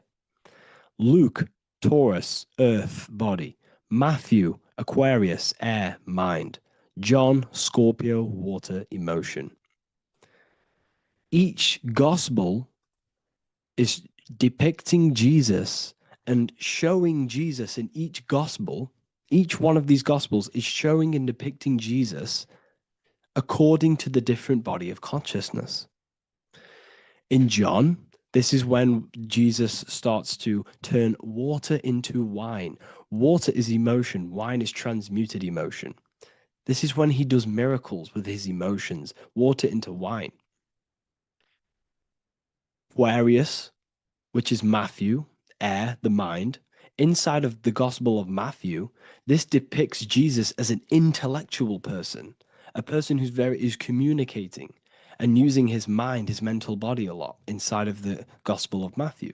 Go and read it, and you will see this. Luke, Taurus, earth, the body. Luke shows and depicts Jesus according to the body of consciousness, the physical body. He shows Jesus as a human, being a human being, helping people physically and helping people's physical needs, like giving away food and doing all sorts of good things for other people. Leo, Mark, inside of the Gospel of Mark, this shows Jesus as a spiritual teacher, a passionate person who is taking action. Each gospel is showing Jesus according to the different body of consciousness. And Jesus represents you, the sun. That's why it's called the Son of God, the light of the world. Jesus represents your soul, and your soul has these four gospels, the four bodies of consciousness, the four fixed signs, the four elements, and the four seasons. These things all correspond to your consciousness. So this is Leonardo da Vinci showing you the exact same thing. Jesus is the I am, the sun, the soul, in the middle, on his own. Luke, spring, earth, body. There are three people in each group. There are four groups, and there are three people in each group. 1, 2, 3. 1, 2, 3, 1, 2, 3, 1, 2, 3. Fall, winter, summer, spring. These are according to the four bodies of consciousness. Here we see Aries, which rules the head region. He's on the head of the table. Gemini, he's holding up the two hands because Gemini rules the two hands, the two arms. Gemini is the two twins, which is the two arms and two hands, and the two lungs. Here we see the beginning of summer, which is Cancer. You see the big knife here. Cancer, him here, this gray-haired guy, holding a knife for the crab. Cancer, they pinch. You have a knife, symbolizing the crab. Leo, the middle of summer, showing dominance. The sun is very dominant. He's got his elbow on the table, showing dominance. Virgo has no Adam's apple. Cancer here is pointing at this woman's neck, saying there's no Adam's apple. This is Virgo, the virgin, the only woman. Jesus, the sun. This is Libra, the balancing. He's holding his arms out balanced, showing the balancing of the sun, because when the sun enters Libra, the sun is balanced between winter and summer. So it's balanced. This is all astrology, but this is internal. Okay. This is Ezekiel's vision. Ezekiel had a vision in the Bible, and he saw the face of a man, the face of a lion, the face of an ox, and the face of an eagle. The eagle is Scorpio, the ox is Taurus, the lion is Leo, and the man is Aquarius. He saw the throne of God, and he saw the different bodies of consciousness. This is all symbolic for the different bodies of your soul. So when we look at the zodiac, we are actually looking at a map and the energies of our soul, and the energies of our bodies, and the energies of our consciousness. This is what we are looking at. Each zodiac is an aspect of our consciousness and an energy that we can work with and that we must purify. Balance and purification is essential. Imagine playing a brand new video game. Let's say a brand new video game came out and you had to play it. What happens when you play that game? You don't know the controls. You cause chaos in that game. You can't really run properly. You can't do anything properly. You're getting destroyed by other people who are playing that game. It's the same with your physical body. When you are born, you must learn how to play the game. You must learn how to balance the mind, learn how to balance the spirit, the emotions, and the physical body. We must balance and purify each body of our consciousness. We must look after our physical body with our physical health by eating physical, electrical food like fruits and veg.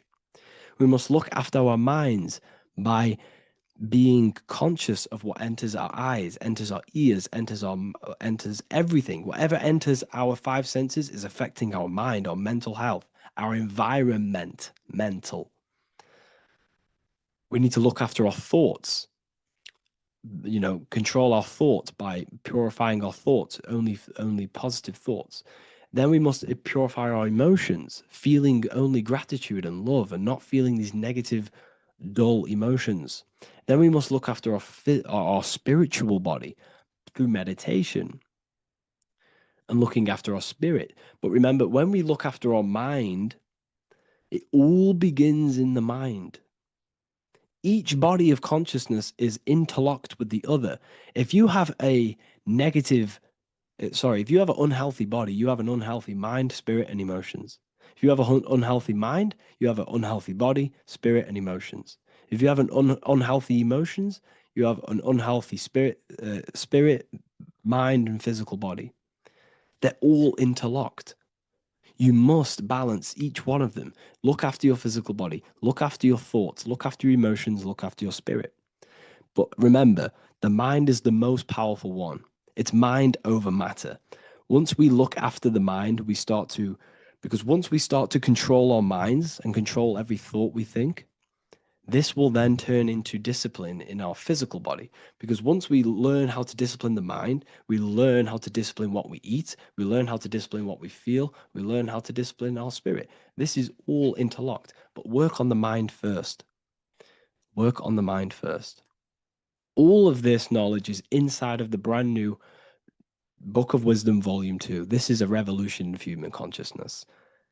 If you've read it, please leave a review down below. If you've read Volume 1, leave a review down below. This is the next revolution. I don't see this information anywhere. This is the next revolution of human consciousness. And of course, if you are serious about this and you truly want to gain enlightenment and join an amazing community where you can connect with me on live calls, lectures, the Manifestation Mastery course, you can gain access to my library with over 45 PDFs plus my books.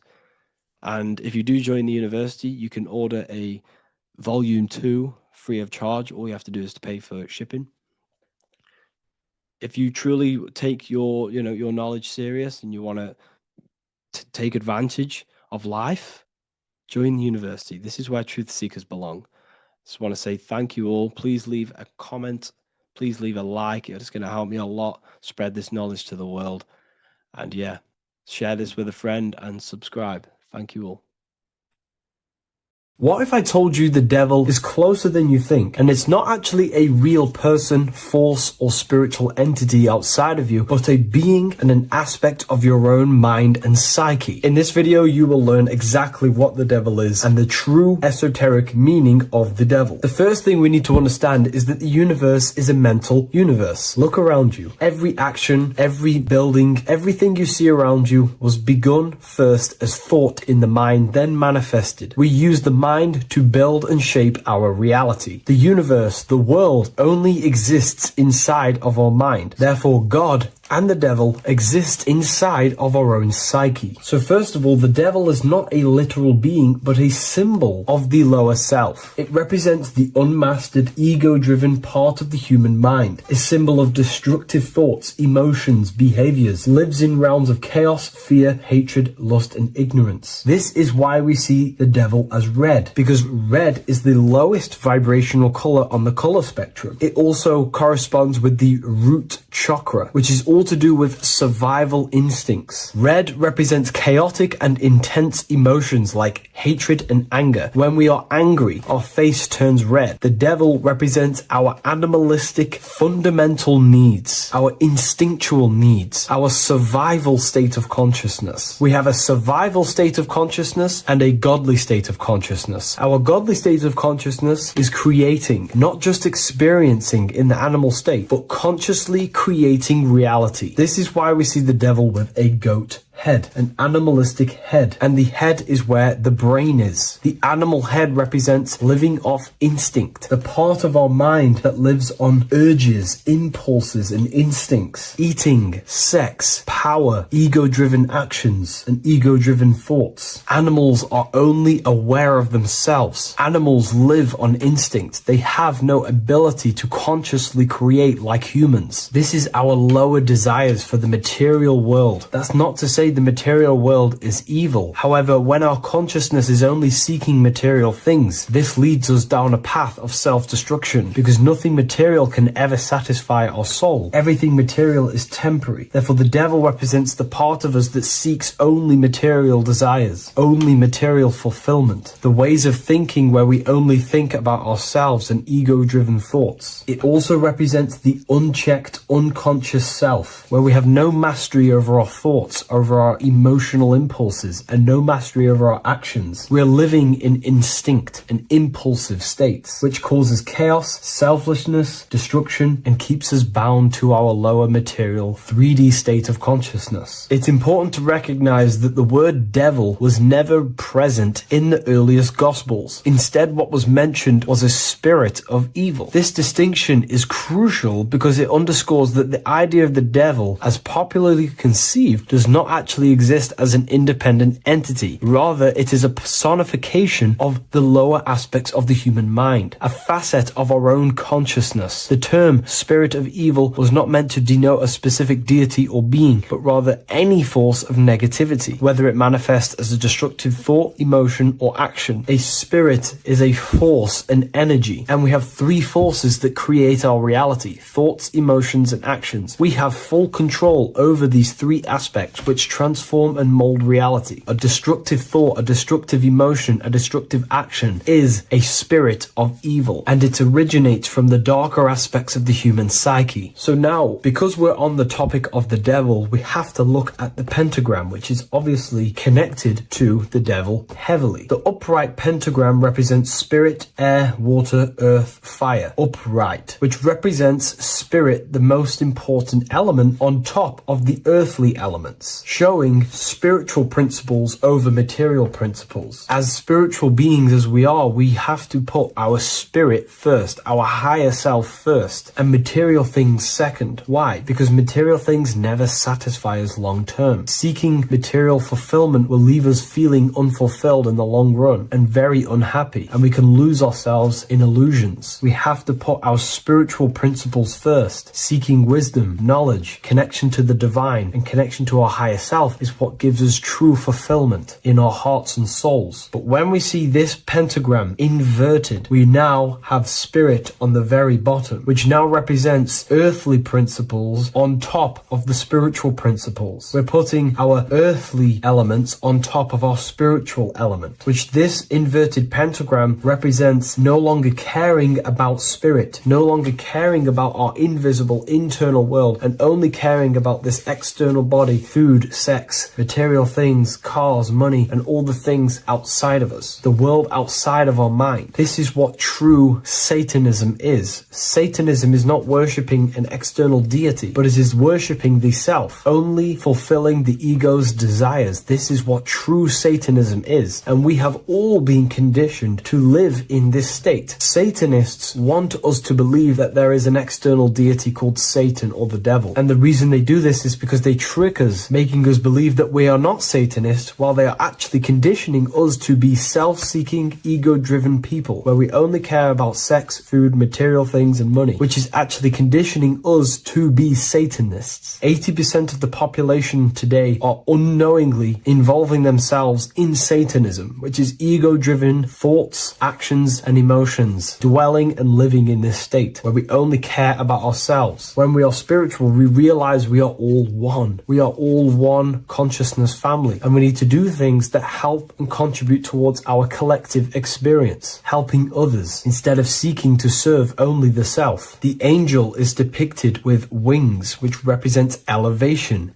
higher self. The devil is represented with an animal horns, which is on the ground. A goat is on the ground, which represents the lower self. This is the elevated mind and the lower material mind. Horus, the bird, higher self. Set, the ground animal, lower self. Jesus and Satan. These are two forces, two characters that exist within the human psyche, not real entities. They are forces of our minds, and there is a battle between our higher self and lower self all the time within our own minds. There's always a part of us that's telling to do one thing and another thing, to do something bad and to do something good. There is this battle inside of our own consciousness. Here we have the human spinal column. The human spinal column is showing you the higher and the lower self. The higher self represents the head. The head is where the mind is. This is the creative essence of the universe. This is where all material things begin as a thought in the mind. We create with the skull, with the brain. This is our higher self, the heavens, connected to the heavens, the sky. And the lower end of the spinal column is where our reproductive organs are, where our gut is. Our reproductive organs and our gut is all to do with survival. The lower end of the spinal column, lower instinctual 3D based consciousness. The lower end of the spinal column is where our lower self dwells. Eating, consumption, power, and sex, lust. These are all emotional forces and instinctual based organs that are not inherently evil, but when we dwell and live off this lower end of the spinal cord, it keeps us in low states of consciousness. Our goal to raise to our higher mind is to balance this, not to overeat, not to abuse power, not to abuse sex and lust, but to master these organs and gain the ability to say no to these organs so that we can raise to our creative side of consciousness. Instead of dwelling in our instinctual nature, we can turn to our creative nature and consciously become a builder and constructor of reality. This is the true way of raising consciousness. This is the stairway to heaven, out of the animal consciousness to the higher consciousness. To wrap all of this up, it's all about gaining control over our instinctual lower nature and allowing our spirit to rule over our body and not our body ruling over our spirit or mind. The moment you let a thought become instantly an action is the moment you are an impulsive person. We are all trained to be this way. It is okay if you are in this state. The moment you let a thought turn straight into an action without questioning, that is the mind controlling you and you not controlling the mind. We need to gain control over the mind, and we do this through many different ways, through meditations,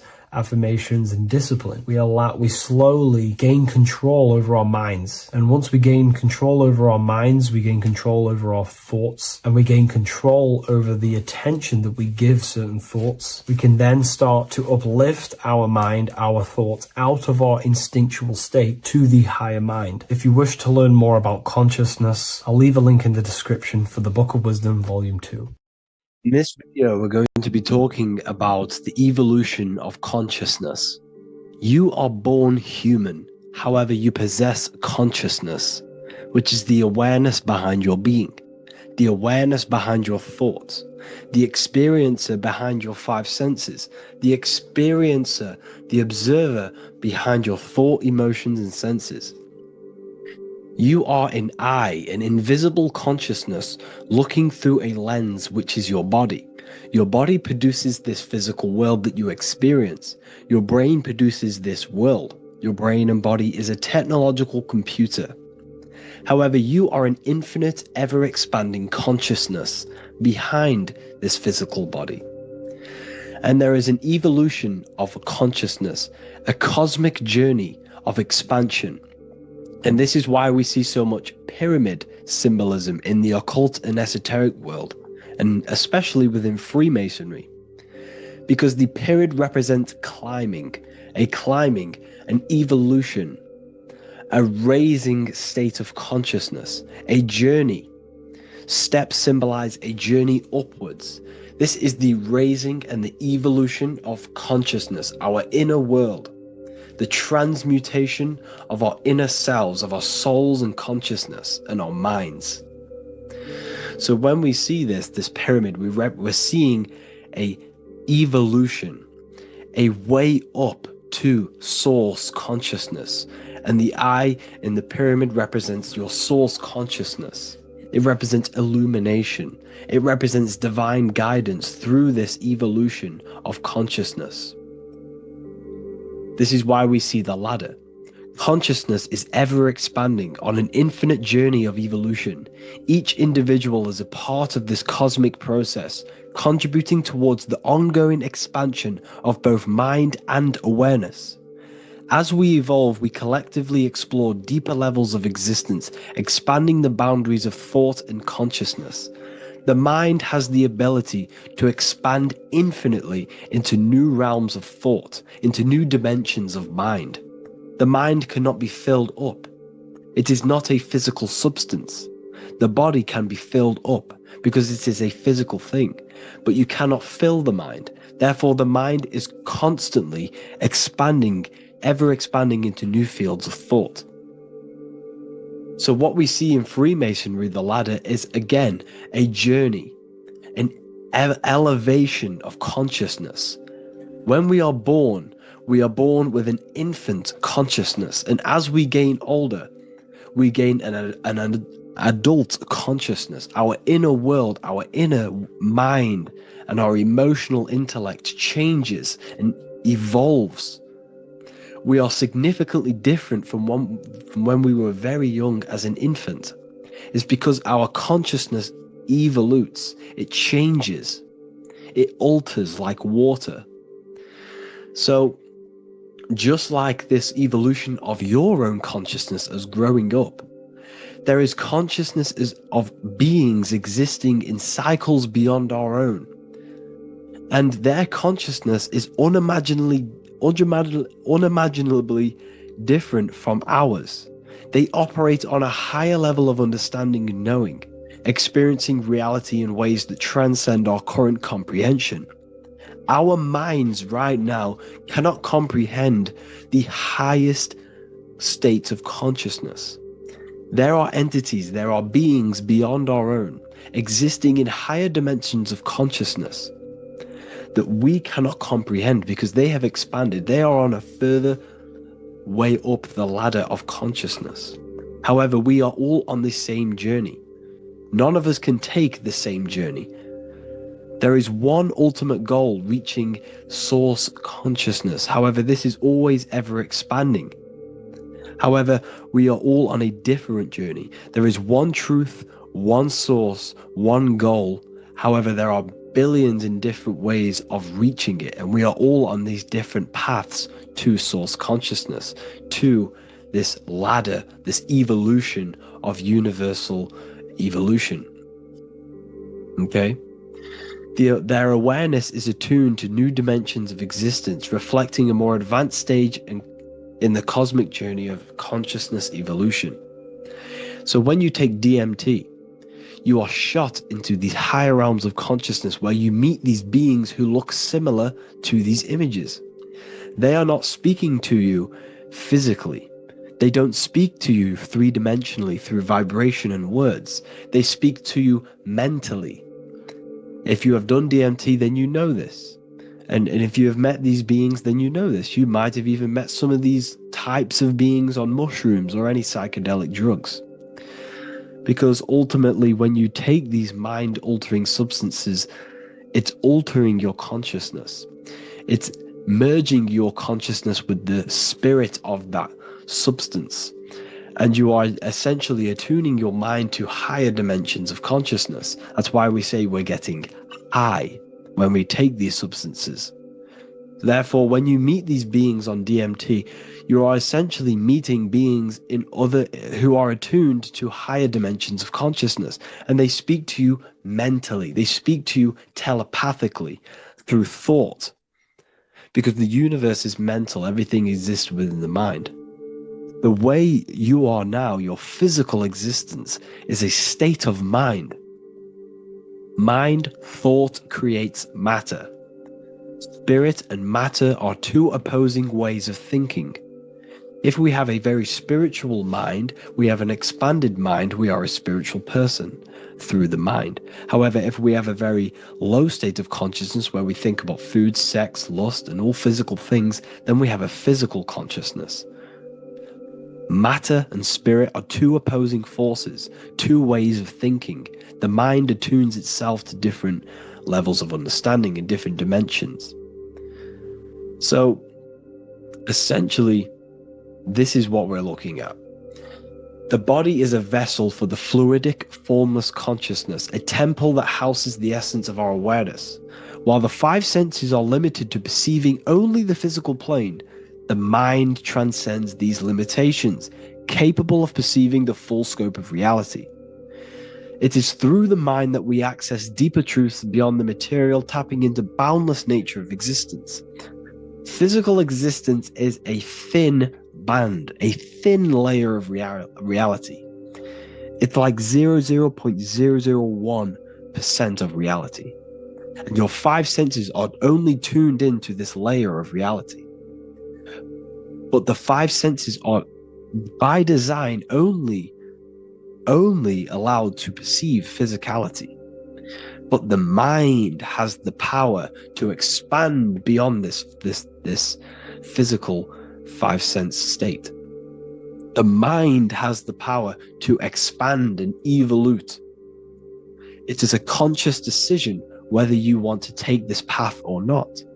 You can stay in a three-dimensional way of thinking, or you can expand your consciousness from within. It's not an external journey. There is no God going to save you. You must save yourself. Therefore, behind every single one of these eyes is the same source consciousness. However, we are all different cells in a different journey. The organs in your body, the cells in your body are all alive. They all possess same consciousness, universal consciousness. However, we are all on a different journey of evolution. As above, so below. As the baby is in the mother's womb, when the baby becomes conscious, there is a world outside of its mother. What does it do? It presses and seeks a way out to be born in the other world outside of its mother. It is the same with your consciousness, your mind. When your mind becomes aware that there is realities beyond the immediate surroundings, it seeks a way out. And this is exactly what I'm doing to you now. I am now expanding your mind and telling you there is other ways of reality. There is other dimensions of consciousness which you can access through inner transmutation, through different ways of thinking, spiritualism, and meditating and connecting with yourself and detaching from external things. We can upgrade our consciousness. Your body is a womb. Why Jesus says you must be born again to see the kingdom of God, because you are born physically and then you must be born again spiritually, awakening your inner consciousness. So like I said, as the baby is in the womb, it's the same principle. As above, so below. You were a baby. You were in your mother's womb and you figured out there is a world outside of your mother. So you seek to way out your mother to be born in another world. It's the same now. You must do this now. This is your spiritual evolution. This is the evolution of consciousness. It's ever expanding.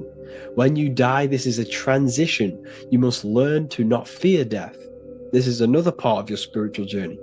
You must master death. Therefore, like I said before, the mind has limitless capacity to expand into new realms of thought, continuously exploring uncharted ideas and concepts without boundaries. The mind can ever expand. It can never be filled. It can never ever know everything. There is infinite fields of knowledge, infinite fields of thought. Your current state is just one stage on an infinite pathway. You won't remain human forever. The human experience is a crucial phase where we learn to balance polarities, master the fundamental laws of the cosmos. It is a period of growth and transformation, preparing us for the next stages in our cosmic evolution. The goal is to strive for perfection, yet the true perfection is unattainable. It's like a tunnel, and there is a light at the end of the tunnel. And as you walk through this tunnel, the light is ever moving backwards. You should forever seek to meet that light, but you will never meet that light because consciousness is ever expanding. You should strive for for perfection, yet knowing that perfection is forever unattainable. The journey is endless, with each step revealing deeper layers of understanding and experience. The pursuit of growth and expansion is itself the essence of our evolution. You can find all of this knowledge in the amazing book that I have read for years. I have read this book, The Emerald Tablets of Thoth, the Atlantean, by M. Dorial, translated by M. Dorial. I'm telling you now, this book, now that I've told you this, you have some context on the book. The whole book is about evolution of consciousness. He's talking about higher dimensions beings. He's talking about how you can transcend this physical plane. It is truly the most amazing book you will probably read. One of the best spiritual texts you'll see. It's hard to understand, so you must read it over and over again. And the more your mind progresses, like for me, I read this every couple months. And the more I learn about consciousness, the more I expand my own consciousness. And every time I read this book, I pick out something new that just completely blows my mind, because you can only understand this book to your level of consciousness, to your level of understanding. So now that I've told you all this information, go and read this book and it will absolutely blow your mind.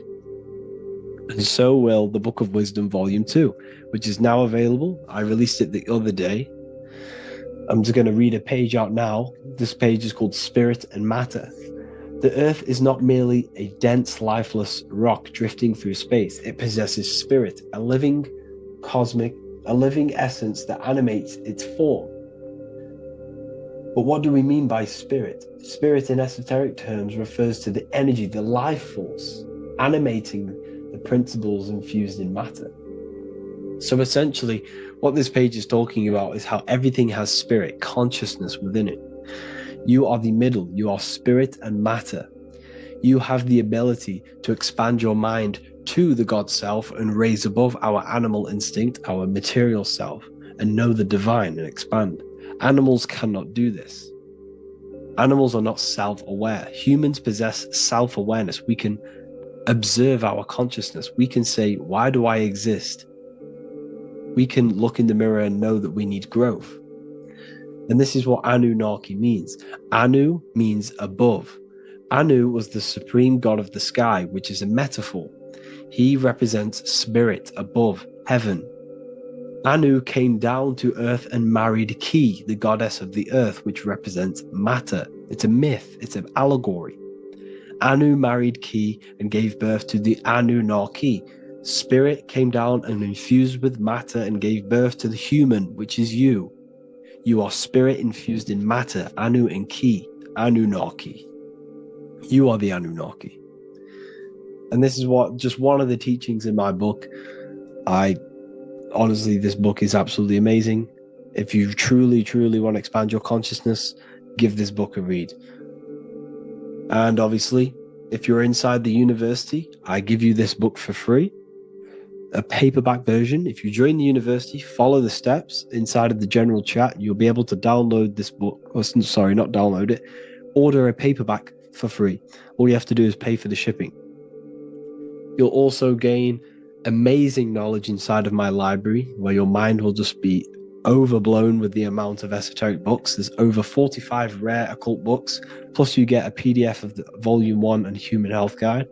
You get reoccurring updates where I expand on symbolism, occultism, where you will just feel absolutely amazing once you understand esotericism in yourself.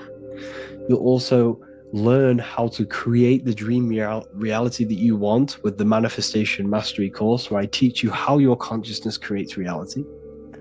You'll have a real lectures where I post lectures on symbolism, occultism, esotericism.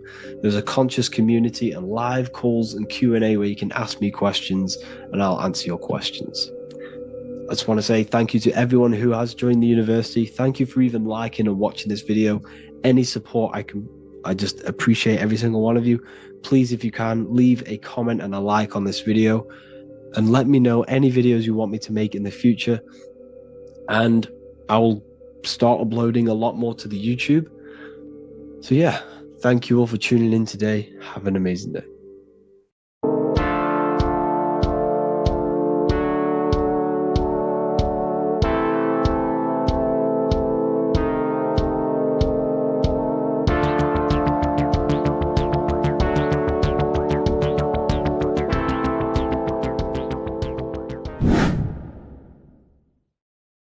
good, people? We're back with another video.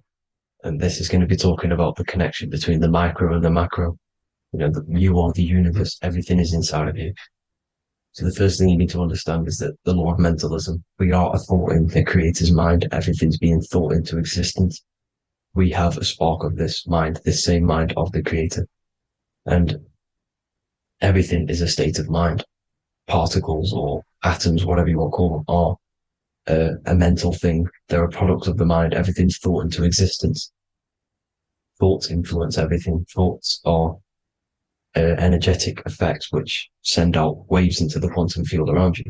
And your consciousness is actually the universe experiencing itself, expressing itself, and viewing itself. So we are the creator, but viewing itself in separate bodies. And this is why they call the material world the world of illusions, because everything's separate here, but we all forget that we are all one. We've all been brainwashed to think we're all separate, but we're all one. We're all the same mind, the same consciousness, everything. So everything's created out of toroidal fields. God created the toroidal field. That's the only thing that exists because atoms are toroidal fields. And it's the basis behind all creation. As you can see it in the owl's eyes. It creates the infinity symbol. And this was the apple. That apple is a toroidal field. And the toroidal field is made out of dielectricity, which is ether. Ether is black light, and this is counter space. This is another realm. This is what creates God to be omnipresent, to be everywhere at one place at all times. He is everywhere because ether is everywhere. And ether is infinite potential. It connects everything together, and that's what energy moves through. It moves through the ether, and that's black light. Everything is light, as it says in John 4:2. God is light. Everything's a vibrational state of light. So the Taurus field is made out of dielectricity, ether, black light, magnetism, which is white light, which is the center of the toroidal field. And magnetism radiates, it has no vibration. And then when white light splits, it turns into electricity, which is physical material, and that has a vibration. This is the Holy Trinity, the sun, the moon, Saturn. Saturn, the god of materialism. If you've watched my videos on Saturn, you know that Saturn is crystallizing everything into physical matter. And that's why his old name was El. The ancients called him El. And this is why we get El electricity. This is where El electricity comes from. Because El electricity is only a product of the physical world, which is redshift, blueshift, Adam and Eve. And this is what creates the redshift, blueshift is what is a product of magnetism. When magnetism, white light splits. And this gives us vibration. And this what creates the toroidal field, which is the basis of all physical creation. The sine wave is created out of the magnetic wave and the electric wave. The electric wave is the blue wave, and the magnetic wave is the straight wave, which is radiation. This is vibration frequency. So the magnetic wave is straight, and then you have longitude and amplitude, which is depth, which is dimension. You see how the electric wave has depth and a dimension. This is why you get the cross. This is the cross of Earth. This is the symbol of Earth, of bondage, of physical matter, because it consists of magnetic wave and depth, which is electric wave. I mean, this is where you get the sun cross or the earth cross, whatever you want to call it. It's the cross of physical matter, and the ancients knew this. This is why they used that symbol. Red shift, blue shift, which is the toroidal field, is the basis of all creation, physical creation. And this is why you have the police siren is red and blue. The Matrix movie, red pill, blue pill. You have red blood and blue blood in your body. The Democrat and Republic, the two parties, red and blue. Like your taps, on your taps, you have a red and blue tap. One's generative, and one's destruction. Fire, destruction, water, generative. So this is the basis of all things. And electric wave has dimension, like I've already said, depth, material, and it's measured in hertz. It's measured in hertz because it hurts you. It decays because the electric wave has a vibration, and vibration always has to go back to a standstill point. This wave cannot go forever, but the magnetic wave will go forever. It's radiation. Magnetic is radiation. It radiates forever. It pulses. But the electric wave will at some point come back to a standstill point, and that's why it hurts. It decays. That's why our physical bodies decays, because we contain of electricity. this body is an electric body, and it will return back to stillness like a guitar string. If you vibrate a guitar string, you pull it, it will vibrate, make a sound, and then go back to a standstill point. It's the exact same with every single toroidal field within the body. It will decay, and this is why our bodies decay, and everything in creation decays. So we're born into sin, the sin of Eve. The sin of Eve is us biting into the tree of knowledge of good and evil, which is the, you know, the systems in the body. And the sin of Eve is biting into the sine wave. We bit into the sine wave. The sun moves in a sine wave. Our DNA is a sine wave. Time is a sine wave. Everything in this creation is a sine wave. This is why the dollar bill is a sine wave. Magnetism and electric waves in one. You know, and this is the sun doing its sine wave, which creates, you know, when you go bowling, it kind of creates that pin that you hit over. That's the pin of the sun. The zodiac sign is a sine wave because the zodiac sign is an expression of the toroidal field, because magnetism unfolds into 12ness. And that's why you have 12 zodiac signs, 12 systems in your body, 12 cranial nerves in your head, in your brain. So if you can imagine this, see where my pointer is. Always starts with Aries. Aries is the head. It's the first thing that's created in the womb. And this is Aries, the ram. And this is why it's called a cerebrum in your brain, which is the first thing that creates when you're in the womb. And what's the element of Aries is fire. Fire is the first element. F-I-R, first, because it's the first thing on the wheel, the first expression of energy. As you can see here, my pointer, this is the center of the toroidal field. It would go Aries, Virgo, Capricorn, Pisces, Scorpio, Cancer. Then we go back to Libra. Libra would be center. But you see how the toroidal field is the expression of the 12 energies. That's what the constellations are, the energy expressions of the toroidal field. So it would go outward, starting from Aries here, all the way back to Pisces, which is beyond the bottom half. But Libra would be the center. That's why Libra is the equinox. It's the equinox. Libra is when it goes from summer over to autumn. It's the equal. It starts to transition into the winter side. Equinox, equal, which is Libra. And that's why Libra has the two scales. It's symbolized with the two scales. That's because of, you know, the sun moving over. It's being judged. It's equal now, but then it's going to tip over into the winter. That's why Libra is here, the center of the sine wave. And like I said before, magnetic energy unfolds into 12ness. Magnesium is number 12 on the periodic table. It's the sacred number. And this is why the scientists are trying to, well, NASA is trying to bring in another constellation to destroy the holy science of astrology. So Aries rules the head, which is Mars. Taurus rules the neck, the lower head. Gemini, the two twins, which is your lungs, your two twins, your arms, two twins. Cancer, the breasts, or the chest area. Leo, the heart, which is the sun, which is fire, the center of the toroidal field. Virgo, the belly, which is the intestines. Libra, the kidneys, the two scales, the kidneys, balancing out everything. Scorpio, the sex organs. Sagittarius, hips and thighs. Capricorn, I've missed that out, which is the kneecaps. Capricorn, kneecap. Aries, which is the ram, which is the cerebrum in your brain. And then Aquarius, the calves and the ankles. And the Pisces, the two fish, the 2 feet. So everything corresponds, as you can see here. This is an ancient way of depicting it, of the folded human. And this is everything. Each constellation rules that part of the body, gives energy to that part of the body, makes you do certain things.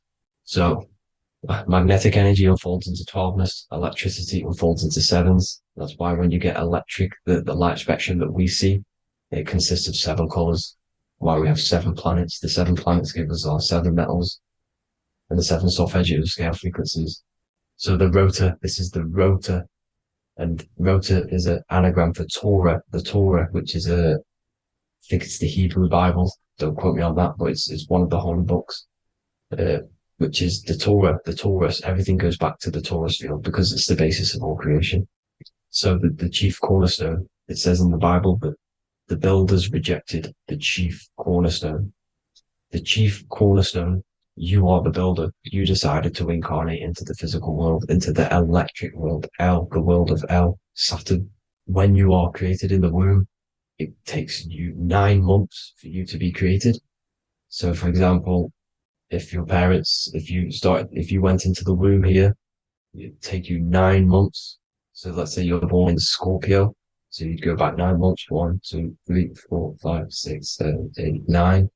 You consist of all of these 9 energies because it takes 9 months or however long you took to be born. Some people are born earlier. You'd have to find out how many months you were in the womb for. But you consist of these 9 energies, and each constellation has a cell salt associated with it. And these cell salts are vital for your health, and your cells are the optimal health of your body. So the chief cornerstone that you rejected is these 3 cell salts, these 3 constellations. So you're mineral deficient in these 3 constellations. For example, fluoride, magnesium, phosphate, and potassium sulfate. So that's the chief cornerstone. And a cornerstone, people always get it rejected with the cornerstone. The cornerstone is not, it doesn't say the cornerstone in the Bible, it says the chief cornerstone. The cornerstone is a cornerstone of a building, but a chief cornerstone is the top of the pyramid. This is where we get the pyramid of the wheel. So you're mineral deficient in whatever 3 zodiac signs you're not. You were not in the womb for. This is the chief cornerstone you rejected. So the human body is the micro. It is the universe in a physical form. It consists of everything in the universe.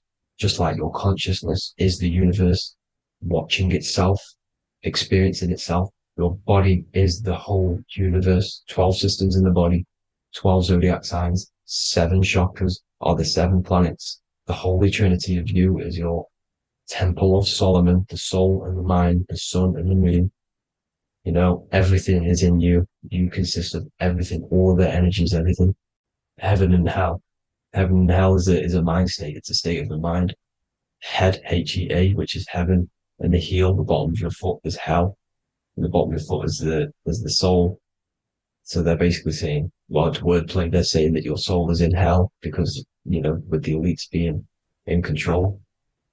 So they call the bottom of your foot the soul, trying to say that you're in hell. The Christ is in you. And this Christ is Greek for what? Christos. Christos is Greek for the oil, and this oil is produced in the cerebrum, the Aries, the ram, the cerebrum. It goes down the pineal, the pineal and the pituitary are underneath the cerebrum. Goes down the pingala and the ida. The pingala being the positive charge connected to the pineal gland, pin, and the ida connected to the pituitary. And this is the 2 serpents going down the spinal column. And this is why Jesus goes from Nazareth to Bethlehem, and then Joseph and Mary are waiting for Jesus in Nazareth. Joseph and Mary are the pineal and the pituitary gland waiting for Jesus to come back up the River Jordan, or spinal column. So this is the oil. This is the story of Santa as well. Santa comes from the North Pole. Why? Because the North Pole of the Earth is the center of the toroidal field, and the North Pole of you is your spinal column, which is the North Pole of the toroidal field. The North Pole. He comes from the North Pole. This is the North Pole. This is the South Pole of the toroidal field. Comes from the North Pole, which is your mind. And he goes down the chimney and then back up the chimney. This is the chimney. And he drops off the present, which is the Christos, the oil. And this is why Jesus is crucified at 33, because he crosses over the vagus nerve at the top of your spine. When this oil comes back up the 33 vertebrae, these are your vertebrae here. When it goes up to the 33 vertebrae, it gets crucified at 33 because it crosses the vagus nerve, and he's crucified on a cross at 33. This is the story behind Jesus and Santa. The Ark of the Covenant in the Bible is the 2 hemispheres which cover the vital parts of your mind, the brain side, which is the cerebrum, the pineal, the pituitary, etc. So the 2 hemispheres are the 2 angels, the Ark of the Covenant. This is the Ark of the Covenant covering the 2 vital parts of your brain.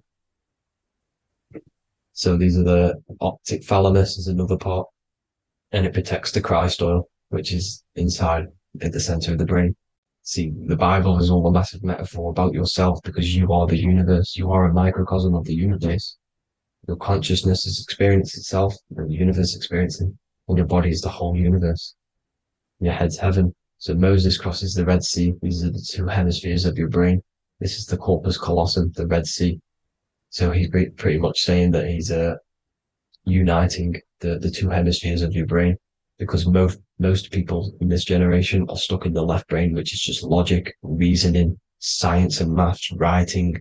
This is what school teaches you to do. It keeps you stuck in your left brain.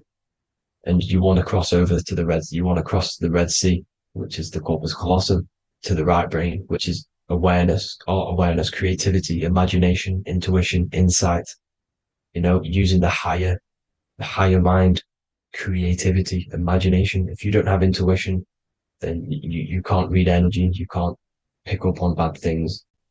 This is what Moses is symbolizing by crossing the Red Sea. And it's also the upper room where Jesus met the 12 disciples. 12 disciples are the 12 cranial nerves in your brain.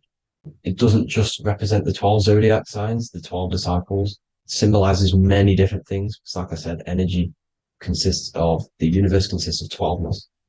So you have 12 cranial nerves in your brain. And that's the 12 disciples as well. And they want you stuck in your left brain, which is the five senses, materialism.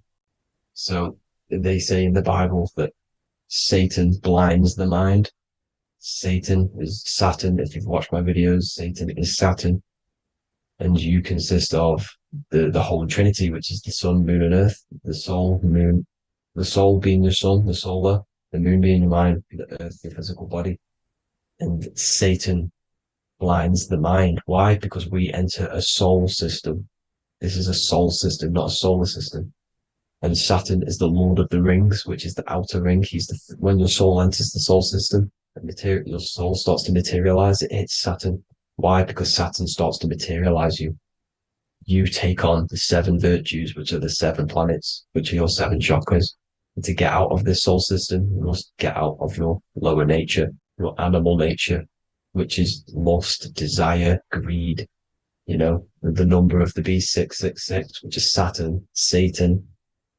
So you enter the soul system, you take on the 7 energies, which you turn into physical matter. And this is your descension from heaven to say hell. And then you must raise back up from matter to spirit. They say Satan blinds the mind. Why? Because your mind gets materialized. Your soul and mind get materialized.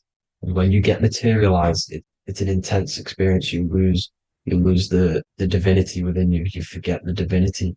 So Satan, which is the first planet, the first energy you take on, the material body, he blinds the mind. He makes you forget everything, your divinity. Then you must remember, ascend up Jacob's ladder, the 33 vertebrae, to heaven. And this is a microcosm of the macro, because you will ascend back up to heaven if you do this, when you leave your physical body, when your body decays. So when it talks about in the Bible, completely destroy them, the Hittites, the Amorites, the Canaanites, all the ites, this is what God says to the Israelites. It says completely destroy them. It's basically symbolizing saying destroy your lower nature. The Canaanites, cannibals. We're under a Canaanite system now, which is cannibalism. And this is flesh eating, lust, greed, all the demonic stuff, all the lower vibrational stuff, the lower nature, eating, sex, and survival, the lower 3 chakras. You must get out of these lower 3 chakras and return back to spirit, which is heaven, which is spirit, love, being holy, being truthful, being passionate. Going back to Satan blinding the mind, all of the planets are made out of these 3 symbols. Satan blinds the mind, and that's why Satan's symbol, this is the symbol for Saturn, Satan, the symbol of Saturn is the cross, which is physical matter, the earth, over the moon. The moon is your mind. So the Saturn symbol saying matter over mind. He blinds the mind. Satan blinds the mind once you enter the soul system. And you must remember, in the Bible, it talks about the Genesis, which is Eve, the sin of Eve, which is biting of the tree of knowledge. The serpent, which wraps around the tree. It says the serpent placed himself on the tree. Well, the serpent is the spinal column. It's the serpent telling you eat from the tree of knowledge of good and evil, which is your nervous system. And eating from the tree of knowledge of good and evil is doing bad things. For example, over sexualized, overeating, eating the wrong food. That's eating from your nervous system. It's decaying you, and it's preventing you from achieving the God self, the God consciousness. This is the symbolism of, the tree on the serpent, telling you to eat from the left brain, with the left brain being the sinister. Sinister is Latin for left. That's sin. Sin is left. And left is lefty Lucy, Lucifer, right, righteousness, right, God, godly. The tree of knowledge of good and evil, which is your nervous system, because it determines good or bad. And, that's the only thing you experience in this world is your nervous system. And then the tree of life is the cardiovascular system, and the Garden of Eden is your body. So that's it for this video, people. I hope you've got a greater understanding of how you are the universe and everything is inside of you. Just keep in mind you are the universe experience in itself, and your body is a reflection of everything. The 12 constellations, the 7 planets, everything's inside of you. This world is an expression from the inside outwards. You can't affect the outside world to manipulate reality. Everything's inside of you. I hope you got a greater understanding of this. God bless.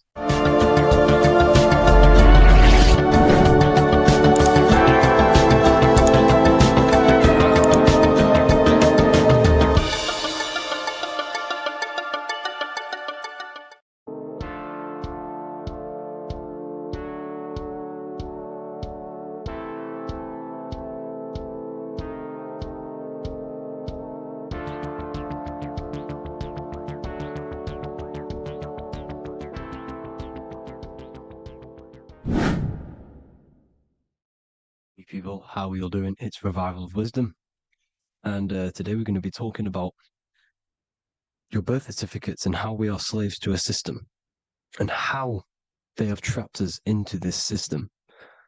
Okay, so the first thing you need to understand about this system is there are 2 types of laws.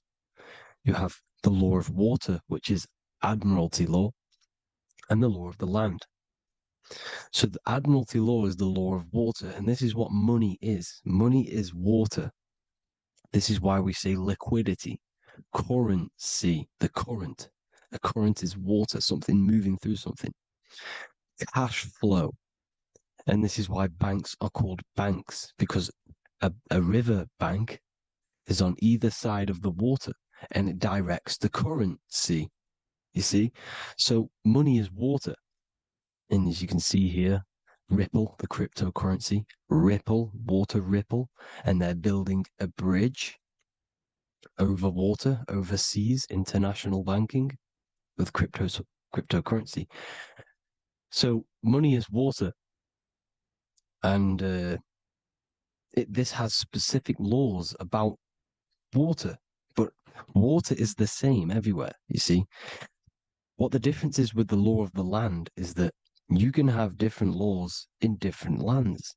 I can't do certain things in the UK that people can do in America, for example. You see, that's the law of the land, but the law of water is the same because water is everywhere. Now, this is very important to understand when it comes to, these birth certificates. So, Pope Gregory, this is where we're going to start off.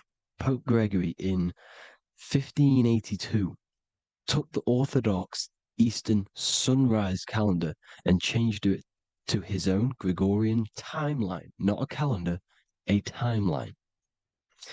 This timeline was copyrighted by Pope Gregory under the name of the Vatican. So the Vatican owns the timeline that we are using today, 2023. They own it. They own the title of this Gregorian calendar. Okay. Therefore, anyone who is born under this copyrighted timeline, not calendar, they are subjected to Rome because Rome owns the timeline. They have a patent, a copyright for that timeline. What is on our birth certificates? That timeline. We are born underneath, we are subjected to the Vatican. This is why all birth certificates go to the Vatican.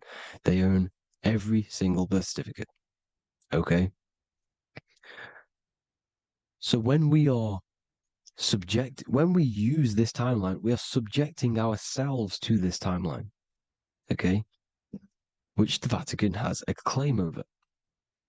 This calendar or timeline is set to sunset, not the sunrise, which is associated with death, darkness, and the moon, lunatics.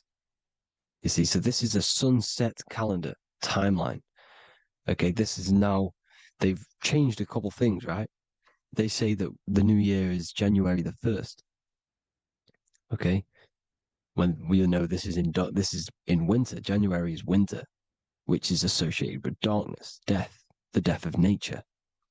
So this is a death cult, people. These people are evil. They're so evil. The Vatican. And this is why we use April Fool's Day, because April is in Aries, and Aries is always the start of the zodiac. This is why Aries rules the head region.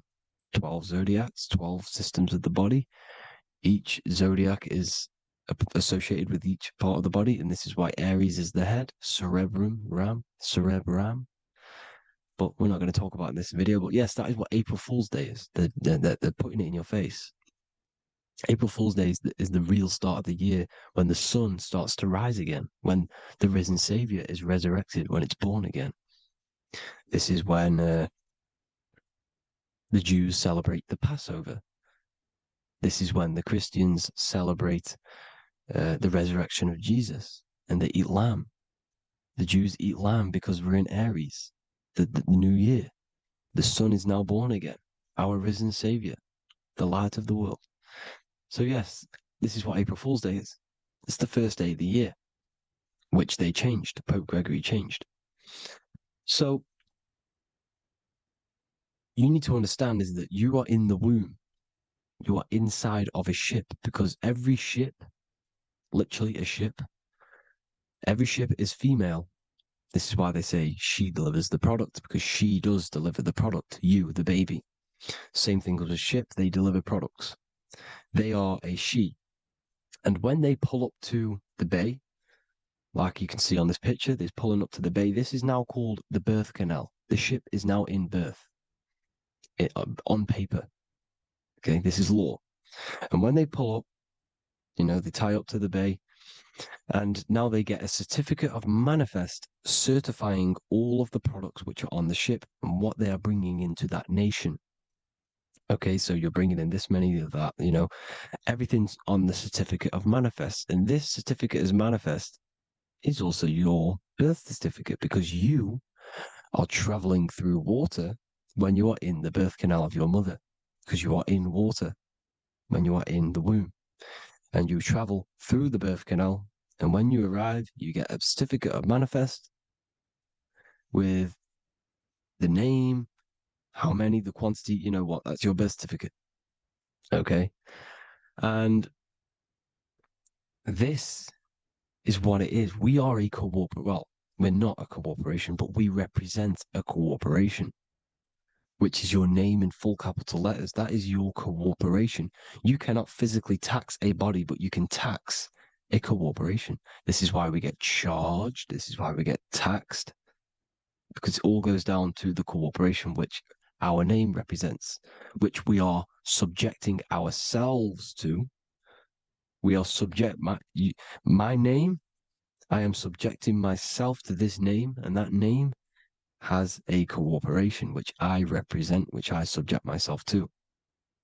You see, this is how we are attached to this straw man, this character that they have built on paper. So it's a character which is on paper. This is what we represent. So when the woman gives birth, she delivers the baby, and then she has another substance. Now I'm going to break down how they attach this name to us, how they do it. Okay. Our mother is carrying us the product in the womb, the water. And it goes from the United Kingdom into a state-owned, corporate, federal-owned hospital. which is government owned. She does not declare the package when she enters the building. Aha, so keep that in mind.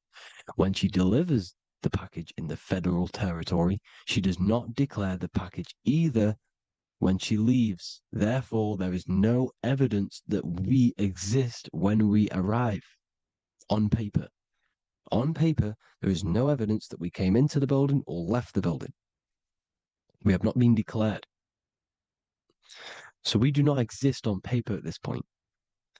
When the woman gives birth, she delivers the baby, and then she has another substance, which is called the afterbirth material. Okay? This afterbirth material has the same DNA as our physical body with the body, mind, and spirit. Okay? This is how they get this corporation. Hold on. The afterbirth material does not get claimed by the mother nor anyone. Therefore, they salvage that substance because we are under the Vatican. Every state is all Catholic. Your birth certificate is Catholic. No matter what religion you think you are, every single birth certificate is Catholic because we are subjected to Rome. All roads lead to Rome. Rome runs all of this. Okay? We're still under the Roman Empire. Okay, so Rome are Catholic and they believe in salvation. This is how religion comes into this. This is how they use religion to get this. So they salvage the afterbirth material and they claim it and they salvage it and give it and charge it to Rome. And they give it a name. Here's the legal term, born alive. Here's what it says.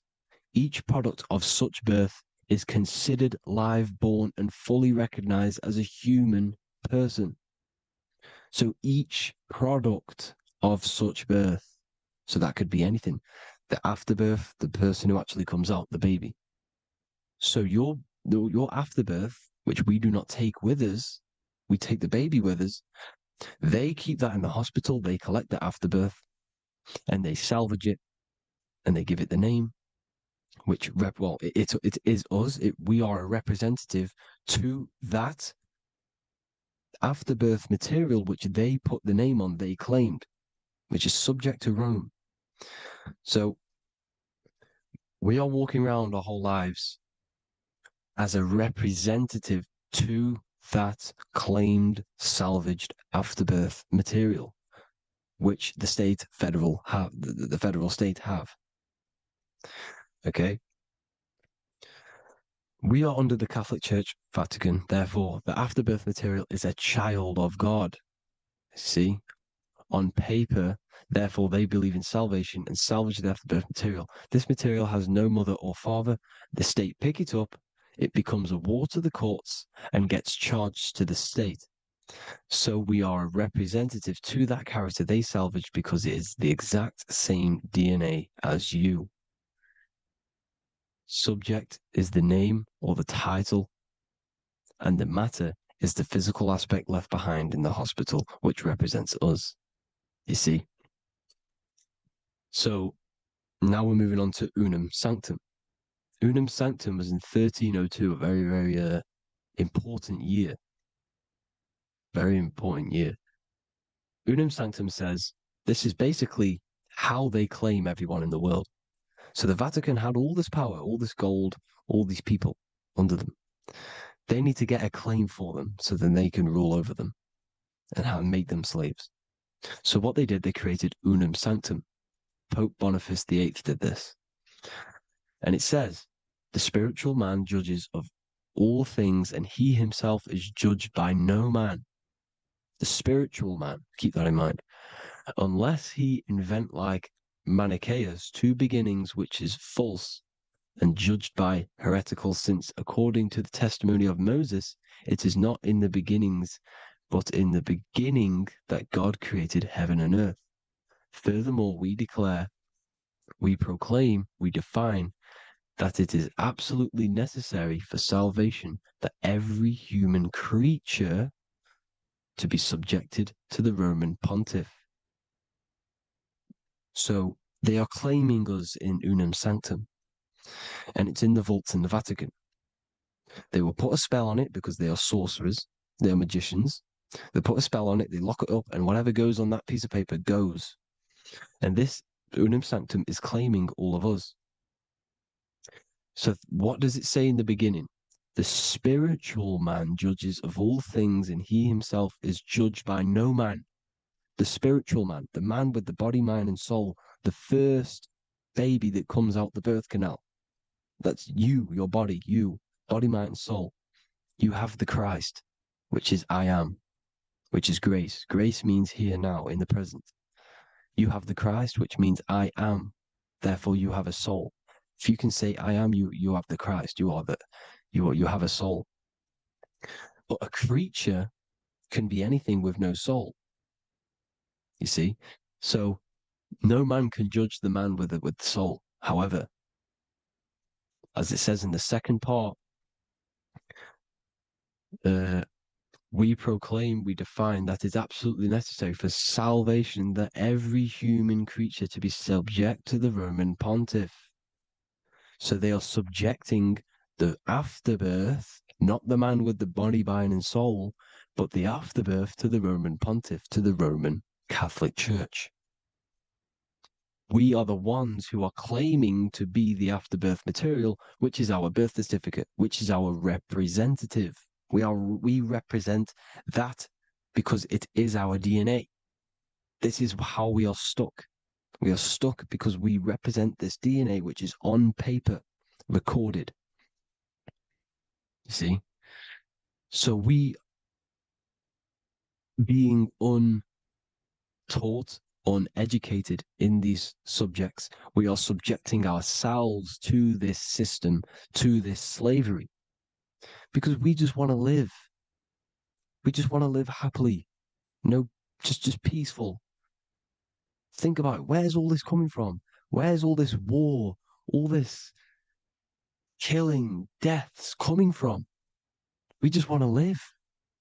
It's coming from the Catholic Church, these evil death cult, which has subjected us, which has used us as slaves, and we are still slaves, and it's just going to get worse and worse and worse. So this is how we have subjected ourselves to be the slaves to this system. It's a lot to take in, and there's a lot more deeper stuff which goes into this. I'm just going over the surface.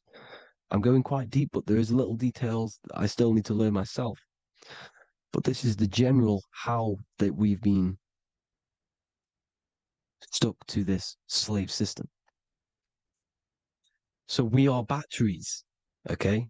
This is why we get charged. When you go in a court, you get charged, okay? Because you're a biological battery. This is why cities look like motherboards, because we are feeding energy to this matrix. Okay, when we look outside of ourselves, when we give power to so-called Jesus Christ, worshipping idols outside of ourselves, where attention goes, energy flows. We are feeding the matrix with energy. By looking within, placing your attention within yourself, you are taking back your power. Because the I am is Christ. The you, the soul, is Christ. It's God. The awareness is God. Okay? However, we are subjecting ourselves to this system. We're subjecting ourselves to this system, and they're feeding off our energy. So what we need to look for the future is that, think about it, with the end goal is to change our DNA, is to literally make us robots, transhumanism, slaves. This is why we have smart cars, smartphones, smart watches, smart meters, smart cities.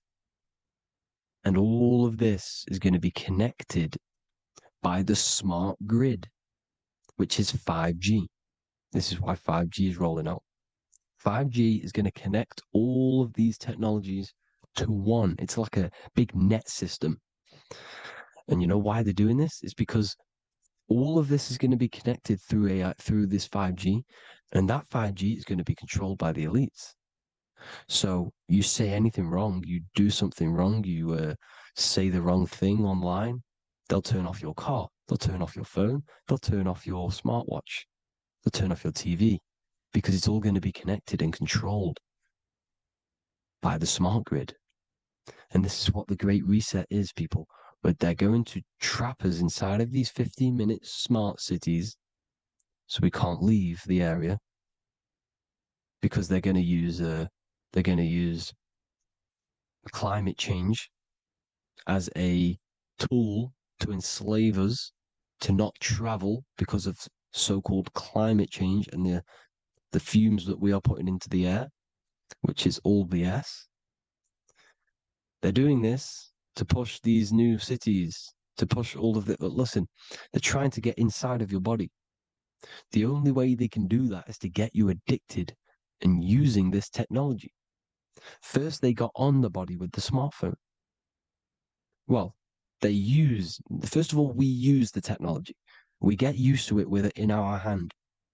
The next step for them was to get on the body, which is the Apple Watch, as you see down here. They have now successfully got onto the body. The next thing is to get inside of the body. This is the brain chip. You see how they've slowly lured their way in, slowly got you addicted to this technology, got you dependent on this technology. And what they're going to do is that they're going to mold society to be dependent on the brain chip. So in order, for example, if you want to go and pay for food, you're going to have to get a chip to pay for the food, because it's all going to be digital money. And that digital money will be connected to the chip, and you'll need the chip to pay for things. You see? So this is how they're slowly transhumanizing us. These phones, these apps, these things which are all we are all using was created by Freemasons. Mason means traveler, because they travel the depths of the mind. They understand human consciousness. They understand the brain. They understand the mind. By the deepest root cause, they understand it. This is what Masonry is. It's the occult. So these technologies is designed by these people. This is why they're so addictive, because they understand how it works. They understand how to get people addicted, because they understand human consciousness, the brain, the body, and the mind. So this is the advantage Freemasons have over us. And these secret societies, which have gone through the orders of Freemasonry and progressed onto these secret societies, which are the evil side, because I'm not saying Freemasonry is evil, okay? But the societies which they go beyond Freemasonry, because you can go beyond the 33rd degree into these secret societies, and they use this knowledge for the bad, to enslave people. And this is what's going to happen.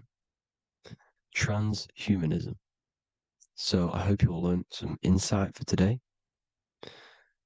Please do a bit more research on, the birth certificate and stuff like that, the straw man. And have an amazing day, people. Please like, comment, and subscribe. Peace.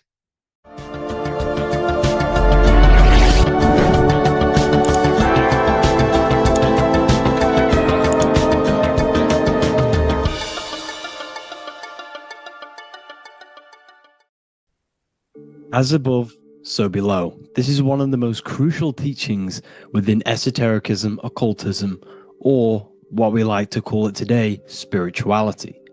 I don't like calling it spirituality because it's not spirituality. I teach human consciousness. I teach the science of you and your consciousness alone and your being. And in order to fully understand you and this world around you, you must understand this number one principle of as above, so below. There is many misconceptions of this, and there is many simple teachings of this, but I'm going to break it down today from the most simplest to the most complex, and you will see the connections between all things. This is the most important lesson you could ever learn, and I'm going to teach it you today. So what you must understand is with the term as above, so below, it applies with everything you see in this world and about yourself. We have something called the macro, which means the bigger scale.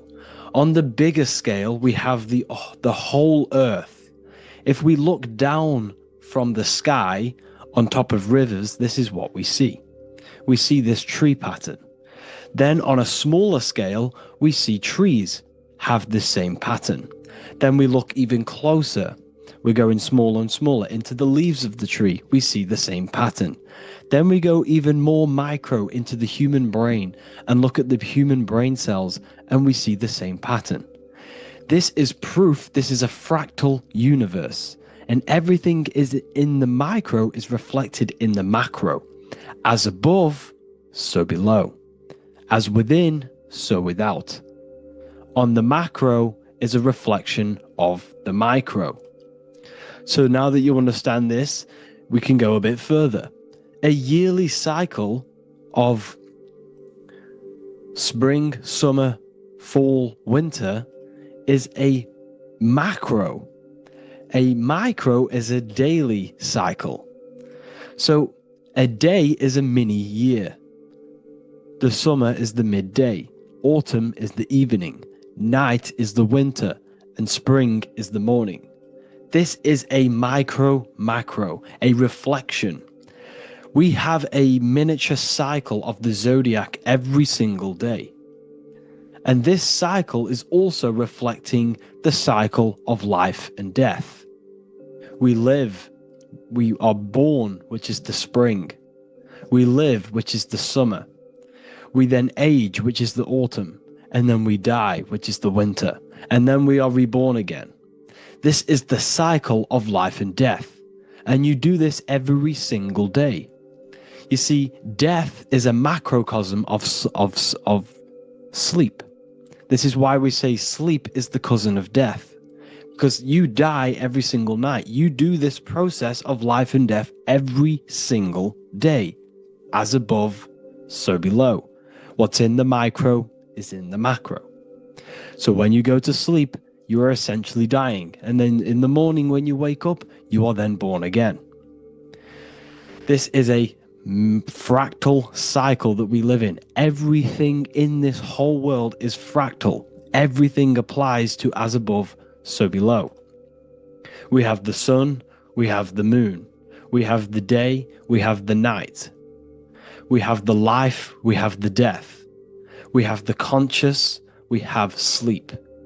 As above, so below. We have the conscious mind, because now we're diving into as within, so without. As above, so below more refers to the external world.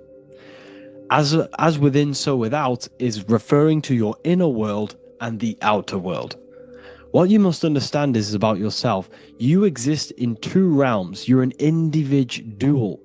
The dual nature of you. You exist in two realms at once.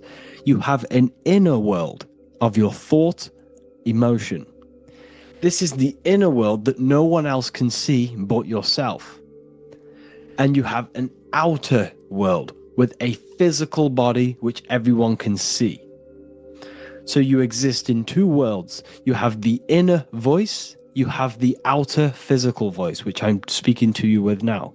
But I also have an inner voice, which no one can hear, only but me. So you exist in the light and you exist in the darkness.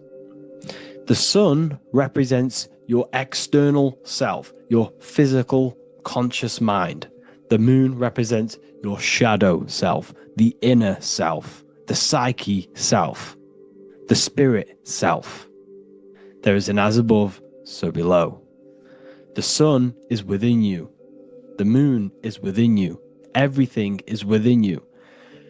Now that you understand as above, so below, what is your body? Your body is a miniature earth. Let me repeat, your body is an earth. Your body is the earth. Okay? Because like I say many times in all of my videos, you are not in the world. The world is you. You are the universe. Your brain is a computer creating this reality. What you see with your eyes is produced in the back of the brain called the visual cortex. You don't look into the world, the brain produces the world. The body produces the world. When you touch something, you're not actually touching something. This is the electrical nervous system. When you touch something, what you feel is actually electrical signals on your nervous system reporting back to your brain. Therefore, when this body dies, you leave the earth because this body is the earth. Okay? As above, so below. You have the mental plane, the astral plane, the etheric plane, and the physical plane. This is essential for understanding reality and the teaching of as above, so below. Everything in this material plane began in the thinking mind. For example, the microphone I'm speaking into, the phone you're watching this video off, or the laptop or iPad. Where did this begin? It didn't begin in the factory. The first ever place this item begun was in the mind of an individual. The invisible realms of mind is where all physical things and physical items begun. Essentially, this physical plane is the effect of the thinking mind. This world is the world of effect. It's the world of outcomes. When you see something, it is already manifest. It is already being manifested. It is an effect. And in the effect of the cause, which is the thinking mind. Therefore, the mind creates thoughts, which is the mental plane.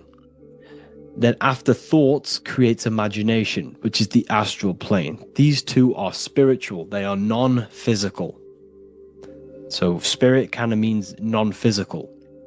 Then you have the physical planes, the etheric and the physical plane. As above, so below. What happens in the mind is manifest on the physical plane. Like I said, the phone that you are holding, it was a thought, and then it brought down into a physical reality. As above, so below. You change the mind, you change your reality. Your environment, the word environment has ment in it because your environment is mental. So now that you understand this, so what is the world around you? The world around you was created by the mind of God. It was manifested through God's thought. So you are living in the mind of God. You are a thought in the mind of God. God thought you into existence. But like I said, we are all fractals. Everything is fractal. If God exists, this means that you are God. As above, so below. God created you through the thinking mind, and he gave you a thinking mind. So God created the macrocosm. God created the macro, the whole world. He designed the whole world, the sun, the stars, the moving. He designed this. But then he gave you the thinking mind to design your own life and create your own life in his world. You are a microcosm of God's macrocosm. Just like God thought you into existence and the whole world into existence, you are a microcosm thinking your world, your reality into existence. You see this now? Everything is a reflection. Everything is a mirror. Everything is fractal. So in order for you to change your reality, you must change these higher planes. Your thought and imagination are the two key aspects of creating physical reality. Every object you see around you was begun in these higher planes of the non-physical, and they were brought out of spirit into physical matter through the thinking mind and physical action. So now we're going to get a bit deeper. The brain is not the mind. Now that you understand, we have spirit and matter. As above, so below. You have a non-physical side of reality and a physical side of reality. The mind is the spiritual brain. The brain is a physical manifestation, a physical effect of the mind. The mind uses the brain to operate in the physical world, and it's the same with the heart. The soul manifests itself physically through the heart. The heart is a physical manifestation of the soul, of the emotion, thought and emotion, the mind and the soul, the brain and the heart, heaven and earth. So you have the inner world and the outer world, the spiritual, non-physical, and the physical. So we are all on this process of awakening, an expansion of our minds into new fields of thought, into new fields of awakening ourselves. Because essentially we are born into this world, but you are born many, many times. You can be born physically and you can be born spiritually. Like I said, everything is fractal. So just like when the baby finds out that there is a world outside of its mother, what does the baby do? The baby seeks a way out of its mother, and then the baby is now born into a new world, a world outside of its mother's womb. It's the same with you and your spiritual process. As your mind becomes aware that there are other realities beyond your physical body, it then seeks a way out. And this is why you are probably watching my YouTube, because you are now on the path. Something within you has guided you to this path of knowledge, truth, enlightenment, and expanding your consciousness. And it is your soul who brought you here. Your soul speaks through emotion, a guidance. Emotion is the language of the soul. When you feel very bad, this is your soul telling you you're not in the right place. You're doing the wrong things. Because the soul is always unfolding its purpose, which is expansion and learning. That is it. The mastery of the self and the learning of the mind is the only thing that counts in the end after this life. So you are on a journey of expansion, of learning, creating, and spiritual rebirth. As above, so below. What does this body tell you? When I see someone overweight, I don't see the overweight. I don't see the body. I see the mind. I see an undisciplined mind. I see a mind that lacks self-control. I see a mind that seeks external validation. That's what I see when I see an overweight person. I don't see his body. I see the result of his mind. Because what does the Bible tell you? You shall know them by their fruits. It's the same saying as above, so below. You shall know them by their fruit. The fruit is their manifestation. Your body is a direct correlation and manifestation of your mind. Your inner world projects your outer world. As within, so without. As above, so below. Now, what do you see when you see this man's body? I see discipline. I see strength, mental strength, not physical strength. I see mental resilience of pain. Because all of this man's mental energy has been manifested physically within his muscle. This body is a direct manifestation of this man's mind's pain and suffering. And it shows discipline. This is why people instantly respect you if you are in shape. You walk into a room and you are in shape, people will instantly give you respect because they know that you are mentally disciplined. The body is a reflection of your inner world, and it's the same with your friends, your family, your connections with people. If you think about yourself very negatively all the time, and you don't have a good connection with yourself, you don't have a connection with your true self, this will manifest into every single relationship you have in your life.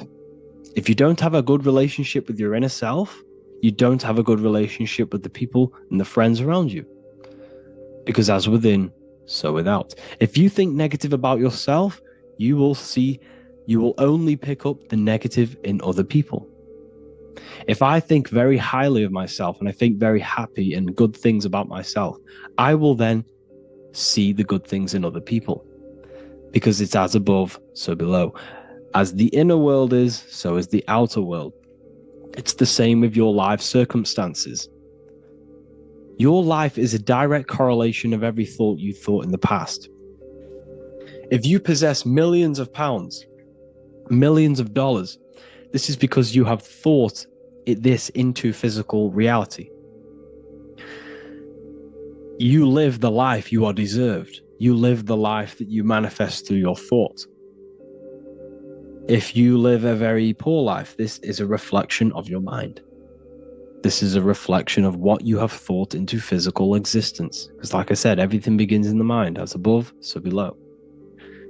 And this is even present within the body. So where is the head? The head is at the very top of the body. And where does all manifestation begin? In the mind. That's where the mind is, in the head. And then the thoughts we think travel down the body into the heart, which is the emotion. Every thought we think is in the emotion. Every thought we think creates an emotion. This emotion then drives the action. Where does the action come from? The feet, because the feet move our body. We move with our feet to take action. Our hands. You see, so the body is even a micro reflection. I can't even say it. Reflection of the order of manifestation. This blew my mind when I figured this out. You see, the head, the thoughts begin here. This is the beginning of all manifestation. Then it comes down to the heart. This is the emotion. Then you take the action. The thought and emotion then sparks the action, which is taken with the hands and the feet. And where's the lowest point on the body? The feet, and that's touching the physical earth. So the head is where the thought is, the non-physical, and the lowest point on the body, which is touching the physical earth. So the head represents spirit, the feet represent matter, spirit and matter. Your room, if I walk into your room and I see a messy room, I don't see the room, I see a messy mind. The room is a reflection of the mind.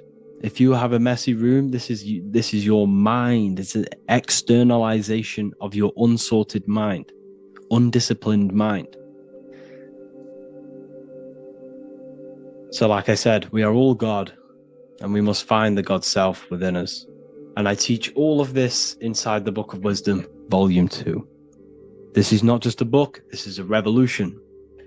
This is the beginning of a new age with this book. If you have read it, I congratulate you. You should feel very proud of yourself if you have an open mind. You should feel proud of yourself for watching these videos, because not many people have an open mind. Remember this, people. You are special if you're watching these videos. You have the mind. You have the ability to see through the illusion. And I take my hat off to you. You want to take this to the next step? Read the book. Or if you want to take it to the serious levels, join the university. The university, you gain access to every piece of my material that I've ever done, all of my books, all of my lectures that are hidden from YouTube, that are hidden from everywhere else, the lectures that give you real power. And if you feel alone on this journey, we have a conscious community where you can connect with like-minded individuals, because I've been there. I've been there when you feel lonely, because you feel like no one else is thinking the way you are feeling. You can't talk to people about these things because people just think you're crazy.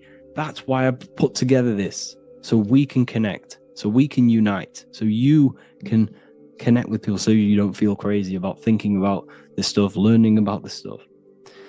And if you truly want to level up your life, people, and take your studies serious, this is for you. We do live calls, we do lectures. There's a whole library filled with books you can read. It's the perfect place for the truth seeker. I thank you all for joining. Please leave a like, a comment, a subscribe. Let me know any future videos you want me to make in the comments. Thank you all. Have an amazing day.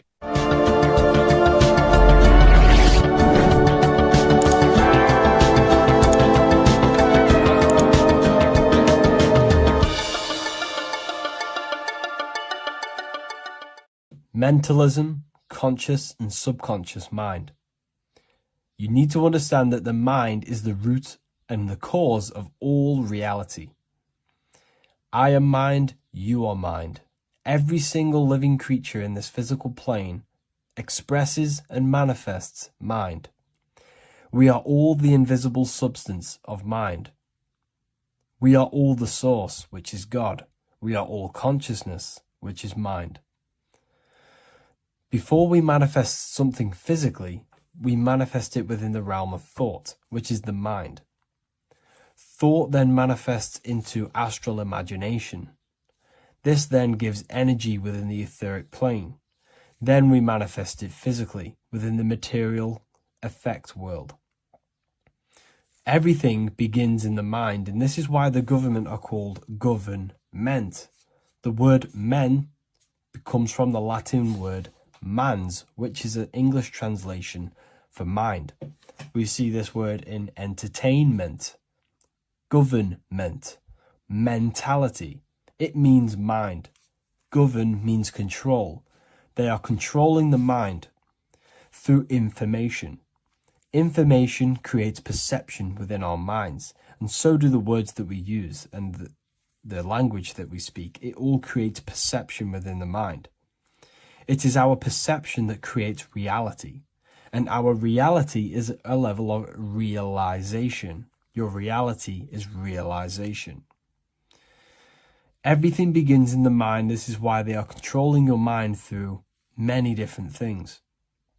Okay? So essentially, they understand how the mind works. So this is why they manifest all things through mentally and not physically. Okay? You have a conscious and a subconscious mind. The conscious mind is what you are consciously aware of. It is the 10% of your mind. It is the mind that keeps you alert. A part of your conscious mind is for survival. A part of it is your visual field. A part of it is your just five senses. It is basically what you are consciously aware of right now. Your subconscious mind is the 90% of your mind. The subconscious mind is what holds all of your memories, your programs, and all things that you have ever experienced is all stored within the subconscious mind. It is this part of you where you draw memories from, where you draw your words from. I am consciously speaking, but the words that are coming out of my mouth are not thought about consciously. They are coming straight from the subconscious mind, where all programs and memories are stored. It is essentially this part of the mind which is manifesting our daily basis behavior. Because the subconscious mind stores the programs which we are operating our life off. For example, if you tie your laces, you do no longer have to consciously do them. Your hands literally just know exactly what to do because you've done it that many times. So essentially, you create these programs within your subconscious mind through repetition and emotion. These are the two main ways your subconscious mind is programmed and installs things that you do on autopilot. The subconscious mind, like I said before, manifests 90% of your daily basis actions and 90% of your daily basis thought patterns. For example, if you were in a car crash 10 years ago and you had a very traumatic event, that car crash and that emotion that you felt in that time impressed your subconscious mind with a program.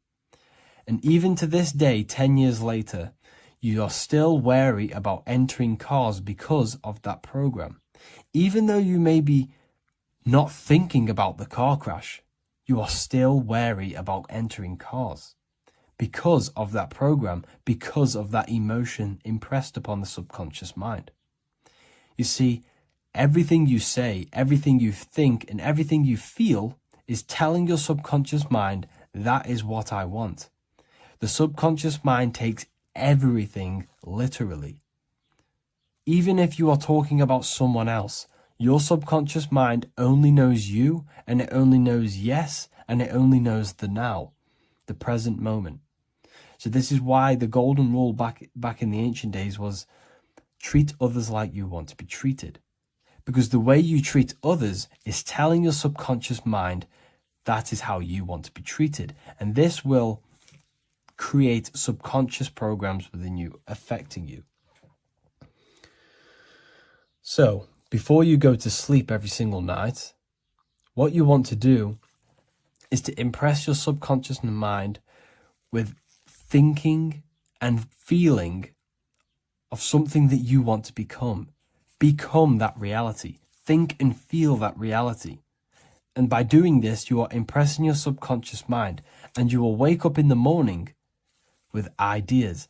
Because when you install a program within your subconscious mind, like I said before, it manifests into at least 50% of your thought patterns.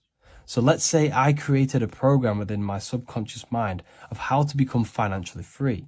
Well, I created the program that I am financially free. My conscious mind will start to slowly think about that program and how I can achieve that program, because the conscious mind operates on survival. So if you create a subconscious program of I am financially free, your survival conscious mind will start to operate and think and act on this program subconsciously. You won't even know that you are doing it, but you are. And this is the power of the subconscious mind. You have to reprogram it properly. You have to be careful of the things you think, say, and feel, because all of this is contributing towards molding your subconscious mind, which essentially molds your reality. It draws things to you.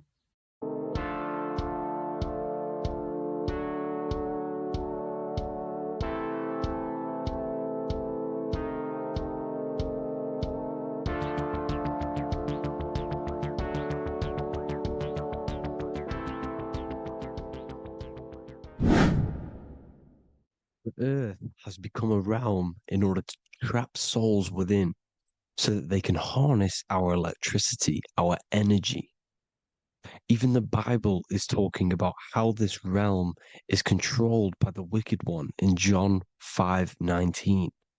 We know that we are the children of God and that the whole world is under the control of the evil one. Ephesians 6:12.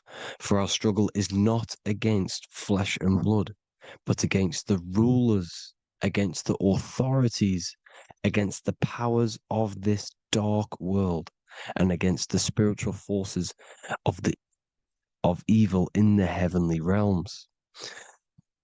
So the Bible is telling us that this is not the only world. There are other worlds, there are other realms that we can go to, considered as heaven. Heaven being a higher realm where there is no evil, no darkness. This is a midpoint realm where there is good and evil. Now, we're going to explain how the soul trap is how it's working, and how your soul is being harnessed for its energy, and how you are tricked to come back to this realm after death. What you need to understand is first is that you are the invisible intelligence behind the physical body. You are the mind and soul. The soul is the true you, the good you. It is pure love, pure bliss, eternal, never dies. The mind can be corrupted, though.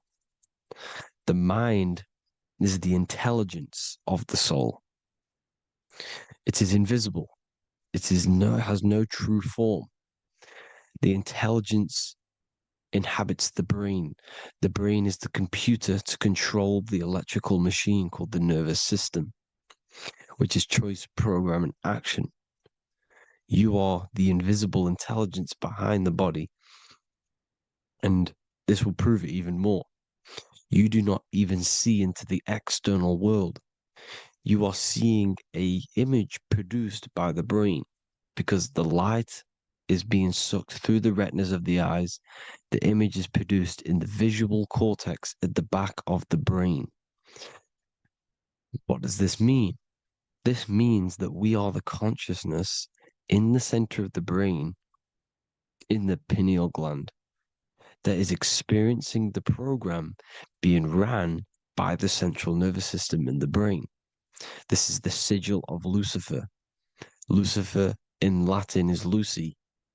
Lucy is light in Latin. Lucifer is known as the light bearer. This is how the eyes work, people. It's not a demon or a devil.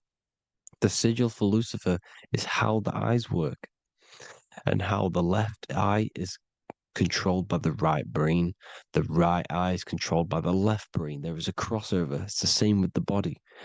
The left side of the body is controlled by the right brain. The right side of the body is controlled by the left brain. There's a crossover with our hemispheres in the brain. Now, this empty chamber in the center of the brain is where this universal cosmic intelligence is held, known as the most holy place in the Bible, the throne of God. Okay? This is above the 33 vertebrae on the spine. As you can see here, you are the being in the center of this point. All of the nerves are being sent back to this one particular point, which is the seat of our invisible intelligence. You can see it's an empty chamber. Our consciousness, our intelligence is not a physical thing. This intelligence is the true voice inside of your head. This is why your head is heaven, your heart is earth, your heel is hell. Your head is heaven because this is the seat, the throne of God. God is in heaven because the consciousness, this divine intelligence that's controlling the body, is sat in the center of the brain. The brain is taking commands of this invisible intelligence. When you close your eyes, you can feel your awareness, your consciousness, your intelligence is all in the brain. Your awareness is not in the feet, the heart, the legs, the arms. It's all in the center of the brain. Now, if you meditate deeply, you will find that you are beyond the mind. You are the being observing the thoughts. You are the soul observing the thoughts. Now, with this being said, you are the consciousness experiencing the program being ran by the central nervous system in the brain, because you're not seeing into the external world. It's an image, it's a simulated image produced by the brain and the central nervous system. You do not experience the external world. You do not feel the external world. You feel electrical impulses on your nervous system. Your nervous system is decoding what you are feeling. So the only thing that you truly feel is the electrical impulses on your nervous system. This is why the nervous system is the tree of knowledge of good and evil, because it gives your invisible intelligence, your mind, the knowledge of good and evil. It can detect good things, it can detect bad things. If it's hot, if it's warm, if I need to go, the nervous system is doing this. It is the tree of knowledge of good and evil. Okay? Now this universal intelligence is symbolized as the single eye. Okay? Matthew 18:9. It is better for you to enter life with one eye than to have two eyes and to be thrown into the fire of hell. What does this mean? It's symbolic, it's metaphorical, people. It is metaphoric. Your universal intelligence is the single eye, the one eye. It's the balance between the two poles, between the left and the right, the good and the evil. It knows the right thing to do all the time. This is our inner guide. The inner self is the inner guide. And when you are operating your life off duality, using your two eyes, you'll be thrown into the fire of hell, lower states of consciousness. Because you're split. You need to live in oneness, even, balance. Matthew 6:22, the light of the body is the eye. The light of the whole body is the eye. You are a light being. Human. Human. Hue means an attribute of a color. Man is the word manifested. We are light manifested into physical form.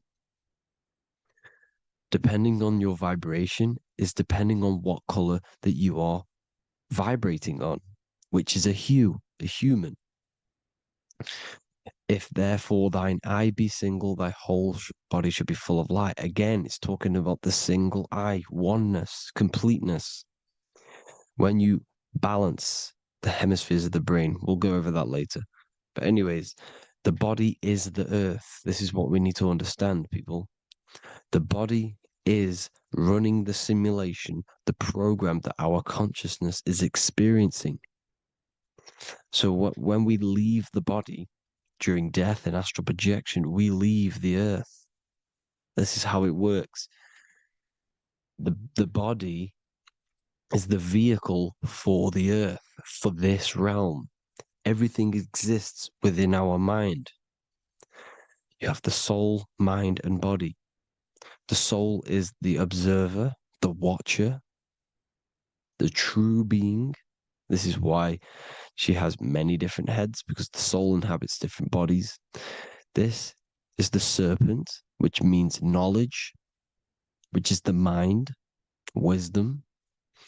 And this is the body, soul, mind, and body, Brahma, Vishnu, Shiva. The mind is the bridge between the soul and the body. So what do I mean?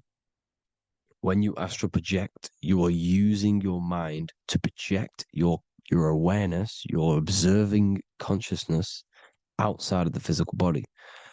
The mind is the projector, projecting consciousness. By using your mind, you can project your consciousness outside of the body, which is known as the astral realms, which is known as walking on water. Jesus was never walking on physical water, people. It's metaphorical. Believing the physical body. The water is the ether, which is the veil between the physical and the astral realm. It's a fluid substance. It's on either side. It's physical and astral. The ether is the fifth element that they hide from us. Why? Because they're trapping you in the physical. They are hiding all of these realms. Etheric, astral, and mental. People think their mind is their brain. It's two separate dimensions. These are completely different dimensions. The mind is way more intelligent. The mind is formless. There is no form to the mind. You can think anything you want. You can manifest anything you want within your mind. It is not a physical object. The physical realm is being controlled by the mind. Everything's being controlled by the mind. Everything exists within the mind. This is why the Egyptian says the universe is mental. So when we project our consciousness outside of the physical, we go to the astral. The ether is the water that Jesus is walking on. This is the veil between the physical and the astral world. The word together has ether within it because it joins the two worlds together, together, the astral and the physical. The word either is ether because the ether is on either side, physical and astral, physical and spiritual, physical and non-physical. In the astral realm, the mind can manifest anything we want. We incarnate to restrict our minds. This is why Saturn, if you go and watch my video on Saturn, how Saturn is this simulation, okay,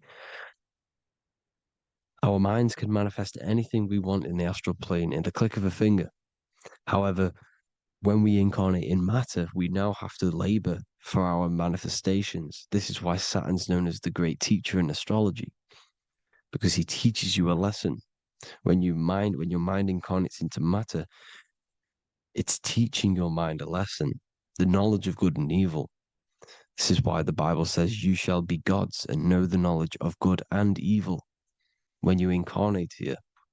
You have to know the knowledge. You need to know the knowledge of good and evil to become a god. Okay? Now, the square is the physical plane. The triangle's the ethereal plane. The circle's the eternal plane. The circle has no beginning, no end. It's eternal. The physical plane is the square. It's limited. The square is limited. The cube is the geometric shape which gives rise to matter. Now, the term think outside the box has truth in plain sight. You have to think outside the box to project your consciousness, use your mind to project your consciousness outside of the box, the physical plane, into the astrals. The astral realm is the realm of the stars. Above us is the stars. Through the stars is the astral plane. This is why astral has the word star within it. The devil is the de-veil. When you sell your soul to the devil, quote unquote, it's metaphorical. The devil exists in the physical plane. It's the lowest state of consciousness. The de-veil, you de-veil yourself into the physical when you are the devil. The de-veil. The ethereal plane. Now, we all know what the famous symbol of the all-seeing eye, right? The all-seeing eye with the eye in the triangle. Look at the Masonic artwork showing you the triangle above in the sky. This is symbolizing the ethereal planes. The eye in the triangle symbolizes your invisible intelligence, your mind, which has the ability to see on either side. Because the triangle's the ethereal plane. The eye is your consciousness, your intelligence. And this intelligence has the ability to see in the physical plane and to see in the ethereal planes, in the astral planes. This is why it's above the earth. It's above the ground. Because it can see here, it can see in the heavenly realms. Now, the stars are, well, this is known as heaven, the realms of the astral planes. This is some quotes from the Emerald Tablets of Thoth. Out of the darkness ye must rise upwards, one with the light and one with the stars. Man is in process of changing to forms that are not of this world. Grows he in time to the formless, a plane on the cycle above. So there's other worlds. The Bible's telling you there's other worlds, there's other realms. Know ye must become formless before ye are one with the light, the astral light above, which shining through the stars. Not of the earth are ye, earthy, but a child of the infinite cosmic light. You are the invisible intelligence controlling the physical body. The body's not you. It's the vehicle that your soul lands in when your mind projects your consciousness into that realm. Free from the body, I flashed through the night. Unlocked at last for me was the star space. Wow, that's powerful. The star space, the astral planes. This is what it's talking about. We are all a star. We descended from the astrals, which is the star. We are all a star. Look at the ancient paintings of Jesus' birth. It's the star beaming his consciousness down into the physical plane. Here's another one. Here's some Freemasonic artwork showing you, again, the ether, that invisible intelligence, the eye, manifesting itself inside of here, in the physical realm, where the people are. You see? It's the same here. This is Jesus. Here's the bird symbolizes the Holy Spirit, your invisible intelligence, descending into the waters, the ether, the ethereal, everything. The ether's the base of all physical matter. Here's Truth in Plain Sight. Mr. Bean, the famous TV program in England, in the UK. He begins the program like we all begin the program from falling from the stars. He falls down with a beam of light. And this is truth in plain sight. This is false. The aliens don't exist. They're a lie, alien.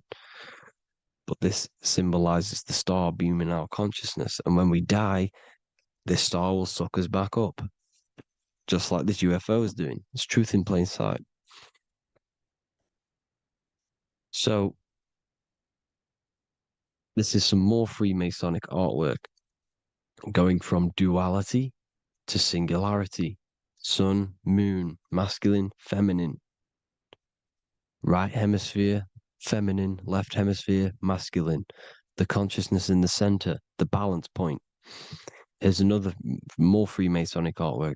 The two pillars, left and right hemispheres, and the invisible intelligence between the left and right hemispheres, the light of the body. This is why light's coming off it. Because it's light, it's pure light. The blazing star. The stairs go from the checkered board, the duality, up to oneness, in between the sun and the moon, the masculine and the feminine. This is symbolizing going into oneness. What did the Emerald Tablet say? You've got to become one with the stars, one with the one with the self. Balancing the two hemispheres so that you can gain, because when the two hemispheres are balanced, you can gain a more deeper connection with your invisible intelligence. Same with the chakras. When the chakras, the 7 seals in the Bible, these are 7 seals because when you conquer the 7 chakras, when you balance the 7 chakras, you then gain a more deeper connection with your internal self.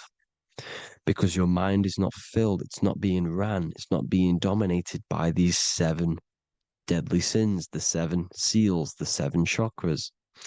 These are 7 energy centers which are concealing our true form.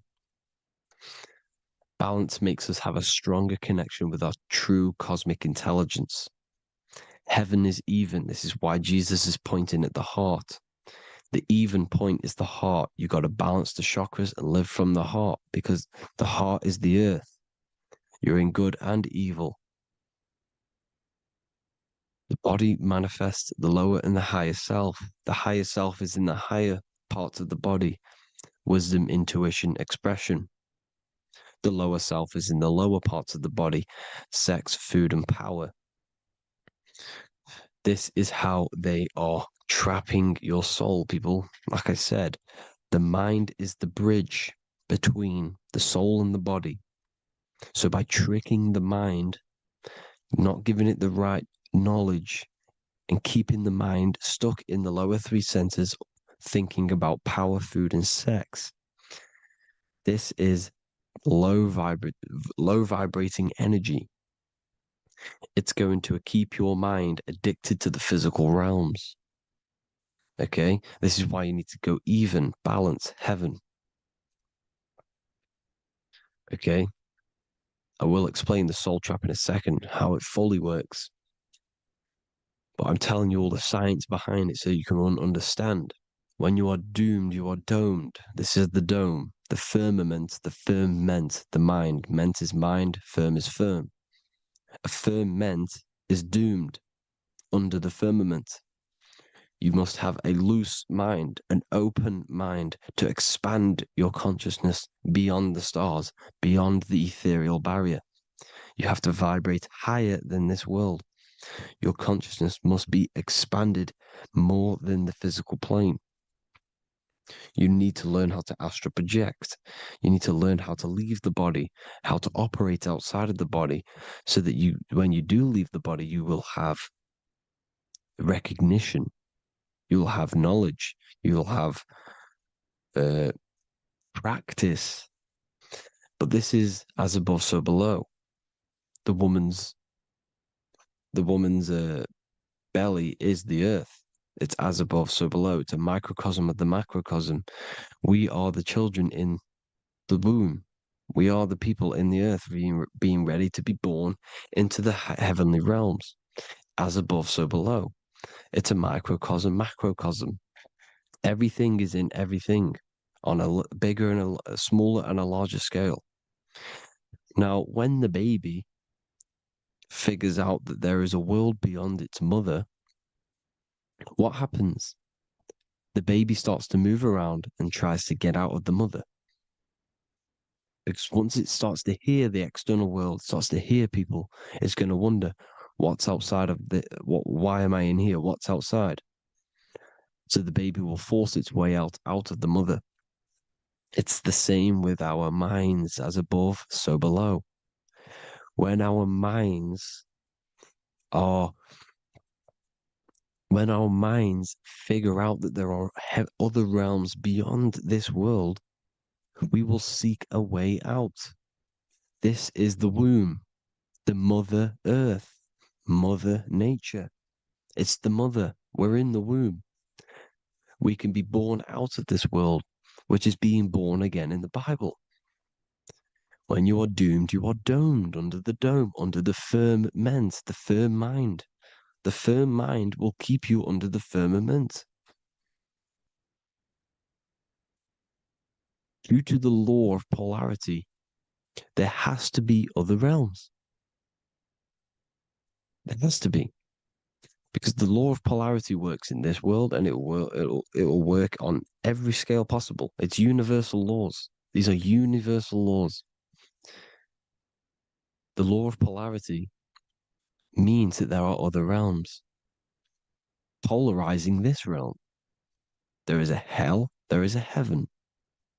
There is a midpoint, which is Midgard, which is the one we are in now. Earth, heart. Earth is the heart.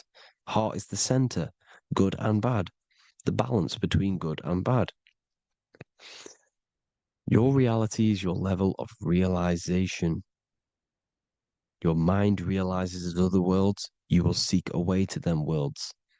It's that simple.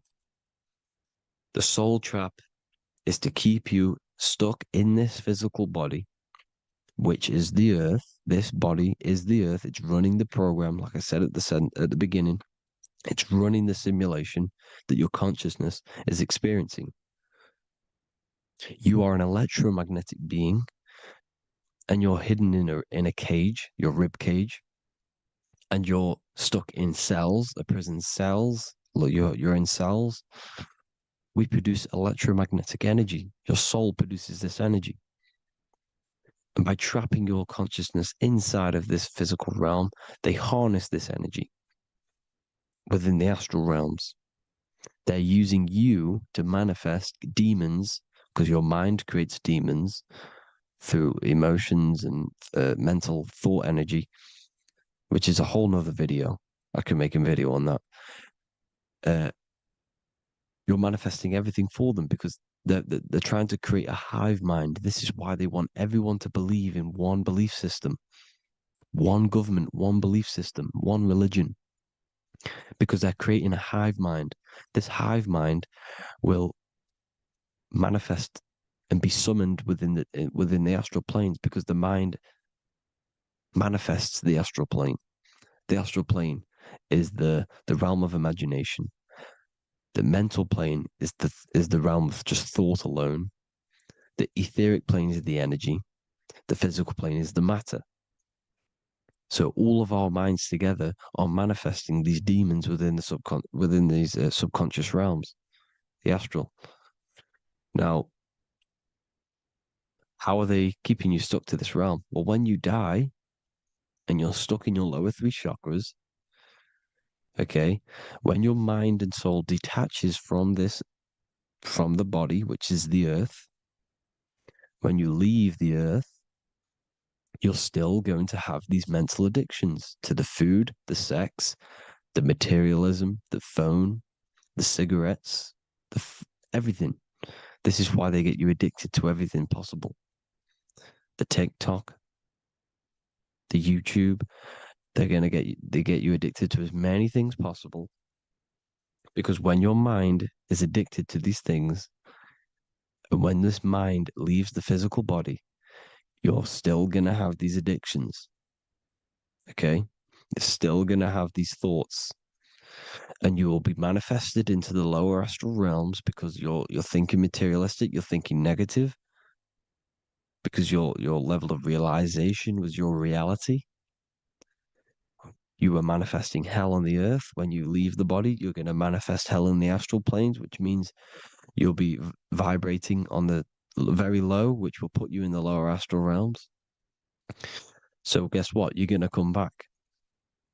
You're going to come back into materialism. You're going to reincarnate. Because you haven't prepared for life after death. You must detach from the external world. Okay? Moon is mind. The sun is the soul. The earth is the body. The moon is the mind. This is why we say lunatic. In your mind, you have a specific mood. Moon. Money, M-O-N, is the moon. Money exists in the mind. They get you addicted to the money. The Bible's telling you this. Do not conform to the pattern of this world, but be transformed by the renewing of your mind. It's telling you. Of this world, but be transformed by the renewing of your mind. Who knew that the Bible was this deep? Matthew 16:26, what good will it be for someone to gain the whole world yet forfeit their soul? James 4:4, don't you know that friendship with this world means enmity against God? Therefore, anyone who chooses to be a friend of this world, of the world, becomes an enemy of God. John 4:4, dear children, are from God and have overcome them, because the one who is in you is greater than the one who is in the world. It's talking about the invisible intelligence. It's greater than the physical world. John 2:15, do not love this world, nor the things it offers you, because this world will create you to, if your mind has attachments to what this world offers, sex, money, and power, pretty much, you will reincarnate here. You will come back here, because when you leave the body, your mind will still have these addictions. Do not love the world, nor the things it has to offer you. All of this is in my newly published book. The paperback versions are now available. Finally, for all the people who have been waiting, the Book of Wisdom. All of this knowledge is inside of the Book of Wisdom. The paperbacks are available. There is worldwide shipping. You can get it anywhere, pretty much, any country. My new website, it's amazing. There's going to be some amazing products coming on the new website. But I thank you all for the support. Before I leave, I need to explain what is going on with the soul trap. Like I said at the beginning, the mind's the bridge between the soul and the body. The body's the realm. By tricking your mind with false knowledge, they are keeping your soul stuck to this realm. They get you addicted to all the physical things, and that is it. As soon as you're addicted and you die, you're going to come back. So by tricking your mind, which is the bridge between the realms, they keep your mind stuck within this body. They keep you in physicality. They deveil you, the devil, the deveil. Thank you all for the support, people. If you do want to join the Academy, all the links will be posted below this video for the book, The Academy. Thank you all for the support and have an amazing day.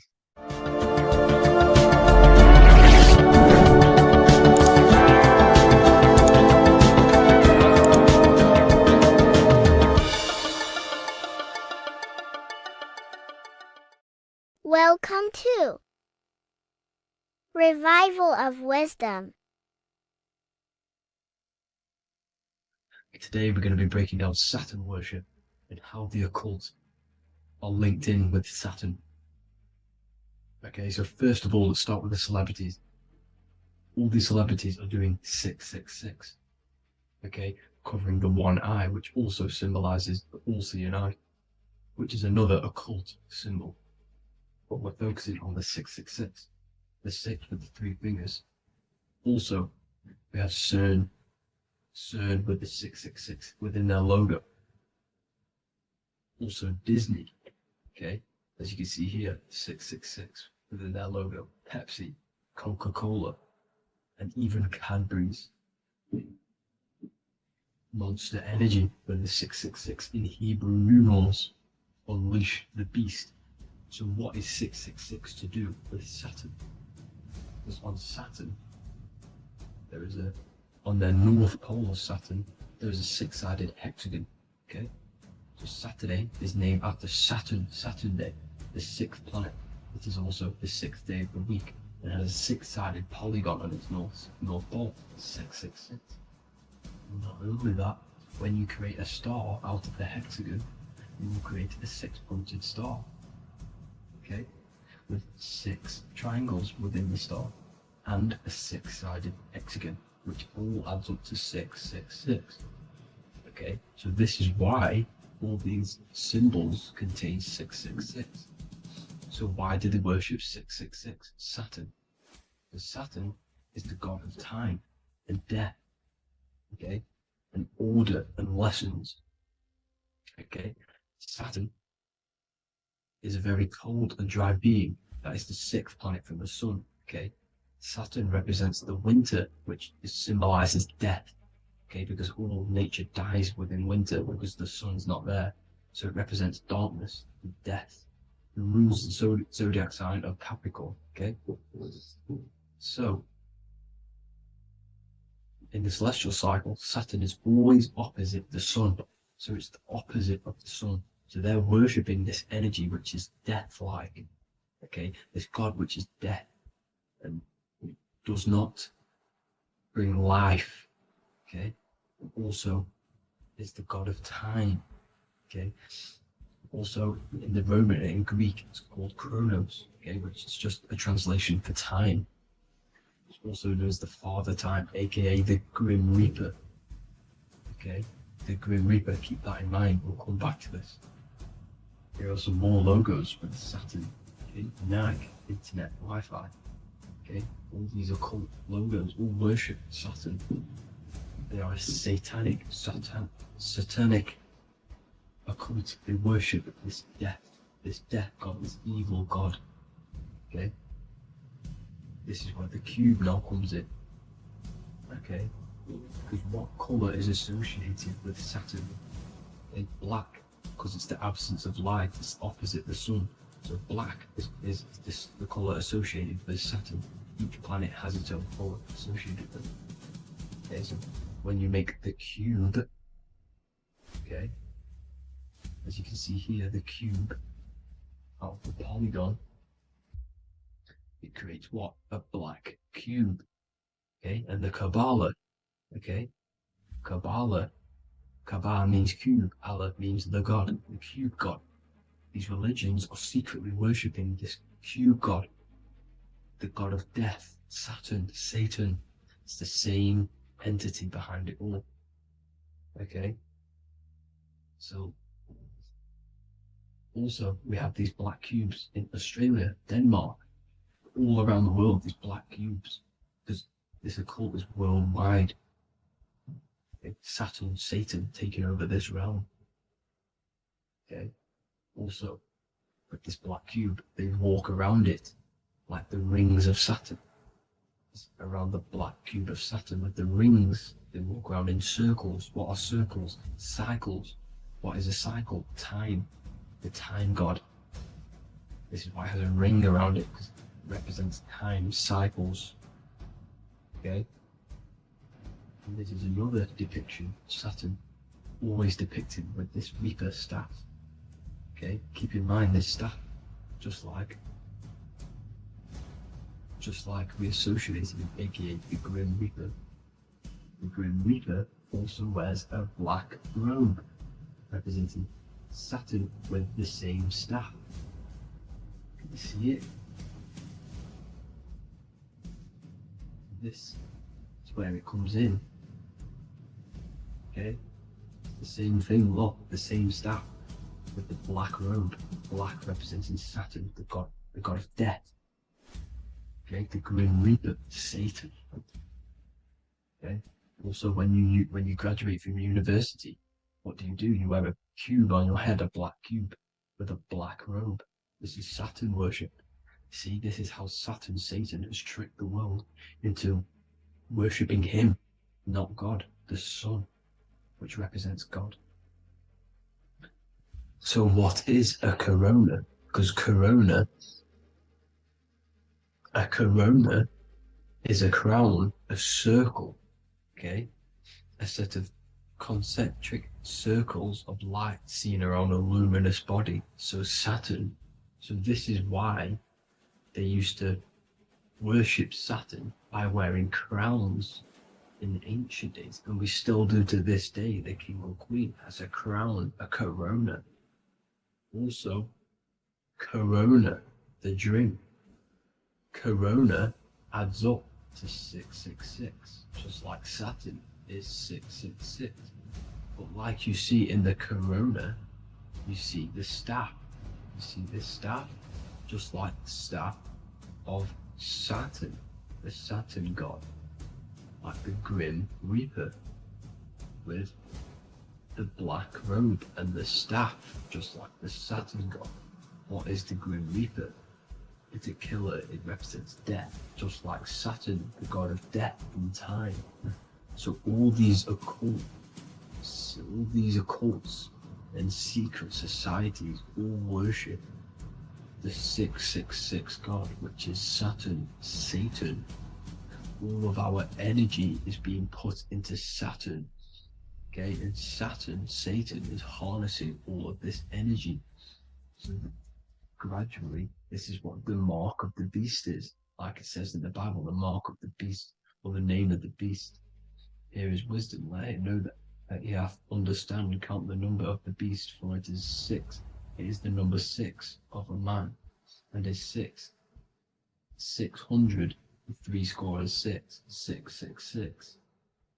So this is what the mark of the beast is. They are going to eventually put green chips, just like Neuralink, which is what Elon Musk is pushing. Okay, so this chip is the mark of the beast, and it's going to be implanted to our hands or brains. Okay, and they will manipulate our consciousness, and it will manipulate our DNA, and it will directly connect us to AI, and AI is linked in with Saturn, Satan, as the demons and the people who rule this world are in love with AI. They want to connect humans to AI. And this will control our consciousness completely and give all of our energy back to Saturn, Satan, this deity that they all worship. Just like when you get married, you wear a wedding ring, the rings of Saturn, over the finger, which represents the sun. So you're basically seeing Saturn over the sun. The sun is the son of God. It represents the sun, represents God. So you're putting Saturn over the sun. So thank you guys all for tuning in. I'm going to leave you guys here. Please leave a like, comment some topics that you want me to talk about. And please subscribe for more amazing content. God bless.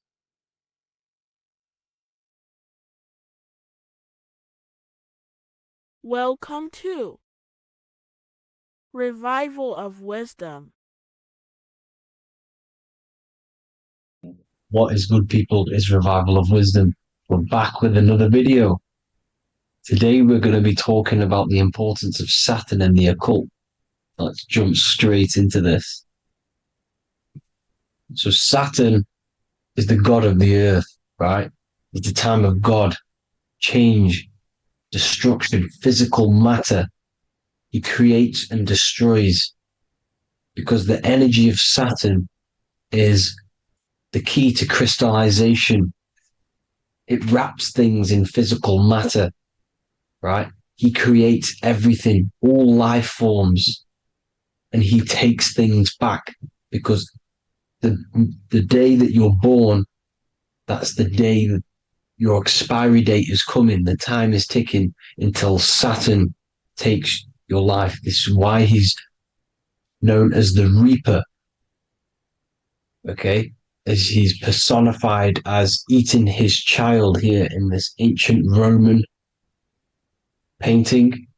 As you can see, he's eating the child. We are all children of Saturn, right? He creates physical matter, our physical bodies, right? He's the god of time because he's the slowest moving celestial body. He's the Lord of the Rings, as you can see here. He's the last one on the ring. He's the slowest one moving. Okay. So he is the Lord of time, destruction, and creation. Okay. This is why his name is Satan. He's the devil. Okay. But I'm not saying Saturn's evil, guys. It's a part of life. Everything lives and dies, right? He's the key to crystallization. Now, as we have the clock here, our god Saturn, or Chronos in Greek, just means time. He's also the god of time, as I've already said. 60 seconds in a minute, 60 minutes in an hour, 24 hours in a day. Add 2 plus 4 equals 6. 60 seconds, 60 minutes, 2 plus 4 equals 6. That's 666. Okay? And as you see on the clock, 6 take away 12 equals 6. 7 take away 1 equals 6. 9 take away 3 equals 6. 6 is the number of Saturn. It's associated with Saturn, right? He's the god of time, of justice. Everything goes back to the Reaper in the end. Everything lives and dies. Now, the artwork of him, he's always got the Reaper staff. You see, it's personifying death. Now, when you see this, the Romans were not saying Saturn was a real person, a real god in human form. No, this is personification. This is what the ancients always did. They personified, just like the Bible. It's all personification. So the personifying Saturn eating its children because it eats, it's the Reaper. No one can escape the Reaper. No one can escape death. Now, Saturn is 666, which is in the Bible, the number of the beast, right? The number of the beast, Satan, 666, right? So on the North Pole of Saturn, you have a hexagon which makes a cube, right? Now this hexagon, when you join up all the corners, creates the 6-pointed star known as the Star of David, right? In the Jewish religion. Now, as you can see, the 6-pointed star has 6 points, 6 mini triangles, and a 6-sided hexagon. That makes 666. And also, you have Saturday is named after Saturn, the 6th planet, the 6th day of the week, and has a 6-sided polygon on its north pole. That's also 666. Now, this Star of David, this symbol goes back thousands of years, and it originates from Saturn. It's not the Star of David, right? It originates from Saturn. It symbolizes the physical and spiritual aspect combined into one, which makes us humans, right? Also symbolizes the male and female combined into one. These two sacred energies create the human. We consist of both male and female energy, also known as the Seal of Solomon. And we all know if Solomon was a real person, he talks about communicating with 72 demons. He could apparently, in the text, he could communicate with 72 demons, and this is sorcery. This is black magic. Now, this symbol is associated with hexing people. When you place a hex on someone, that is a form of witchcraft, which a hex is just a curse. When you're cursing someone, this is black magic. Now, the black magician would stand in the middle of the symbol and cast his spells onto other people. Now, this symbol is obviously on the $1 bill, twice on the $1 bill. And it's very, very ancient symbol. And it originates from Saturn. And let's keep going. So the cube. So I've just said how you see the cube on the North Pole of Saturn, right? The cube is limited. It's a 3D shape. It symbolizes limitations. to the physical 3D dimension, the third dimension, the physical realm which we are in.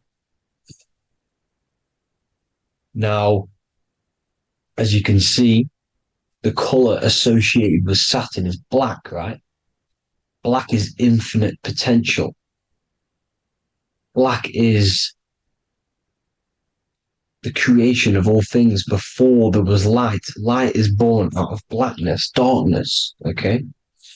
Now, black is physical matter. And as you can see, the black cube, black symbolizing physical matter, the cube being limited, as the physical realm that we are in is limited. It's not like the fourth dimension where everything can exist in a thought. The third dimension is limited, right? And this is what Saturn is. It limits you to the 3D 666. Your body limits you to your physical body. Now, these black cubes are placed everywhere. As you can see, Australia, Denmark, Manhattan. There's one in New York. As you can see, the Apple have a cube. The Nintendo GameCube. Trump Tower is a black cube. This is worshipping the energy of Saturn, the god Saturn. Okay, it's not a god, it's a celestial energy.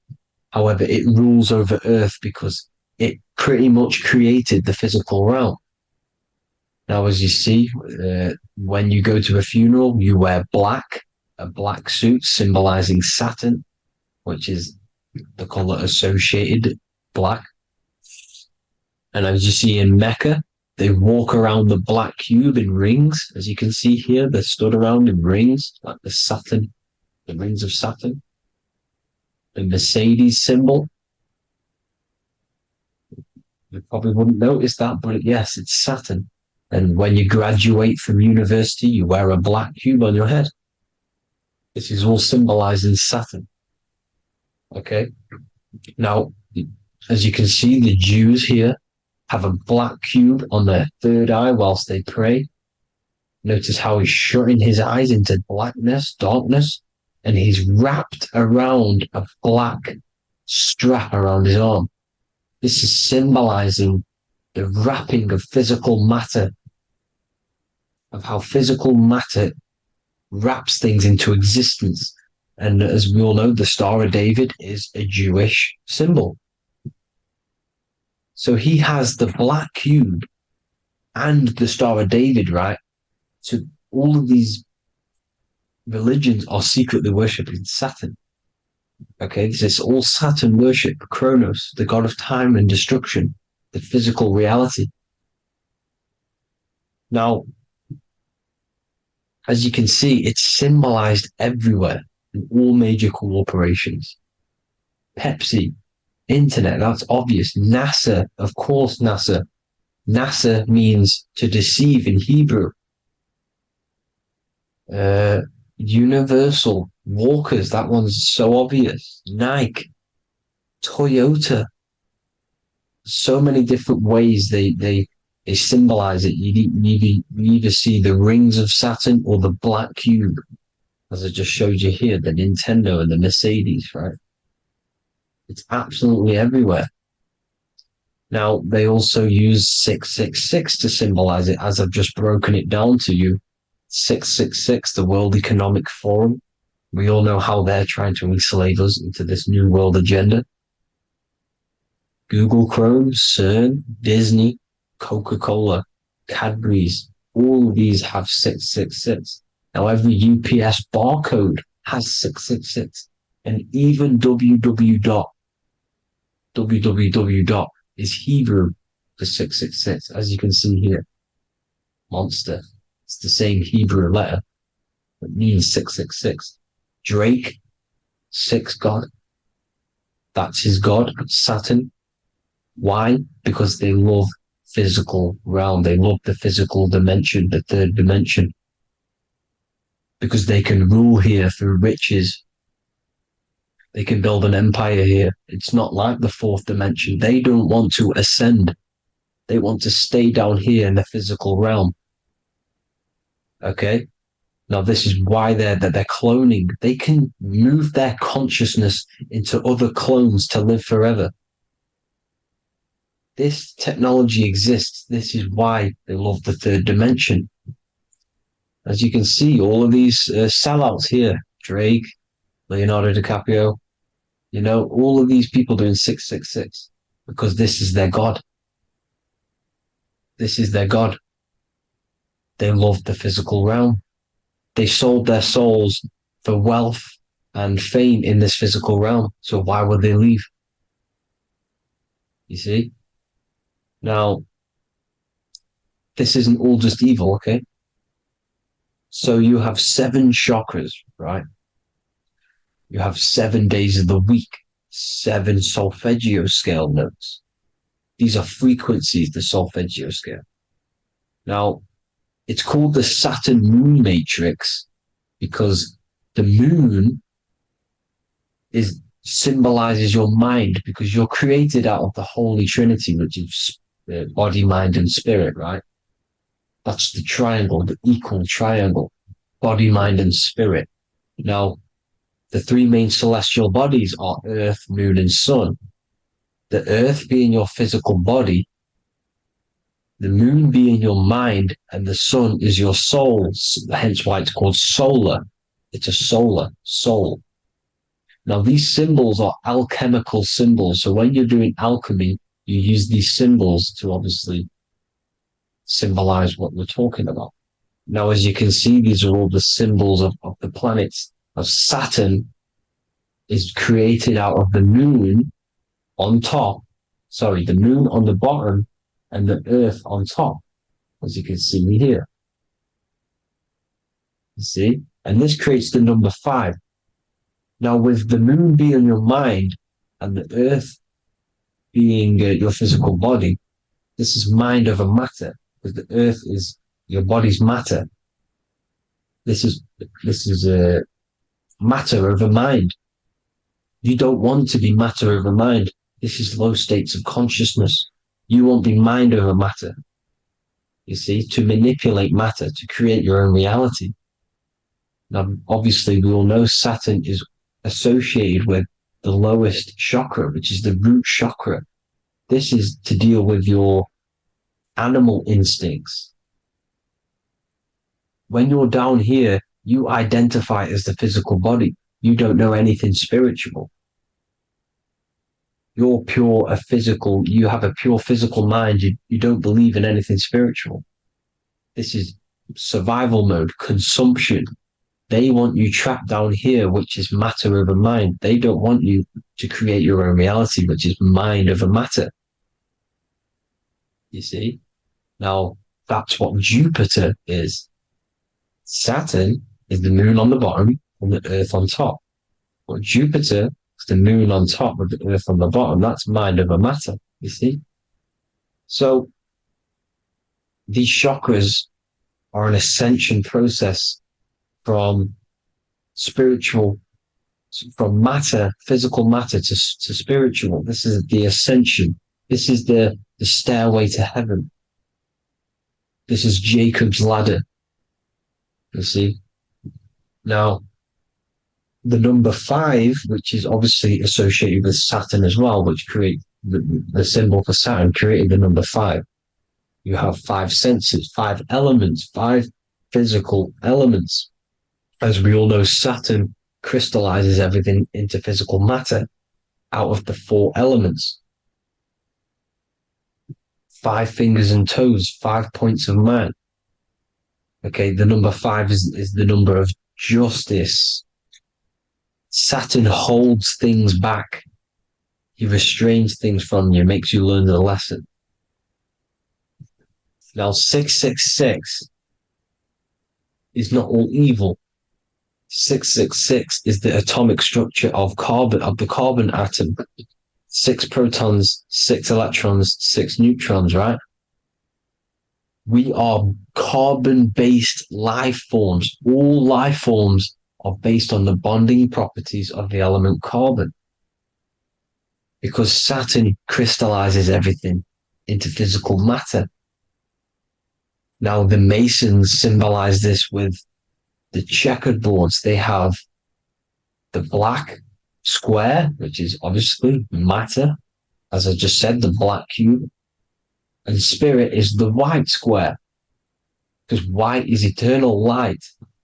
White and light, you see. Black is physical matter.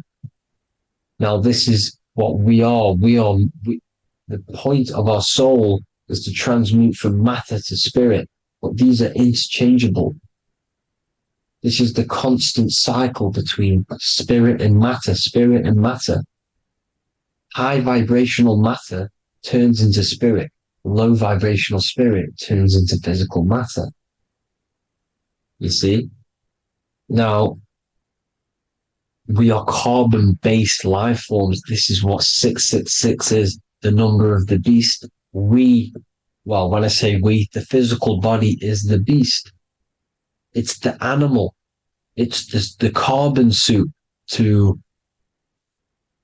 operate in this physical dimension, in this physical realm. See? It's the vehicle used to operate in this physical realm. But your mind isn't from this physical realm, you see?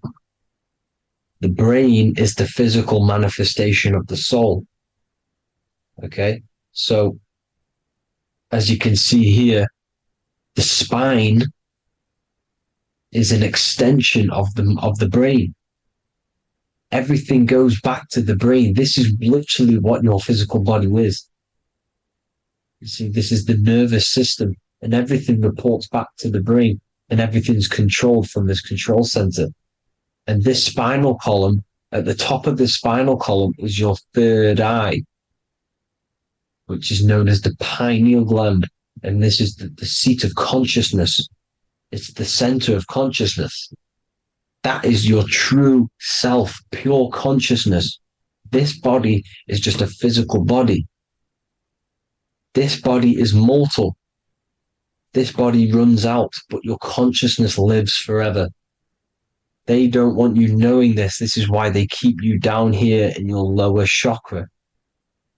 They want you to believe everything is just physical. They don't want you to believe in the spiritual side of reality. Because this way they can manipulate you, right? They want you matter over mind because they know your mind creates reality. They know your mind is the root cause of reality. You manifest your own reality from the inside out.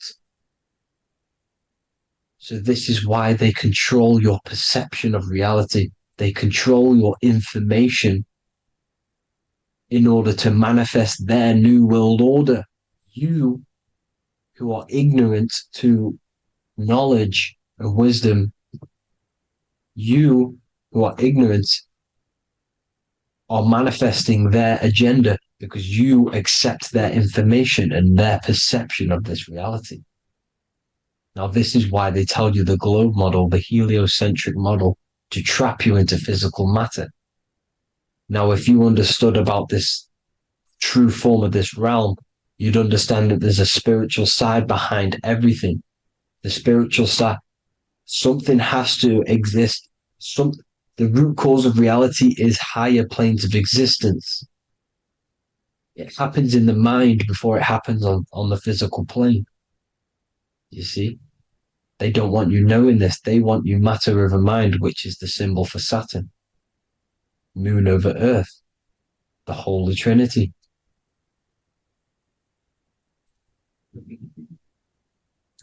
Now, as you can see, the cube also makes IXXI. This is Roman numerals. This is Roman numerals, and when it's translated from 9/11. Yes, 9/11. This is the secret code of the One World Order. The two twin towers, when the two become one.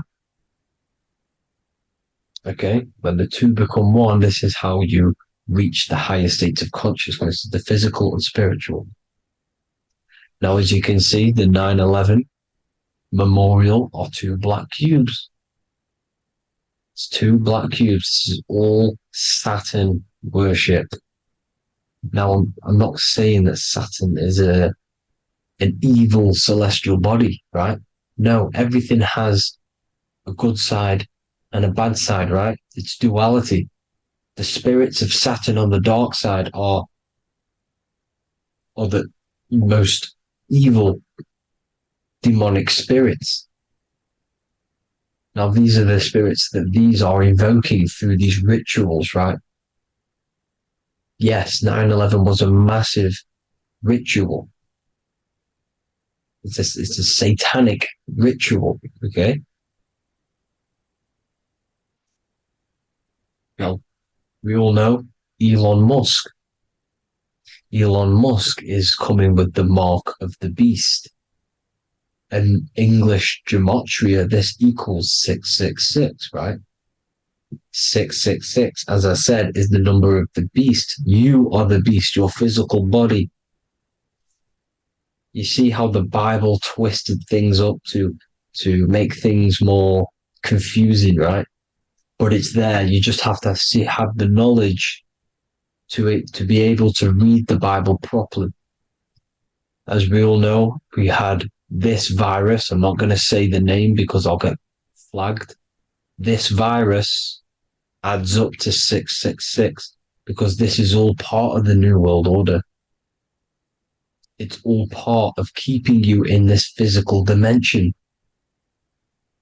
Okay? Now, as you can see here, Novus Ordo Seclorum on the back of his shirt, on Elon Musk's shirt, this is also on the $1 bill, Novus Ordo Seclorum.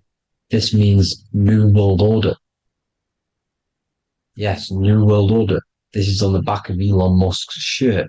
And as you can see here, he owns Neuralink, which is the brain chip, which they're going to be putting into implanting this onto your brain.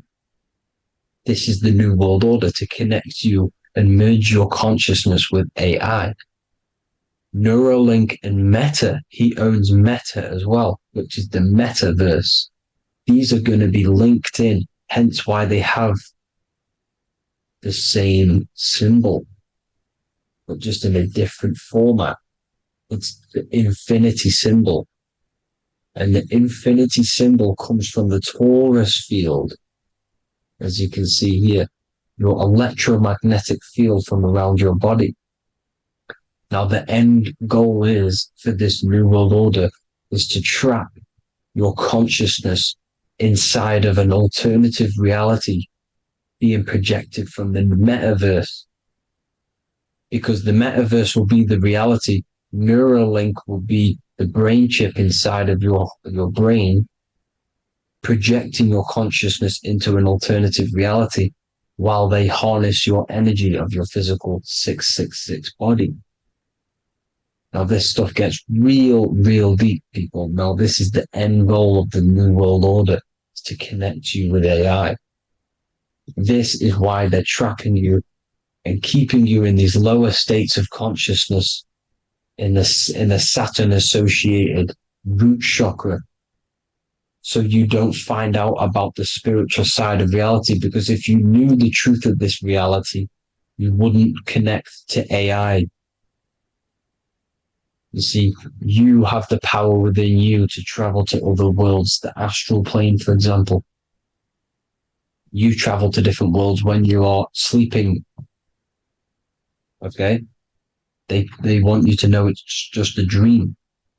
However, their end goal is to trap your consciousness and feed off your energy, spiritually and physically. Okay? I don't know why these people are just pure evil. As I said, evil love bondage. They love the physical dimension. They don't want to ascend to other realms. These evil love the third dimension. This is why evil spirits will inhabit bodies, exorcisms, because they miss being in the physical realm. They miss it. Evil love bondage.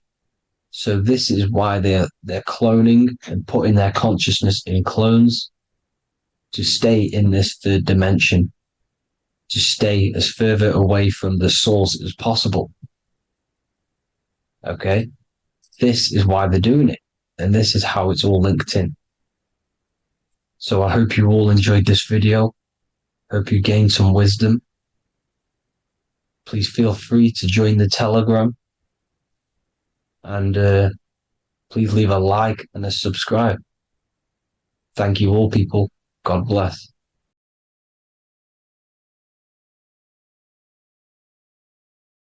Geometry. This is the study of nature, of the codes, the mathematical codes behind physical reality. So today we're going to be going deep into geometry and the true esoteric internal geometry, the geometry that no one really talks about, and how geometry relates to human consciousness. So essentially, what we must understand when it comes to geometry, the basics of geometry is everything is vibration. And this vibration is vibrating on a certain frequency. And this certain frequency creates a geometric shape, which is why in nature we see all of these different geometric shapes. All matter takes form in shapes. So if we put sand on a plate and we vibrate the plate on a specific frequency, we see that the sand goes into specific geometric shapes and patterns. So essentially, matter is energy condensed. It's energy vibrating on a low frequency, vibrating at a certain frequency. So matter is condensed energy. And each geometric shape is manifesting and showing a specific energy. Some shapes carry more energies than others. For example, the cube is what traps energy. A square is what traps energy. So geometry and the flowers are basically how energy manifests itself into physical matter. We are in a world made out of energy or light. Light is energy. So everything is vibration, everything is frequency, and everything is energy. Even the words, each atom in our body, everything. So everything in nature has these mathematical, energetic codes. So geometry is basically the study of nature and the shapes that are in nature and their energetic principles. Because like I said, matter is energy. So this is what we call cymatics, when we place water in a petri dish and we shine light on top and we vibrate the water. And we can capture, this creates certain patterns. Each frequency, like you see here, has its own pattern. So what we are seeing here in the physical plane is essentially energy condensed into physical reality. We see it in the turtle. We see it in every single form in nature.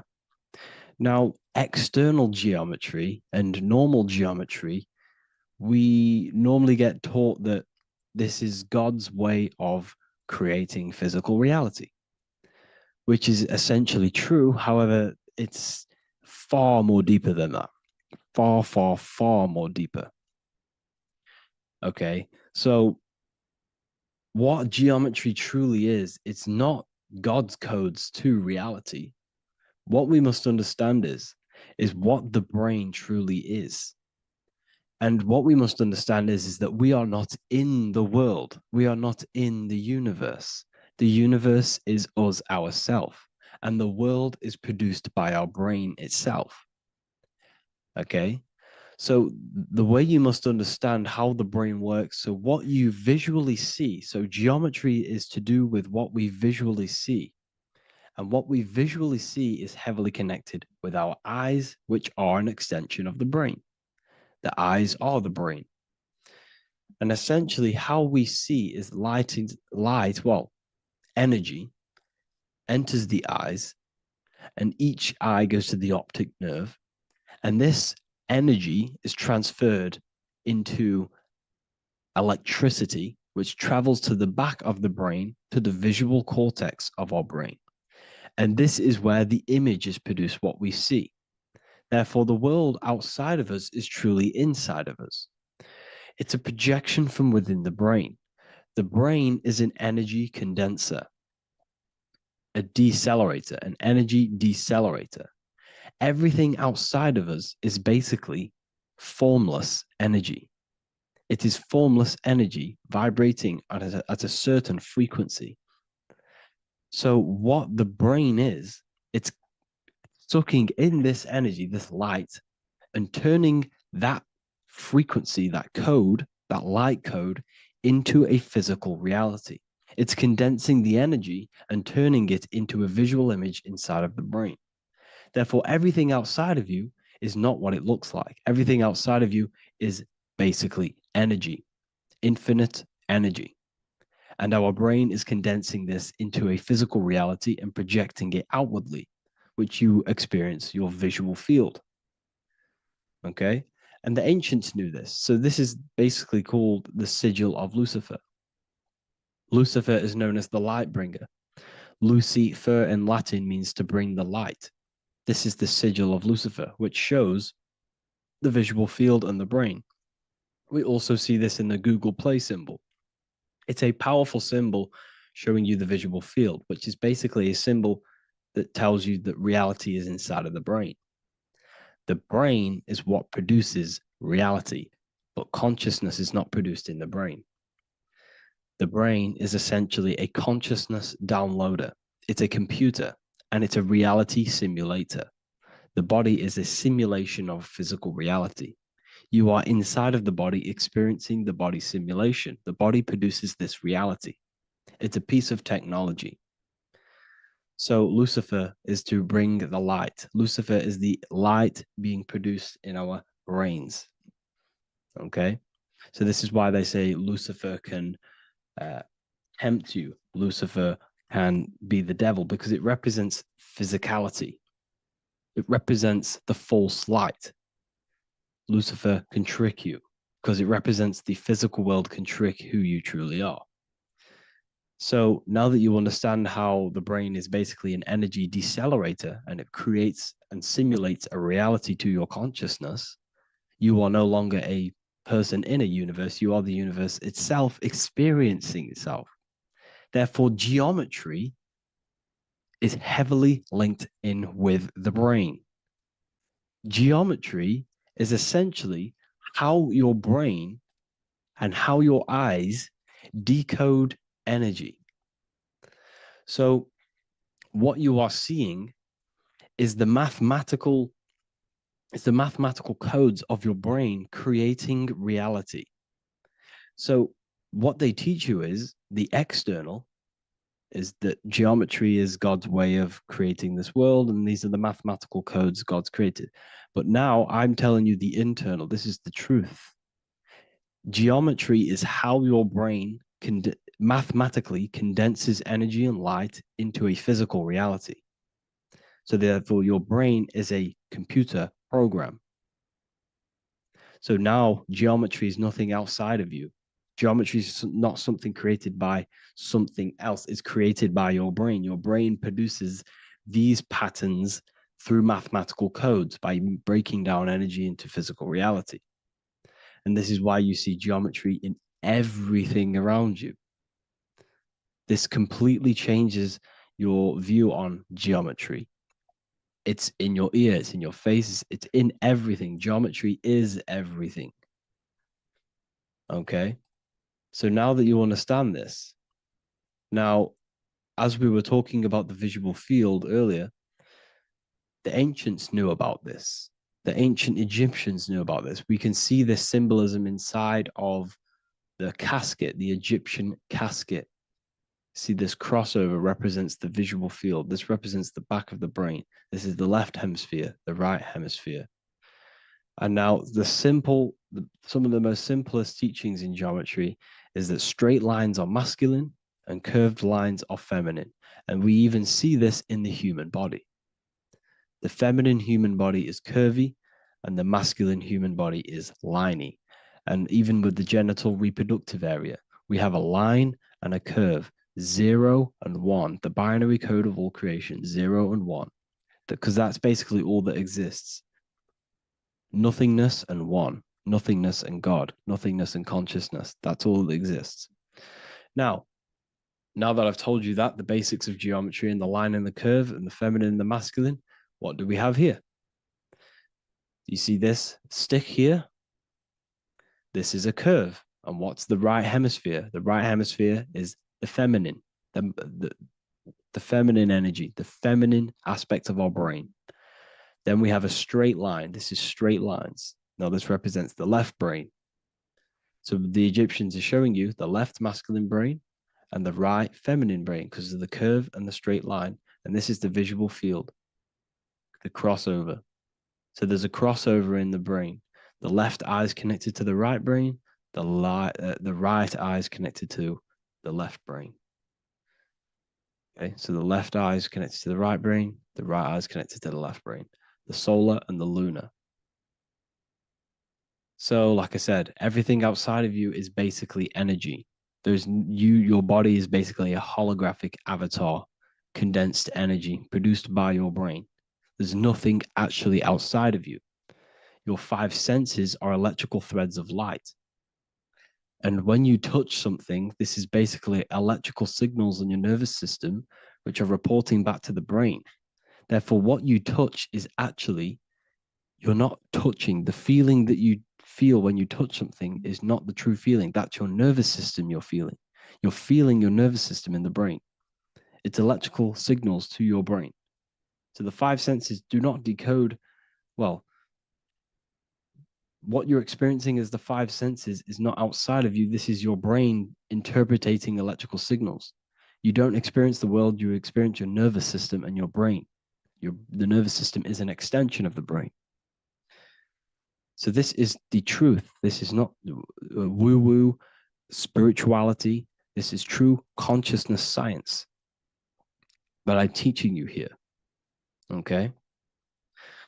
So nothing is truly outside of you. It is a universe. You yourself are the universe, the fabric of the universe itself. The only thing that exists outside of you is essentially energy. That is it. And your body and your brain condenses this energy into reality. So when we look into architecture, why is architecture, the ancient architecture, so important? Because what did I tell you at the beginning? Shapes and physical matter is condensed energy. Each shape holds specific energy. Some shapes hold more energy, emit more energy. Some shapes condense energy. Some shapes transfer energy.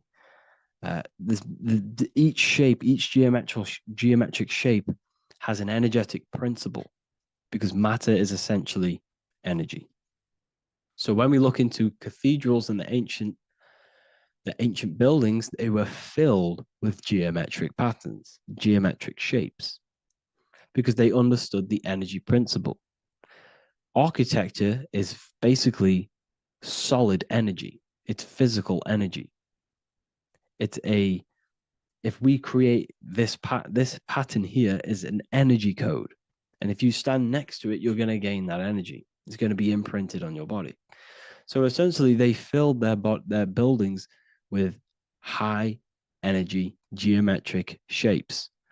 Points, triangles, pyramids are very, very energetic. This is why you have crystal pyramids made, orgonite pyramids. They're always in pyramid shapes. That's why the Egyptians built in pyramids, because pyramids hold high energy. They emit high energy. So this is why you see all these different geometric patterns. Okay.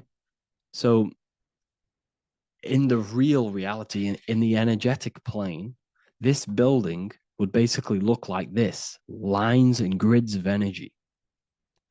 Okay. This is what it would look like in the energetic plane, a blueprint of the energy body. So as you see here, these are the different frequencies in a petri dish, of water in a petri dish. And you can see they are specifically aligned up with these specific patterns. You can see geometry even within geometry. It's fractal.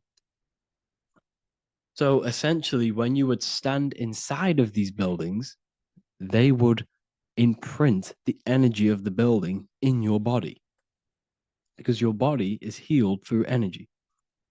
You have an electromagnetic field around your body. So by creating buildings with geometric patterns, we are essentially increasing the energy of the building, because the building itself is energy. Okay. So when we fill it with geometric patterns, we're increasing the energy. We're giving it a certain energetic imprint. So when you stand inside of that building, you're being imprinted with that energy. Okay. So especially with these windows, these stained glass windows. Well, why are they stained glass? Well, color is frequency. So when you have all of these different colors, and not only were they just painted, some of these colors are specific gemstones, crystals, natural stones, which all hold energetic principles. Each crystal is vibrating on a certain frequency. Wood has its own frequency. Metal has its own frequency. What you must understand is that everything in nature is not just a piece of matter. It's vibrating. The atoms of wood are vibrating on a certain level, which give it a certain energetic principle. Each crystal is vibrating. The atoms of the crystal are vibrating on a certain frequency, which give it a certain energetic principle, quality. So each thing, this is why the ancients were obsessed with natural stones, natural things, crystals, natural metals, and they wore different metals, different things like copper on their bodies, because they understood the atoms of these natural things are vibrating, which give certain qualities to you if you wear them. So you're not wearing it, you're basically putting that frequency onto your body, because they understood this is energy. If I put copper on my body, I'm not putting copper on the body. I'm putting the frequency and the energy of the atoms onto my skin. And that frequency of them atoms are going to vibrate my skin, that frequency, and heal my body. So this is why this is so important. So each building is an energetic code. Okay. So when you stand in these buildings, it can heal your body. This is why when people walk into these ancient churches, they feel like they've met God. They feel a certain way. They feel so amazing when they enter these churches. They feel holy, for example. It's not because God's there. It's not because these man in the sky dwells in these holy places. It's because the energy of these buildings affect our consciousness. They increase your energy. They raise your vibration.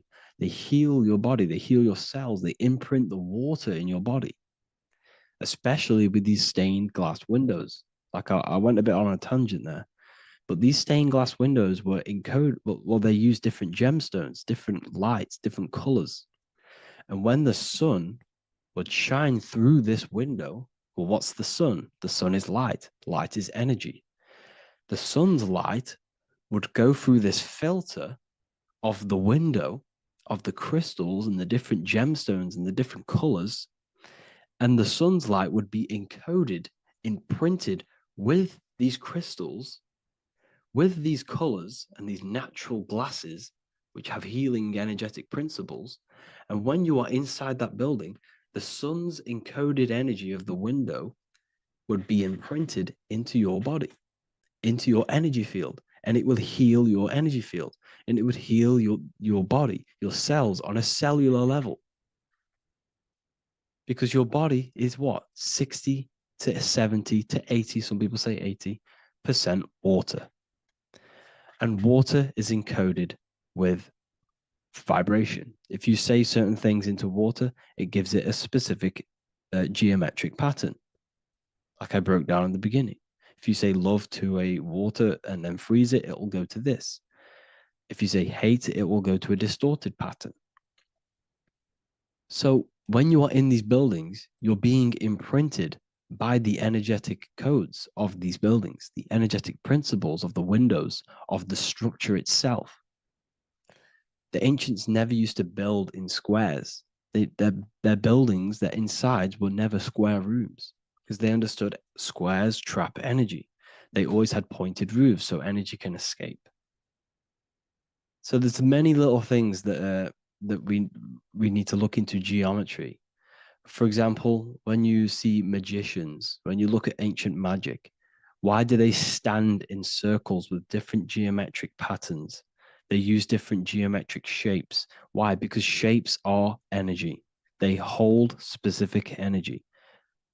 So when the magician stands in a circle with a pentacle, they're working with the energy of that pentacle. You can work with different energies based upon the different geometric shapes that you draw.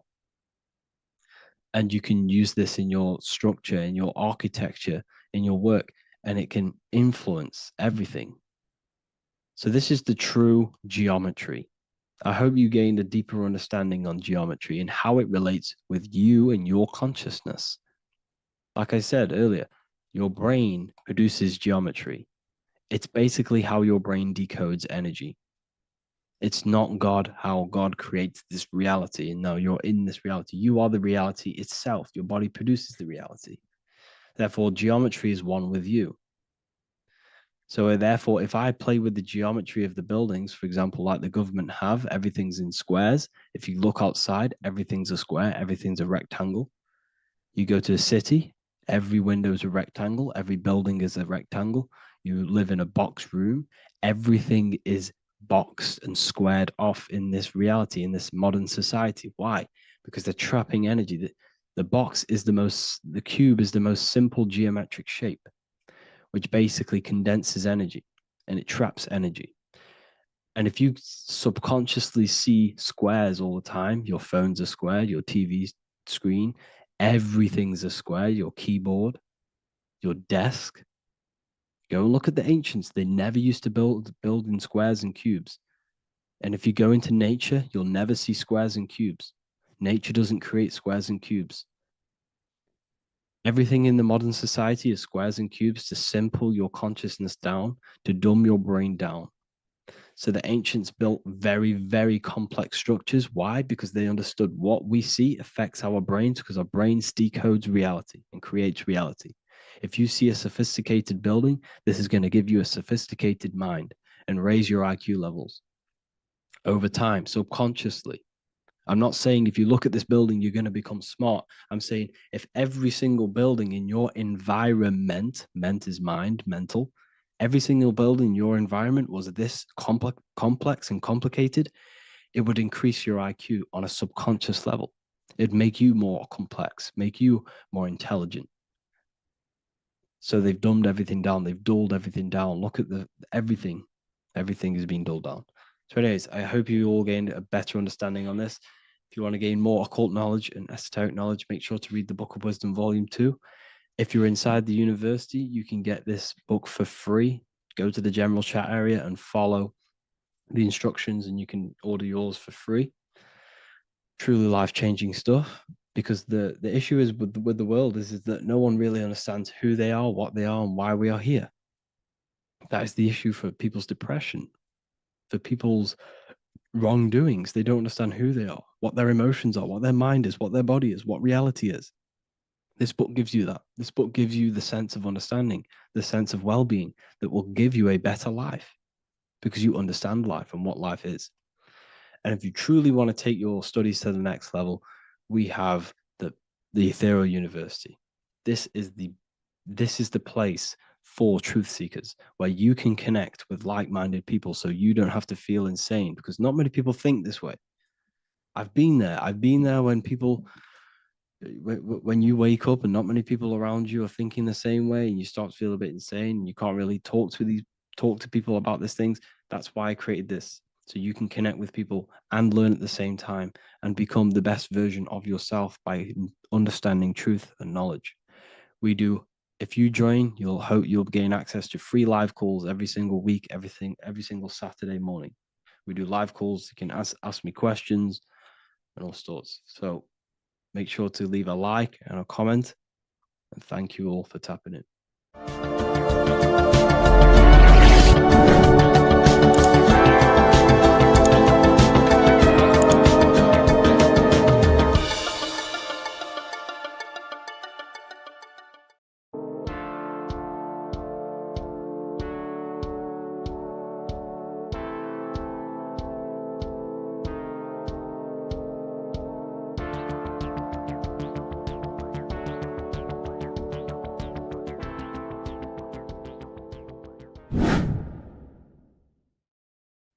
What is up, people? How are we all doing?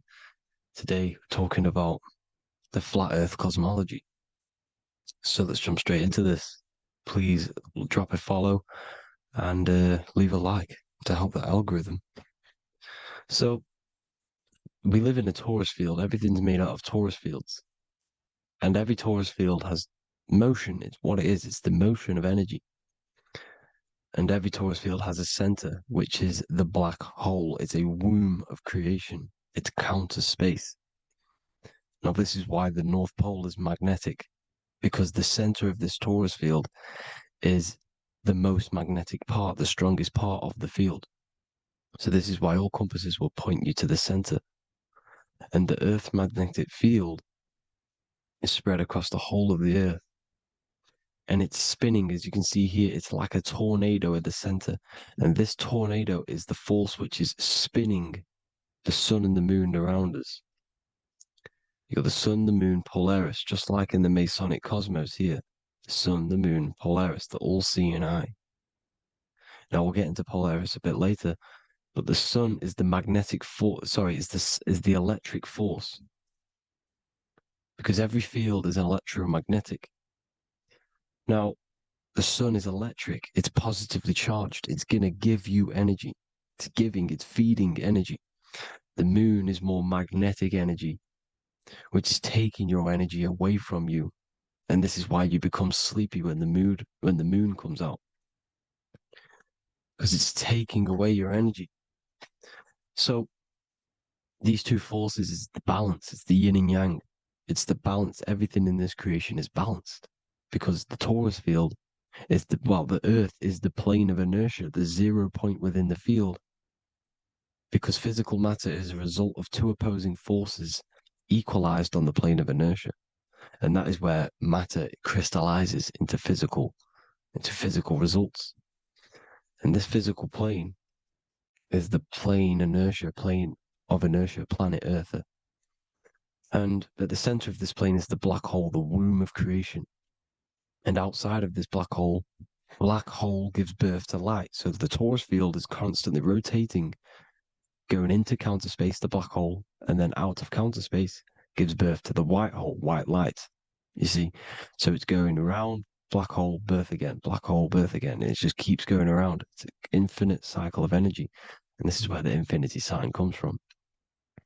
This is the motion, this is the force which is creating everything to spin inside of this circle. Okay?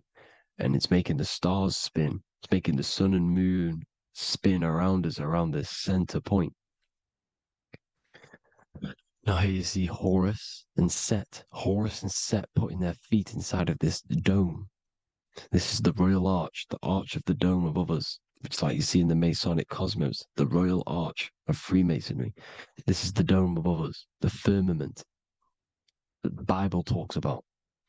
You see, they're putting their feet in because Set symbolizes the moon and Horus is the sun. Horizon, Horus. Horus is rising, the sun. So they're both putting their feet around this center magnetic pole, which is the pole, North Pole. And above the North Pole, you have Polaris, the pole of electromagnetic energy. You see? And this is how we get the sun and the seasons. Because the sun, for us, when it becomes summer, it's on the Tropic of Cancer. Then it spirals outwards, going out and out and out, then goes to the Tropic of Capricorn. That's winter for us. Then it comes back in and creates summer again. So it's constantly spiraling around this center magnetic North Pole. You see? So this roof above our heads is the firmament. And this is what they've taken off of us. They haven't physically taken it, but mentally they have taken this away from you. It's a female energy. And this is what the Egyptians called Nut, the sky god Nut. And this is the womb. We are inside God's creation, God's womb. And the woman's womb, when she has a baby, is a microcosm of this, because everything inside of this creation is macro. It's a reflection of the bigger things, as above, so below. So the dome above our heads is the dome we are in when we are a baby. And you can see the sacred geometry of it is the exact same. It's the dome. And when we are inside of the womb, the woman, the sacred maker, which is the M, the Masonic M, this is the G male symbol. The Masonic M is maker, mason, matter, male. She delivers the male, you see. She delivers the male because it's the maker, the female, the magnetic. The woman is magnetic in nature, the male is electric in nature. So when we are in this womb, the female, we are being fed by the center umbilical cord, by the center of the mother's stomach. We're connected to the center of the woman's stomach, just like we are when we are in the earth. The center is where the aurora borealis is being emitted from, the electromagnetic aurora borealis, the northern lights. This is our spiritual umbilical cord, connecting us to counter space, connecting us to the realms beyond this world. Because at the center of every Taurus field is counter space. And at the center of the earth is our spiritual umbilical cord. And this is the earth's belly button, as you see. As above, so below. We had a physical umbilical cord. We have a spiritual umbilical cord. And this gets cut when we die, when we're cut away from the physical reality. You see, here's the ancient Egyptian tablet showing this female. You can see the hair, it's a female above us because the female energy is nurturing, helping, looking after. And that's exactly what the dome is. It's protecting us. It's the Ark of the Covenant, the Ark covering us, you see? And this is what they've taken away from us. By you believing in space, it completely destroys the idea of this being a sacred creation. They've taken the roof off your head, whether if you believe in space, you believe that there's chaos, there's planets, there's asteroids that could kill us at any moment. But this isn't true. They've made you fear your own creation that you're inside of. They've made you fear what's above you. You see, and it's to hide the power of astrology, the power of the lights in the firmament, which are constantly flowing through the ether. These powers which are above us are sending rays down to the earth, which are influencing our psychology and how we behave. And this is what astrology is. It affects human consciousness. It interacts with our consciousness. And there's a different energy every day because the planets are in different houses, different alignments. And this is, we'll go into this a bit deeper later on. So the world tree, this magnetic north pole, the pole of electromagnetic energy, was symbolized as a tree, the great tree at the center of the earth. You see? And this tree is symbolized everywhere. You can see here how the center person, this Egyptian person, is holding up the sky. This is the North Pole, the hyperboloid, at the center of every Taurus field. And this tree was in the Mayan cosmology. This is an ancient depiction. This is the Taurus field. Here's the plane of inertia. Here's the center tree. Here's the tree in the center, the magnetic North Pole, the woman holding the stars. Here's the Hindu with the two birds symbolizing the sun and the moon revolving around this center tree. The Mayan tree, his Horus and Set around the North Pole. They all knew this flat earth cosmology. They knew these secrets. It's so sacred you understand the creation that you're inside of. Because if you don't, you'll be led astray. You don't know where you are. You're lost. You see? And here's the Masonic art with the rays of the stars coming down with the tree in the center. So it was personified as a tree. And we are in Asgard, Midgard, the middle garden, where there's good and evil. So the 7 layers of heaven, which is talked about in the Quran. Each planet has a different layer of the firmament, and this is the 7 layers of heaven, and these are our 7 layers of the energy centers in our body. So we start in the stars, so we are stars in a physical body. And this is why we say Mr., Sister, Fraudster, Sinister. Stir is star, and we are in the stars, and our star descends into the soul system, not solar system. And as we descend into the soul system, We enter Satan's kingdom, Satan's world. As it says in the Bible, Satan is the god of this world. Well, if you've been into my research for a while, you know Satan is Saturn. Saturn's world, because Saturn's the outermost ring. He's the Lord of the Rings. And you enter his kingdom, the kingdom of time. And this is why Saturn's the time god. As soon as you go past the rings of Saturn, you're now in the soul system. You're now in time. You're now bound by space and time. And you're bound to the earth plane, the heart. Earth is heart. It's a rearrangement, it's an anagram for heart. And the heart of the electromagnetic color spectrum is green, and that's why the earth is green. And above green is blue, and this is why the sky is blue. In order to go to heaven on the macro scale, you have to go through the blue sky, through the 7 layers of heaven. In order to reach heaven in your body, whilst you're here, you have to go through the blue chakra to your head, which is heaven. It's micro, macro. Everything is micro, macro inside of this creation. It's an ancient. I think this is a French image, piece of art from the ancient French, with obviously the 7 layers of heaven, which they all depict. And notice how it's like a dome. We'll go into this dome symbolization, the Royal Arch of Masonry, which is next.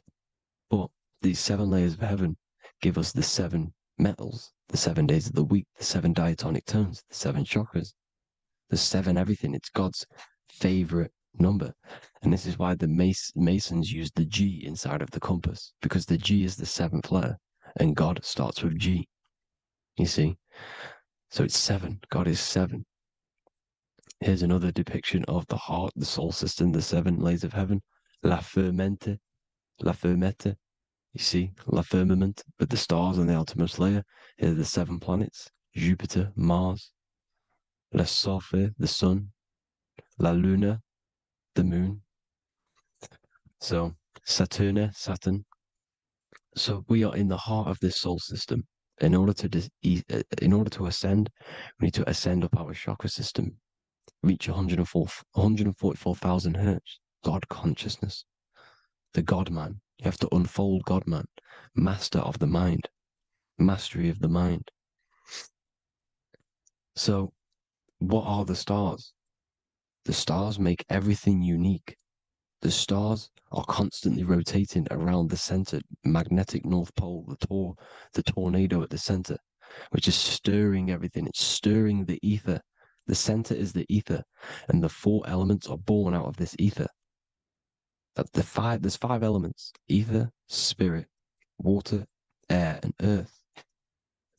The ether gives birth to the 4 other physical elements, which the whole of creation are made out of. About them 4 elements. 4 is the number of stability. You know, a chair, a table has 4 legs. It stables things. It's a foundation, and these 4 elements are the foundation of this creation. You see, and this magnetic North Pole is stirring this, and the 4 vibrational states of the ether are the 4 elements. Now let me get back to the stars. I just wanted to give you that. The stars are being stirred around this center point. Center. It's stirring everything. And they're always in different alignments. Every millisecond they're moving in different placements of the stars. And the planets are called the 7 wanderers because they're not fixed. The stars are fixed. But the planets they're called the 7 wanderers, the 7 layers of heaven, because they move faster and slower than each other. Each planet is slower and faster. Has a different rate of speed it's moving. So these alignments are mixing in with the energies of the different 12 constellations. And this is why you have a unique characteristic. You have a unique look, a unique energy, a unique personality. This is because when you were born and you took your first breath, that energy which was in the ether, because the ether is all around you, and energy travels through the ether. The energy that the stars were casting down and the energy that the planets was mixing in with the 12 constellations was in the ether. So when you came out of the womb and your first breath, because breath is spirit, okay? So that first breath you took, that is the energy that is imprinted within your DNA, your soul. And you reflect that energy, you emit that energy. That's the energy that is with you forever. until you die, till this physical body dies off. And that's what the stars are. The stars are giving a unique energy, characteristic, personality to every living thing. Every dog, every cat, every animal has a unique personality because it was born at a different time and place in the sky. Okay, the stars are your destiny. Now, the stars are constantly changing as well. If you look at stars through a telescope, they're constantly changing and forming different forms. You can see here, it looks like water. It looks like light through water because it's the ether above us, a sea of ether. And this light is being emitted through it, and it's just constantly changing, giving different energies, each star. So this is why this is what the zodiac is. It's the expression of energy. It's the expression of the stars. And each constellation has many different personality, different energies, different traits. Each planet has different traits, depending where your planets are, depending what energies you hold. No same person, no two person have the same energy. There's no one. It could be similar, but no one's the exact same. It's because of the stars. The stars are never in the exact same split place. The planets are always in different houses. So here's some Royal Arch symbolism. Here's the Royal Arch of Masonry, as it says here. The sun and the moon, the constellations. Here's Cancer, the 7 planets, the 7 stars. Here's the Royal Arch. This is the firmament. Here's the duality. Black and white, duality, good and evil, rest and motion. Dielectricity, magnetism. See? So this is what the Royal Arch is. It's symbolizing the cosmic dome above us. The womb we're in. We're inside God's womb. And here's George Washington, the Freemason, inside of the Royal Arch. You see? With the G, the Masonic G, God, 7. Here you see another depiction of George Washington with the stars in the dome above his head, his Polaris, the sky vault, Polaris. We'll get into that later. Go inside of all of your ancient churches, you will see the dome. Go to the Vatican, you'll see the dome. All of your ancient churches have this dome because it's the dome above your head. The ancients knew this. This was known. We did not live in space. It was known back then. They all knew. This is Crown Court, which is one of the most important courts in the UK. You can see it's clearly so much Masonic symbolism. You've got the 4 pillars of Masonry. The Royal Arch is like an arrow pointing upwards to Polaris. As the Disney World is under a dome. In his Polaris, the sky vault. You see? And also 666 in the symbol. Here's more 7 layers of heaven. Here's an ancient depiction. The firmament. Here's the astral plane outside of the firmament. The Royal Arch. You see, it's everywhere. Here's Polaris, the 8-pointed star. Polaris is in between the sun and the moon. It's at the center of the Taurus field. And Polaris corresponds with the pineal gland as well because it's the all-seeing eye. See? So, here's Polaris, the 8-pointed star, which is at the very top. It's the very center. It's on top of the North Pole. And it's an 8-pointed star that's always symbolized as an 8-pointed star. Here you see the Vatican. The Vatican is a giant key with an 8-pointed star. See, it's a key. Here's the dome. Here's the Space Delta, the USA Space Delta logos. Here you see the Egyptian god looking from the center of the North Pole, looking upward to an 8-pointed star, Polaris. An arrow pointing up to Polaris. Here's another. The bear holding a key with an arrow up to Polaris, 7. Holds the key to Polaris. Here's an eagle holding a key above the North Pole to Polaris. Polaris, and here's another one. There's another bird, like a dragon, holding a key to Polaris. Because Polaris is definitely something to do with leaving this creation. Okay, maybe I can't say for sure, but maybe it's to do with ascension, and this is why the Vatican hold the key to the 8-pointed star. And this is why the space, well, we all know space is a lie, but they're showing Polaris. and it's sacred symbology. Maybe it's to do with something leaving this creation, going to another. Here's some North Pole symbolism. As above, so below. You see the four seasons of the Big Dipper constellation going around Polaris. This is Polaris, this is the Big Dipper constellation, and this is the swastika. This image gives us the swastika, because all the symbols we use are created in nature. They're created somehow in nature. This is how we get them. As above, so below. This is the map of the North Pole with the 4 rivers, looking like the Big Dipper constellation. It's the Masonic, is the ancient cosmology with the 4, you see the 4 islands, Mayan cosmology, 4 islands. This is the alchemical symbol for Earth, 4 sections. The windows, because the center at the North Pole is a window to another dimension. The 4 lucky 4-leaf clover, which is supposed to be lucky. It's just, it's truth in plain sight. And here's Hitler looking at 2 flat Earth maps. So this swastika has been used for thousands of years, thousands and thousands of years. And it's symbolic for the most sacred land on this plane, the North Pole. Shambhala. Do some research on Shambhala, people. It's a it's a Hindu mythology about the sacred lands at the center of the earth. And it's known to be full of enlightened beings. And it's all symbolized at the center. You can see their paintings of Shambhala. It's all at the center, the North Pole. And it's known to be the most godly place ever, because it takes you to a portal to the higher places. And maybe this is something to do with Polaris, connecting you to this sacred land at the very center. But anyways, people, thank you all for tapping in. Hope you all learned something. Have an amazing day. Please follow, subscribe, like, all the links in the description for the courses, the PDF. Please have an amazing day. God bless.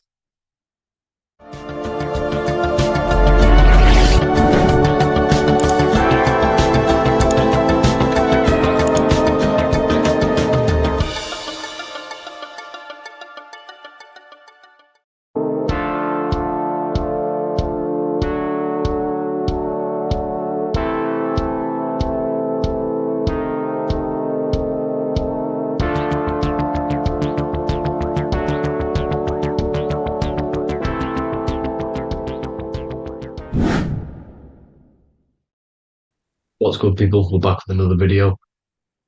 This is going to just be a quick video. Manifestation, magic, bending reality. So let's jump straight into this. So you have a conscious and a subconscious part of your mind. The conscious is what you're conscious of, what you're actually doing, where you can choose or not. However, the subconscious is the part of your brain which is automatic. So all of the systems in your body, like the digestive system, your heartbeat, these are automatically being ran. And you do not have to tell these systems to do anything. You do not have to consciously tell your heart to beat. It's automatically doing it. And this is what the subconscious mind is controlling. It's like the dark aspect of your brain or your mind. It is the way bigger aspect of your mind. Okay, it controls all the systems in your body. Okay, and this is where all of your programs are. So when you're in it from your childhood, what you've learned in school, all of these things are being kept in your subconscious, maybe traumas and stuff like that. So the subconscious is the female aspect, and the conscious is the male aspect, because the male is all about action and doing, and the female is more about creation, creativity, intuition. So you have a right and a left hemisphere of your brain, and these are obviously male and female. The right side of your brain is your female. It's to do with creativity, imagination, intuition, insight. Okay. And this is one of the most important sides of the brain. This side of the brain is the most attacked by the elites, whatever you want to call them. This side is one of the most important, because obviously your intuition is a massive part of reality. And if you don't have intuition, then you lose track of the things around you. You can't consciously feel if things are wrong or right. They don't want you to have intuition or creativity or imagination. They want you in the left side of your brain, which is just reasoning, logic, and basic things. So they just want you to tell you what you want, tell you what to learn, and then that's it. They don't want you thinking for yourself, which is the right side of the brain. So whatever the conscious side of your mind impresses the subconscious side of your mind. So if you do affirmations, for example, if you consciously do affirmations every day, you're reprogramming your subconscious mind. You're impressing a vibration and a word into your subconscious mind, and therefore it will reprogram it. So the male and female aspect are symbolized by the Star of David as well. The male being the upside triangle, the female being the downside, connected all in one, because we both have male and female energy. So every thoughts are electric, which is the male aspect. Emotions are magnetic, which is the female. Each thought